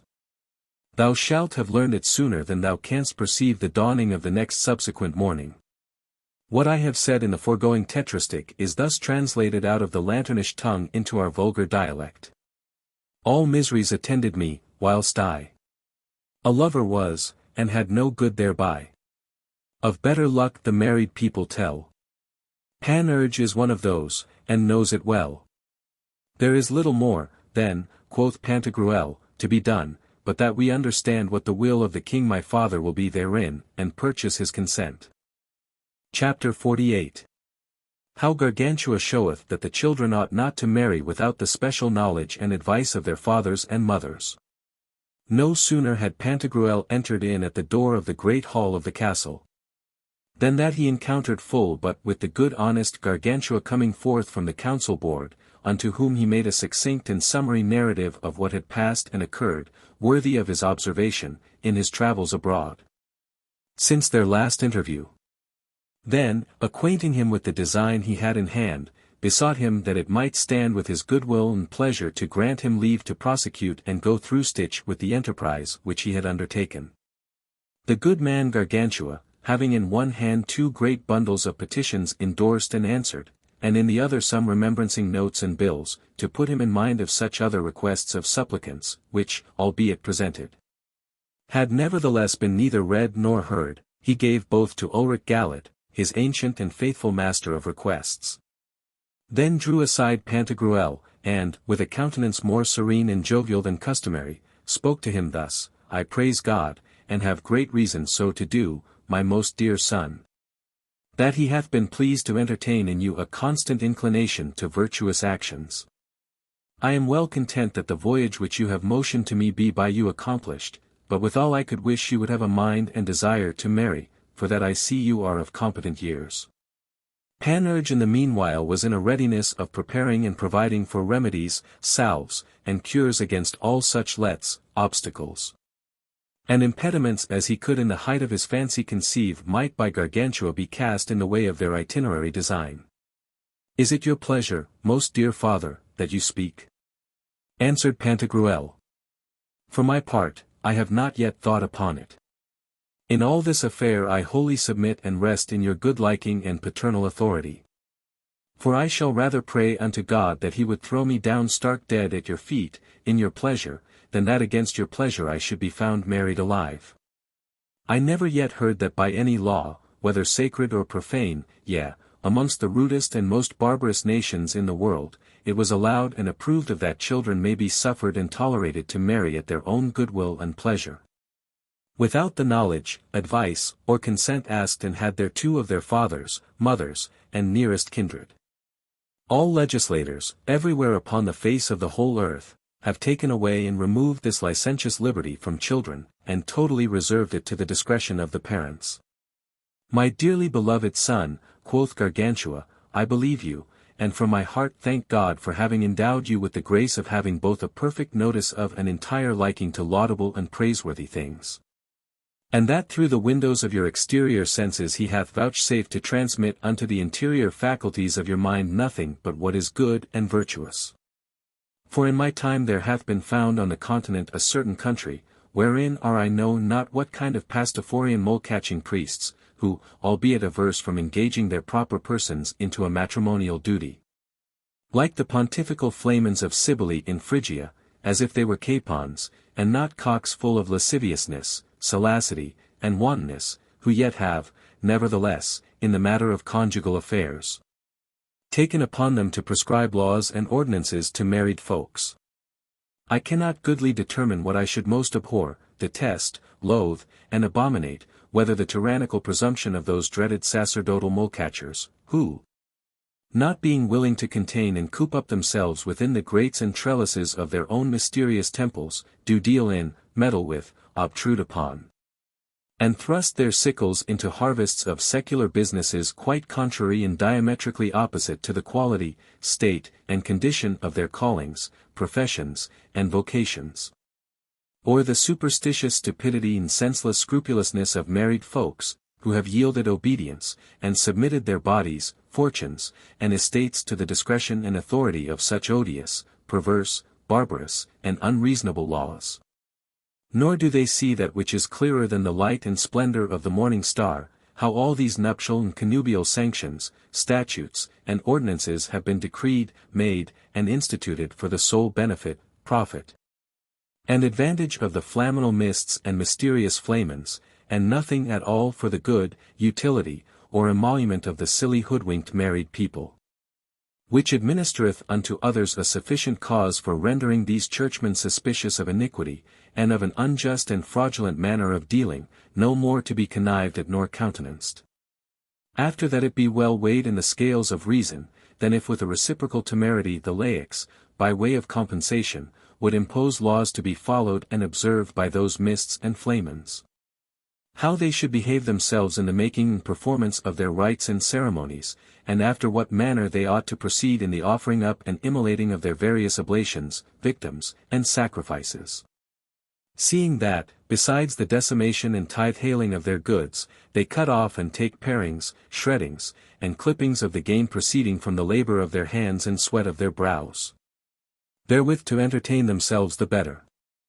Upon which consideration, in my opinion, their injunctions and commands would not prove so pernicious and impertinent as those of the ecclesiastic power unto which they had tendered their blind obedience. For, as you have very well said, there is no place in the world where, legally, a license is granted to the children to marry without the advice and consent of their parents and kindred. Nevertheless, by those wicked laws and mole-catching customs, whereat there is a little hinted in what I have already spoken to you, there is no scurvy, measly, leprous, or pocky ruffian, pander, knave, rogue, skellum, robber, or thief, pilloried, whipped, and burn-marked in his own country for his crimes and felonies, who may not violently snatch away and ravish what maid soever he had a mind to pitch upon, how noble, how fair, how rich, honest, and chaste soever she be.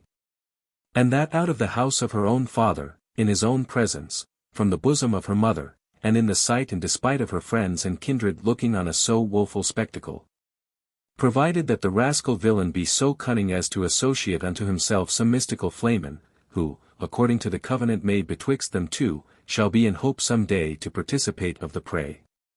Could the Goths, the Scyths, or Mossagetes do a worse or more cruel act to any of the inhabitants of a hostile city, when, after the loss of many of their most considerable commanders, the expense of a great deal of money, and a long siege, they shall have stormed and taken it by a violent and impetuous assault?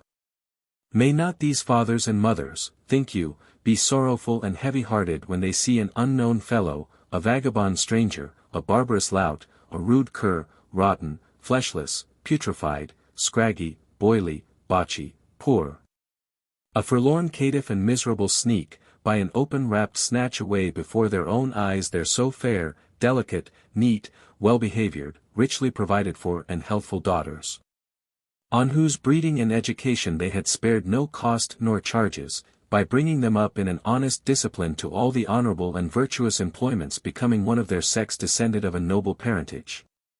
Hoping by those commendable and industrious means in an opportune and convenient time to bestow them on the worthy sons of their well-deserving neighbors and ancient friends, who had nourished, entertained, taught, instructed, and schooled their children with the same care and solicitude, to make them matches fit to attain to the felicity of a so happy marriage, that from them might issue an offspring and progeny no less heirs to the laudable endowments and exquisite qualifications of their parents, whom they every way resemble, than to their personal and real estates, movables, and inheritances.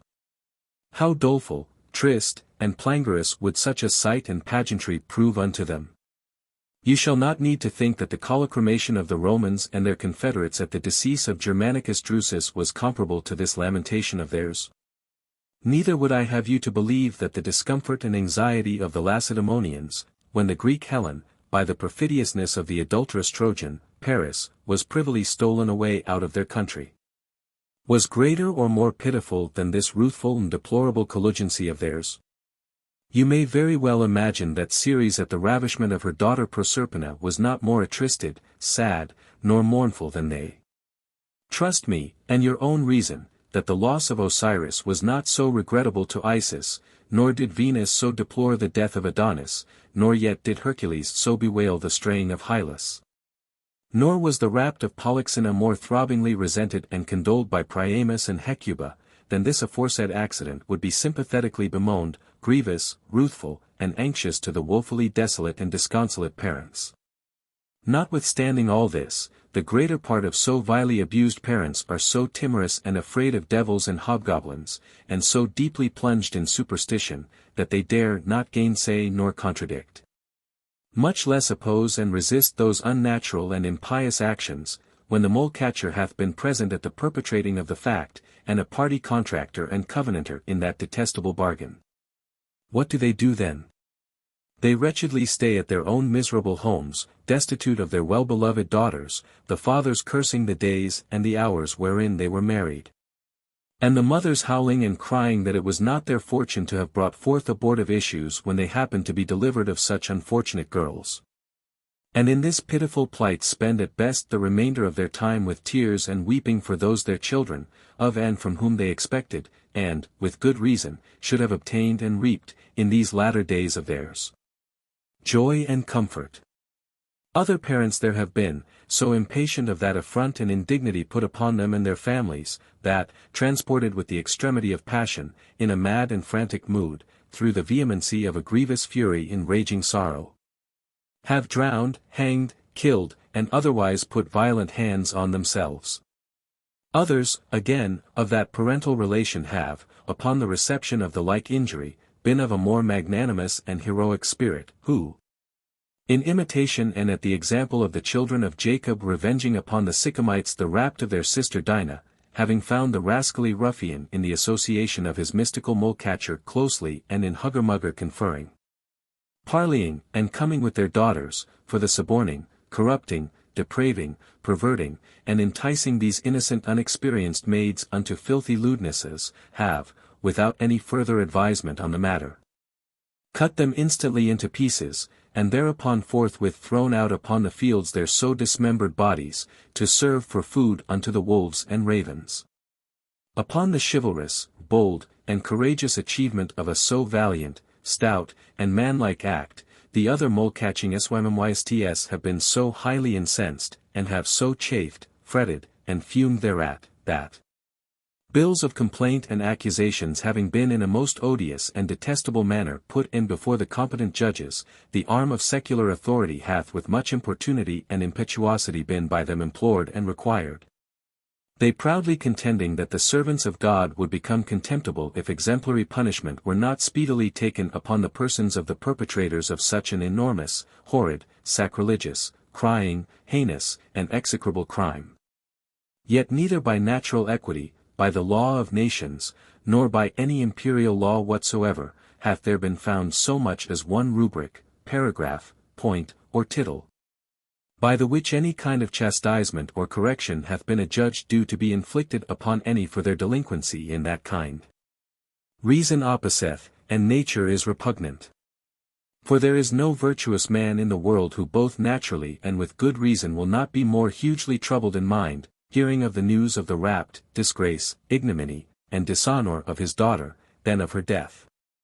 Now any man, finding in hot blood one who with a forethought felony hath murdered his daughter, may, without tying himself to the formalities and circumstances of a legal proceeding, kill him on a sudden and out of hand without incurring any hazard of being attainted and apprehended by the officers of justice for so doing. What wonder is it then? Or how little strange should it appear to any rational man, if a leechering rogue, together with his mole-catching abettor, be entrapped in the flagrant act of suborning his daughter, and stealing her out of his house, though herself consent thereto? That the father in such a case of stain and infamy by them brought upon his family, should put them both to a shameful death, and cast their carcasses upon dunghills to be devoured and eaten up by dogs and swine. Or otherwise fling them a little further off to the direction, tearing, and rending asunder of their joints and members by the wild beasts of the field, as unworthy to receive the gentle, the desired, the last kind embraces of the great alma mater. The earth, commonly called burial. Dearly beloved son, have an especial care that after my decease none of these laws be received in any of your kingdoms, for whilst I breathe, by the grace and assistance of God, I shall give good order. Seeing, therefore, you have totally referred unto my discretion the disposure of you in marriage, I am fully of an opinion that I shall provide sufficiently well for you in that point. Make ready and prepare yourself for Panurge's voyage. Take along with you Epistemon, Friar John, and such others as you will choose. Do with my treasures what unto yourself shall seem most expedient. None of your actions, I promise you, can in any manner of way displease me. Take out of my arsenal Thalas whatsoever equipage, furniture, or provision you please, together with such pilots, mariners, and truchmen as you have a mind to. And with the first fair and favourable wind set sail and make out to sea in the name of God our Saviour. In the meanwhile, during your absence, I shall not be neglective of providing a wife for you, nor of those preparations which are requisite to be made for the more sumptuous solemnizing of your nuptials with a most splendid feast. If ever there was any in the world, since the days of Ahasuerus. Chapter 49. How Pantagruel did put himself in a readiness to go to sea. And of the herb named Pantagruelian. Within very few days after that Pantagruel had taken his leave of the good Gargantua, who devoutly prayed for his son's happy voyage, he arrived at the seaport, near to St. Malo, accompanied with Panurge. Epistemon, Friar John of the Funnels, Abbot of Theleme, and others of the royal house, especially with Xenomanes the great traveller and thwarter of dangerous ways, who was come at the bidding and appointment of Panurge. Of whose castlewick of Salmigondin he did hold some petty inheritance by the tenure of a mean fee. Pantagruel, being come thither, prepared and made ready for launching a fleet of ships, to the number of those which Ajax of Salamine had of old equipped in convoy of the Grecian soldiery against the Trojan state. He likewise picked out for his use so many mariners, pilots, sailors, interpreters, artificers, officers, and soldiers, as he thought fitting, and therewithal made provision of so much victuals of all sorts, artillery, munition of divers kinds, clothes, moneys, and other such luggage, stuff, baggage, chaffer, and furniture, as he deemed needful for carrying on the design of a so tedious, long, and perilous voyage. Amongst other things, it was observed how he caused some of his vessels to be fraught and loaded with a great quantity of an herb of his called Pantagruelian, not only of the green and raw sort of it, but of the confected also. And of that which was notably well befitted for present use after the fashion of conserves. The herb Pantagruelian hath a little root somewhat hard and rough, roundish, terminating in an obtuse and very blunt point, and having some of its veins, strings, or filaments coloured with some spots of white. Never fixeth itself into the ground above the profoundness almost of a cubit, or foot and a half. From the root thereof proceedeth the only stalk, orbicular, cane-like, green without, whitish within, and hollow like the stem of Smyrnium, Olus atrum, beans, and gentian, full of long threads, straight, easy to be broken, jagged, snipped, nicked, and notched a little after the manner of pillars and columns, slightly furrowed, chamfered, guttered, and channelled, and full of fibres, or hairs like strings, in which consisteth the chief value and dignity of the herb. Especially in that part thereof which is termed Mesa, as he would say the mean, and in that other, which hath got the denomination of Malacia. Its height is commonly of 5 or 6 foot. Yet sometimes it is of such a tall growth as doth surpass the length of a lance, but that is only when it meeteth with a sweet, easy, warm, wet, and well-soaked soil, as is the ground of the territory of Olone, and that of Rasia, near to Praeneste in Sabinia, and that it want not for rain enough about the season of the fishers' holidays and the estival solstice. There are many trees whose height is by it very far exceeded, and you might call it dendromalic by the authority of Theophrastus.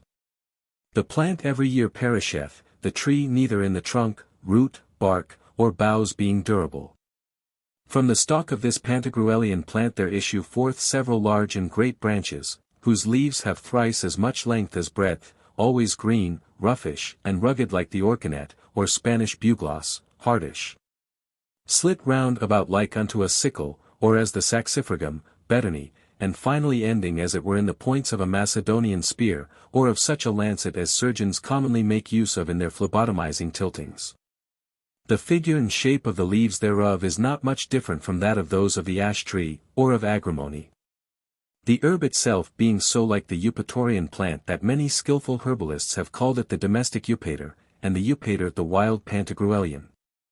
These leaves are in equal and parallel distances spread around the stalk by the number in every rank either of 5 or 7, nature having so highly favoured and cherished this plant that she hath richly adorned it with these 2 odd, divine, and mysterious numbers. The smell thereof is somewhat strong, and not very pleasing to nice, tender, and delicate noses. The seed enclosed therein mounteth up to the very top of its stalk, and a little above it.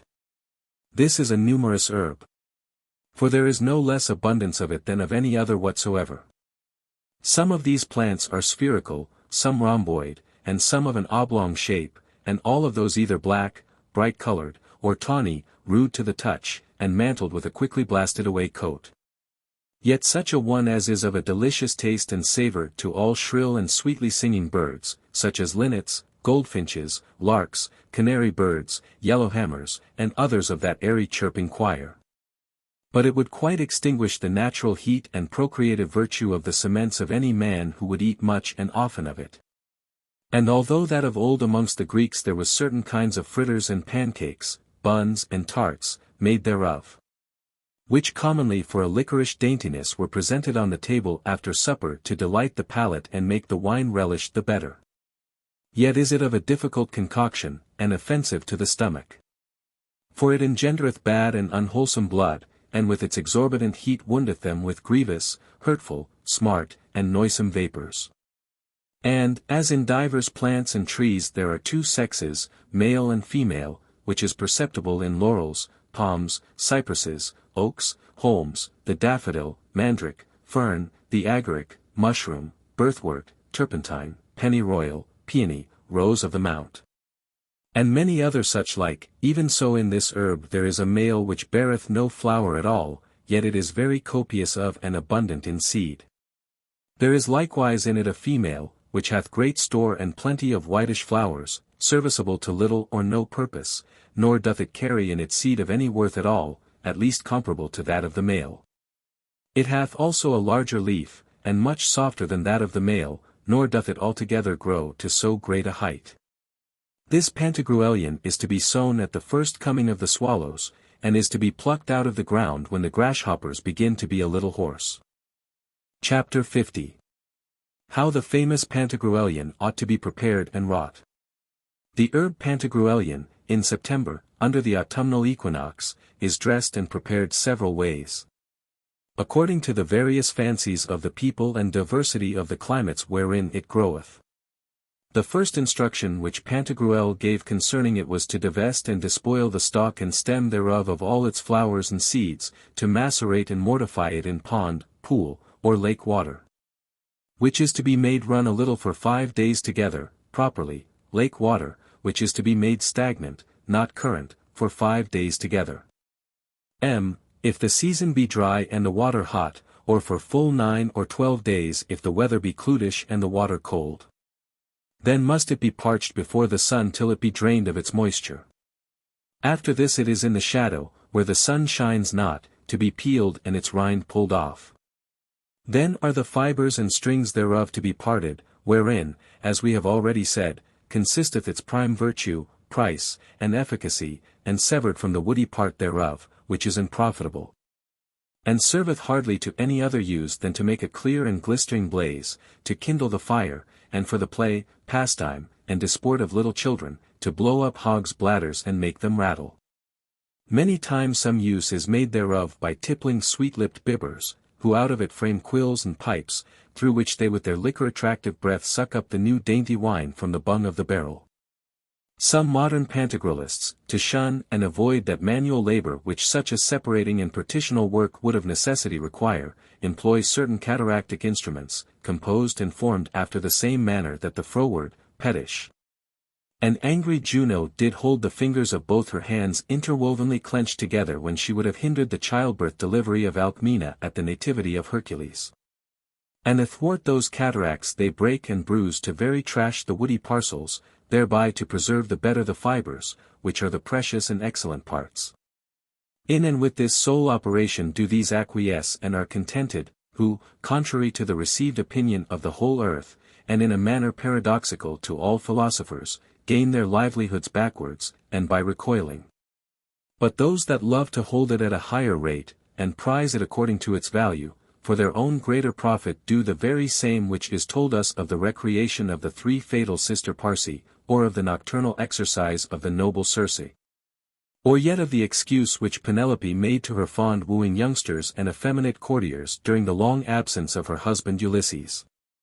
By these means is this herb put into a way to display its inestimable virtues, whereof I will discover a part, for to relate all is a thing impossible to do. I have already interpreted and exposed before you the denomination thereof. I find that plants have their names given and bestowed upon them after several ways. Some got the name of him who first found them out, knew them, sowed them, improved them by culture, qualified them to tractability, and appropriated them to the uses and subserviences they were fit for, as the mercurial from Mercury, Panacea from Panace, the daughter of Aesculapius, Armour from Artemis, who is Diana, Eupatoria from the king Eupator, Telephion from Telephus, Euphorbium from Euphorbus, King Juba's physician, Clymenos from Clymenus, Alcibiadium from Alcibiades, Gentiane from Gentius, king of Sclavonia, and so forth, through a great many other herbs or plants. Truly, in ancient times this prerogative of imposing the inventor's name upon an herb found out by him was held in a so great account and estimation, that, as a controversy arose betwixt Neptune and Pallas from which of them two that land should receive its denomination which had been equally found out by them both together, though thereafter it was called and had the appellation of Athens, from Athene, which is Minerva, just so would Lynceus, king of Scythia, have treacherously slain the young Triptolemus, whom Ceres had sent to show unto mankind the invention of corn, which until then had been utterly unknown, to the end that, after the murder of the messenger, whose death he made account to have kept secret, he might, by imposing, with the less suspicion of false dealing, his own name upon the said found out seed, acquire unto himself an immortal honor and glory for having been the inventor of a grain so profitable and necessary to and for the use of human life. For the wickedness of which treasonable attempt he was by Ceres transformed into that wild beast which by some is called a lynx and by others an ounce. Such also was the ambition of others upon the like occasion, as appeareth by that very sharp wars and of a long continuance have been made of old betwixt some residentiary kings in Cappadocia upon this only debate, of whose name a certain herb should have the appellation. By reason of which difference, so troublesome and expensive to them all, it was by them called Polemonian, and by us for the same cause termed make-bait. Other herbs and plants there are which retain the names of the countries from whence they were transported, as the Median apples from Media, where they first grew, Punic apples from Punicia, that is to say, Carthage. Ligusticum, which we call lovage, from Liguria, the coast of Genoa, rhubarb from a flood in Barbary, as Ammianus attesteth, called rue, Santonica from a region of that name, fenugreek from Greece, Gastanes from a country so called. Persicaria from Persia, Sabine from a territory of that appellation, Stichas from the Stachat Islands, Spica Celtica from the land of the Celtic Gauls, and so throughout a great many other, which were tedious to enumerate. Some others, again, have obtained their denominations by way of antiphrasis, or contrariety, as absinthe, because it is contrary to synthos, for it is bitter to the taste in drinking. Holostian, as if it were all bones, whilst, on the contrary, there is no frielier, tenderer, nor brittler herb in the whole production of nature than it. There are some other sorts of herbs which have got their names from their virtues and operations, as Aristolochia, because it helpeth women in childbirth, Lichen, for that it cureth the disease of that name, Mallow, because it mollifieth. Calithricum, because it mocketh the hair of a bright colour, Alyssum, Ephemerum, Beccium, Nasturtium, Anaban, Henbane, and so forth through many more. Other some there are which have obtained their names from the admirable qualities that are found to be in them, as Heliotropium, which is the marigold, because it followeth the sun, so that at the sun rising it displayeth and spreads itself out. At his ascending it mounteth, at his declining it wanneth, and when he is set it is close shut. Adianton, because, although it grow near unto watery places, and albeit you should let it lie in water a long time, it will nevertheless retain no moisture nor humidity, Hierarchia, Eryngium, and so throughout a great many more. There are also a great many herbs and plants which have retained the very same names of the men and women who have been metamorphosed and transformed in them, as from Daphne the laurel is called also Daphne. Myrrh from Myrrha, the daughter of Cineris, Pithis from Pithis, Cinara, which is the artichoke, from one of that name, Narcissus, with saffron, smilax, and divers others. Many herbs likewise have got their names of those things which they seem to have some resemblance to, as Hippurus, because it hath the likeness of a horse's tail, Alipicurus, because it representeth in similitude the tail of a fox. Cillian, from a flea which it resembleth, Delphinium, for that it is like a dolphin fish, Bugloss is so called because it is an herb like an ox's tongue, Iris, so called because in its flowers it hath some resemblance of the rainbow. Myasota, because it is like the ear of a mouse, Coronopus, for that it is of the likeness of a crow's foot. A great many other such there are, which here to recite were needless. Furthermore, as there are herbs and plants which have had their names from those of men, so by a reciprocal denomination have the surnames of many families taken their origin from them, as the Fabii, Aphabes, beans, the Pisans, Apices, peas. The Lentuli from lentils, the Cicerons, a Ciceribus, Vel Ciceris, a sort of pulse called chickpeas, and so forth. In some plants and herbs the resemblance or likeness hath been taken from a higher mark or object, as when we say Venus navel, Venus hair, Venus tub, Jupiter's beard, Jupiter's eye, Mars blood, the Hermodactyl or Mercury's fingers. Which are all of them names of herbs, as there are a great many more of the like appellation.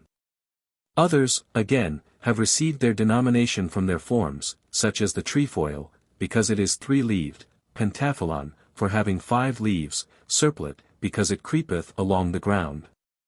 Helxine, Petast, Myrobalon, which the Arabians called bin, as if you would say an acorn, for it hath a kind of resemblance thereto, and withal is very oily.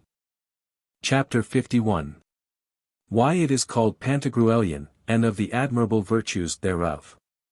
By such like means of attaining to a denomination, the fabulous ways being only from thence accepted.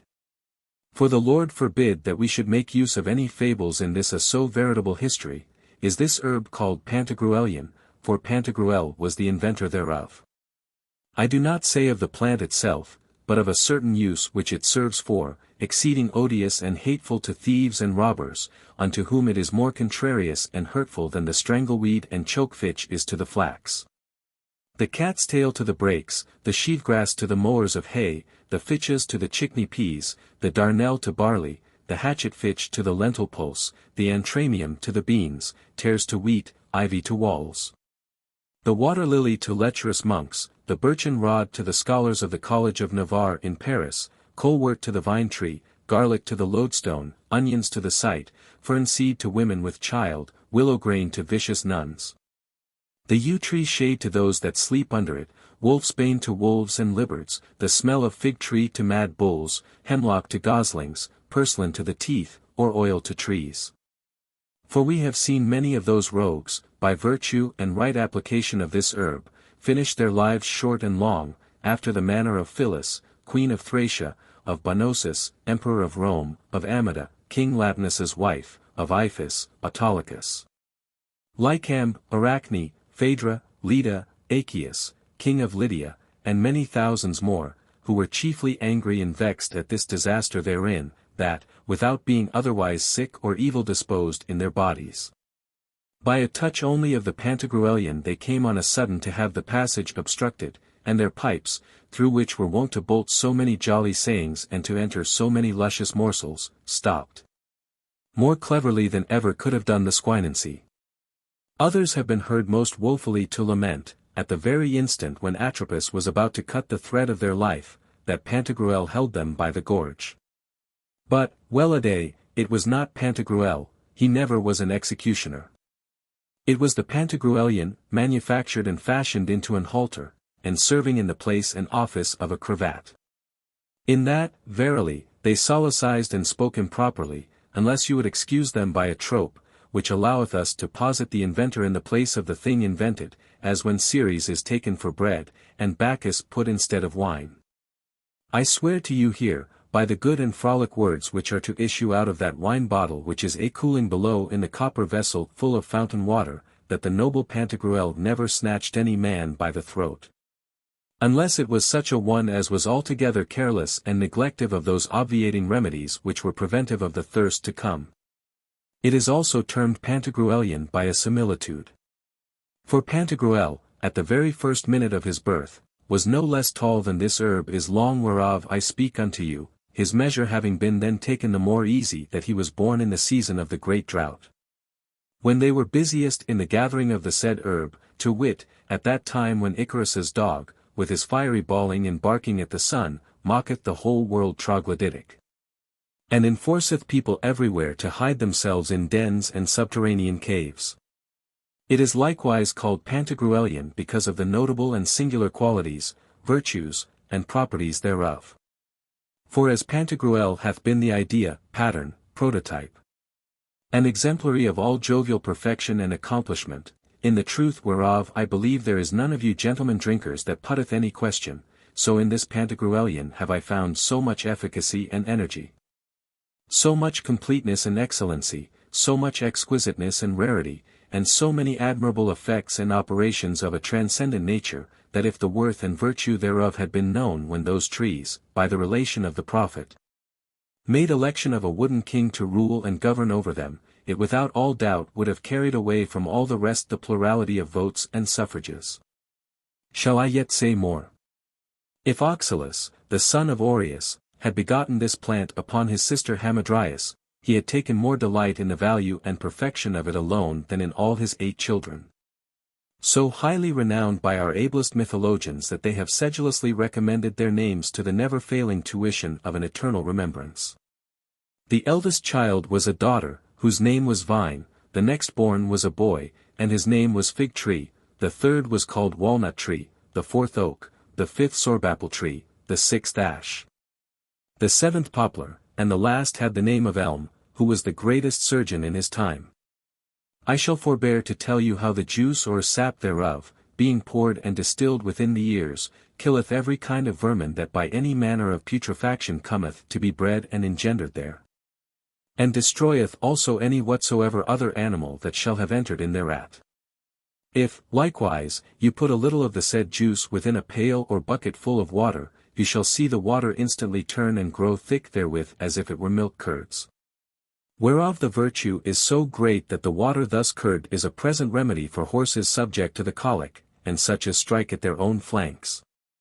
The root thereof well boiled mollifieth the joints, softeneth the hardness of shrunken sinews, is every way comfortable to the nerves, and good against all cramps and convulsions, as likewise all cold and knotty gouts.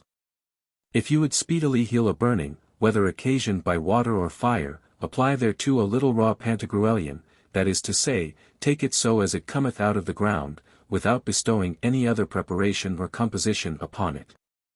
But have a special care to change it for some fresher in lieu thereof as soon as you shall find it waxing dry upon the sore. Without this herb kitchens would be detested, the tables of dining rooms abhorred, although there were great plenty and variety of most dainty and sumptuous dishes of meat set down upon them, and the choicest beds also. How richly soever adorned with gold, silver, amber, ivory, porphyry, and the mixture of most precious metals, would without it yield no delight or pleasure to the reposers in them. Without it millers could neither carry wheat, nor any other kind of corn to the mill, nor would they be able to bring back from thence flour, or any other sort of meal whatsoever. Without it, how could the papers and writs of lawyers' clients be brought to the bar? Seldom is the mortar, lime, or plaster brought to the workhouse without it. Without it, how should the water be got out of a draw-well? In what case would tabellions, notaries, copists, makers of counterpanes, writers, clerks, secretaries, scriveners, and such like persons be without it? Were it not for it, what would become of the toll rates and rent rolls? Would not the noble art of printing perish without it? Whereof could the chassis or paper windows be made? How should the bells be rung? The altars of Isis are adorned therewith, the Pastaforian priests are therewith clad and accoutred, and whole human nature covered and wrapped therein at its first position and production in and into this world. All the lenific trees of Ceres, the bombast and cotton bushes in the territories near the Persian Sea and Gulf of Bengala, the Arabian swans, together with the plants of Malta, do not all of them clothe, attire, and apparel so many persons as this one herb alone. Soldiers are nowadays much better sheltered under it than they were in former times, when they lay in tents covered with skins. It overshadows the theatres and amphitheatres from the heat of a scorching sun. It begirdeth and encompasseth forests, chases, parks, copses, and groves, for the pleasure of hunters. It descendeth into the salt and fresh of both sea and river waters for the profit of fishers. By it are boots of all sizes, buskins, gamashes, broadkins, gambadoes, shoes, pumps, slippers, and every cobbled ware wrought and made steadable for the use of man. By it the butt and rover bows are strung, the crossbows bended, and the slings made fixed. And, as if it were an herb every whit as holy as the vervain, and reverenced by ghosts, spirits, hobgoblins, fiends, and phantoms, the bodies of deceased men are never buried without it. I will proceed yet further. By the means of this fine herb the invisible substances are visibly stopped, arrested, taken, detained, and prisoner-like committed to their receptive jails. Heavy and ponderous weights are by it heaved, lifted up, turned, veered, drawn, carried, and every way moved quickly, nimbly, and easily, to the great profit and emolument of humankind. When I perpend with myself these and such like marvellous effects of this wonderful herb, it seemeth strange unto me how the invention of so useful a practice did escape through so many bypast ages the knowledge of the ancient philosophers. Considering the inestimable utility which from thence proceeded, and the immense labour which without it they did undergo in their pristine elucubrations. By virtue thereof, through the retention of some aerial gusts, are the huge ram-barges, mighty galleons, the large floats, the Chiliander. The myriander ships launched from their stations and set a-going at the pleasure and arbitrament of their rulers, condors, and steersmen. By the help thereof those remote nations whom nature seemed so unwilling to have discovered to us, and so desirous to have kept them still in abscondito and hidden from us. That the ways through which their countries were to be reached unto were not only totally unknown, but judged also to be altogether impermeable and inaccessible, are now arrived to us, and we to them. Those voyages outreached flights of birds and far surpassed the scope of feathered fowls, how swift soever they had been on the wing, and notwithstanding that advantage which they have of us in swimming through the air. Taprobane hath seen the heaths of Lapland, and both the Javas and Riphean mountains, wide distant Phebal shall see Theleme, and the islanders drink of the flood Euphrates. By it the chill-mouthed Boreas hath surveyed the parched mansions of the torrid Auster, and Eurus visited the regions which Zephyrus hath under his command. Yea, in such sort have interviews been made by the assistance of this sacred herb, that, maugre longitudes and latitudes, and all the variations of the zones, the Periatian people, and Antoetian, Amphician, Heterocian, and Parisian had oft rendered and received mutual visits to and from other, upon all the climates. These strange exploits bred such astonishment to the celestial intelligences, to all the marine and terrestrial gods, that they were on a sudden all afraid. From which amazement, when they saw how, by means of this blessed Pantagruelian, the Arctic people looked upon the Antarctic, scoured the Atlantic Ocean, passed the tropics, pushed through the torrid zone, measured all the zodiac, sported under the equinoctial, having both poles level with their horizon, they judged it high time to call a council for their own safety and preservation. The Olympic gods, being all and each of them affrighted at the sight of such achievements, said, Pantagruel hath Chopin work enough for us, and put us more to a plunge and nearer our wits' end by this sole herb of his than did of old the Aloide by overturning mountains. He very speedily is to be married, and shall have many children by his wife. It lies not in our power to oppose this destiny, for it hath passed through the hands and spindles of the fatal sisters, necessity's inexorable daughters. Who knows but by his sons may be found out an herb of such another virtue and prodigious energy, as that by the aid thereof, in using it aright according to their father's skill, they may contrive a way for humankind to pierce into the high Aryan clouds, get up unto the springhead of the hail, take an inspection of the snowy sources, and shut and open as they please the sluices from whence proceed the floodgates of the rain. Then, prosecuting their ethereal voyage, they may step in unto the lightning workhouse and shop, where all the thunderbolts are forged, where, seizing on the magazine of heaven and storehouse of our warlike fire munition, they may discharge a bouncing peal or two of thundering ordnance for joy of their arrival to these new supernal places, and, charging those tonitrual guns afresh, turn the whole force of that artillery against ourselves wherein we most confided.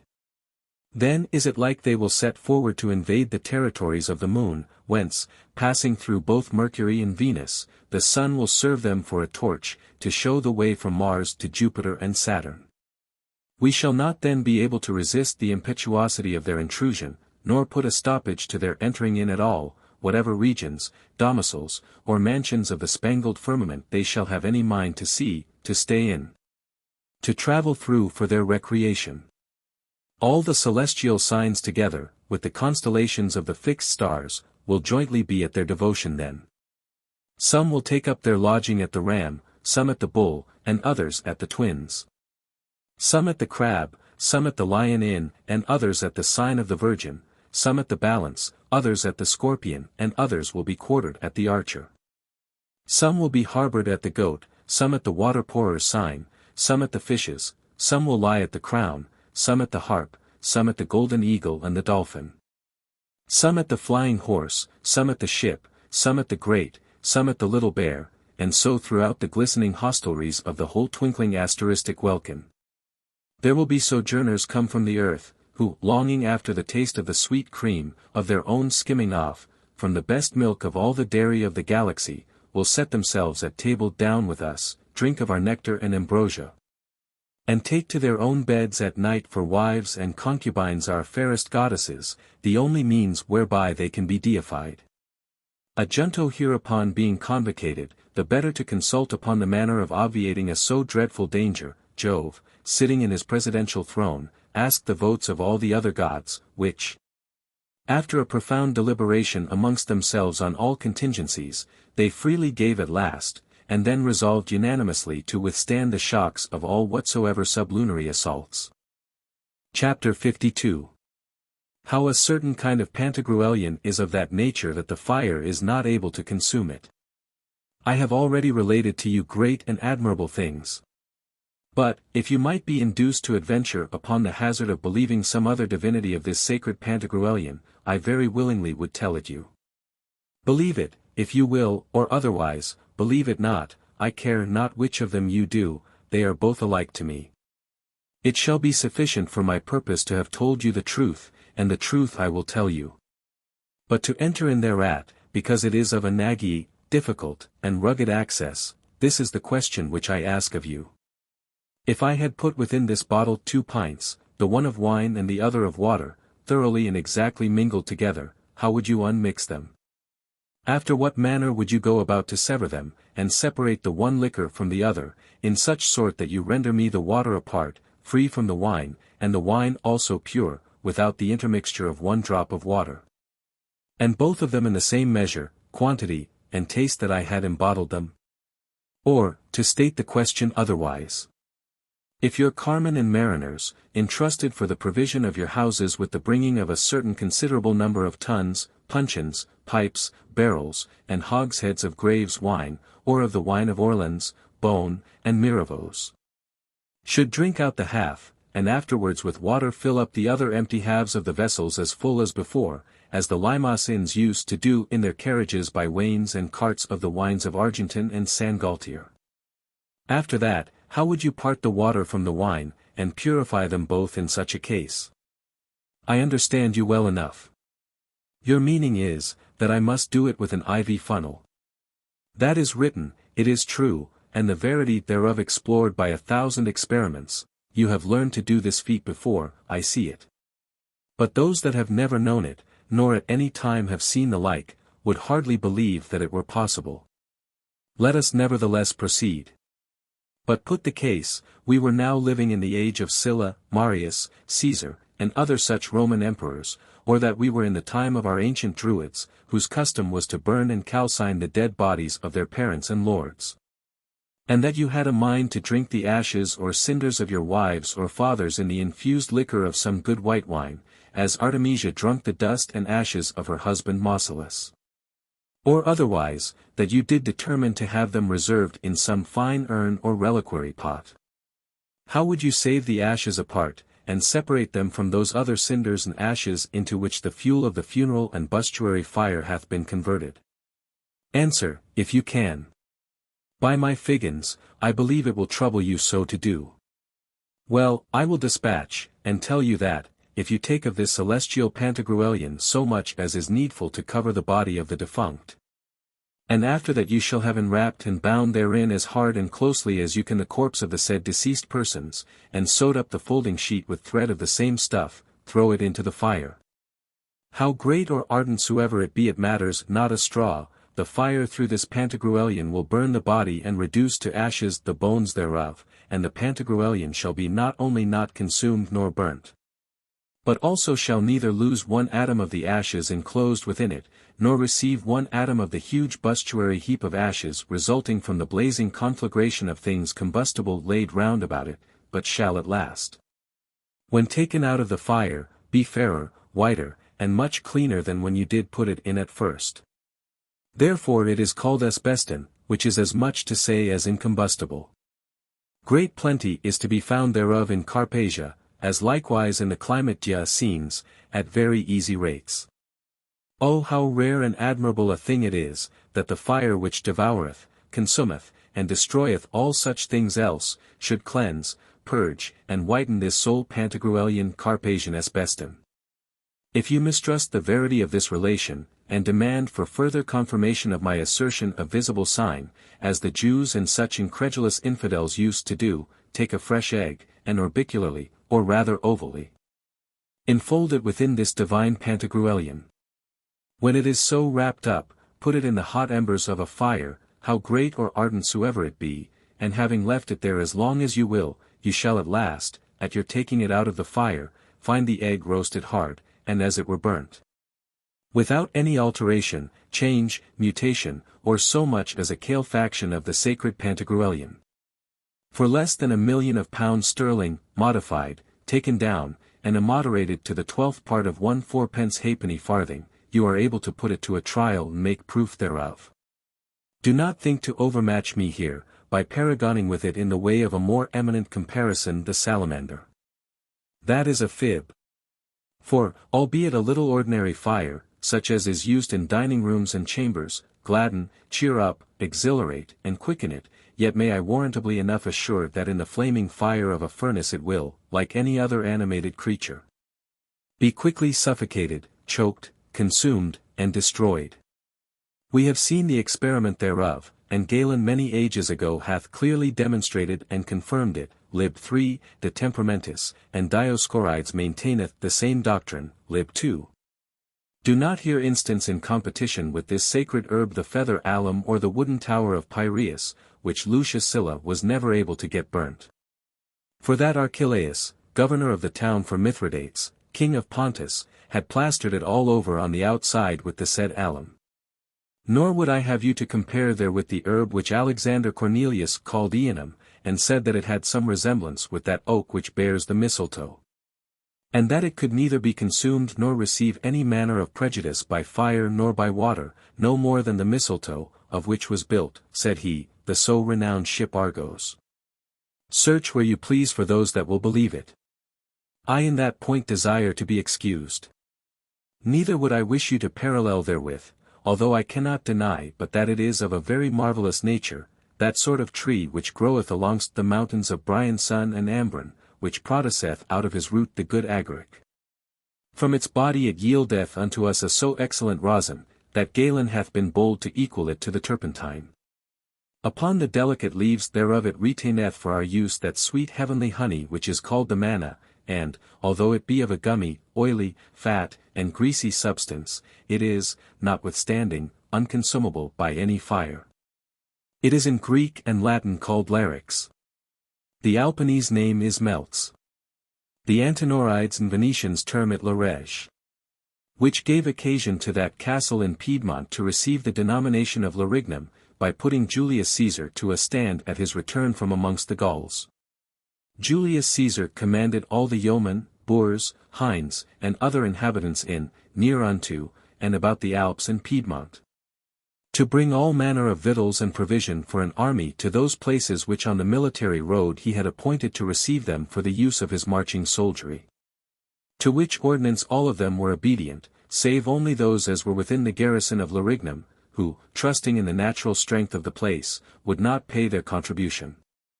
The emperor, purposing to chastise them for their refusal, caused his whole army to march straight towards that castle, before the gate whereof was erected a tower built of huge big spars and rafters of the larch tree, fast bound together with pins and pegs of the same wood, and interchangeably laid on one another, after the fashion of a pile or stack of timber, set up in the fabric thereof to such an apt and convenient height that from the parapet above the portcullis they thought with stones and levers to beat off and drive away such as should approach thereto.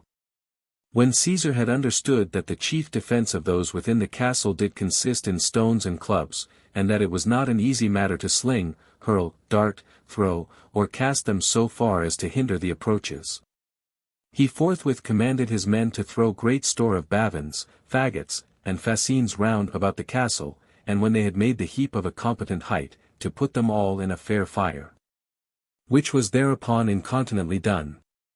The fire put amidst the faggots was so great and so high that it covered the whole castle, that they might well imagine the tower would thereby be altogether burnt to dust and demolished. Nevertheless, contrary to all their hopes and expectations, when the flame ceased, and that the faggots were quite burnt and consumed, the tower appeared as whole, sound, and entire as ever. Caesar, after a serious consideration had thereof, commanded a compass to be taken without the distance of a stone cast from the castle round about it there, with ditches and entrenchments to form a blockade. Which when the Larignans understood, they rendered themselves upon terms. And then by a relation from them it was that Caesar learned the admirable nature and virtue of this wood, which of itself produceth neither fire, flame, nor coal, and would, therefore, in regard of that rare quality of incombustibility, have been admitted into this rank and degree of a true Pantagruelianal plant. And that so much the rather, for that Pantagruel directed that all the gates, doors, angeports, windows, gutters, frettist and embowed ceilings, cants, and other whatsoever wooden furniture in the abbey of Theleme, should be all materiated of this kind of timber. He likewise caused to cover therewith the sterns, stems, cookrooms or laps, hatches, decks, courses, bends, and walls of his carracks, ships, galleons, galleys, brigantines, foists, frigates, creers, barks, floats, pinks, pinnaces, hoys, ketches, capers, and other vessels of his Thalassian arsenal. Were it not that the wood or timber of the larch tree, being put within a large and ample furnace full of huge vehemently flaming fire proceeding from the fuel of other sorts and kinds of wood, cometh at last to be corrupted, consumed, dissipated, and destroyed, as are stones in a lime-kiln. But this Pantagruelian asbeston is rather by the fire renewed and cleansed than by the flames thereof consumed or changed. Therefore, Arabians, Indians, Sabaeans, sing not, in hymns and Iopians, your incense, myrrh, or ebony.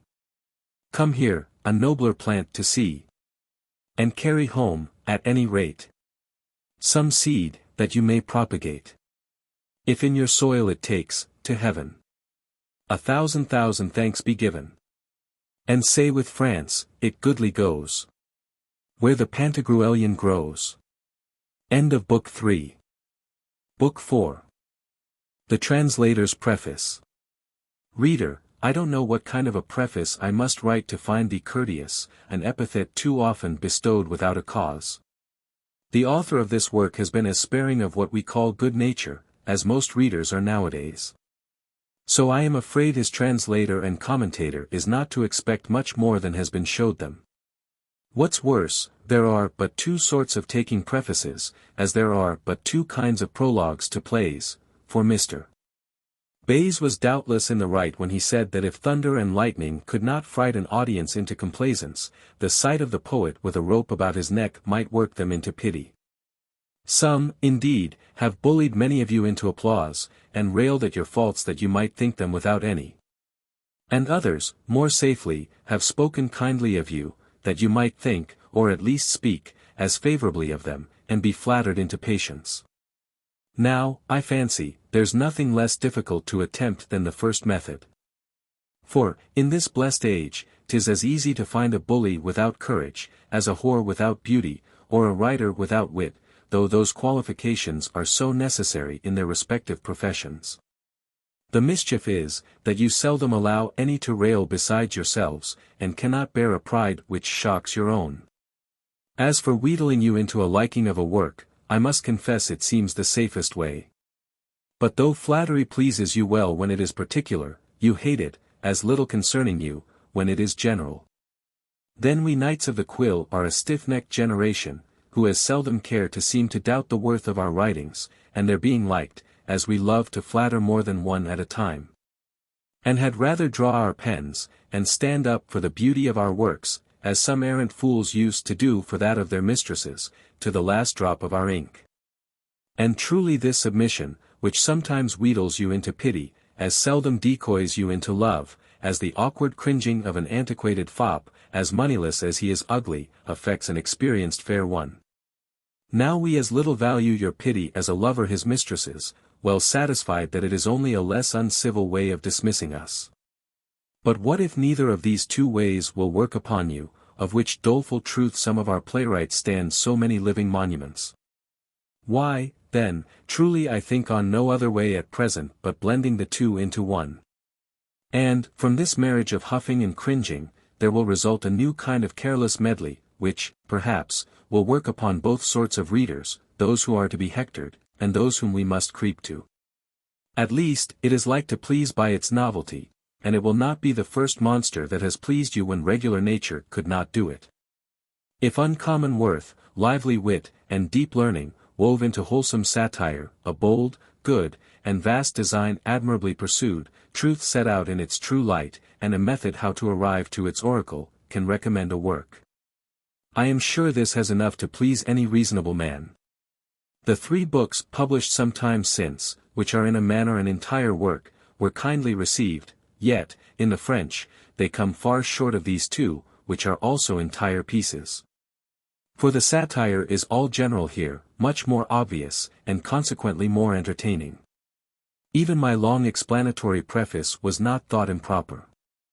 Though I was so far from being allowed time to make it methodical, that at first only a few pages were intended.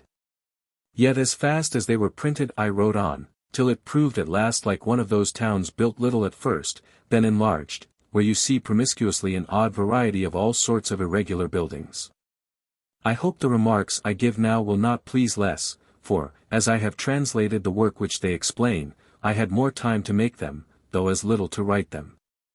It would be needless to give here a large account of my performance. For, after all, you readers care no more for this or that apology, or pretense of Mr. Translator, if the version does not please you, than we do for a blundering cook's excuse after he has spoiled a good dish in the dressing. Nor can the first pretend to much praise, besides that of giving his author's sense in its full extent, and copying his style, if it is to be copied, since he has no share in the invention or disposition of what he translates. Yet there was no small difficulty in doing Rabelais justice in that double respect. The obsolete words and turns of phrase, and dark subjects, often as darkly treated, make the sense hard to be understood even by a Frenchman, and it cannot be easy to give it the free easy air of an original. For even what seems most common talk in one language, is what is often the most difficult to be made so in another, and Horace's thoughts of comedy may be well applied to this. Creditor, ex medio quia residential arcessit, habira. Sudoris minimum. Sed habet commoedia tantum. Plus honoris, quanto venii minus. Far be it from me, for all this, to value myself upon hitting the words of cant in which my drolling author is so luxuriant. For though such words have stood me in good stead, I scarce can forbear thinking myself unhappy in having insensibly hoarded up so much gibberish and Billingsgate trash in my memory. Nor could I forbear asking of myself, as an Italian cardinal said on another account, Dondi hai tu pigliato tant coglioneri? Where the devil didst thou rake up all these fripperies? It was not less difficult to come up to the author's sublime expressions. Nor would I have attempted such a task, but that I was ambitious of giving a view of the most valuable work of the greatest genius of his age, to the machinas and best genius of this. For I am not over fond of so ungrateful a task as translating, and would rejoice to see less versions and more originals, so the latter were not as bad as many of the first are, through want of encouragement. Some indeed have deservedly gained esteem by translating, yet not many condescend to translate, but such as cannot invent, though to do the first well requires often as much genius as to do the latter. I wish, reader, thou mayest be as willing to do my author justice, as I have strove to do him right. Yet, if thou art a brother of the quill, it is 10 to 1 thou art too much in love with thy own dear productions to admire those of one of thy trade. However, I know 3 or 4 who have not such a mighty opinion of themselves. But I'll not name them, lest I should be obliged to place myself among them. If thou art one of those who, though they never write, criticize everyone that does, avaunt. Thou art a professed enemy of mankind and of thyself, who wilt never be pleased nor let anybody be so, and knowest no better way to fame than by striving to lessen that of others. Though wouldst thou write thou mightst be soon known, even by the butter women, and fly through the world in bandboxes. If thou art of the dissembling tribe, it is thy office to rail at those books which thou huggest in a corner. If thou art one of those eavesdroppers, who would have their moroseness be counted gravity, thou wilt condemn a mirth which thou art past relishing. And I know no other way to quit the score than by writing, as like enough I may, something as dull, or duller than thyself, if possible. If thou art one of those critics in dressing, those extempores of fortune, who, having lost a relation and got an estate, in an instant set up for wit and every extravagance, thou wilt either praise or discommend this book. According to the dictates of some less foolish than thyself, perhaps of one of those who, being lodged at the sign of the box and dice, will know better things than to recommend to thee a work which bids thee beware of his tricks. This book might teach thee to leave thy follies, but some will say it does not signify much to some fools whether they are so or not, for when was there a fool that thought himself one? If thou art one of those who would put themselves upon us for learned men in Greek and Hebrew, yet are mere blockheads in English, and patch together old pieces of the ancients to get themselves clothes out of them, thou art too severely mauled in this work to like it. Who then will? Some will cry. Nay, besides these, many societies that make a great figure in the world are reflected on in this book. Which caused Rabelais to study to be dark, and even bedaub it with many loose expressions, that he might not be thought to have any other design than to droll, in a manner bewraying his book that his enemies might not bite it. Truly, though now the riddle is expounded, I would advise those who read it not to reflect on the author, lest he be thought to have been beforehand with them. And they be ranked among those who have nothing to show for their honesty but their money, nothing for their religion but their dissembling, or a fat benefice, nothing for their wit but their dressing, for their nobility but their title, for their gentility but their sword, for their courage but their huffing, for their preferment but their assurance, for their learning but their degrees, or for their gravity but their wrinkles or dullness. They had better laugh at one another here, as it is the custom of the world. Laughing is of all professions, the miser may hoard, the spendthrift squander, the politician plot, the lawyer wrangle, and the gamester cheat. Still their main design is to be able to laugh at one another, and here they may do it at a cheap and easy rate. After all, should this work fail to please the greater number of readers, I am sure it cannot miss being liked by those who are for witty mirth and a chirping bottle. Though not by those solid sots who seem to have drudged all their youth long only that they might enjoy the sweet blessing of getting drunk every night in their old age. But those men of sense and honor who love truth and the good of mankind in general above all other things will undoubtedly countenance this work. I will not gravely insist upon its usefulness, having said enough of it in the preface, Mautau Preface to Volume 1 of Rabelais, edition 1694, to the first part.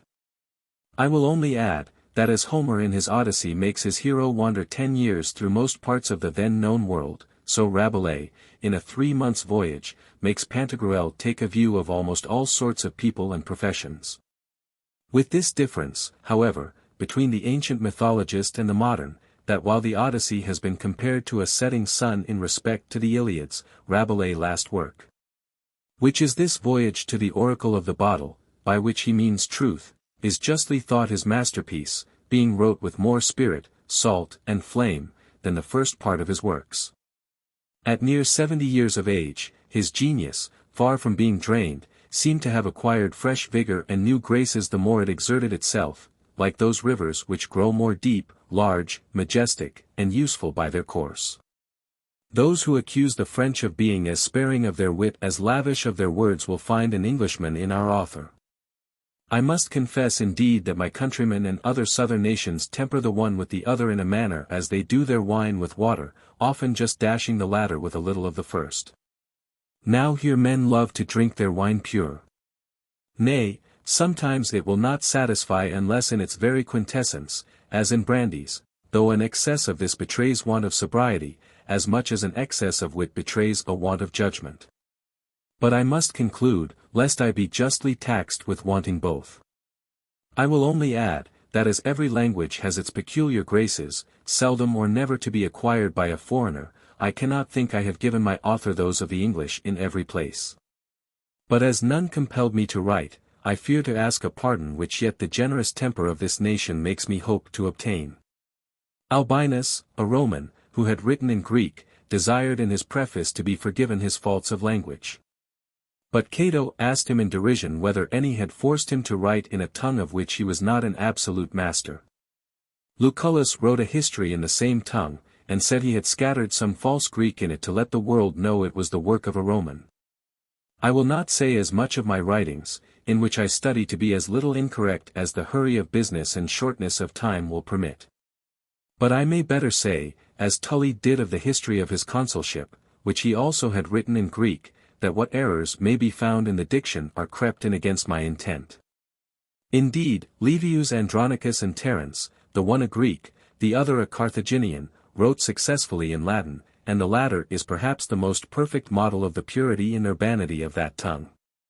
But I ought not to hope for the success of those great men.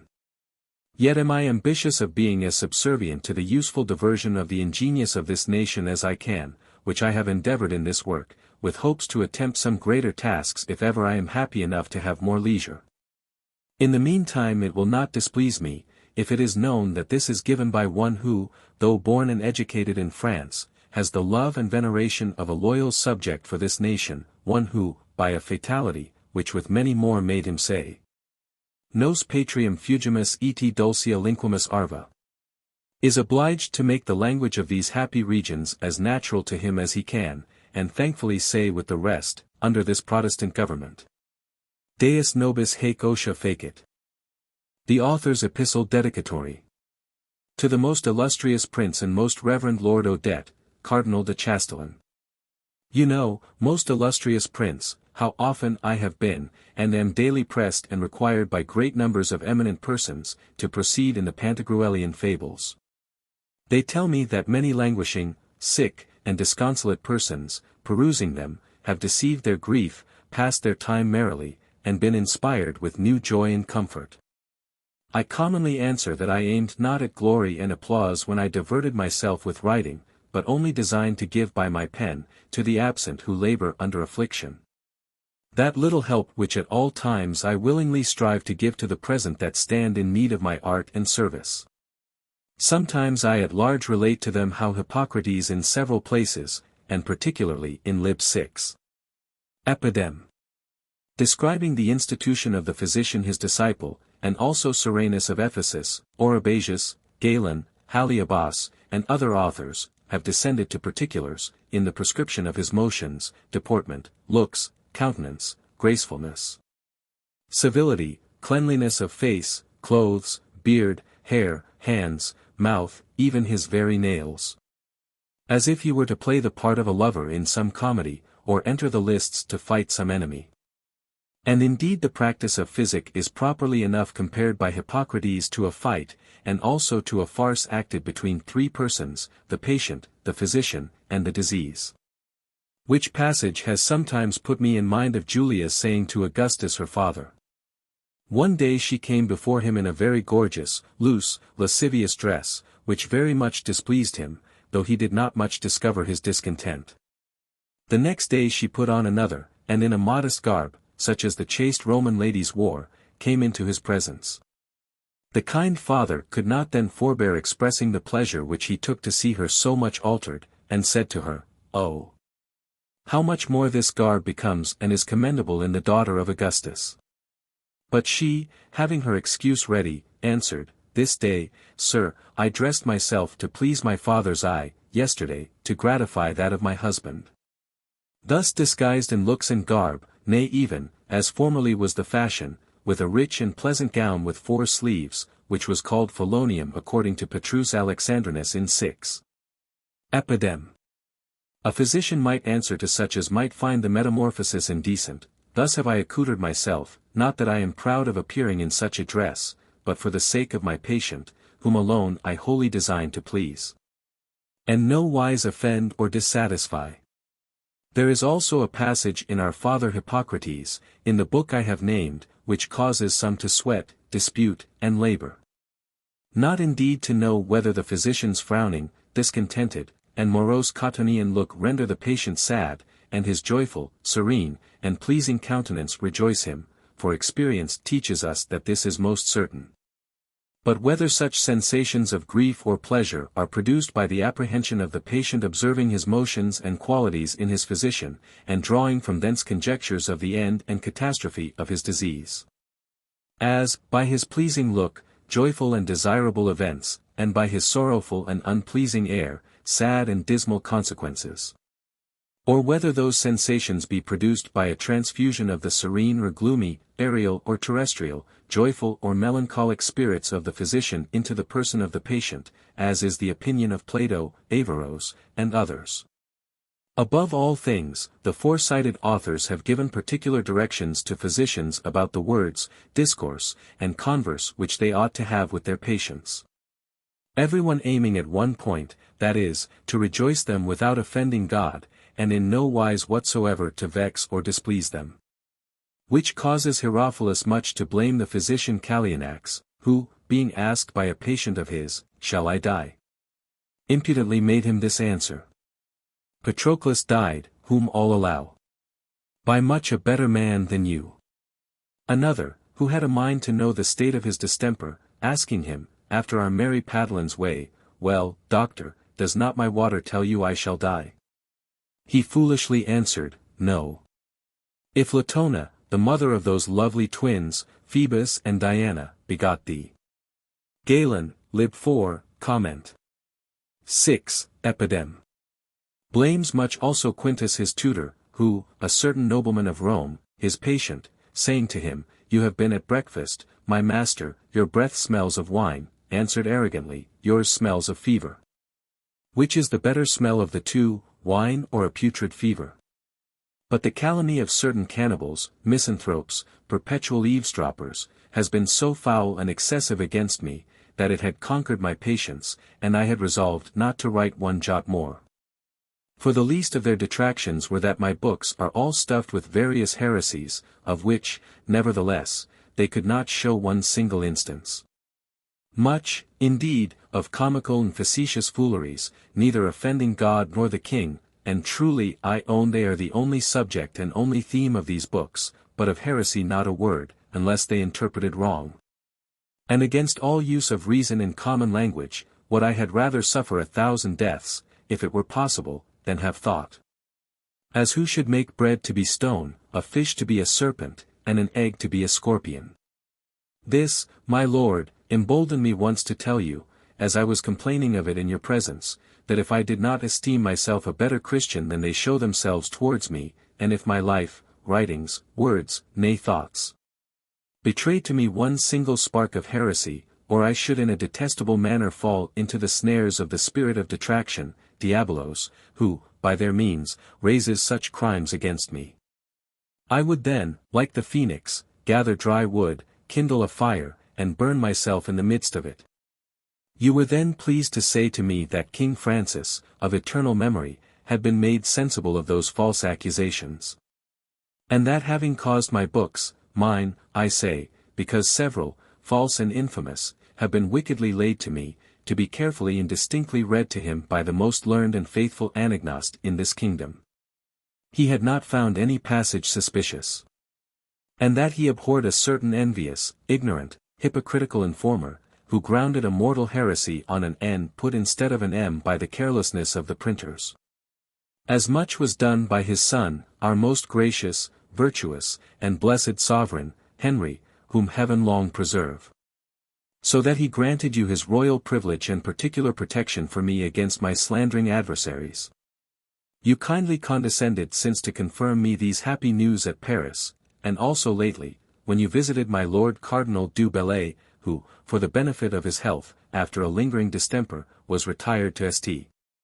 More, that place, or rather paradise, of salubrity, serenity, conveniency, and all desirable country pleasures. Thus, my lord, under so glorious a patronage, I am emboldened once more to draw my pen, undaunted now and secure. With hopes that you will still prove to me, against the power of detraction, a second Gallic Hercules in learning, prudence, and eloquence, and a Lexicacos in virtue, power, and authority. You, of whom I may truly say what the wise monarch Solomon saith of Moses, that great prophet and captain of Israel, Ecclesiast. 45, a man fearing and loving God, who found favor in the sight of all flesh, well beloved both of God and man. Whose memorial is blessed. God made him like to the glorious saints, and magnified him so, that his enemies stood in fear of him, and for him made wonders.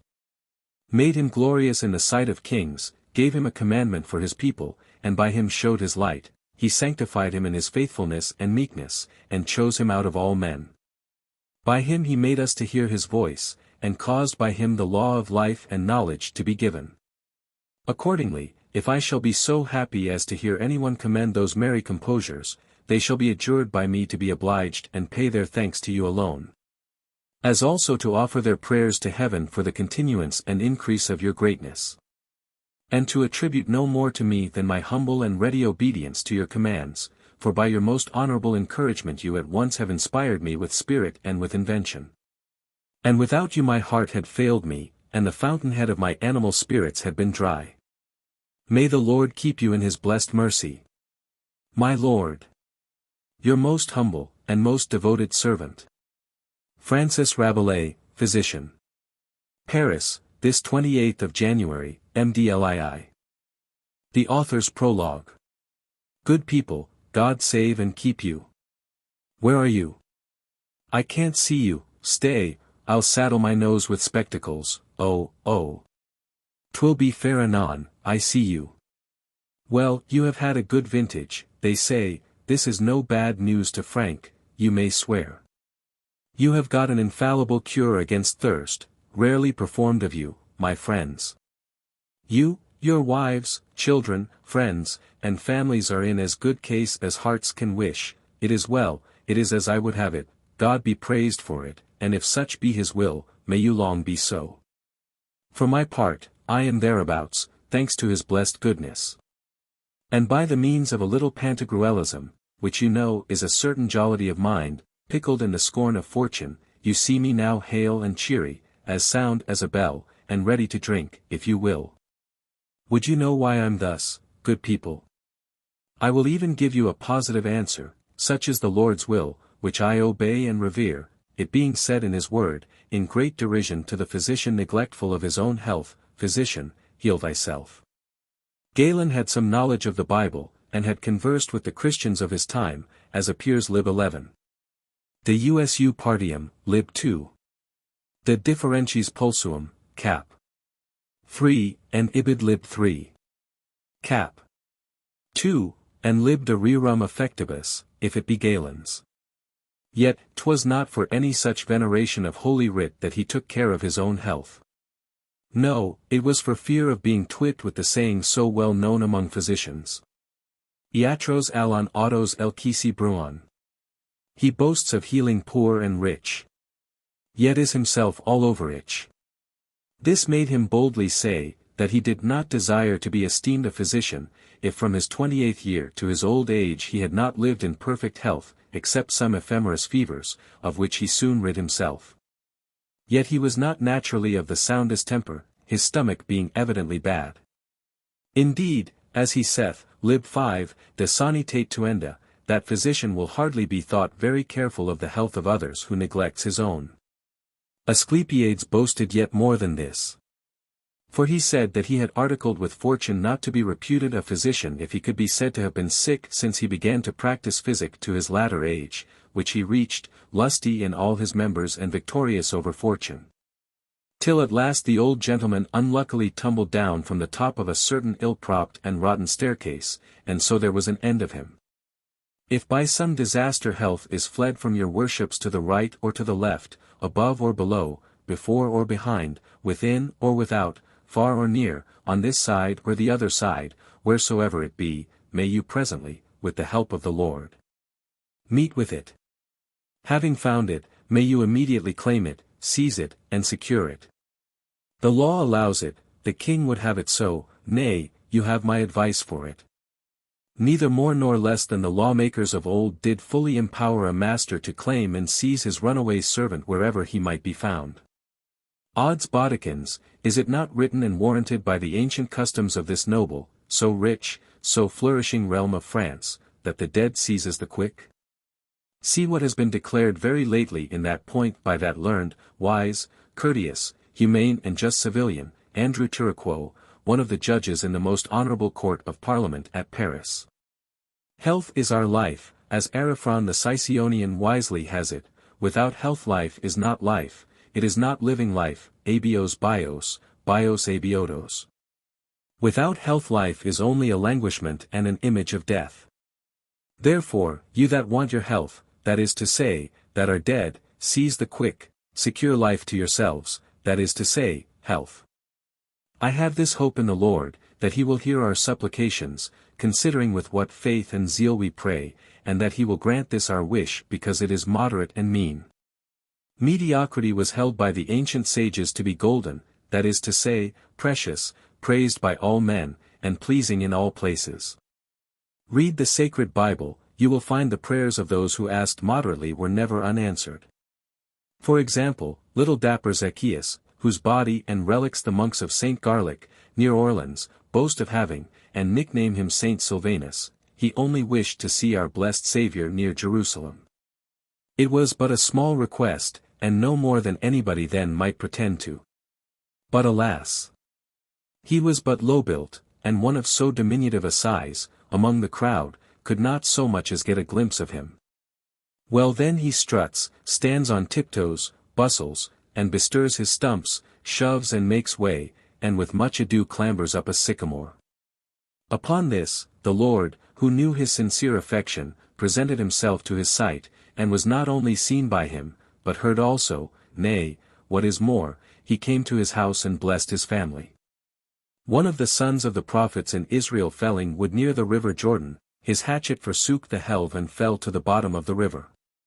So he prayed to have it again, 'twas but a small request, mark ye me, and having a strong faith, he did not throw the hatchet after the helve, as some spirits of contradiction say by way of scandalous blunder, but the helve after the hatchet. As you all properly have it. Presently two great miracles were seen, up springs the hatchet from the bottom of the water, and fixes itself to its old acquaintance the helve. Now had he wished to coach it to heaven in a fiery chariot like Elias, to multiply in seed like Abraham, be as rich as Job, strong as Samson, and beautiful as Absalom, would he have obtained it, d'ye think? I troth, my friends, I question it very much. Now I talk of moderate wishes in point of hatchet, but hark ye me, be sure you don't forget when we ought to drink. I will tell you what is written among the apologues of wise Aesop the Frenchman. I mean the Phrygian and Trojan, as Max Planud's makes him, from which people, according to the most faithful chroniclers, the noble French are descended. Aelian writes that he was of Thrace and Agathias, after Herodotus, that he was of Samos. 'Tis all one to Frank. In his time lived a poor honest country fellow of Gravet, Tom Wellhung by name, a wood cleaver by trade, who in that low drudgery made shift so to pick up a sorry livelihood. It happened that he lost his hatchet. Now tell me who ever had more cause to be vexed than poor Tom? Alas, his whole estate and life depended on his hatchet. By his hatchet he earned many a fair penny of the best woodmongers or log merchants among whom he went a-jobbing. For want of his hatchet he was like to starve, and had death but met with him 6 days after without a hatchet, the grim fiend would have mowed him down in the twinkling of a bedstaff. In this sad case he began to be in a heavy taking, and called upon Jupiter with the most eloquent prayers, for you know necessity was the mother of eloquence. With the whites of his eyes turned up towards heaven, down on his marrow bones, his arms reared high, his fingers stretched wide, and his head bare, the poor wretch without ceasing was roaring out, by way of litany. At every repetition of his supplications, my hatchet, Lord Jupiter, my hatchet. My hatchet. Only my hatchet, O Jupiter, or money to buy another, and nothing else. Alas, my poor hatchet. Jupiter happened then to be holding a grand council about certain urgent affairs, and old Gammer Cybele was just giving her opinion, or, if you would rather have it so, it was young Phoebus the beau. But, in short, Tom's outcries and lamentations were so loud that they were heard with no small amazement at the council board, by the whole consistory of the gods. What a devil have we below, quoth Jupiter, that howls so horridly? By the mud of Styx, have not we had all along, and have not we here still enough to do, to set to rights a world of damned puzzling businesses of consequence? We made an end of the fray between Presdan, king of Persia, and Solomon the Turkish emperor. We have stopped up the passages between the Tartars and the Muscovites, answered the Zariff's petition, done the same to that of Golgot's raise. The state of Parma's dispatched, so is that of Maidenburg, that of Mirandola, and that of Africa, that town on the Mediterranean which we call Aphrodisium. Tripoli by carelessness has got a new master, her hour was come. Here are the Gascons cursing and damning, demanding the restitution of their bells. In yonder corner are the Saxons, Easterlings, Ostrogoths, and Germans, nations formerly invincible, but now Abercedes, bridled, curbed, and brought under a paltry diminutive crippled fellow. They ask us revenge, relief, restitution of their former good sense and ancient liberty. But what shall we do with this same Ramus and this Galland, with a pox to them, who, surrounded with a swarm of their scullions, blackguard ragamuffins, sizars, vouchers, and stipulators, set together by the ears the whole University of Paris? I am in a sad quandary about it, and for the heart's blood of me cannot tell yet with whom of the two decide. Both seem to me notable fellows, and as true cods as ever pissed. The one has rose nobles, I say fine and weighty ones. The other would gladly have some too. The one knows something, the other's no dunce. The one loves the better sort of men, the other's beloved by him. The one is an old cunning fox. The other with tongue and pen, tooth and nail, falls foul on the ancient orators and philosophers, and barks at them like a cur. What thinkest thou of it, say, thou bawdy Priapus? I have found thy counsel just before now, habet tua mentula mentem. King Jupiter, answered Priapus, standing up and taking off his cowl, his snout unkissed and reared up, fiery and stiffly propped, since you compare the one to a yelping snarling cur and the other to sly Reynard the fox, my advice is, with submission, that without fretting or puzzling your brains any further about without any more ado, even serve both as, in the days of yore, you did the dog and the fox. How? Asked Jupiter, when? Who were they? Where was it? You have a rare memory, for aught I see. Returned Priapus. This right worshipful Father Bacchus, whom we have here nodding with his crimson fizz, to be revenged on the Thebans had got a fairy fox, who, whatever mischief he did, was never to be caught or wronged by any beast that wore a head. The noble Vulcan here present had framed a dog of Manesian brass, and with long puffing and blowing put the spirit of life into him. He gave it to you, you gave it your Miss Europa gave it Minos gave it Procris gave it Cephalus. He was also of the fairy kind, so that, like the lawyers of our age, he was too hard for all other sorts of creatures. Nothing could scape the dog. Now who should happen to meet but these two? What do you think they did? Dog by his destiny was to take fox, and fox by his fate was not to be taken. The case was brought before your council, you protested that you would not act against the fates, and the fates were contradictory. In short, the end and result of the matter was, that to reconcile two contradictions was an impossibility in nature. The very pang put you into a sweat, some drops of which happening to light on the earth, produced what the mortals call cauliflowers.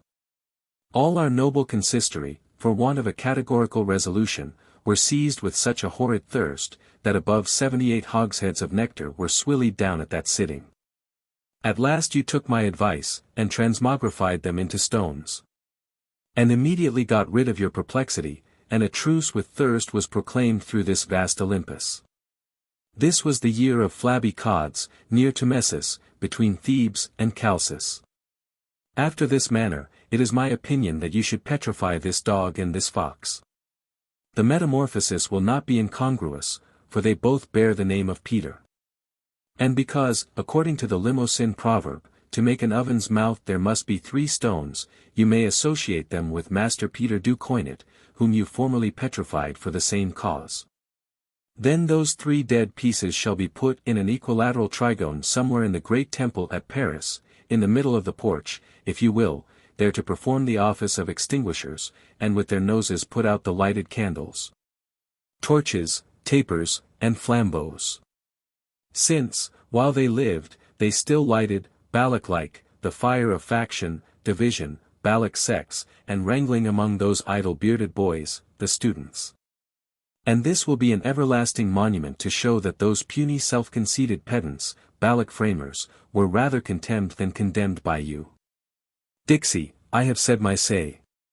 You deal too kindly by them, said Jupiter, for aught I see, Monsieur Priapus. You do not use to be so kind to everybody, let me tell you. For as they seek to eternize their names, it would be much better for them to be thus changed into hard stones than to return to earth and putrefaction. But now to other matters. Yonder behind us, towards the Tuscan Sea and the neighborhood of Mount Apennine, do you see what tragedies are stirred up by certain topping ecclesiastical bullies? This hot fit will last its time, like the Limousin's ovens, and then will be cooled, but not so fast. We shall have sport enough with it, but I foresee one inconveniency. For methinks we have but little store of thunder ammunition since the time that you, my fellow gods, for your pastime lavished them away to bombard New Antioch, by my particular permission. As since, after your example, the stout champions who had undertaken to hold the fortress of Dindanerois against all comers fairly wasted their powder with shooting at sparrows, and then, not having wherewith to defend themselves in time of need, valiantly surrendered to the enemy, who were already packing up their alls, full of madness and despair, and thought on nothing but a shameful retreat. Take care this be remedied, son Vulcan, rouse up your drowsy Cyclopes, Asteropes, Brontes, Argesh, Polyphemus, Steropes, Paracmon, and so forth, set them at work, and make them drink as they ought. Never spare liquor to such as are at hot work. Now let us dispatch this bawling fellow below. You, Mercury, go see who it is, and know what he wants. Mercury looked out at heaven's trapdoor, through which, as I am told, they hear what is said here below. By the way, one might well enough mistake it for the scuttle of a ship, though Icaromenippus said it was like the mouth of a well. The light-heeled deity saw that it was honest Tom, who asked for his lost hatchet. And accordingly he made his report to the synod. Marry, said Jupiter, we are finely helped up, as if we had now nothing else to do here but to restore lost hatchets. Well, he must have it then for all this, for so, 'tis written in the book of fate, do you hear, as well as if it was worth the whole duchy of Milan. The truth is, the fellow's hatchet is as much to him as a kingdom to a king. Come, come, let no more words be scattered about it, let him have his hatchet again. Now, let us make an end of the difference betwixt the Levites and mole-catchers of Landarus. Whereabouts were we? Priapus was standing in the chimney corner, and having heard what Mercury had reported, said in a most courteous and jovial manner, King Jupiter, while by your order and particular favor I was garden-keeper general on earth, I observed that this word hatchet is equivocal to many things. For it signifies a certain instrument by the means of which men fell and cleave timber. It also signifies, at least I am sure it did formerly, a female soundly and frequently thump-thump-priggle-to-cletwiddle-to-beat. Thus I perceive that every cock of the game used to call his doxy his hatchet. For with that same tool, this he said lugging out and exhibiting his 9-inch knocker, they so strongly and resolutely shove and drive in their helves, that the females remain free from a fear epidemical amongst their sex, viz. that from the bottom of the male's belly the instrument should dangle at his heel for want of such feminine props. And I remember, for I have a member, and a memory too, aye, and a fine memory, large enough to fill a butterfirkin.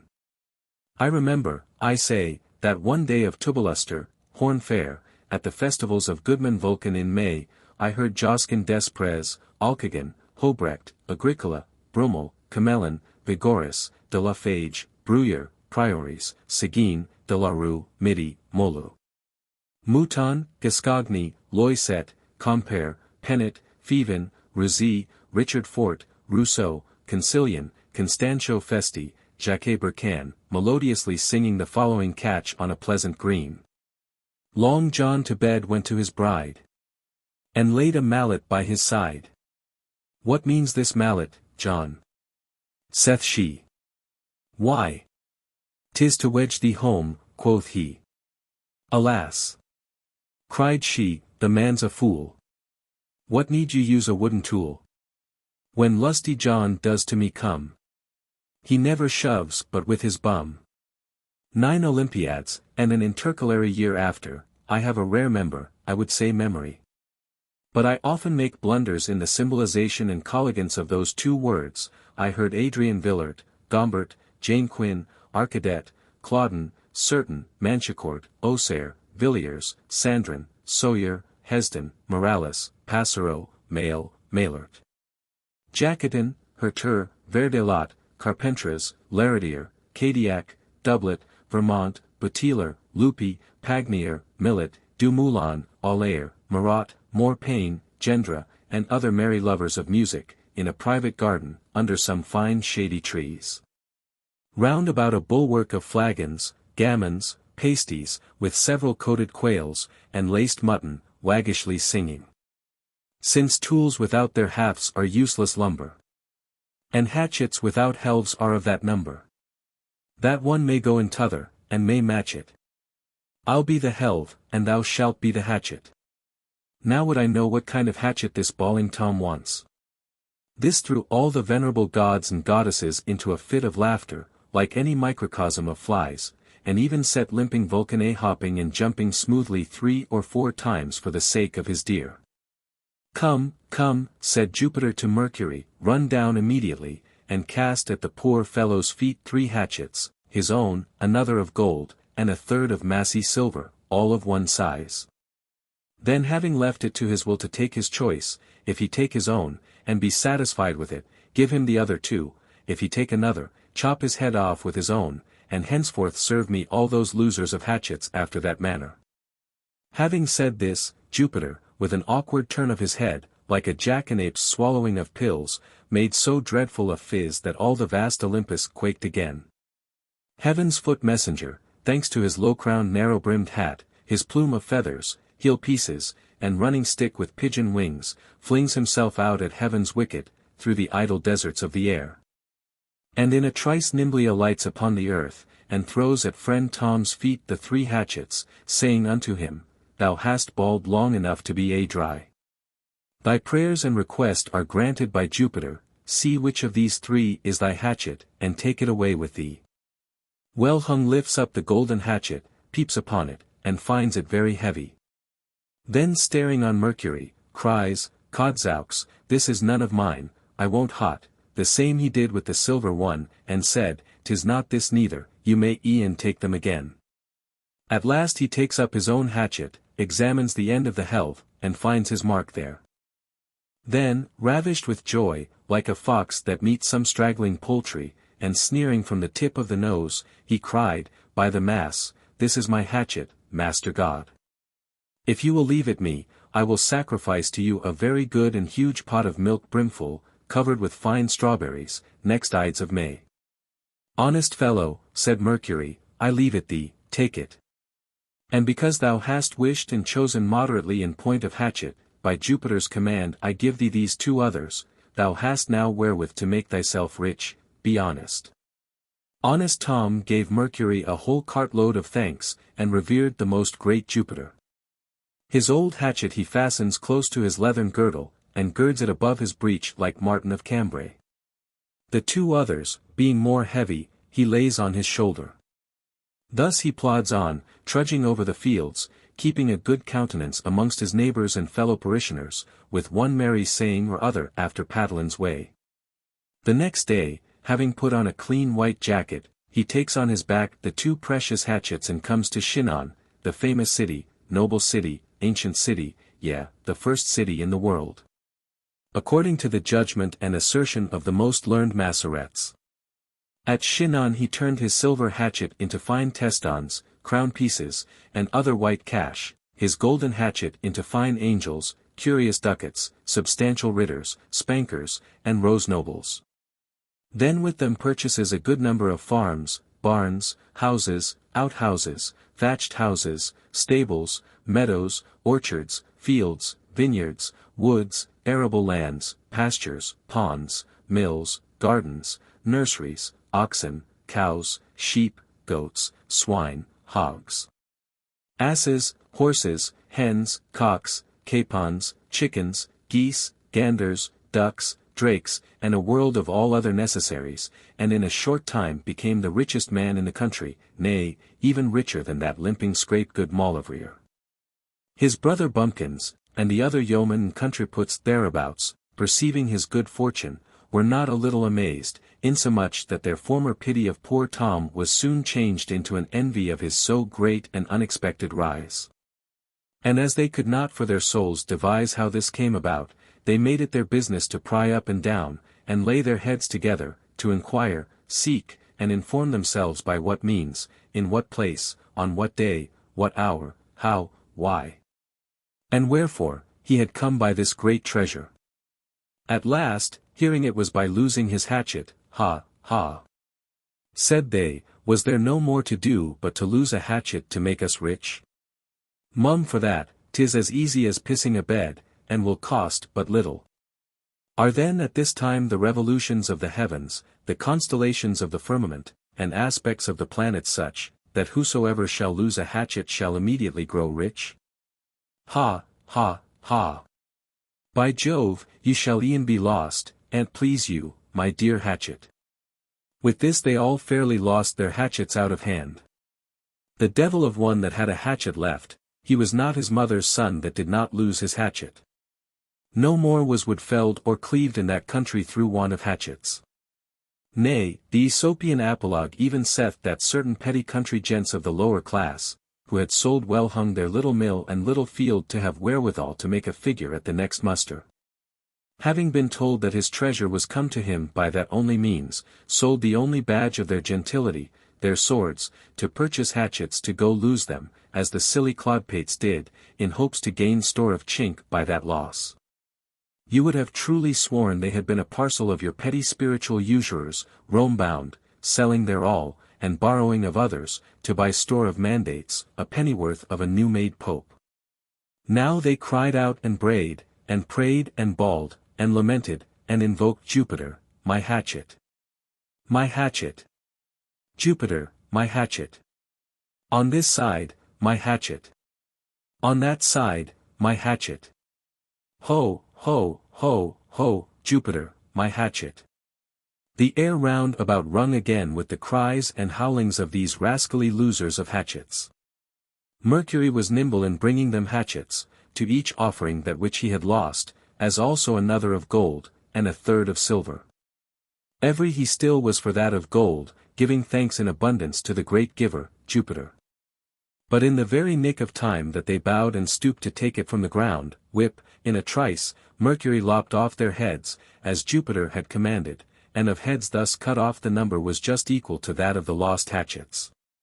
You see how it is now, you see how it goes with those who in the simplicity of their hearts wish and desire with moderation. Take warning by this, all you greedy, freshwater sharks, who scorn to wish for anything under 10,000 pounds. And do not for the future run on impudently, as I have sometimes heard you wishing, would to God I had now 178 millions of gold. Oh! How I should tickle it off. The deuce on you, what more might a king, an emperor, or a pope wish for? For that reason, indeed, you see that after you have made such hopeful wishes, all the good that comes to you of it is the itch or the scab. And not a cross in your breeches to scare the devil that tempts you to make these wishes, no more than those two mumpers, wishers after the custom of Paris. One of whom only wished to have in good old gold as much as hath been spent, bought, and sold in Paris, since its first foundations were laid, to this hour, all of it valued at the price, sale, and rate of the dearest year in all that space of time. Do you think the fellow was bashful? Had he eaten sour plums unpeeled? Were his teeth on edge, I pray you? The other wished Our Lady's church brimful of steel needles, from the floor to the top of the roof, and to have as many ducats as might be crammed into as many bags as might be sewed with each and every one of those needles. Till they were all either broke at the point or eye. This is to wish with a vengeance. What think you of it? What did they get by't, in your opinion?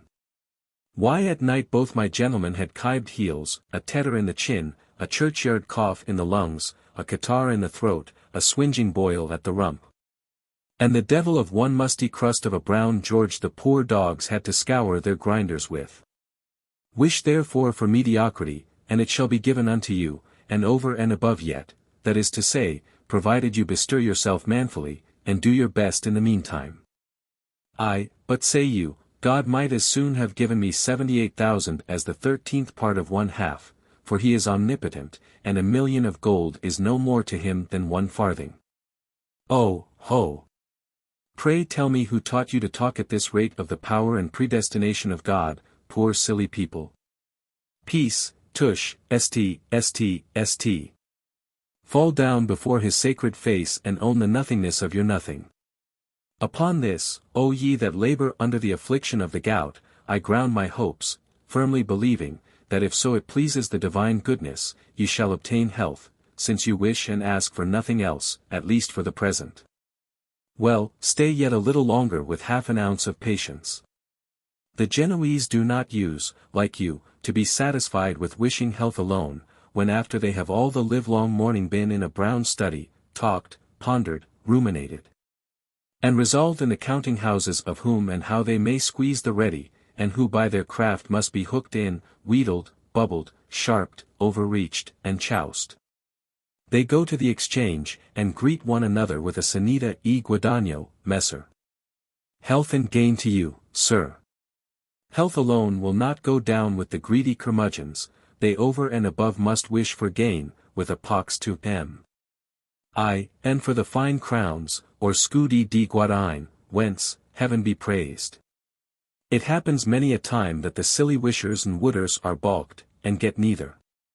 Now, my lads, as you hope for good health, cough once aloud with lungs of leather, take me off 3 swinging bumpers, prick up your ears, and you shall hear me tell wonders of the noble and good Pantagruel.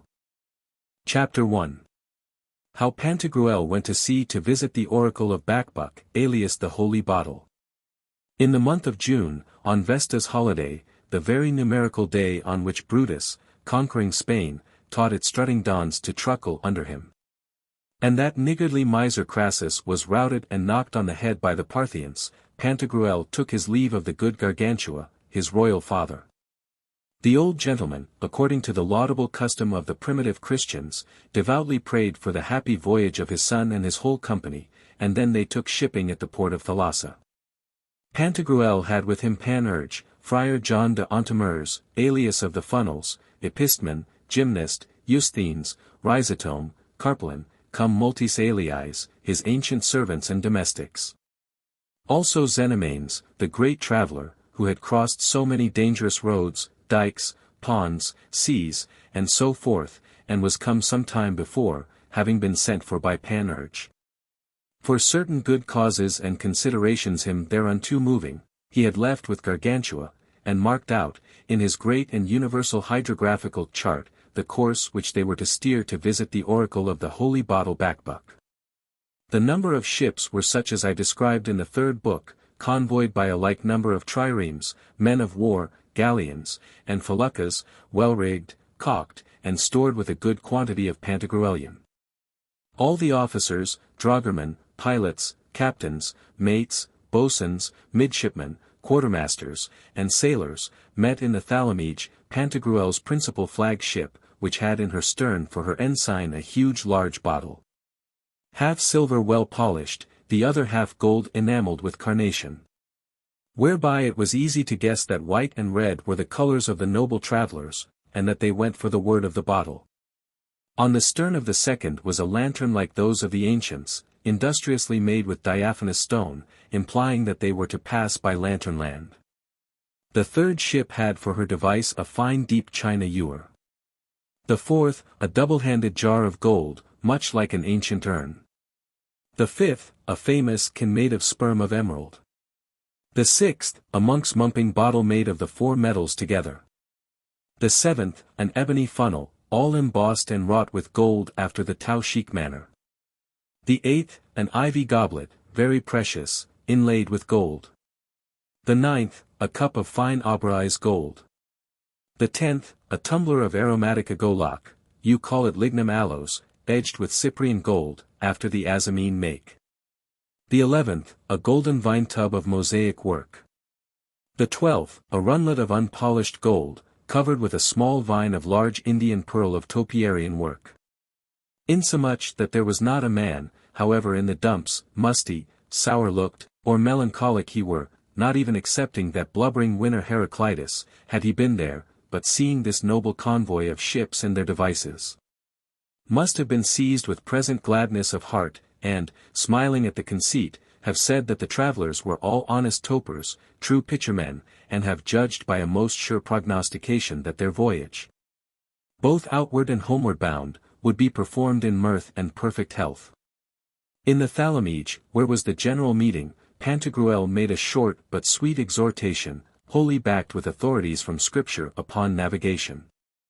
Which being ended, with an audible voice prayers were said in the presence and hearing of all the burghers of Thalassa, who had flocked to the mole to see them take shipping.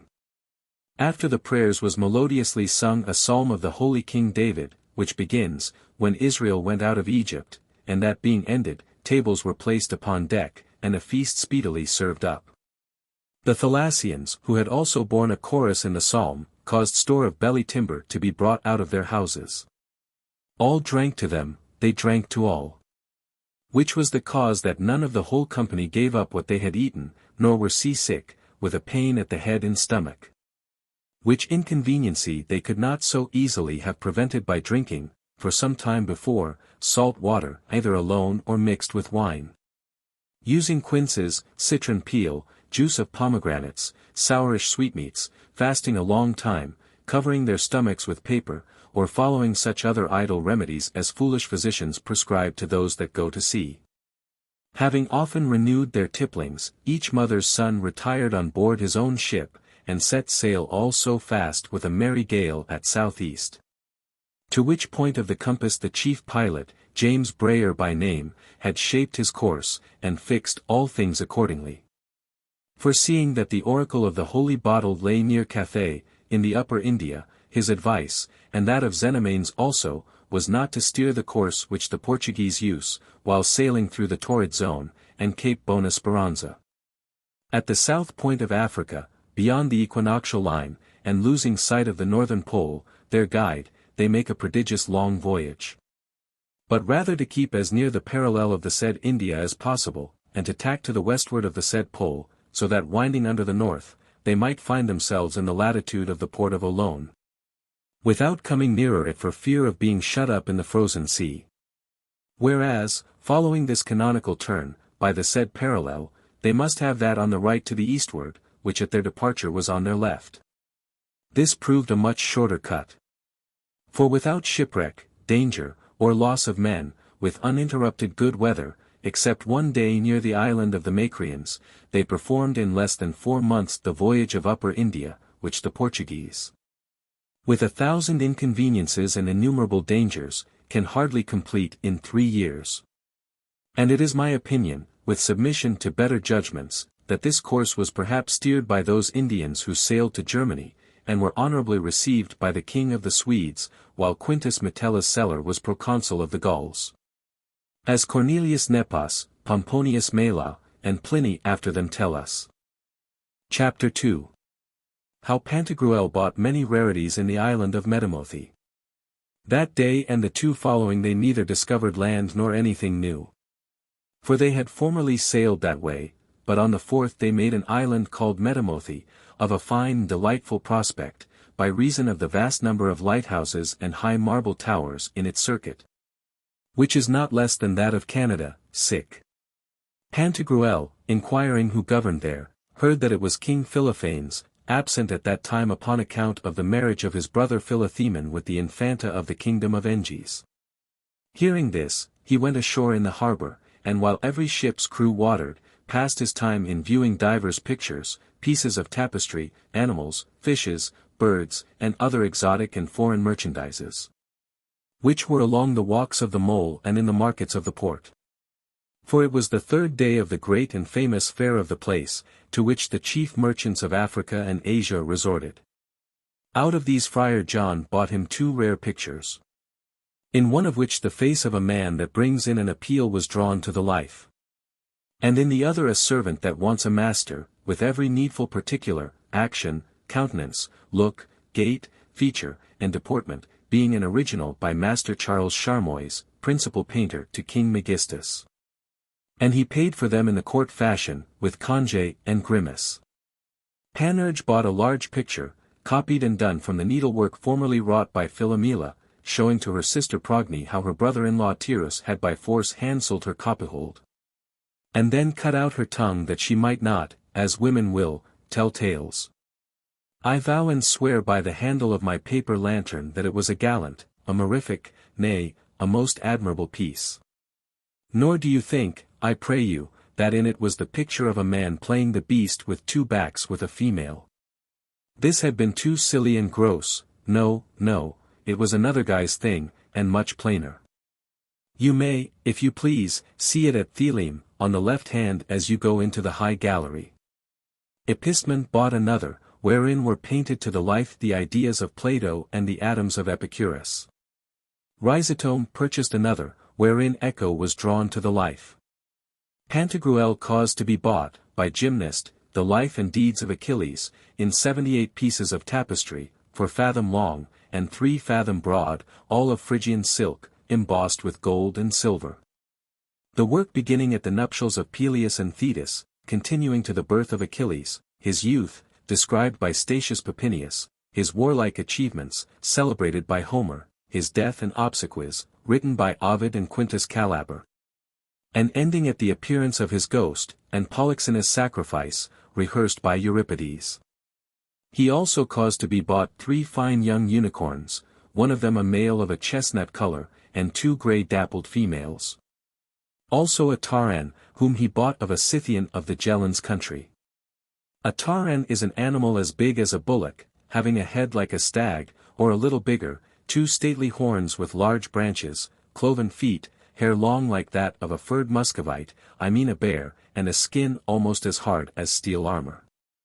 The Scythian said that there are but few Taurans to be found in Scythia, because it varieth its color according to the diversity of the places where it grazes and abides, and represents the color of the grass, plants, trees, shrubs, flowers, meadows, rocks, and generally of all things near which it comes. It hath this common with the sea pulp, or polypus, with the wolves of India, and with the chameleon, which is a kind of a lizard so wonderful that Democritus hath written a whole book of its figure and anatomy, as also of its virtue and propriety in magic. This I can affirm, that I have seen it change its color, not only at the approach of things that have a color, but by its own voluntary impulse, according to its fear or other affections. As, for example, upon a green carpet I have certainly seen it become green. But having remained there some time, it turned yellow, blue, tanned, and purple in course, in the same manner as you see a turkeycock's comb change color according to its passions. But what we find most surprising in this Tauran is, that not only its face and skin, but also its hair could take whatever color was about it. Near Panurge, with his kersey coat, its hair used to turn grey. Near Pantagruel, with his scarlet mantle, its hair and skin grew red. Near the pilot, dressed after the fashion of the Isiacs of Anubis in Egypt, its hair seemed all white, which 2 last colors the chameleons cannot borrow. When the creature was free from any fear or affection, the color of its hair was just such as you see that of the asses of Mung. Chapter 3. How Pantagruel received a letter from his father Gargantua, and of the strange way to have speedy news from far distant places.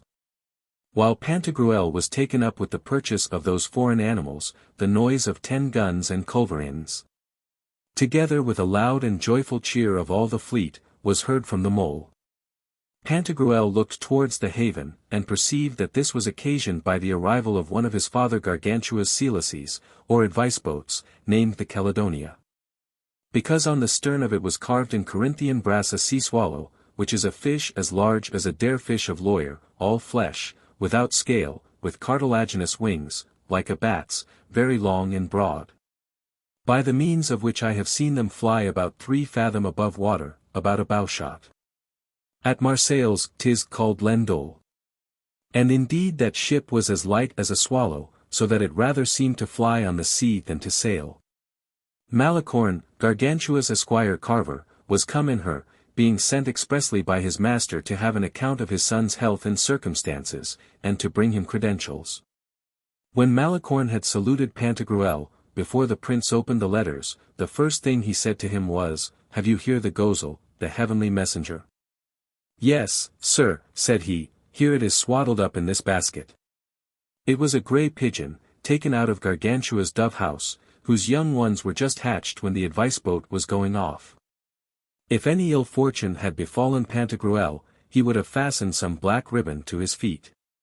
But because all things had succeeded happily hitherto, having caused it to be undressed, he tied to its feet a white ribbon, and without any further delay let it loose.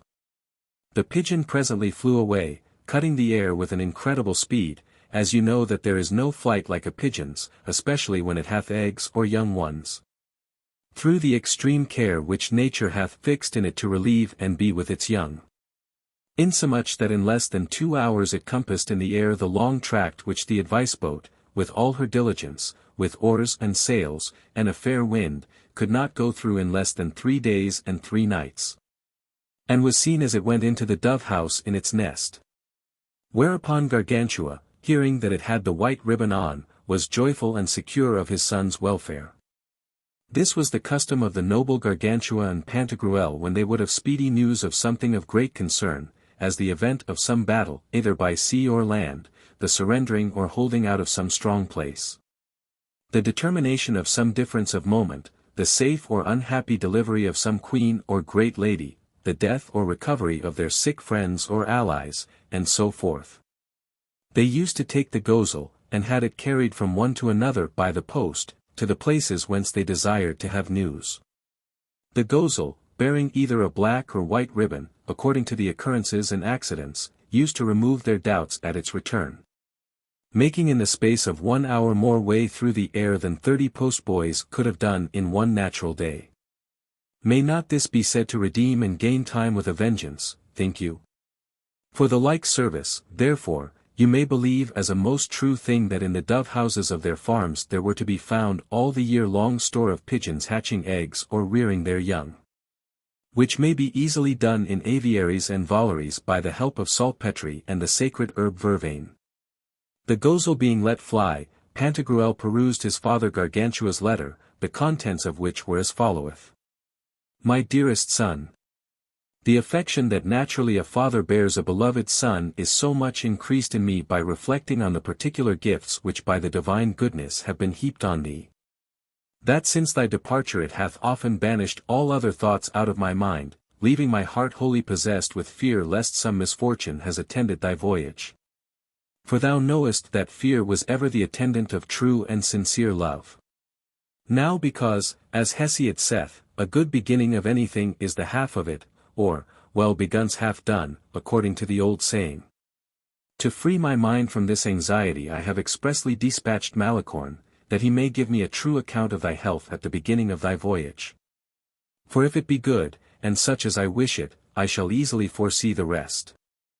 I have met with some diverting books, which the bearer will deliver thee, thou mayest read them when thou wantest to unbend and ease thy mind from thy better studies.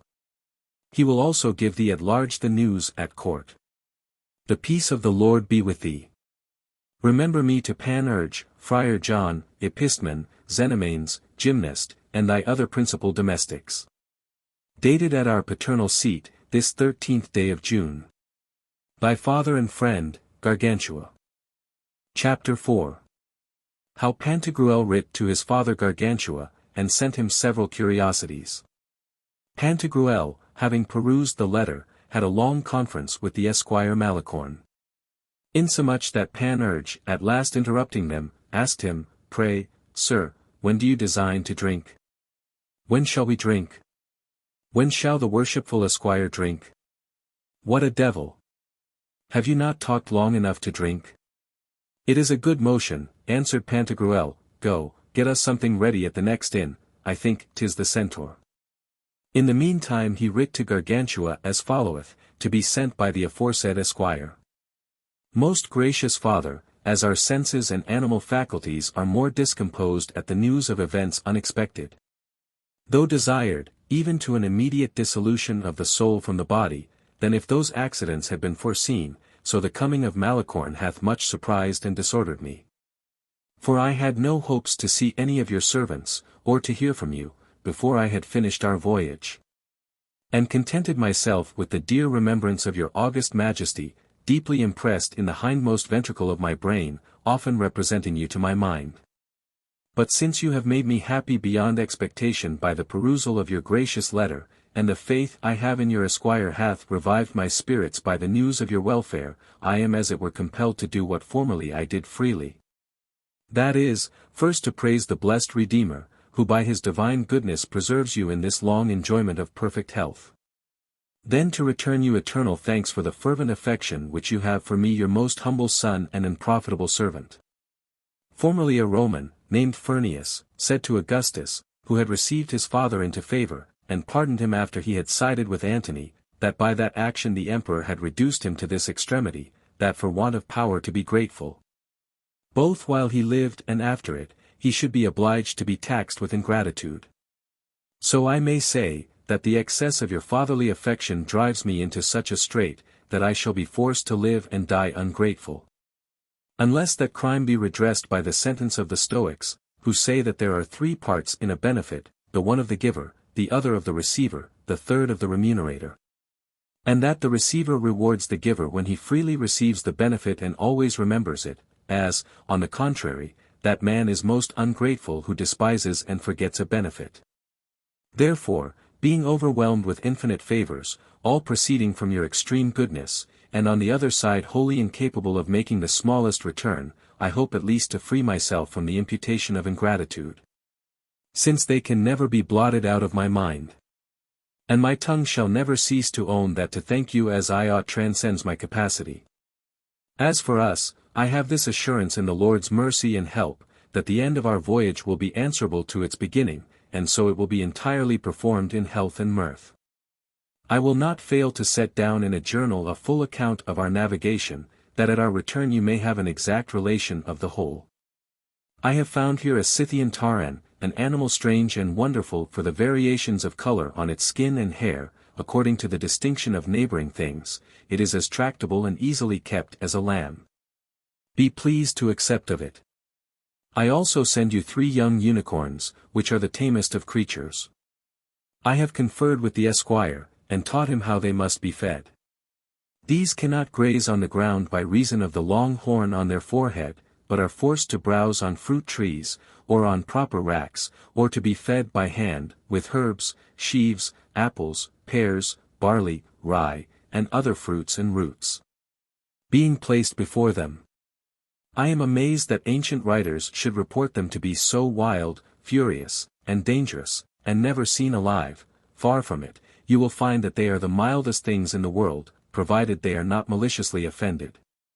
Likewise I send you the life and deeds of Achilles in curious tapestry. Assuring you whatever rarities of animals, plants, birds, or precious stones, and others, I shall be able to find and purchase in our travels, shall be brought to you, God willing, whom I beseech, by his blessed grace, to preserve you. From Metamothe, this 15th of June. Panurge, Friar John, Epistemon, Xenomanes, Gymnast, Eusthenes, Rhizotome, and Carpelin, having most humbly kissed your hand, return your salute 1,000 times. Your most dutiful son and servant, Pantagruel. While Pantagruel was writing this letter, Malicorne was made welcome by all with 1,000 goodly good morrows and how d'ye's. They clung about him so that I cannot tell you how much they made of him, how many humble services, how many from my love and to my love were sent with him. Pantagruel, having writ his letters, sat down at table with him, and afterwards presented him with a large chain of gold, weighing 800 crowns, between whose septenary links some large diamonds, rubies, emeralds, turquoise stones, and unions were alternately set in. To each of his bark's crew he ordered to be given 500 crowns. To Gargantua, his father, he sent the taran covered with a cloth of satin, brocaded with gold, and the tapestry containing the life and deeds of Achilles, with the 3 unicorns in friezed cloth of gold trappings. And so they left Metamothe, Malicorne to return to Gargantua, Pantagruel to proceed in his voyage, during which Epistemon read to him the books which the esquire had brought, and because he found them jovial and pleasant. I shall give you an account of them, if you earnestly desire it. Chapter 5. How Pantagruel met a ship with passengers returning from Lantern Land. On the 5th day we began already to wind by little and little about the pole. Going still farther from the equinoctial line, we discovered a merchantman to the windward of us. The joy for this was not small on both sides, we in hopes to hear news from sea, and those in the merchantman from land. So we bore upon them, and coming up with them we hailed them, and finding them to be Frenchmen of Zaintongue, backed our sails and lay by to talk to them. Pantagruel heard that they came from Lantern Land, which added to his joy, and that of the whole fleet. We inquired about the state of that country, and the way of living of the lanterns. And were told that about the latter end of the following July was the time prefixed for the meeting of the general chapter of the lanterns. And that if we arrived there at that time, as we might easily, we should see a handsome, honorable, and jolly company of lanterns, and that great preparations were making, as if they intended to lanternize there to the purpose. We were told also that if we touched at the great kingdom of Jebarim, we should be honorably received and treated by the sovereign of that country, King Ohabi, who, as well as all his subjects, speaks Turan French. While we were listening to these news, Panurge fell out with one ding-dong, a drover or sheep merchant of Tailbourg. The occasion of the fray was thus. This same ding-dong, seeing Panurge without a codpiece, with his spectacles fastened to his cap, said to one of his comrades, "Prithee, look, is there not a fine medal of a cuckold?" Panurge, by reason of his spectacles, as you may well think, heard more plainly by half with his ears than usually. Which caused him, hearing this, to say to the saucy dealer in mutton, in a kind of a pet, "How the devil should I be one of the hornified fraternity, since I am not yet a brother of the marriage noose, as thou art? As I guess by thy ill-favoured phiz." "Yea, verily," quoth the grazier, "I am married, and would not be otherwise for all the pairs of spectacles in Europe, nay, not for all the magnifying gimcracks in Africa. For I have got me the cleverest, prettiest, handsomest, properest, neatest, tightest, honestest, and soberest piece of woman's flesh for my wife that is in all the whole country of Zaintong, I'll say that for her, and a fart for all the rest. I bring her home a fine 11-inch long branch of red coral for her Christmas box. What hast thou to do with it? What's that to thee? Who art thou? Whence comest thou, O dark lantern of Antichrist? Answer, if thou art of God. I ask thee, by the way of question, said Panurge to him very seriously, if with the consent and countenance of all the elements, I had jingumbobbed, codpieced, and thumpriggle-tickle-twiddled thy so clever, so pretty, so handsome, so proper, so neat, so tight, so honest, and so sober female importance, insomuch that the stiff deity that has no forecast, Priapus, who dwells here at liberty, all subjection of fastened codpieces, or bolts, bars, and locks, abdicated, remains sticking in her natural Christmas box in such a lamentable manner that it were never to come out, but eternally should stick there unless thou didst pull it out with thy teeth. What wouldst thou do? Wouldst thou everlastingly leave it there, or wouldst thou pluck it out with thy grinders? Answer me, O thou ram of Mahomet, since thou art one of the devil's gang. I would, replied the sheepmonger, take thee such a woundy cut on this spectacle-bearing lug of thine with my trusty bilbo as would smite thee dead as a herring. Thus, having taken Pepper in the nose, he was lugging out his sword, but, alas! Cursed cows have short horns, it stuck in the scabbard, as you know that at sea cold iron will easily take rust by reason of the excessive and nitrous moisture. Panurge, so smitten with terror that his heart sunk down to his midriff, scoured off to Pantagruel for help. But Friar John laid hand on his flashing scimitar that was new ground, and would certainly have dispatched Ding-Dong to rights, had not the skipper and some of his passengers beseeched Pantagruel not to suffer such an outrage to be committed on board his ship. So the matter was made up, and Panurge and his antagonist shaked fists, and drank in course to one another in token of a perfect reconciliation. Chapter 6. How, the fray being over, Panurge cheapened one of Ding-Dong's sheep. This quarrel being hushed, Panurge tipped the wink upon Episman and Friar John, and taking them aside, stand at some distance out of the way, said he. And take your share of the following scene of mirth. You shall have rare sport anon, if my cake be not dough, and my plot do but take. Then addressing himself to the drover, he took off to him a bumper of good lantern wine. The other pledged him briskly and courteously. This done, Panurge earnestly entreated him to sell him one of his sheep. But the other answered him, Is it come to that, friend and neighbor? Would you put tricks upon travellers? Alas, how finely you love to play upon poor folk. Nay, you seem a rare chapman, that's the truth on't. Oh, what a mighty sheep merchant you are. In good faith, you look liker one of the diving trade than a buyer of sheep. Adzookers, what a blessing it would be to have one's purse well lined with chink near your worship at a tripe house when it begins to thaw. Humph, humph, did not we know you well, you might serve one a slippery trick. Pray do but see, good people, what a mighty conjurer the fellow would be reckoned. Patience, said Panurge, but waiving that, be so kind as to sell me one of your sheep. Come, how much? What do you mean, master of mine? Answered the other. They are long wool sheep, from these did Jason take his golden fleece. The gold of the house of Burgundy was drawn from them. Zwans, man, they are oriental sheep, topping sheep, fatted sheep, sheep of quality. Be it so, said Panurge. But sell me one of them, I beseech you, and that for a cause, paying you ready money upon the nail, in good and lawful occidental current cash. Wilt say how much? Friend, neighbor, answered the seller of mutton, hark ye me a little, on the ear. Panurge. On which side you please, I hear you. Ding dong. You are going to Lantern Land, they say. Panurge.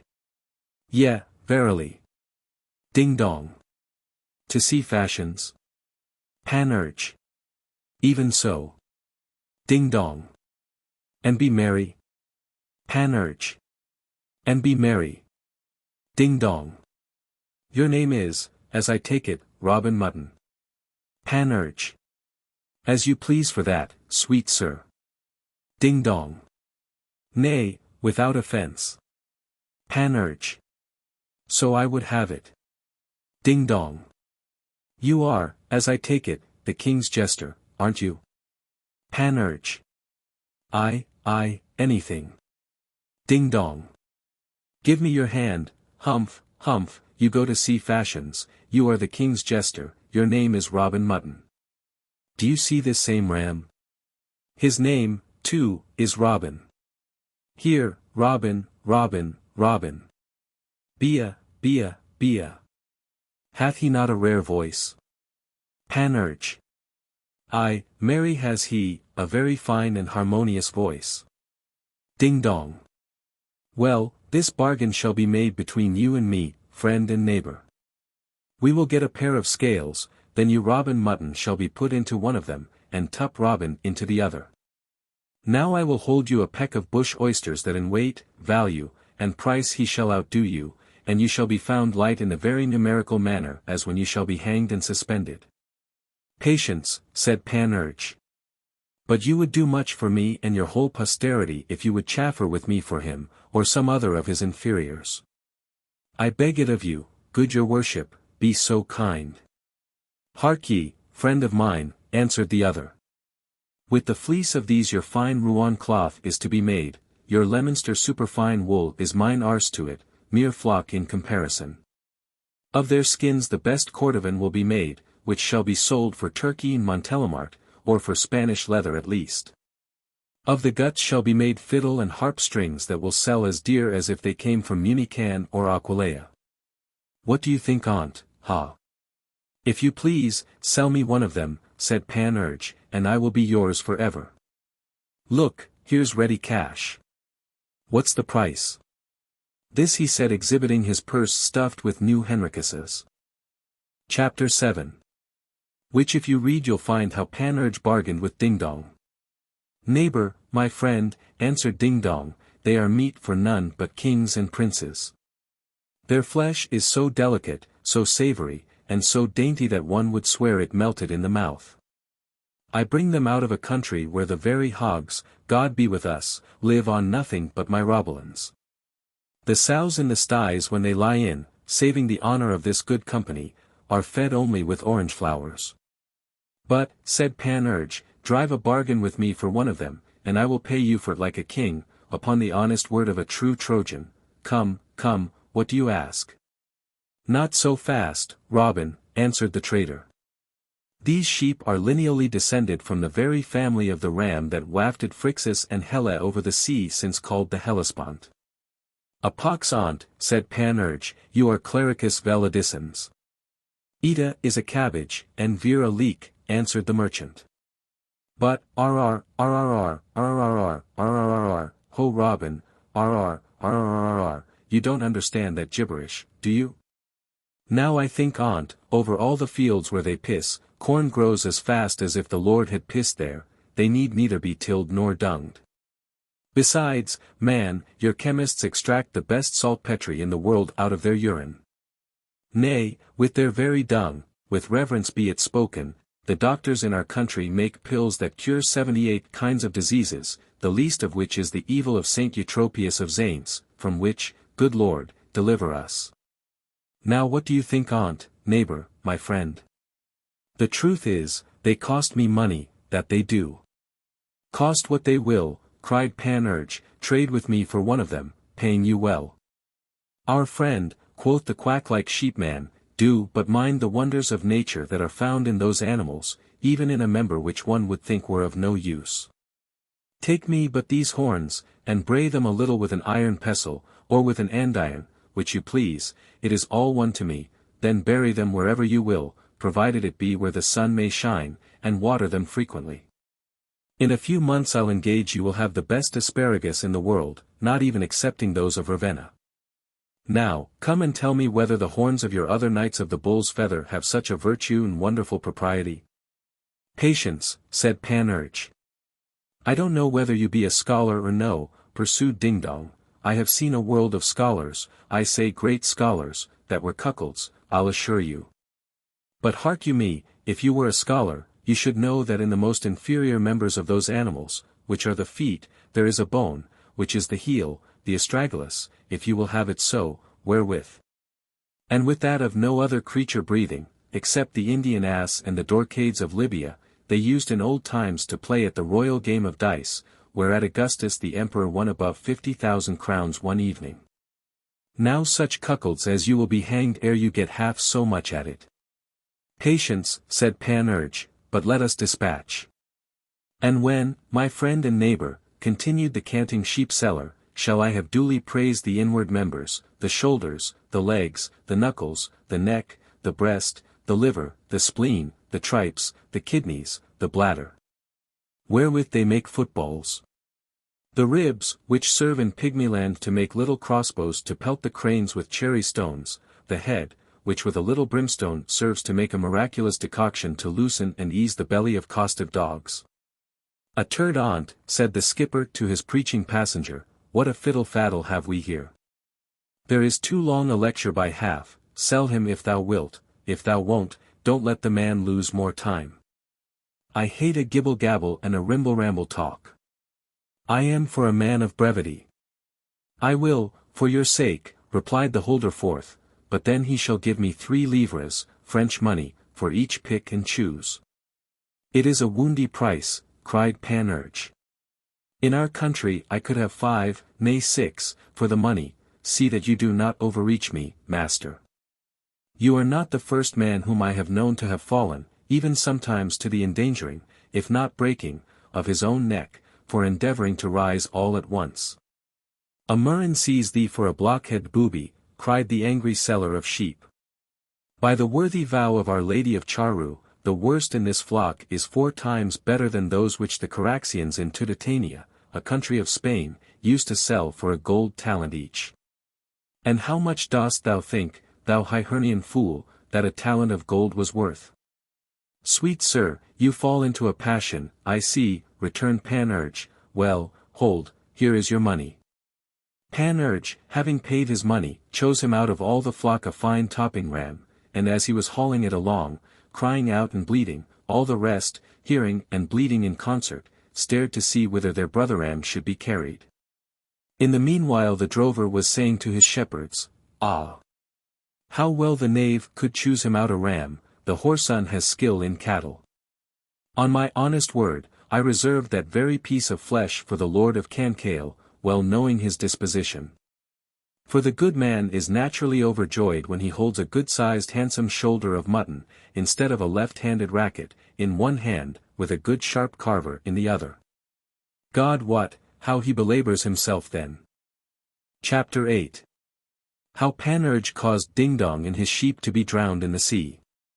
On a sudden, you would wonder how the thing was so soon done, for my part one cannot tell you, for I had not leisure to mind it, our friend Panurge. Without any further tittle-tattle, throws you his ram overboard into the middle of the sea, bleeding and making a sad noise. Upon this all the other sheep in the ship, crying and bleating in the same tone, made all the haste they could to leap nimbly into the sea, one after another, and great was the throng who should leap in first after their leader. It was impossible to hinder them, for you know that it is the nature of sheep always to follow the first wheresoever it goes, which makes Aristotle, lib 9. De History Animal, mark them for the most silly and foolish animals in the world.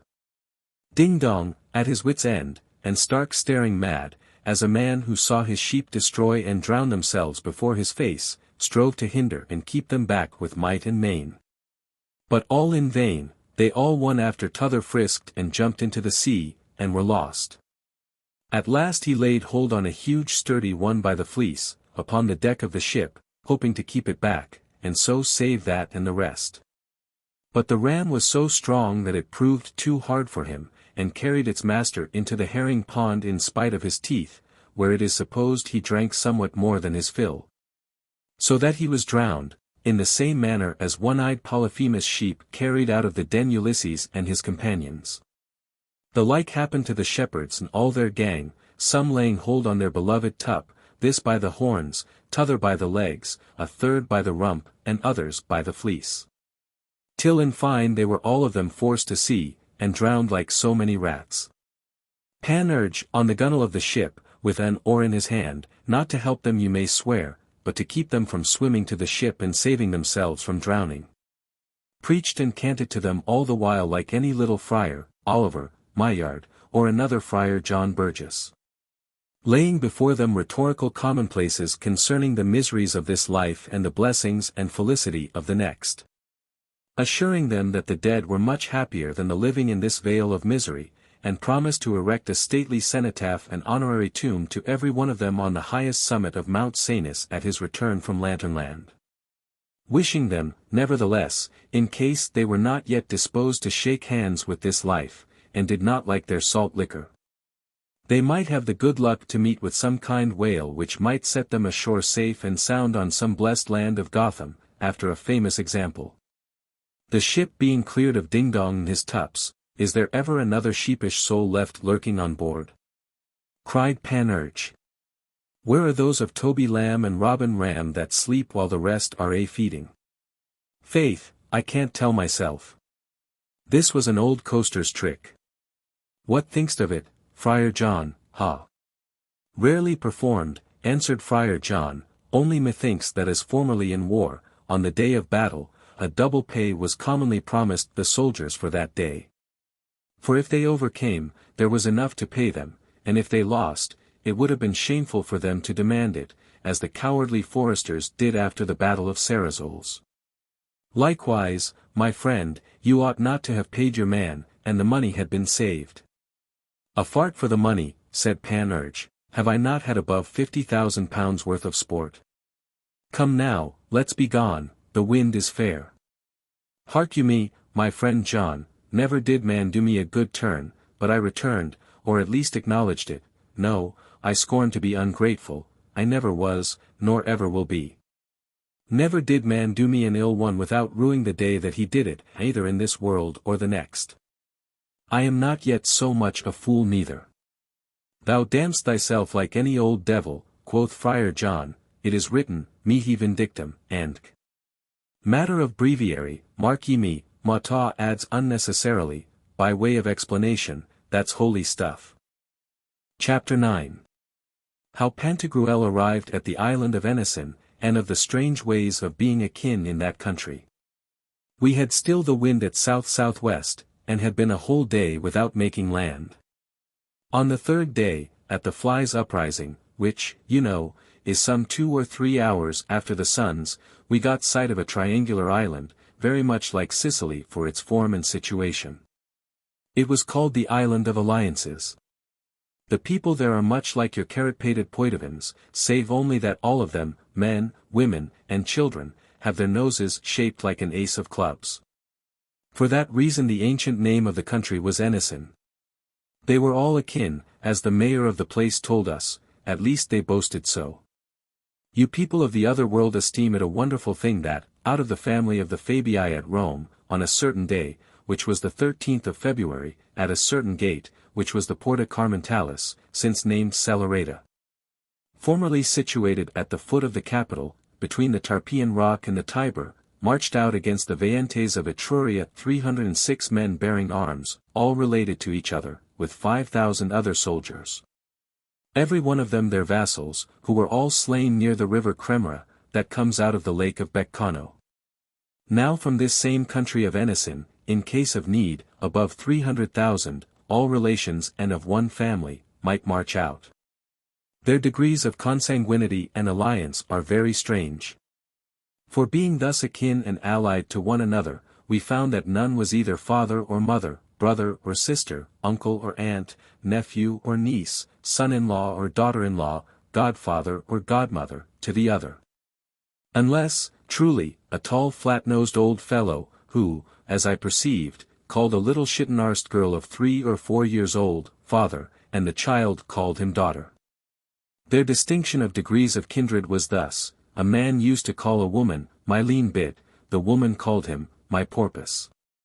Those, said Friar John, must needs stink damnably of fish when they have rubbed their bacon one with the other. One, smiling on a young buxom baggage, said, Good morrow, dear Currycomb. She, to return him his civility, said, The like to you, my steed. Ha! Ha! Ha! Said Panurge, that is pretty well, in faith. For indeed it stands her in good stead to currycomb this steed. Another greeted his buttock with a farewell, my case. She replied, Adieu, trial. By Saint Winifred's placket, cried Gymnast, this case has been often tried. Another asked a she-friend of his, How is it, Hatchet? She answered him, At your service, dear Helve. Odds belly, saith Carpelin, this Helve and this Hatchet are well matched. As we went on, I saw one who, calling his sheer relation, styled her my crumb, and she called him, my crust. Quoth one to a brisk, plump, juicy female, I am glad to see you, dear Tap.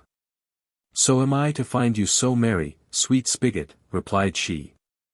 One called a wench, his shovel, she called him, her peel, one named his, my slipper, and she, my foot, another, my boot, she, my chassoon.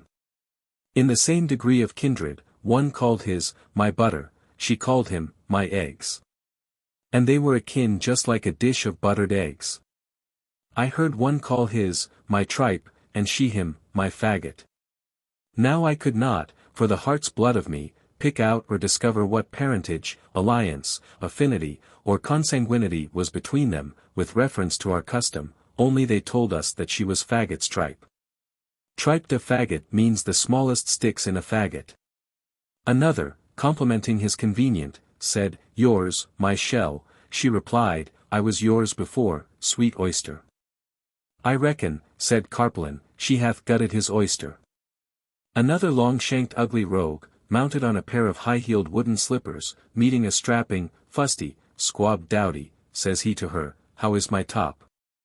She was short upon him, and arrogantly replied, Never the better for you, my whip. Biasty. Antony's hog, said Xenomanes, I believe so, for how can this whip be sufficient to lash this top?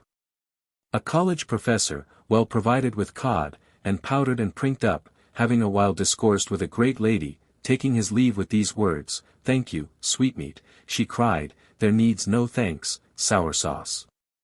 Saith Pantagruel, this is not altogether incongruous, for sweet meat must have sour sauce.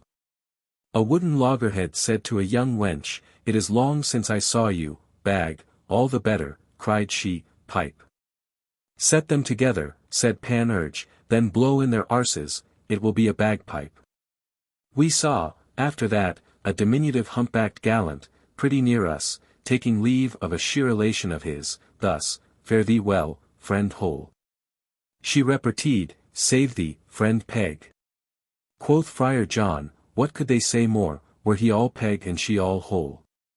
But now would I give something to know if every cranny of the hole can be stopped up with that same peg. A bawdy bachelor, talking with an old trout, was saying, Remember, rusty gun. I will not fail, said she, Scourer. Do you reckon these two to be akin? Said Pantagruel to the mayor. I rather take them to be foes. In our country a woman would take this as a mortal affront. Good people of t'other world, replied the mayor, you have few such and so near relations as this gun and scourer are to one another, for they both come out of one shop. What, was the shop their mother? Quoth Panurge. What mother, said the mayor, does the man mean? That must be some of your world's affinity, we have here neither father nor mother. Your little paltry fellows that live on t'other side the water, poor rogues, booted with wisps of hay, may indeed have such, but we scorn it. The good Pantagruel stood gazing and listening, but at those words he had like to have lost all patience. Here Mataw adds an aside, os kai nun o hermeneutes. P.M. Having very exactly viewed the situation of the island and the way of living of the Anas nation, we went to take a cup of the creature at a tavern, where there happened to be a wedding after the manner of the country. Bating that shocking custom, there was special good cheer. While we were there, a pleasant match was struck up betwixt a female called Pear, a tight thing, as we thought, but by some, who knew better things, said to be quaggy and flabby, and a young soft male, called Cheese, somewhat sandy. Many such matches have been, and they were formerly much commended. In our country we say, Illinois fut onx tel mariage, tuus de la poire et du fromage, there is no match like that made between the pear and the cheese. And in many other places good store of such bargains have been driven. Besides, when the women are at their last prayers, it is to this day a noted saying, that after cheese comes nothing. In another room I saw them marrying an old greasy boot to a young pliable buskin. Pantagruel was told that young buskin took old boot to have and to hold because she was of special leather, in good case, and waxed, seared, liquored, and greased to the purpose. Even though it had been for the fisherman that went to bed with his boots on. In another room below, I saw a young brogue taking a young slipper for better for worse, which, they told us, was neither for the sake of her piety, parts, or person, but for the fourth comprehensive portion. The spankers, spur royals, rose nobles, and other coriander seed with which she was quilted all over. Chapter 10. How Pantagruel went ashore at the island of Chailly, where he saw King St. Panagan. We sailed right before the wind, which we had at west, leaving those odd alliancers with their ace of clubs snouts, and having taken height by the sun, stood in for Chailly, a large, fruitful, wealthy, and well-peopled island. King St. Panagan, first of the name, reigned there, and, attended by the princes his sons and the nobles of his court, came as far as the port to receive Pantagruel, and conducted him to his palace. Near the gate of which the queen, attended by the princesses her daughters and the court ladies, received us.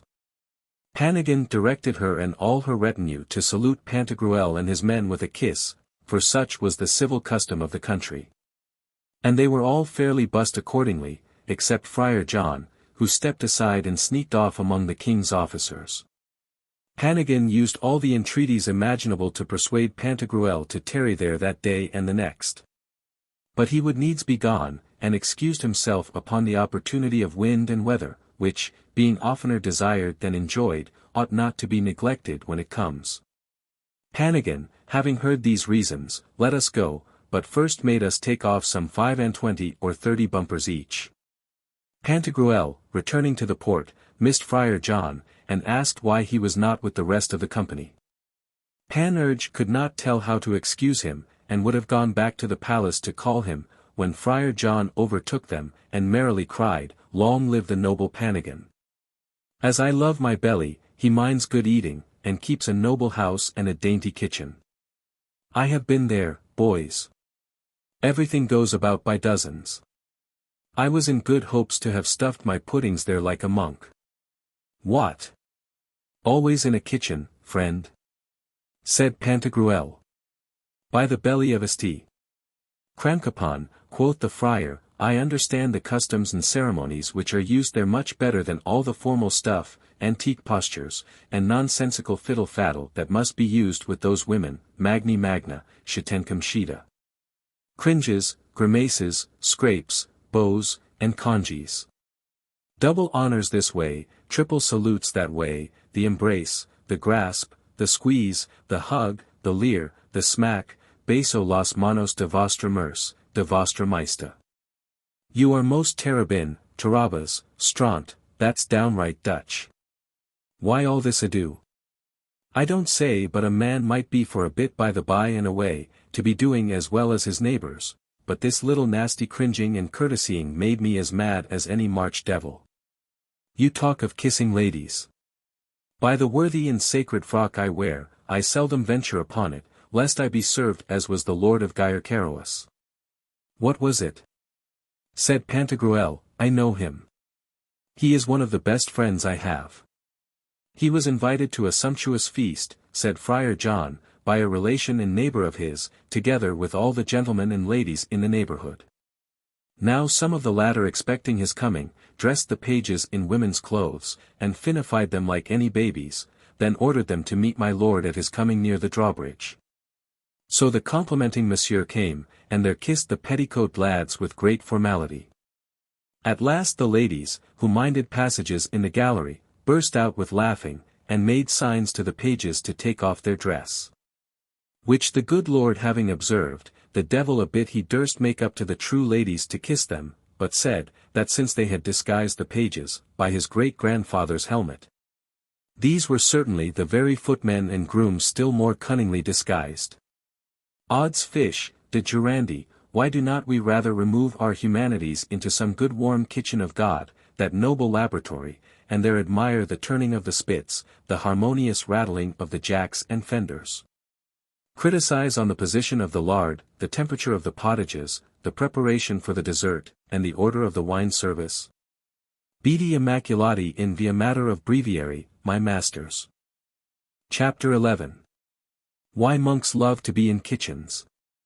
This, said Epistemon, is spoke like a true monk, I mean like a right monkeying monk, not a bemonked monastical monkling. Truly you put me in mind of some passages that happened at Florence, some 20 years ago, in a company of studious travellers, fond of visiting the learned, and seeing the antiquities of Italy, among whom I was. As we viewed the situation and beauty of Florence, the structure of the dome, the magnificence of the churches and palaces, we strove to outdo one another in giving them their due. When a certain monk of Amiens, Bernard Lardin by name, quite angry, scandalized, and out of all patience, told us, I don't know what the devil you can find in this same town, that is so much cried up. For my part one have looked and pored and stared as well as the best of you, I think my eyesight is as clear as another body's, and what can one see after all? There are fine houses, indeed, and that's all. But the cage does not feed the birds. God and Monsieur Street Bernard, our good patron, be with us. In all this same town I have not seen one poor lane of roasting cooks. And yet I have not a little looked about and sought for so necessary a part of a commonwealth, and I dare assure you that I have pried up and down with the exactness of an informer. As ready to number, both to the right and left, how many, and on what side, we might find most roasting cooks, as a spy would be to reckon the bastions of a town. Now at Amiens, in 4, nay, 5 times less ground than we have trod in our contemplations, I could have shown you above 14 streets of roasting cooks, most ancient, savoury, and aromatic. I cannot imagine what kind of pleasure you can have taken in gazing on the lions and Africans, so methinks you call their tigers, near the belfry, or in ogling the porcupines and ostriches in the Lord Philip Strozzi's palace. Faith and truth, I had rather see a good fat goose at the spit. This porphyry, those marbles are fine, I say nothing to the contrary, but our cheesecakes at Amiens are far better in my mind. These ancient statues are well made. I am willing to believe it, but, by Saint Feriol of Abbeville, we have young wenches in our country which please me better 1,000 times. What is the reason, asked Friar John, that monks are always to be found in kitchens, and kings, emperors, and popes are never there? Is there not, said Rhizotome, some latent virtue and specific propriety hid in the kettles and pans, which, as the lodestone attracts iron, draws the monks there, and cannot attract emperors, popes, or kings? Or is it a natural induction and inclination, fixed in the frocks and cowls, which of itself leads and forceth those good religious men into kitchens, whether they will or no? He would speak of forms following matter, as Averroes calls them, answered Epistemon. Right, said Friar John. I will not offer to solve this problem, said Pantagruel. For it is somewhat ticklish, and you can hardly handle it without coming off scurvily, but I will tell you what I have heard. Antigonus, king of Macedon, one day coming into one of the tents, where his cooks used to dress his meat, and finding their poet Antagoras frying a conger, and holding the pan himself, merrily asked him, Pray, Mr.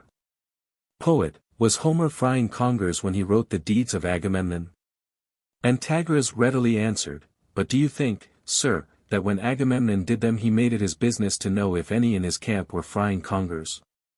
The king thought it an indecency that a poet should be thus frying in a kitchen, and the poet let the king know that it was a more indecent thing for a king to be found in such a place. I'll clap another story upon the neck of this, quoth Panurge, and will tell you what Breton the laundry answered one day to the Duke of Guise. They were saying that at a certain battle of King Francis against Charles V, Breton, armed cap a pie to the teeth, and mounted like St. George, yet sneaked off, and played least in sight during the engagement. Blood and wounds, answered Breton, I was there, and can prove it easily, nay, even where you, my lord, dared not have been. The Duke began to resent this as too rash and saucy, but Breton easily appeased him, and set them all laughing. Egad, my lord, quoth he, I kept out of harm's way, I was all the while with your page Jack, skulking in a certain place where you had not dared hide your head as I did. Thus discoursing, they got to their ships, and left the island of Chailly. Chapter 12. How Pantagruel passed by the land of pettifogging, and of the strange way of living among the catchpoles. Steering our course forwards the next day, we passed through pettifogging, a country all blurred and blotted, so that I could hardly tell what to make on't. There we saw some pettifoggers and catchpoles, rogues that will hang their father for a groat. They neither invited us to eat or drink, but, with a multiplied train of scrapes and cringes, said they were all at our service for the Legion Pone. One of our dragoman related to Pantagruel their strange way of living, diametrically opposed to that of our modern Romans, for at Rome a world of folks get an honest livelihood by poisoning, drubbing, lambasting, stabbing, and murthering. But the catchpoles earn theirs by being thrashed, so that if they were long without a tight lambasting, the poor dogs with their wives and children would be starved. This is just, quoth Panurge, like those who, as Galen tells us, cannot erect the cavernous nerve towards the equinoctial circle unless they are soundly flogged. Biasty. Patrick Slipper, whoever should jerk me so, would soon, instead of setting me right, throw me off the saddle, in the devil's name. The way is this, said the interpreter. When a monk, Levite, close-fisted usurer, or lawyer owes a grudge to some neighboring gentleman, he sends to him one of those catchpoles or apparitors, who nabs, or at least cites him, serves a writ or warrant upon him, thumps, abuses, and affronts him impudently by natural instinct, and according to his pious instructions.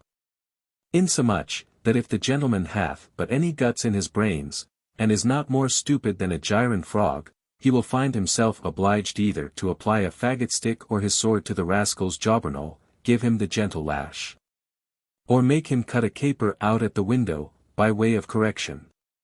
This done, Catchpole is rich for 4 months at least, as if bastonadoes were his real harvest, for the monk, Levite, usurer, or lawyer will reward him roundly.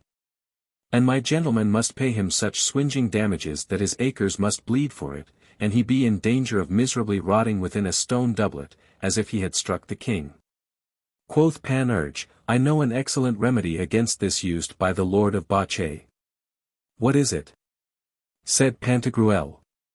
The Lord of Bache, said Panurge, was a brave, honest, noble-spirited gentleman, who, at his return from the long war in which the Duke of Ferrara, with the help of the French, bravely defended himself against the fury of Pope Julius II, was every day cited, warned, and prosecuted at the suit and for the sport and fancy of the fat prior of St. Louant. One morning, as he was at breakfast with some of his domestics, for he loved to be sometimes among them, he sent for one lawyer, his baker, and his spouse, and for one Adart, the vicar of his parish, who was also his butler, as the custom was then in France. Then said to them before his gentlemen and other servants, you all see how I am daily plagued with these rascally catchpoles.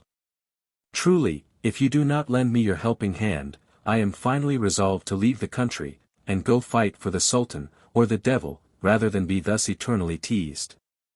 Therefore, to be rid of their damned visits, hereafter, when any of them come here, be ready, you baker and your wife, to make your personal appearance in my great hall, in your wedding clothes, as if you were going to be affianced. Here, take these ducats, which I give you to keep you in a fitting garb. As for you, Sir Udard, be sure you make your personal appearance there in your fine surplice and stole, not forgetting your holy water, as if you were to wed them. Be you there also, Trudon, said he to his drummer, with your pipe and tabor. The form of matrimony must be read, and the bride kissed. Then all of you, as the witnesses used to do in this country, shall give one another the remembrance of the wedding, which you know is to be a blow with your fist, bidding the party struck remember the nuptials by that token. This will but make you have the better stomach to your supper, but when you come to the catchpole's turn, thrash him thrice and threefold, as you would a sheaf of green corn, do not spare him. Maul him, drub him, lambast him, swinge him off, I pray you. Here, take these steel gauntlets, covered with kid. Head, back, belly, and sides, give him blows innumerable, he that gives him most shall be my best friend. Fear not to be called to an account about it, I will stand by you, for the blows must seem to be given in jest, as it is customary among us at all weddings. Ay, but how shall we know the catchpole? Said the man of God. All sorts of people daily resort to this castle. I have taken care of that, replied the Lord.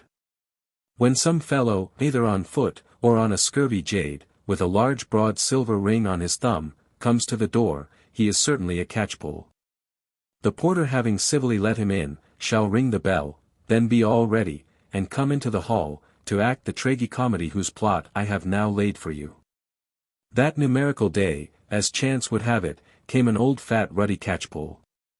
Having knocked at the gate, and then pissed, as most men will do, the porter soon found him out, by his large greasy spatterdashes, his jaded hollow-flanked mare, his bag full of writs and informations dangling at his girdle, but, above all, by the large silver hoop on his left thumb.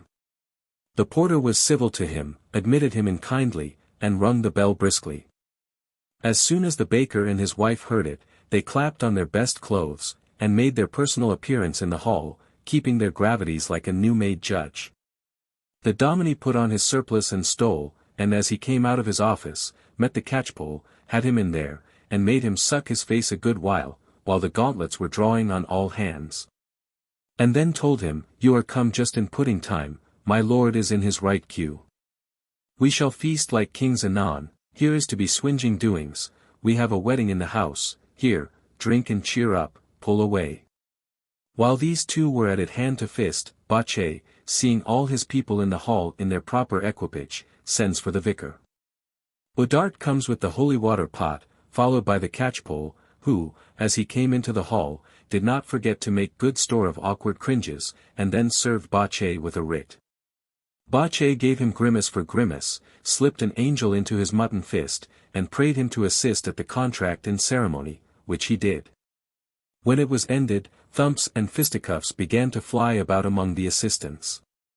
But when it came to the catchpole's turn, they all laid on him so unmercifully with their gauntlets that they at last settled him, all stunned and battered, bruised and mortified, with one of his eyes black and blue, 8 ribs bruised, his brisket sunk in, his omoplates in 4 quarters, his under jawbone in 3 pieces. And all this in jest, and no harm done. God wot how the Levite belaboured him, hiding within the long sleeve of his canonical shirt his huge steel gauntlet lined with ermine, for he was a strong-built ball, and an old dog at fisticuffs. The catchpole, all of a bloody tiger-like stripe, with much ado crawled home to Lyle Bouchard, well pleased and edified, however, with Bash's kind reception. And, with the help of the good surgeons of the place, lived as long as you would have him. From that time to this, not a word of the business, the memory of it was lost with the sound of the bells that rung with joy at his funeral. Chapter 13. How, like Master Francis Villon, the Lord of Bacche commended his servants. The catchpole being packed off on blind sorrel, so he called his one-eyed mare, Bache sent for his lady, her women, and all his servants, into the arbour of his garden.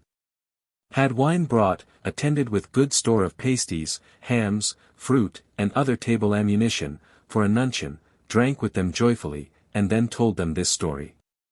Master Francis Villon in his old age retired to St. Maxent in Poitou, under the patronage of a good honest abbot of the place. There to make sport for the mob, he undertook to get the Passion acted, after the way, and in the dialect of the country. The parts being distributed, the play having been rehearsed, and the stage prepared, he told the mayor and aldermen that the mystery might be ready after near fair, and that there only wanted properties and necessaries, but chiefly clothes fit for the parts. So the mayor and his brethren took care to get them. Villon, to dress an old clownish Father Greybeard, who was to represent God the Father, begged of Friar Stephen Tickletoby, sacristan to the Franciscan friars of the place, to lend him a cope and a stole. Tickletoby refused him, alleging that by their provincial statutes it was rigorously forbidden to give or lend anything to players. Villon replied that the statute reached no farther than farces, drolls, antics, loose and dissolute games, and that he asked no more than what he had seen allowed at Brussels and other places. Tickletoby notwithstanding peremptorily bid him provide himself elsewhere if he would, and not to hope for anything out of his monastical wardrobe. Villon gave an account of this to the players, as of a most abominable action, adding, that God would shortly revenge himself, and make an example of Tickletoby. The Saturday following he had notice given him that Tickletoby, upon the filly of the convent, so they call a young mare that was never leaped yet, was gone a-mumping to St. Ligarius, and would be back about 2 in the afternoon. Knowing this, he made a cavalcade of his devils of the Passion through the town. They were all rigged with wolves, calves, and rams' skins, laced and trimmed with sheep's heads, bulls' feathers, and large kitchen tenterhooks, girt with broad leathern girdles, whereat hanged dangling huge cowbells and horsebells, which made a horrid din. Some held in their claws black sticks full of squibs and crackers, others had long lighted pieces of wood, upon which, at the corner of every street, they flung whole handfuls of rosin dust, that made a terrible fire and smoke. Having thus led them about, to the great diversion of the mob and the dreadful fear of little children, he finally carried them to an entertainment at a summer-house without the gate that leads to St. Ligarius. As they came near to the place, he espied Tickletoby afar off, coming home from mumping, and told them in macaronic verse. Hic est de patria, natus, de gente bellistra. Que solet antiqua briba portar bisacco. Motto reads. Hic est mumpater natus de gente cucoli. Que solet antiquo scrappa portar bisacco. A plague on his friarship, said the devils then, the lousy beggar would not lend a poor cope to the fatherly father, let us fright him. Well said, cried Villon, but let us hide ourselves till he comes by, and then charge him home briskly with your squibs and burning sticks. Tickletoby being come to the place, they all rushed on a sudden into the road to meet him, and in a frightful manner threw fire from all sides upon him and his filly foal, ringing and tingling their bells, and howling like so many real devils, ho! Ho, ho, ho, brow, row, rowers, who, ho, ho, ho, ho, hoy. Friar Stephen, don't we play the devils rarely?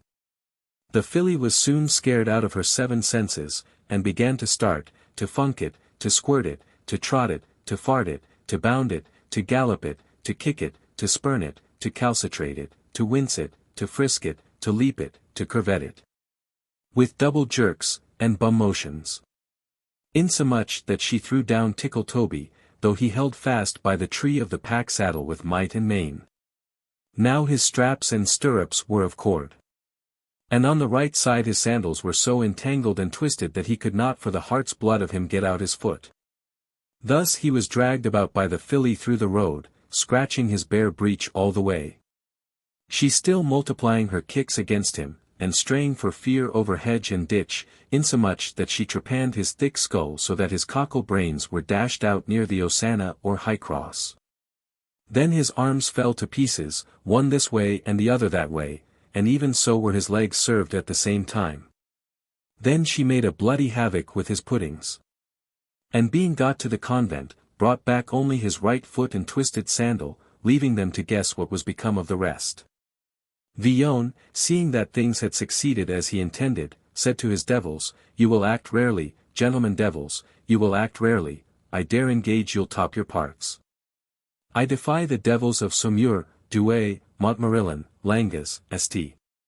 Espagne, Angers, nay, by Gad, even those of Poictiers, for all their bragging and vapouring, to match you. Thus, friends, said Bachet, I foresee that hereafter you will act rarely this tragical farce, since the very first time you have so skilfully hampered, bethwacked, belambed, and bebumped the catchpole. From this day I double your wages. As for you, my dear, said he to his lady, make your gratifications as you please, you are my treasurer, you know. For my part, first and foremost, I drink to you all. Come on, box it about, it is good and cool. In the second place, you, Mr. Steward, take this silver basin, I give it you freely. Then you, my gentleman of the horse, take these 2 silver gilt cups, and let not the pages be horsewhipped these 3 months. My dear, let them have my best white plumes of feathers, with the gold buckles to them. Sir Udart, this silver flagon falls to your share, this other I give to the cooks. To the valets de chamber I give this silver basket.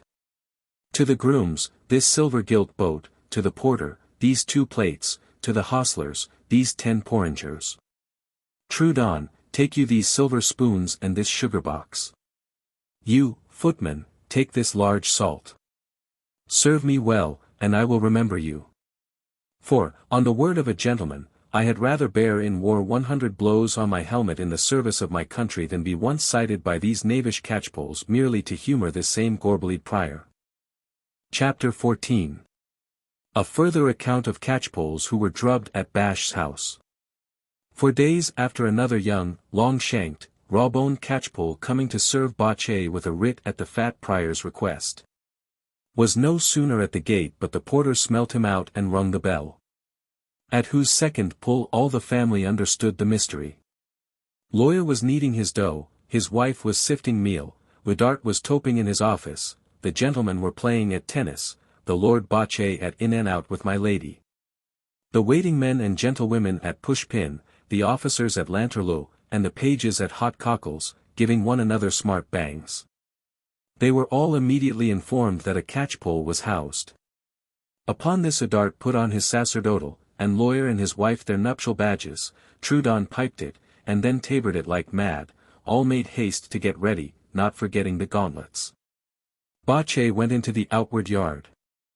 There the catchpole meeting him fell on his marrow bones, begged of him not to take it ill if he served him with a writ at the suit of the fat prior. And in a pathetic speech let him know that he was a public person, a servant to the monkeying tribe, a parator to the abbatial mitre, ready to do as much for him, nay, for the least of his servants, whensoever he would employ and use him. Nay, truly, said the Lord, you shall not serve your writ till you have tasted some of my good Quinquenet's wine, and been a witness to a wedding which we are to have this very minute.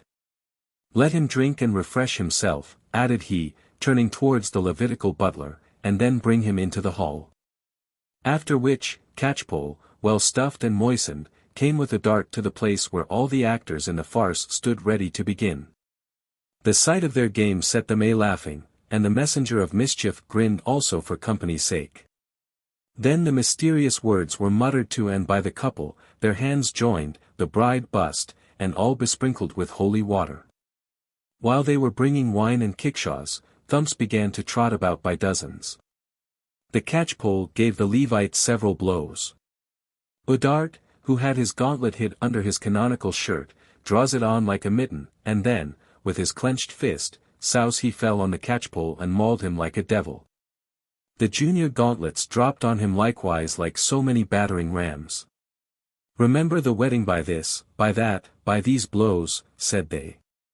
In short, they stroked him so to the purpose that he pissed blood out at mouth, nose, ears, and eyes, and was bruised, thwacked, battered, bebumped, and crippled at the back, neck, breast, arms, and so forth. Never did the bachelors at Avignon in carnival time play more melodiously at Raffi than was then played on the catchpole's microcosm. At last down he fell. They threw a great deal of wine on his snout, tied round the sleeve of his doublet a fine yellow and green favour, and got him upon his snotty beast, and God knows how he got to Lisle Bouchart.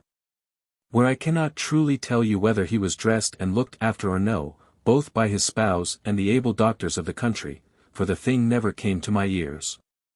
The next day they had a third part to the same tune, because it did not appear by the lean catchpole's bag that he had served his writ. So the fat prior sent a new catchpole, at the head of a brace of bums for his garde du corps, to summon my lord. The porter ringing the bell, the whole family was overjoyed, knowing that it was another rogue. Bachet was at dinner with his lady and the gentleman. So he sent for the catchpole, made him sit by him, and the bums by the women, and made them eat till their bellies cracked with their breeches unbuttoned. The fruit being served, the catchpole arose from table, and before the bums cited Bachet. Bachet kindly asked him for a copy of the warrant, which the other had got ready. He then takes witness and a copy of the summons. To the catchpole and his bums he ordered 4 ducats for civility money. In the meantime all were withdrawn for the farce. So Trudon gave the alarm with his tabor. Bachet desired the catchpole to stay and see one of his servants married, and witness the contract of marriage, paying him his fee. The catchpole slapdash was ready, took out his inkhorn, got paper immediately, and his bums by him. Then lawyer came into the hall at one door, and his wife with the gentlewomen at another, in nuptial accoutrements. Udart, in pontificalibus, takes them both by their hands, asketh them their will, giveth them the matrimonial blessing, and was very liberal of holy water. The contract written, signed, and registered, on one side was brought wine and comfits. On the other, white and orange tawny-coloured favours were distributed, on another, gauntlets privately handed about. Chapter 15. How the ancient custom at nuptials is renewed by the catchpole. The catchpole, having made shift to get down a swinging sneaker of Breton wine, said to Bachet, "Pray, sir, what do you mean? You do not give one another the memento of the wedding. By St. Joseph's wooden shoe, all good customs are forgot. We find the form, but the hare is scampered, and the nest, but the birds are flown. There are no true friends nowadays. You see how, in several churches, the ancient laudable custom of tippling on account of the blessed saints at Christmas, is come to nothing. The world is in its dotage, and doomsday is certainly coming all so fast. Now come on. The wedding, the wedding, the wedding, remember it by this." This he said, striking Bachet and his lady, then her women and the Levite. Then the tabor beat a point of war, and the gauntlets began to do their duty. Insomuch that the catchpole had his crown cracked in no less than 9 places. One of the bums had his right arm put out of joint, and the other his upper jawbone or mandibule dislocated so that it hit half his chin, with a denudation of the uvula, and sad loss of the molar, masticatory, and canine teeth. Then the tabor beat a retreat, the gauntlets were carefully hid in a trice, and sweetmeats afresh distributed to renew the mirth of the company. So they all drank to one another, and especially to the catchpole and his bums. But Udart cursed and damned the wedding to the pit of hell, complaining that one of the bums had utterly disincornifistibulated his nether shoulder blade. Nevertheless, he scorned to be thought a flincher, and made shift to toke to him on the square. The jawless bum shrugged up his shoulders, joined his hands, and by signs begged his pardon, for speak he could not. The sham bridegroom made his moan, that the crippled bum had struck him such a horrid thump with his shoulder of mutton fist on the nether elbow that he was grown quite esperoquinchuzalobelozerierliced down to his very heel. To the no small loss of mistress bride. But what harm had poor I done? Cried Trudon, hiding his left eye with his kerchief, and showing his tabor cracked on one side. They were not satisfied with thus poaching, black and bluing, and more ambuzevas and guzaquoquel more gasic bekevazima freeletting my poor eyes, but they have also broke my harmless drum. Drums indeed are commonly beaten at weddings, and it is fit they should, but drummers are well entertained and never beaten. Now let Beelzebub e'en take the drum, to make his devilship a nightcap. Brother, said the lame catchpole, never fret thyself, I will make thee a present of a fine, large, old patent, which I have here in my bag, to patch up thy drum, and for Madame Saint and sake I pray thee forgive us. By Our Lady of Riviere, the blessed dame, I meant no more harm than the child unborn. One of the equerries, who, hopping and halting like a mumping cripple, mimicked the good limping Lord de la Roche-Posay, directed his discourse to the bum with the pouting jaw, and told him, what, Mr. Manhound, was it not enough thus to have more cracastabes estiverus de grigeligascopa papandrilated us all in our upper members with your botched mittens? But you must also apply such mortara gripa piata biro for lucem buralura cochlurin timpaniments on our shin bones with the hard tops and extremities of your cobbled shoes. Do you call this children's play? By the mass, 'tis no jest. The bum, wringing his hands, seemed to beg his pardon, muttering with his tongue, mon, vrelin, von, like a dumb man. The bride crying laughed, and laughing cried, because the catchpole was not satisfied with drubbing her without choice or distinction of members, but had also rudely roused and toused her, pulled off her topping. And not having the fear of her husband before his eyes, treacherously trepignemen penalora frazona frester tumbled and squeezed her lower parts. The devil go with it, said Bachet, there was much need indeed that this same Master King, this was the catchpole's name, should thus break my wife's back, however, I forgive him now, these are little nuptial caresses. But this I plainly perceive, that he cited me like an angel, and drubbed me like a devil. He had something in him of Friar Thumpwell. Come, for all this, I must drink to him, and to you likewise, his trusty esquires. But, said his lady, why hath he been so very liberal of his manual kindness to me, without the least provocation?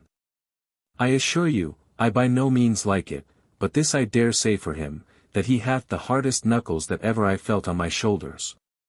The steward held his left arm in a scarf, as if it had been rent and torn in twain.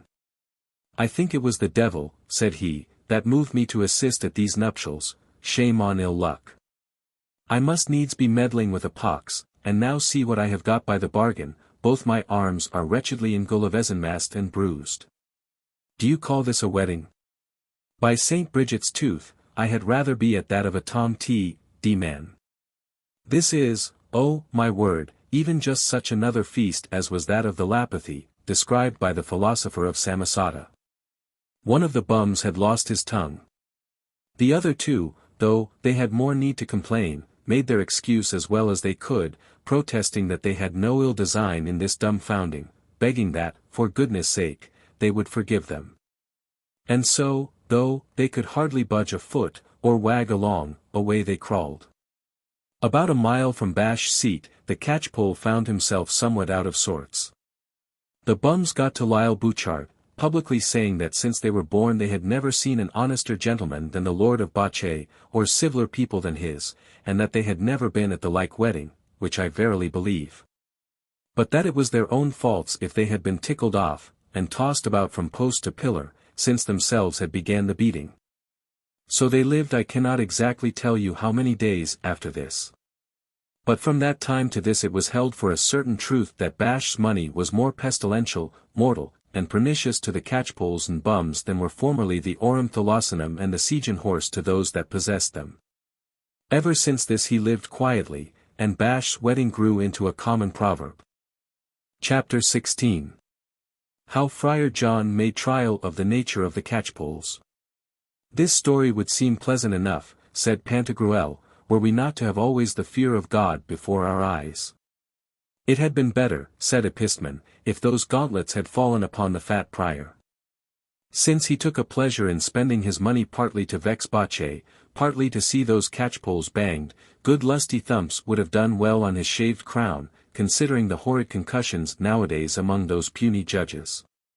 What harm had done those poor devils the catchpoles? This puts me in mind, said Pantagruel, of an ancient Roman named L. Neratius. He was of noble blood, and for some time was rich. But had this tyrannical inclination, that whenever he went out of doors he caused his servants to fill their pockets with gold and silver, and meeting in the street your spruce gallants and better sort of beaux, without the least provocation. For his fancy, he used to strike them hard on the face with his fist. And immediately after that, to appease them and hinder them from complaining to the magistrates, he would give them as much money as satisfied them according to the law of the 12 tables. Thus he used to spend his revenue, beating people for the price of his money. By Saint Benet's sacred boot, quoth Friar John, I will know the truth of it presently. This said, he went on shore, put his hand in his fob, and took out 20 ducats. Then said with a loud voice, in the hearing of a shoal of the nation of catchpoles, who will earn 20 ducats for being beaten like the devil? Io, io, io, said they all, you will cripple us for ever, sir, that is most certain. But the money is tempting. With this they were all thronging who should be first to be thus preciously beaten. Friar John singled him out of the whole knot of these rogues in grain, a red-snout catchpole, who upon his right thumb wore a thick broad silver hoop, wherein was set a good large toadstone. He had no sooner picked him out from the rest, but I perceived that they all muttered and grumbled. And I heard a young thin-jawed catchpole, a notable scholar, a pretty fellow at his pen, and, according to public report, much cried up for his honesty at Doctors' Commons, making his complaint and muttering because this same crimson fizz carried away all the practice, and that if there were but 1.5 of bastinadoes to be got, he would certainly run away with 28 of them. But all this was looked upon to be nothing but mere envy. Friar John so unmercifully thrashed, thumped, and belabored Redsnout, back and belly, sides, legs, and arms, head, feet, and so forth, with the home and frequently repeated application of one of the best members of a faggot, that I took him to be a dead man. Then he gave him the 20 ducats, which made the dog get on his legs, pleased like a little king or two. The rest were saying to Friar John, Sir, brother devil, if it please you to do us the favour to beat some of us for less money, we are all at your devilship's command, bags, papers, pens, and all. Redsnout cried out against them, saying, with a loud voice, Body of me, you little prigs, will you offer to take the bread out of my mouth? Will you take my bargain over my head? Would you draw and inveigle from me my clients and customers? Take notice, I summon you before the official this day sevennight. I will law and claw you like any old devil of Vauvert, that I will. Then turning himself towards Friar John, with a smiling and joyful look, he said to him, Reverend Father in the devil, if you have found me a good hide, and have a mind to divert yourself once more by beating your humble servant, I will bait you half in half this time rather than lose your custom. Do not spare me, I beseech you, I am all, and more than all, yours, good Mr. Devil, head, lungs, tripes, guts, and garbage, and that at a pennyworth, I'll assure you. Friar John never heeded his proffers, but even left them. The other catchpoles were making addresses to Panurge, Epistemon, Gymnast, and others, entreating them charitably to bestow upon their carcasses a small beating, for otherwise they were in danger of keeping a long fast. But none of them had a stomach to it. Some time after, seeking fresh water for the ship's company, we met a couple of old female catchpoles of the place, miserably howling and weeping in concert. Pantagruel had kept on board, and already had caused a retreat to be sounded. Thinking that they might be related to the catchpole that was bastinadoed, we asked them the occasion of their grief. They replied that they had too much cause to weep. For that very hour, from an exalted triple tree, 2 of the honestest gentlemen in catchpole land had been made to cut a caper on nothing. Cut a caper on nothing, said Gymnast, my pages used to cut capers on the ground. To cut a caper on nothing should be hanging and choking, or I am out. Aye, said Friar John, you speak of it like St. John Delaware la Police. We asked them why they treated these worthy persons with such a choking hempen salad. They told us they had only borrowed, alias stolen, the tools of the mass and hid them under the handle of the parish. This is a very allegorical way of speaking, said Epistemon. Chapter 17. How Pantagruel came to the islands of Tohu and Bohu. And of the strange death of Wide Nostrils, the swallower of windmills. That day Pantagruel came to the 2 islands of Tohu and Bohu, were the devil a bit we could find anything to fry with. For one wide nostrils, a huge giant, had swallowed every individual pan, skillet, kettle, frying pan, dripping pan, and brass and iron pot in the land, for want of windmills, which were his daily food. Whence it happened that somewhat before day, about the hour of his digestion, the greedy churl was taken very ill with a kind of a surfeit or crudity of stomach, occasioned, as the physician said, by the weakness of the concocting faculty of his stomach, naturally disposed to digest whole windmills at a gust, yet unable to consume perfectly the pans and skillets. Though it had indeed pretty well digested the kettles and pots, as they said they knew by the hypostases and enneoremes of 4 tubs of second-hand drink which he had evacuated at 2 different times that morning. They made use of divers remedies, according to art, to give him ease, but all would not do, the distemper prevailed over the remedies.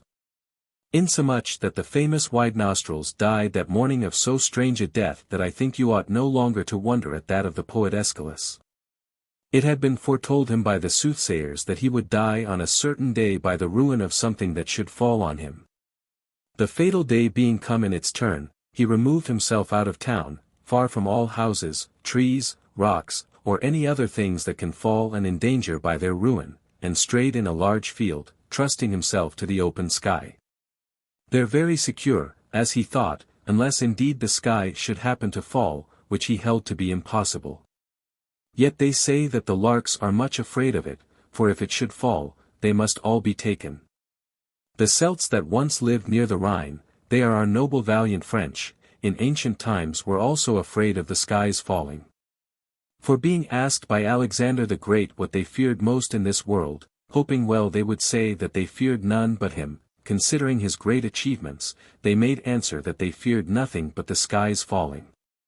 However, not refusing to enter into a confederacy with so brave a king, if you believe Strabo, lib 7, and Arrian, lib I.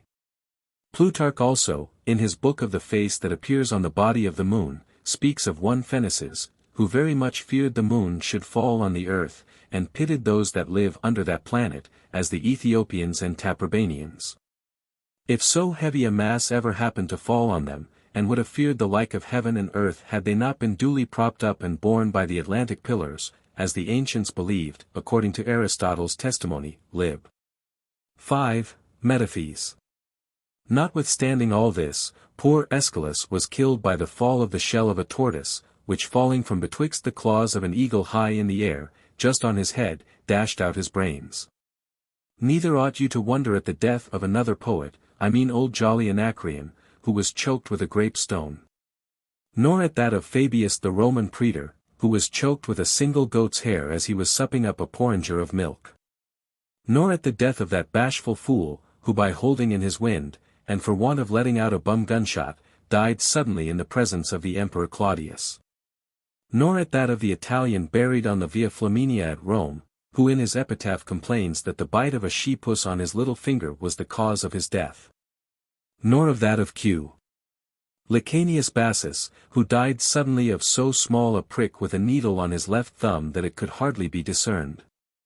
Nor of Quenelalt, a Norman physician, who died suddenly at Montpellier, merely for having sideways took a worm out of his hand with a penknife. Nor of Philomenes, whose servant having got him some new figs for the first course of his dinner, whilst he went to fetch wine, a straggling well-hung ass got into the house, and seeing the figs on the table, without further invitation soberly fell to. Philomenes coming into the room and nicely observing with what gravity the ass ate its dinner, said to the man, who was come back, since thou hast set figs here for this reverend guest of ours to eat, methinks it is but reason thou also give him some of this wine to drink. He had no sooner said this, but he was so excessively pleased, and fell into so exorbitant a fit of laughter, that the use of his spleen took that of his breath utterly away, and he immediately died. Nor of Spurius Sophius, who died supping up a soft-boiled egg as he came out of a bath. Nor of him who, as Boccaccio tells us, died suddenly by picking his grinders with a sage-stalk. Nor of Philipot Placet, who being brisk and hale, fell dead as he was paying an old debt, which causes, perhaps, many not to pay theirs, for fear of the like accident. Nor of the painter Zeuxis, who killed himself with laughing at the sight of the antique jobbernoll of an old hag drawn by him. Nor, in short, of 1,000 more of which authors write, as Varius, Pliny, Valerius, J. Baptista Fulgosus, and Baccaberry the elder. In short, Gaffer Wide-Nostrils choked himself with eating a huge lump of fresh butter at the mouth of a hot oven by the advice of physicians. They likewise told us there that the king of Cullen in Bohu had routed the grandees of King Mecloth, and made sad work with the fortresses of Belima. After this, we sailed by the islands of Nargus and Zargus. Also by the islands of Teleniabin and Geleniabin, very fine and fruitful in ingredients for clysters, and then by the islands of Enig and Evig, on whose account formerly the Landgrave of Hesse was swinged off with a vengeance. Chapter 18. How Pantagruel met with a great storm at sea. The next day we espied 9 sail that came spooning before the wind. They were full of Dominicans, Jesuits, Capuchins, Hermits, Austins, Bernardines, Egnatins, Celestins, Theatins, Amadines, Cordeliers, Carmelites, Minims, and the devil and all of other holy monks and friars, who were going to the Council of Chesil, to sift and garble some new articles of faith against the new heretics. Panurge was overjoyed to see them, being most certain of good luck for that day and a long train of others. So having courteously saluted the blessed fathers, and recommended the salvation of his precious soul to their devout prayers and private ejaculations, he caused 78 dozen of Westphalia hams, units of pots of caviar, tens of Bologna sausages, hundreds of botargos, and thousands of fine angels, for the souls of the dead, to be thrown on board their ships. Pantagruel seemed metagrabilized, dozing, out of sorts, and as melancholic as a cat. Friar John, who soon perceived it, was inquiring of him whence should come this unusual sadness. When the master, whose watch it was, observing the fluttering of the ancient above the poop, and seeing that it began to overcast, judged that we should have wind. Therefore he bid the boatswain call all hands upon deck, officers, sailors, foremast men, swabbers, and cabin boys, and even the passengers, made them first settle their topsails, take in their spritsail. Then he cried, in with your topsails, lower the foresail, tallow under parrels, braid up close all them sails, strike your topmasts to the cap, make all sure with your sheep's feet, lash your guns fast. All this was nimbly done. Immediately it blowed a storm, the sea began to roar and swell mountain high, the rut of the sea was great, the waves breaking upon our ship's quarter, the northwest wind blustered and overblowed. Boisterous gusts, dreadful clashing, and deadly scuds of wind whistled through our yards and made our shrouds rattle again. The thunder grumbled so horridly that you would have thought heaven had been tumbling about our ears. At the same time it lightened, rained, hailed, the sky lost its transparent hue, grew dusky, thick, and gloomy, so that we had no other light than that of the flashes of lightning in rending of the clouds. The hurricanes, flaws, and sudden whirlwinds began to make a flame about us by the lightnings, fiery vapors, and other aerial ejaculations. Oh, how our looks were full of amazement and trouble, while the saucy winds did rudely lift up above us the mountainous waves of the main. Believe me, it seemed to us a lively image of the chaos, where fire, air, sea, land, and all the elements were in a refractory confusion. Poor Panurge, having with the full contents of the inside of his doublet plentifully fed the fish, greedy enough of such odious fare, sat on the deck all in a heap, with his nose and arse together, most sadly cast down, moping and half dead. Invoked and called to his assistance all the blessed he and she saints he could muster up, swore and vowed to confess in time and place convenient, and then bawled out frightfully, Steward, Maitre d'Hotel, see ho! My friend, my father, my uncle, prithee let us have a piece of powdered beef or pork, we shall drink but too much anon, for aught I see. Eat little and drink the more will hereafter be my motto, I fear. Would to our dear Lord, and to our blessed, worthy, and sacred Lady, I were now, I say, this very minute of an hour, well on shore, on terra firma, hale and easy. Oh, twice and thrice happy those that plant cabbages. O destinies, why did you not spin me for a cabbage planter? Oh, how few are there to whom Jupiter hath been so favourable as to predestinate them to plant cabbages. They have always one foot on the ground, and the other not far from it. Dispute who will of felicity in summum bonum, for my part whosoever plants cabbages is now, by my decree, proclaimed most happy. For as good a reason as the philosopher Pyrrho, being in the same danger, and seeing a hog near the shore eating some scattered oats, declared it happy in two respects: first, because it had plenty of oats, and besides that, was on shore. Ha, for a divine and princely habitation, commend me to the cow's floor. Murder. This wave will sweep us away, blessed Saviour. O my friends! A little vinegar. I sweat again with mere agony. Alas! The mizzensail split, the galleries washed away, the masts are sprung, the maintop masthead dives into the sea, the keel is up to the sun, our shrouds are almost all broke, and blown away. Alas! Alas! Where is our main course? Al is verloren, by Gott. Our topmast is run adrift. Alas! Who shall have this wreck? Friend, lend me here behind you one of these whales. Your lantern is fallen, my lads. Alas! Do not let go the main-tack nor the bowline. I hear the block crack. Is it broke? For the Lord's sake, let us have the hull, and let all the rigging be damned. Booze, booze, booze. Look to the needle of your compass, I beseech you, good Sir Astrophil, and tell us, if you can, whence comes this storm.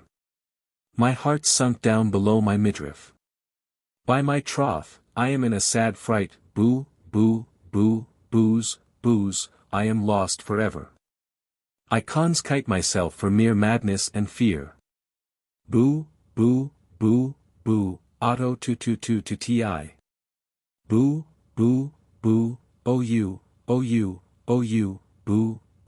booze. I sink, I'm drowned, I'm gone, good people, I'm drowned. Chapter 19. What countenances Panurge and Friar John kept during the storm.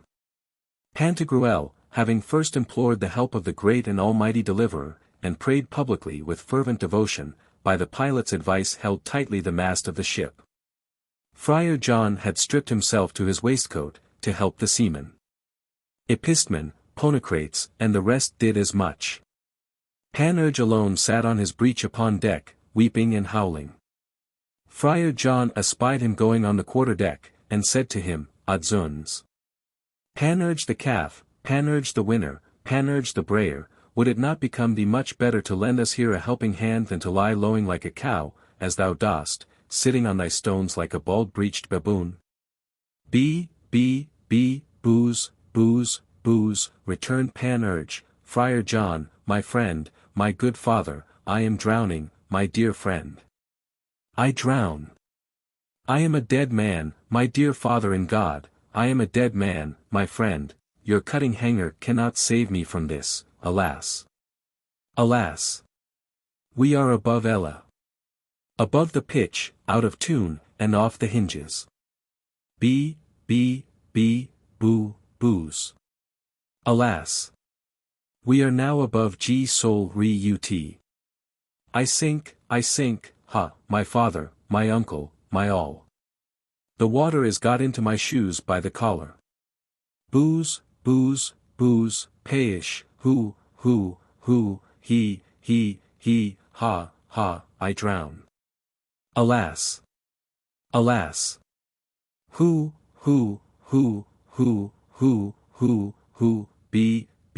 booze, bobus, ho, alas. Alas. Now I am like your tumblers, my feet stand higher than my head. Would to heaven I were now with those good holy fathers bound for the council whom we met this morning, so godly, so fat, so merry, so plump and comely. Holos, bolos, olas, alas. This devilish wave, mea culpa Deus, I mean this wave of God, will sink our vessel. Alas. Friar John, my father, my friend, confession. Here I am down on my knees, Confiteor, your holy blessing. Come hither and be damned, thou pitiful devil, and help us, said Friar John, who fell a-swearing and cursing like a tinker, in the name of 30 legions of black devils. Come, will you come? Do not let us swear at this time, said Panurge. Holy Father, my friend, do not swear, I beseech you, tomorrow as much as you please. Holos, holos, alas! Our ship leaks. I drown, alas, alas! I will give 1,800,000 crowns to anyone that will set me on shore, all buried and bedaubed as I am now. If ever there was a man in my country in the like pickle. Confiteor, alas! A word or two of testament or codicil at least. 1,000 devils seize the cuckoldy cow-hearted mongrel, cried Friar John. Odious belly, art thou talking here of making thy will now we are in danger, and it behoveth us to bestir our stumps lustily, or never? Wilt thou come, ho devil? Midshipman, my friend, oh the rare lieutenant, here gymnast, here on the poop. We are, by the mass, all beshit now, our light is out. This is hastening to the devil as fast as it can. Alas, boo, boo, boo, boo, boo, alas, alas, alas, alas. Said Panurge, was it here we were born to perish? Oh! Ho! Good people, I drown, I die. Consummatum est. I am sped, magna, gna, gna, said Friar John. Fie upon him, how ugly the shitten howler looks. Boy, younker, see hoy. Mind the pumps or the devil choke thee. Hast thou hurt thyself? Zoons, here fasten it to one of these blocks. On this side, in the devil's name, hey, so, my boy. Ah, Friar John, said Panurge, good ghostly father, dear friend, don't let us swear, you sin. Oh, ho, be booze, booze, bows, I sink, I die, my friends. I die in charity with all the world. Farewell, in Manus. Bohush bohaus, bausowauswaus. Saint Michael of Or. Saint Nicholas. Now, or never, I here make you a solemn vow, and to our Saviour, that if you stand by me this time, I mean if you set me ashore out of this danger, I will build you a fine large little chapel or two, between Chuanda and Montserrat. Where neither cow nor calf shall feed. Oh ho, oh ho. Above 18 pailfuls or two of it are got down my gullet, booze, bows, how damned bitter and salt it is. By the virtue, said Friar John, of the blood, the flesh, the belly, the head, if I hear thee again howling, thou cuckoldy cur, I'll maul thee worse than any sea-wolf. Odious fish, why don't we take him up by the lugs and throw him overboard to the bottom of the sea? Here, sailor, ho, honest fellow. Thus, my friend, hold fast above. In truth, here is a sad lightning and thundering. I think that all the devils are got loose, it is holiday with them, or else Madame Proserpine is in child's labor, all the devils dance a Morris. Chapter 20. How the pilots were forsaking their ships in the greatest stress of weather. Oh, said Panurge, you sin, Friar John, my former crony. Former, I say, for at this time I am no more, you are no more. It goes against my heart to tell it you, for I believe this swearing doth your spleen a great deal of good. As it is a great ease to a wood cleaver to cry hem at every blow, and as one who plays at ninepins is wonderfully helped if, when he hath not thrown his bowl right, and is like to make a bad cast. Some ingenious stander-by leans and screws his body halfway about on that side which the bowl should have took to hit the pins.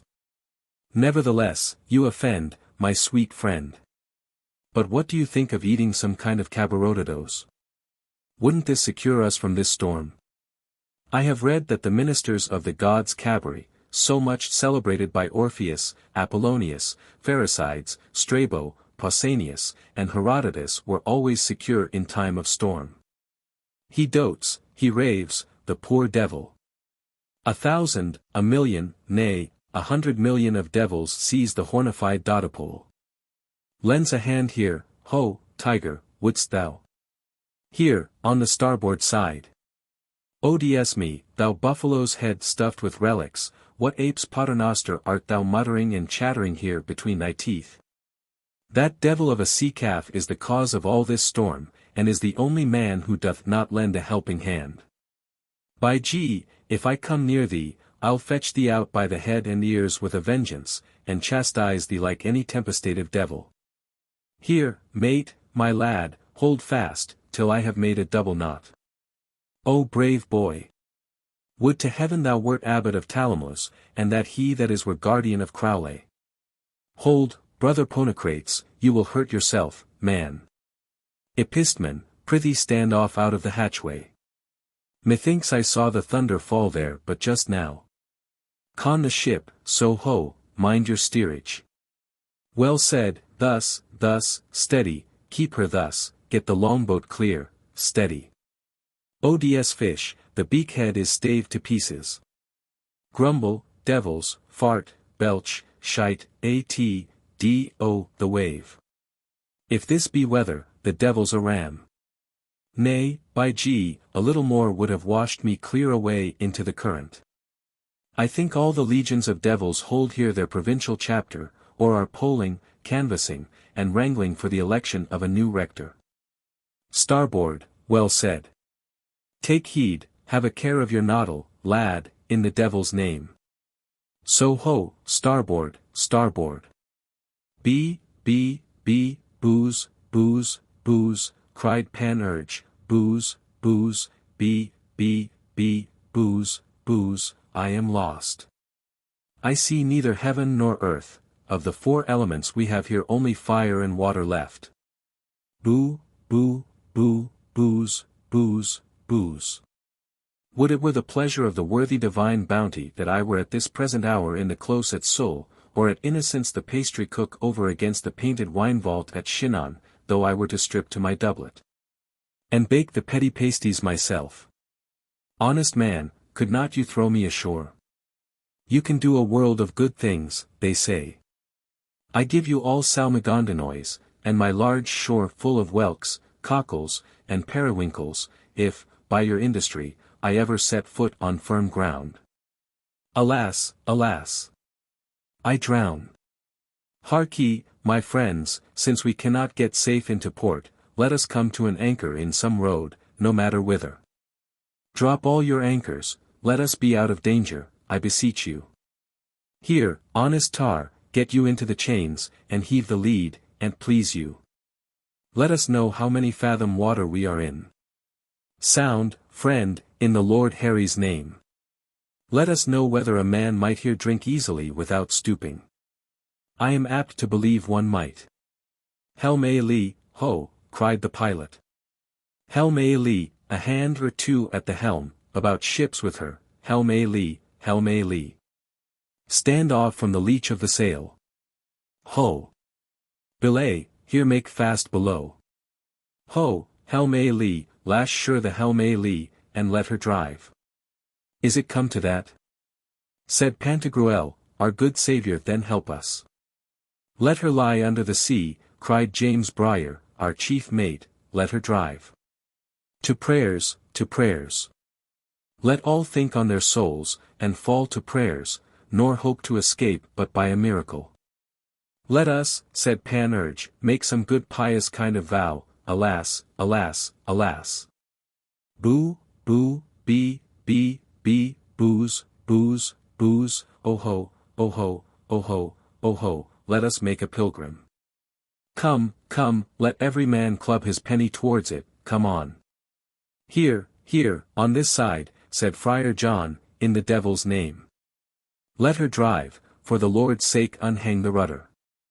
Ho, let her drive, and let us drink, I say, of the best and most cheering, d'ye hear, steward? Produce, exhibit, for, d'ye see this, and all the rest will as well go to the devil out of hand.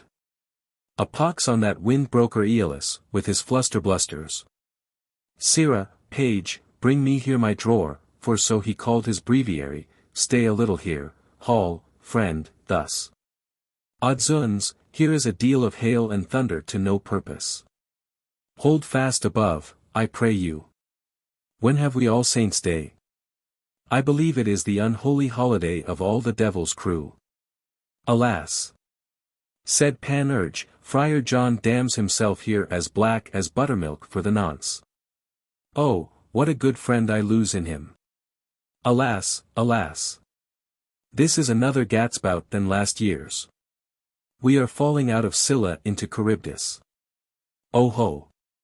I drown.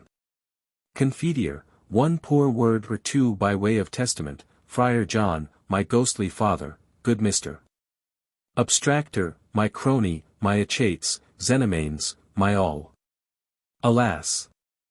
I drown, 2 words of testament here upon this ladder. Chapter 21. A continuation of the storm, with a short discourse on the subject of making testaments at sea. To make one's last will, said Epistemon, at this time that we ought to bestir ourselves and help our seamen, on the penalty of being drowned. Seems to me as idle and ridiculous a maggot as that of some of Caesar's men, who, at their coming into the Gauls, were mightily busied in making wills and codicils.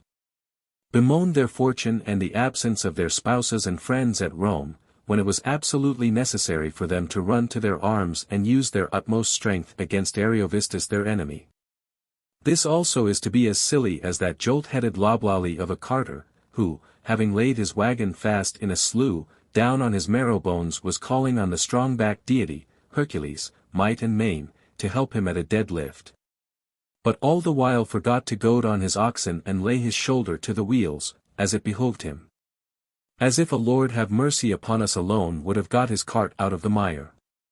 What will it signify to make your will now? For either we shall come off or drown for it. If we escape, it will not signify a straw to us. For testaments are of no value or authority but by the death of the testators. If we are drowned, will it not be drowned too? Prithee, who will transmit it to the executors? Some kind wave will throw it ashore, like Ulysses, replied Panurge. And some king's daughter, going to fetch a walk in the fresco, on the evening will find it, and take care to have it proved and fulfilled, nay, and have some stately cenotaph erected to my memory, as Dido had to that of her goodman Sychaeus. Aeneas to Deiphobus, upon the Trojan shore, near Rete, Andromache to Hector, in the city of Buthroth, Aristotle to Hermias and Eubulus, the Athenians to the poet Euripides. The Romans to Drusus in Germany, and to Alexander Severus, their emperor, in the Gauls, Argentier to Calaetia, Xenocrates to Lycidas, Timars to his son Teletagras, Eupoles and Aristides to their son Theotimus, Honestus to Timocles. Callimachus to Sopoles, the son of Dioclides, Catullus to his brother, Statius to his father, Germain of Brie to Hervé, the Breton Tarpaulin. Art thou mad, said Friar John, to run on at this rate? Help, here, in the name of 500,000 millions of cartloads of devils, help. May a chancre gnaw thy mustachios, and the 3 rows of pock royals and cauliflowers cover thy bum and turd barrel instead of breeches and codpiece. Codsooks, our ship is almost overset. ODS death, how shall we clear her? It is well if she do not founder. What a devilish sea there runs! She'll neither try nor hull, the sea will overtake her, so we shall never escape, the devil, scape me. Then Pantagruel was heard to make a sad exclamation, saying, with a loud voice, Lord save us, we perish, yet not as we would have it, but thy holy will be done. The Lord and the blessed Virgin be with us, said Panurge. Holos, alas, I drown. Be booze, booze, in Manus. Good heavens, send me some dolphin to carry me safe on shore, like a pretty little Arion. I shall make shift to sound the harp, if it be not unstrung. Let 19 legions of black devils seize me, said Friar John. The Lord be with us. Whispered Panurge, between his chattering teeth. If I come down to thee, I'll show thee to some purpose that the badge of thy humanity dangles at a calf's breech, thou ragged, horned, cuckoldy-booby, mnan, come hither and help us, thou great weeping calf. Or may 30 millions of devils leap on thee, Wilt thou come, sea calf? Fie, how ugly the howling whelp looks. What, always the same ditty? Come on now, my bonny drawer. This he said, opening his breviary. Come forward, thou and I must be somewhat serious for a while. Let me peruse thee stiffly. Beatus vir can non abiet. Pshaw, I know all this by heart, let us see the legend of Mons. Saint Nicholas. Horrida tempestas montem turbavit acutum. Tempest was a mighty flogger of lads at Mountagu College. If pedants be damned for whipping poor little innocent wretches their scholars, he is, upon my honour, by this time fixed within Ixion's will, lashing the crop-eared, bob-tailed cur that gives it motion. If they are saved for having whipped innocent lads, he ought to be above the. Chapter 22. An end of the storm. Shore, shore! Cried Pantagruel. Land too, my friends, I see land. Pluck up a good spirit, boys, 'tis within a kenning. So. We are not far from a port. I see the sky clearing up to the northwards. Look to the southeast. Courage, my hearts, said the pilot, now she'll bear the hullock of a sail, the sea is much smoother, some hands aloft to the maintop. Put the helm a weather. Steady. Steady. Haul your aftermizzen bowlines. Haul, haul, haul. Thus, thus, and no near. Mind your steerage, bring your main-tack aboard. Clear your sheets, clear your bowlines, port, port. Helm a lee. Now to the sheet on the starboard side, thou son of a whore. Thou art mightily pleased, honest fellow, quoth Friar John, with hearing make mention of thy mother. Luff, luff, cried the quartermaster that conned the ship, keep her full, luff the helm. Luff. It is, answered the steersman. Keep her thus. Get the bonnets fixed. Steady, steady. That is well said, said Friar John now, this is something like a tansy. Come, come, come, children, be nimble. Good. Luff, luff, thus. Helm a weather. That's well said and thought on. Methinks the storm is almost over. It was high time, faith, however, the Lord be thanked. Our devils begin to scamper. Out with all your sails. Hoist your sails. Hoist. That is spoke like a man, hoist, hoist. Here, a God's name, honest Ponocrates. Thou art a lusty fornicator, the whoreson will get none but boys. Eusthenes, thou art a notable fellow. Run up to the foretopsail. Thus, thus. Well said, faith, thus, thus. I dare not fear anything all this while, for it is holiday. Vea, vea, vea. Huzzah! This shout of the seamen is not amiss, and pleases me, for it is holiday. Keep her full thus. Good. Cheer up, my merry mates all, cried out Episman, I see already Castor on the right. Booze, booze, booze, said Panurge. I am much afraid it is the bitch Helen. It is truly Mixarchagenes, returned Episman, if thou likest better that denomination, which the Argives give him. Ho, ho! I see land too, let her bear in with the harbour. I see a good many people on the beach, I see a light on an obelisk Alicni. Shorten your sails, said the pilot, fetch the sounding line, we must double that point of land, and mind the sands. We are clear of them, said the sailors. Soon after, away she goes, quoth the pilot, and so doth the rest of our fleet, help came in good season. By St. John, said Panurge, this is spoke somewhat like. Oh the sweet word! There is the soul of music in it. Ngna, ngna, ngna, said Friar John. If ever thou taste a drop of it, let the devil's damn taste me, thou Balaky devil. Here, honest soul, here's a full sneaker of the very best. Bring the flagons, dost here, gymnast, and that same large pasty jambic, gemonic, as you will have it. Take heed you pilot her in right. Cheer up, cried out Pantagruel, cheer up, my boys, let us be ourselves again. Do you see yonder, close by our ship, 2 barks, 3 sloops, 5 ships, 8 pinks, 4 yawls, and 6 frigates making towards us, sent by the good people of the neighbouring island to our relief? But who is this Ucaligon below, that cries and makes such a sad moan? Were it not that I hold the mast firmly with both my hands, and keep it straighter than 200 tacklings, I would. It is, said Friar John, that poor devil Panurge, who is troubled with a calf's ague, he quakes for fear when his belly's full.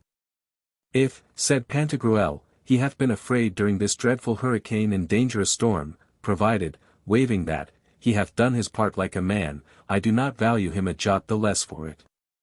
For as to fear in all encounters is the mark of a heavy and cowardly heart, as Agamemnon did, who for that reason is ignominiously taxed by Achilles with having dog's eyes and a stag's heart. So, not to fear when the case is evidently dreadful is a sign of want or smallness of judgment. Now, if anything ought to be feared in this life, next to offending God, I will not say it is death. I will not meddle with the disputes of Socrates and the academics, that death of itself is neither bad nor to be feared, but I will affirm that this kind of shipwreck is to be feared, or nothing is. For, as Homer saith, it is a grievous, dreadful, and unnatural thing to perish at sea. And indeed Aeneas, in the storm that took his fleet near Sicily, was grieved that he had not died by the hand of the brave Diomedes, and said that those were 3, nay 4 times happy, who perished in the conflagration at Troy. No man here hath lost his life, the Lord our Saviour be eternally praised for it. But in truth here is a ship sadly out of order. Well, we must take care to have the damage repaired. Take heed we do not run aground and bulge her. Chapter 23. How Panurge played the good fellow when the storm was over. What cheer, ho, fore and aft! Quoth Panurge. Oh ho! All is well, the storm is over. I beseech ye, be so kind as to let me be the first that is sent on shore. For I would by all means a little untruss appoint. Shall I help you still? Here, let me see, I will coil this rope, I have plenty of courage, and of fear as little as may be. Give it me yonder, honest tar. No, no, I have not a bit of fear. Indeed, that same decumane wave that took us fore and aft somewhat altered my pulse. Down with your sails, well said. How now, Friar John? You do nothing. Is it time for us to drink now? Who can tell but ast? Martin's running footman Belzebuth may still be hatching us some further mischief. Shall I come and help you again? Pork and peas choke me, if I do heartily repent, though too late, not having followed the doctrine of the good philosopher who tells us that to walk by the sea and to navigate by the shore are very safe and pleasant things. Just as 'tis to go on foot when we hold our horse by the bridle. Ha! Ha! Ha! By G, all goes well. Shall I help you here too? Let me see, I will do this as it should be, or the devil's in't. Epistman, who had the inside of one of his hands all flayed and bloody, having held a tackling with might and main, hearing what Pantagruel had said, told him, You may believe, my lord, I had my share of fear as well as Panurge. Yet I spared no pains in lending my helping hand. I considered that, since by fatal and unavoidable necessity we must all die, it is the blessed will of God that we die this or that hour, and this or that kind of death.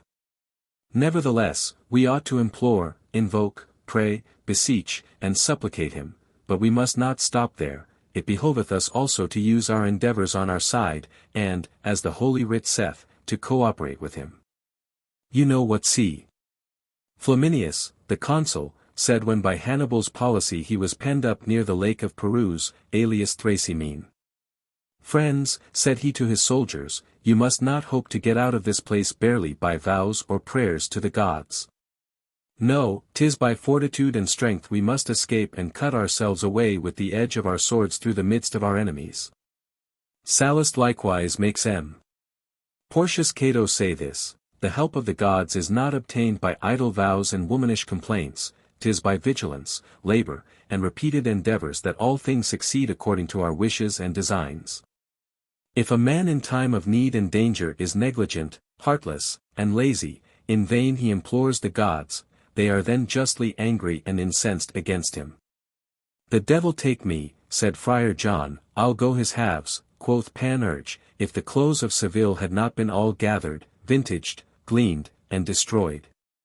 If I had only sung contra hostium insidias, matter of breviary, like all the rest of the monkeying devils, and had not bestirred myself to save the vineyard as I did, dispatching the truant picaroons of Learn with the staff of the cross. Let her sink or swim a God's name, said Panurge, all's one to Friar John, he doth nothing, his name is Friar John Dolittle, for all he sees me here a-sweating and puffing to help with all my might this honest tar, first of the name. Hark you me, dear soul, a word with you, but pray be not angry. How thick do you judge the planks of our ship to be? Some 2 good inches and upwards, returned the pilot, don't fear. O DS Kilderkins, said Panurge, it seems then we are within 2 fingers' breadth of damnation. Is this one of the 9 comforts of matrimony? Ah, dear soul, you do well to measure the danger by the yard of fear. For my part, I have none on't. My name is William Dreadnought. As for heart, I have more than enough on't. I mean none of your sheep's heart, but of wolf's heart, the courage of a bravo. By the pavilion of Mars, I fear nothing but danger.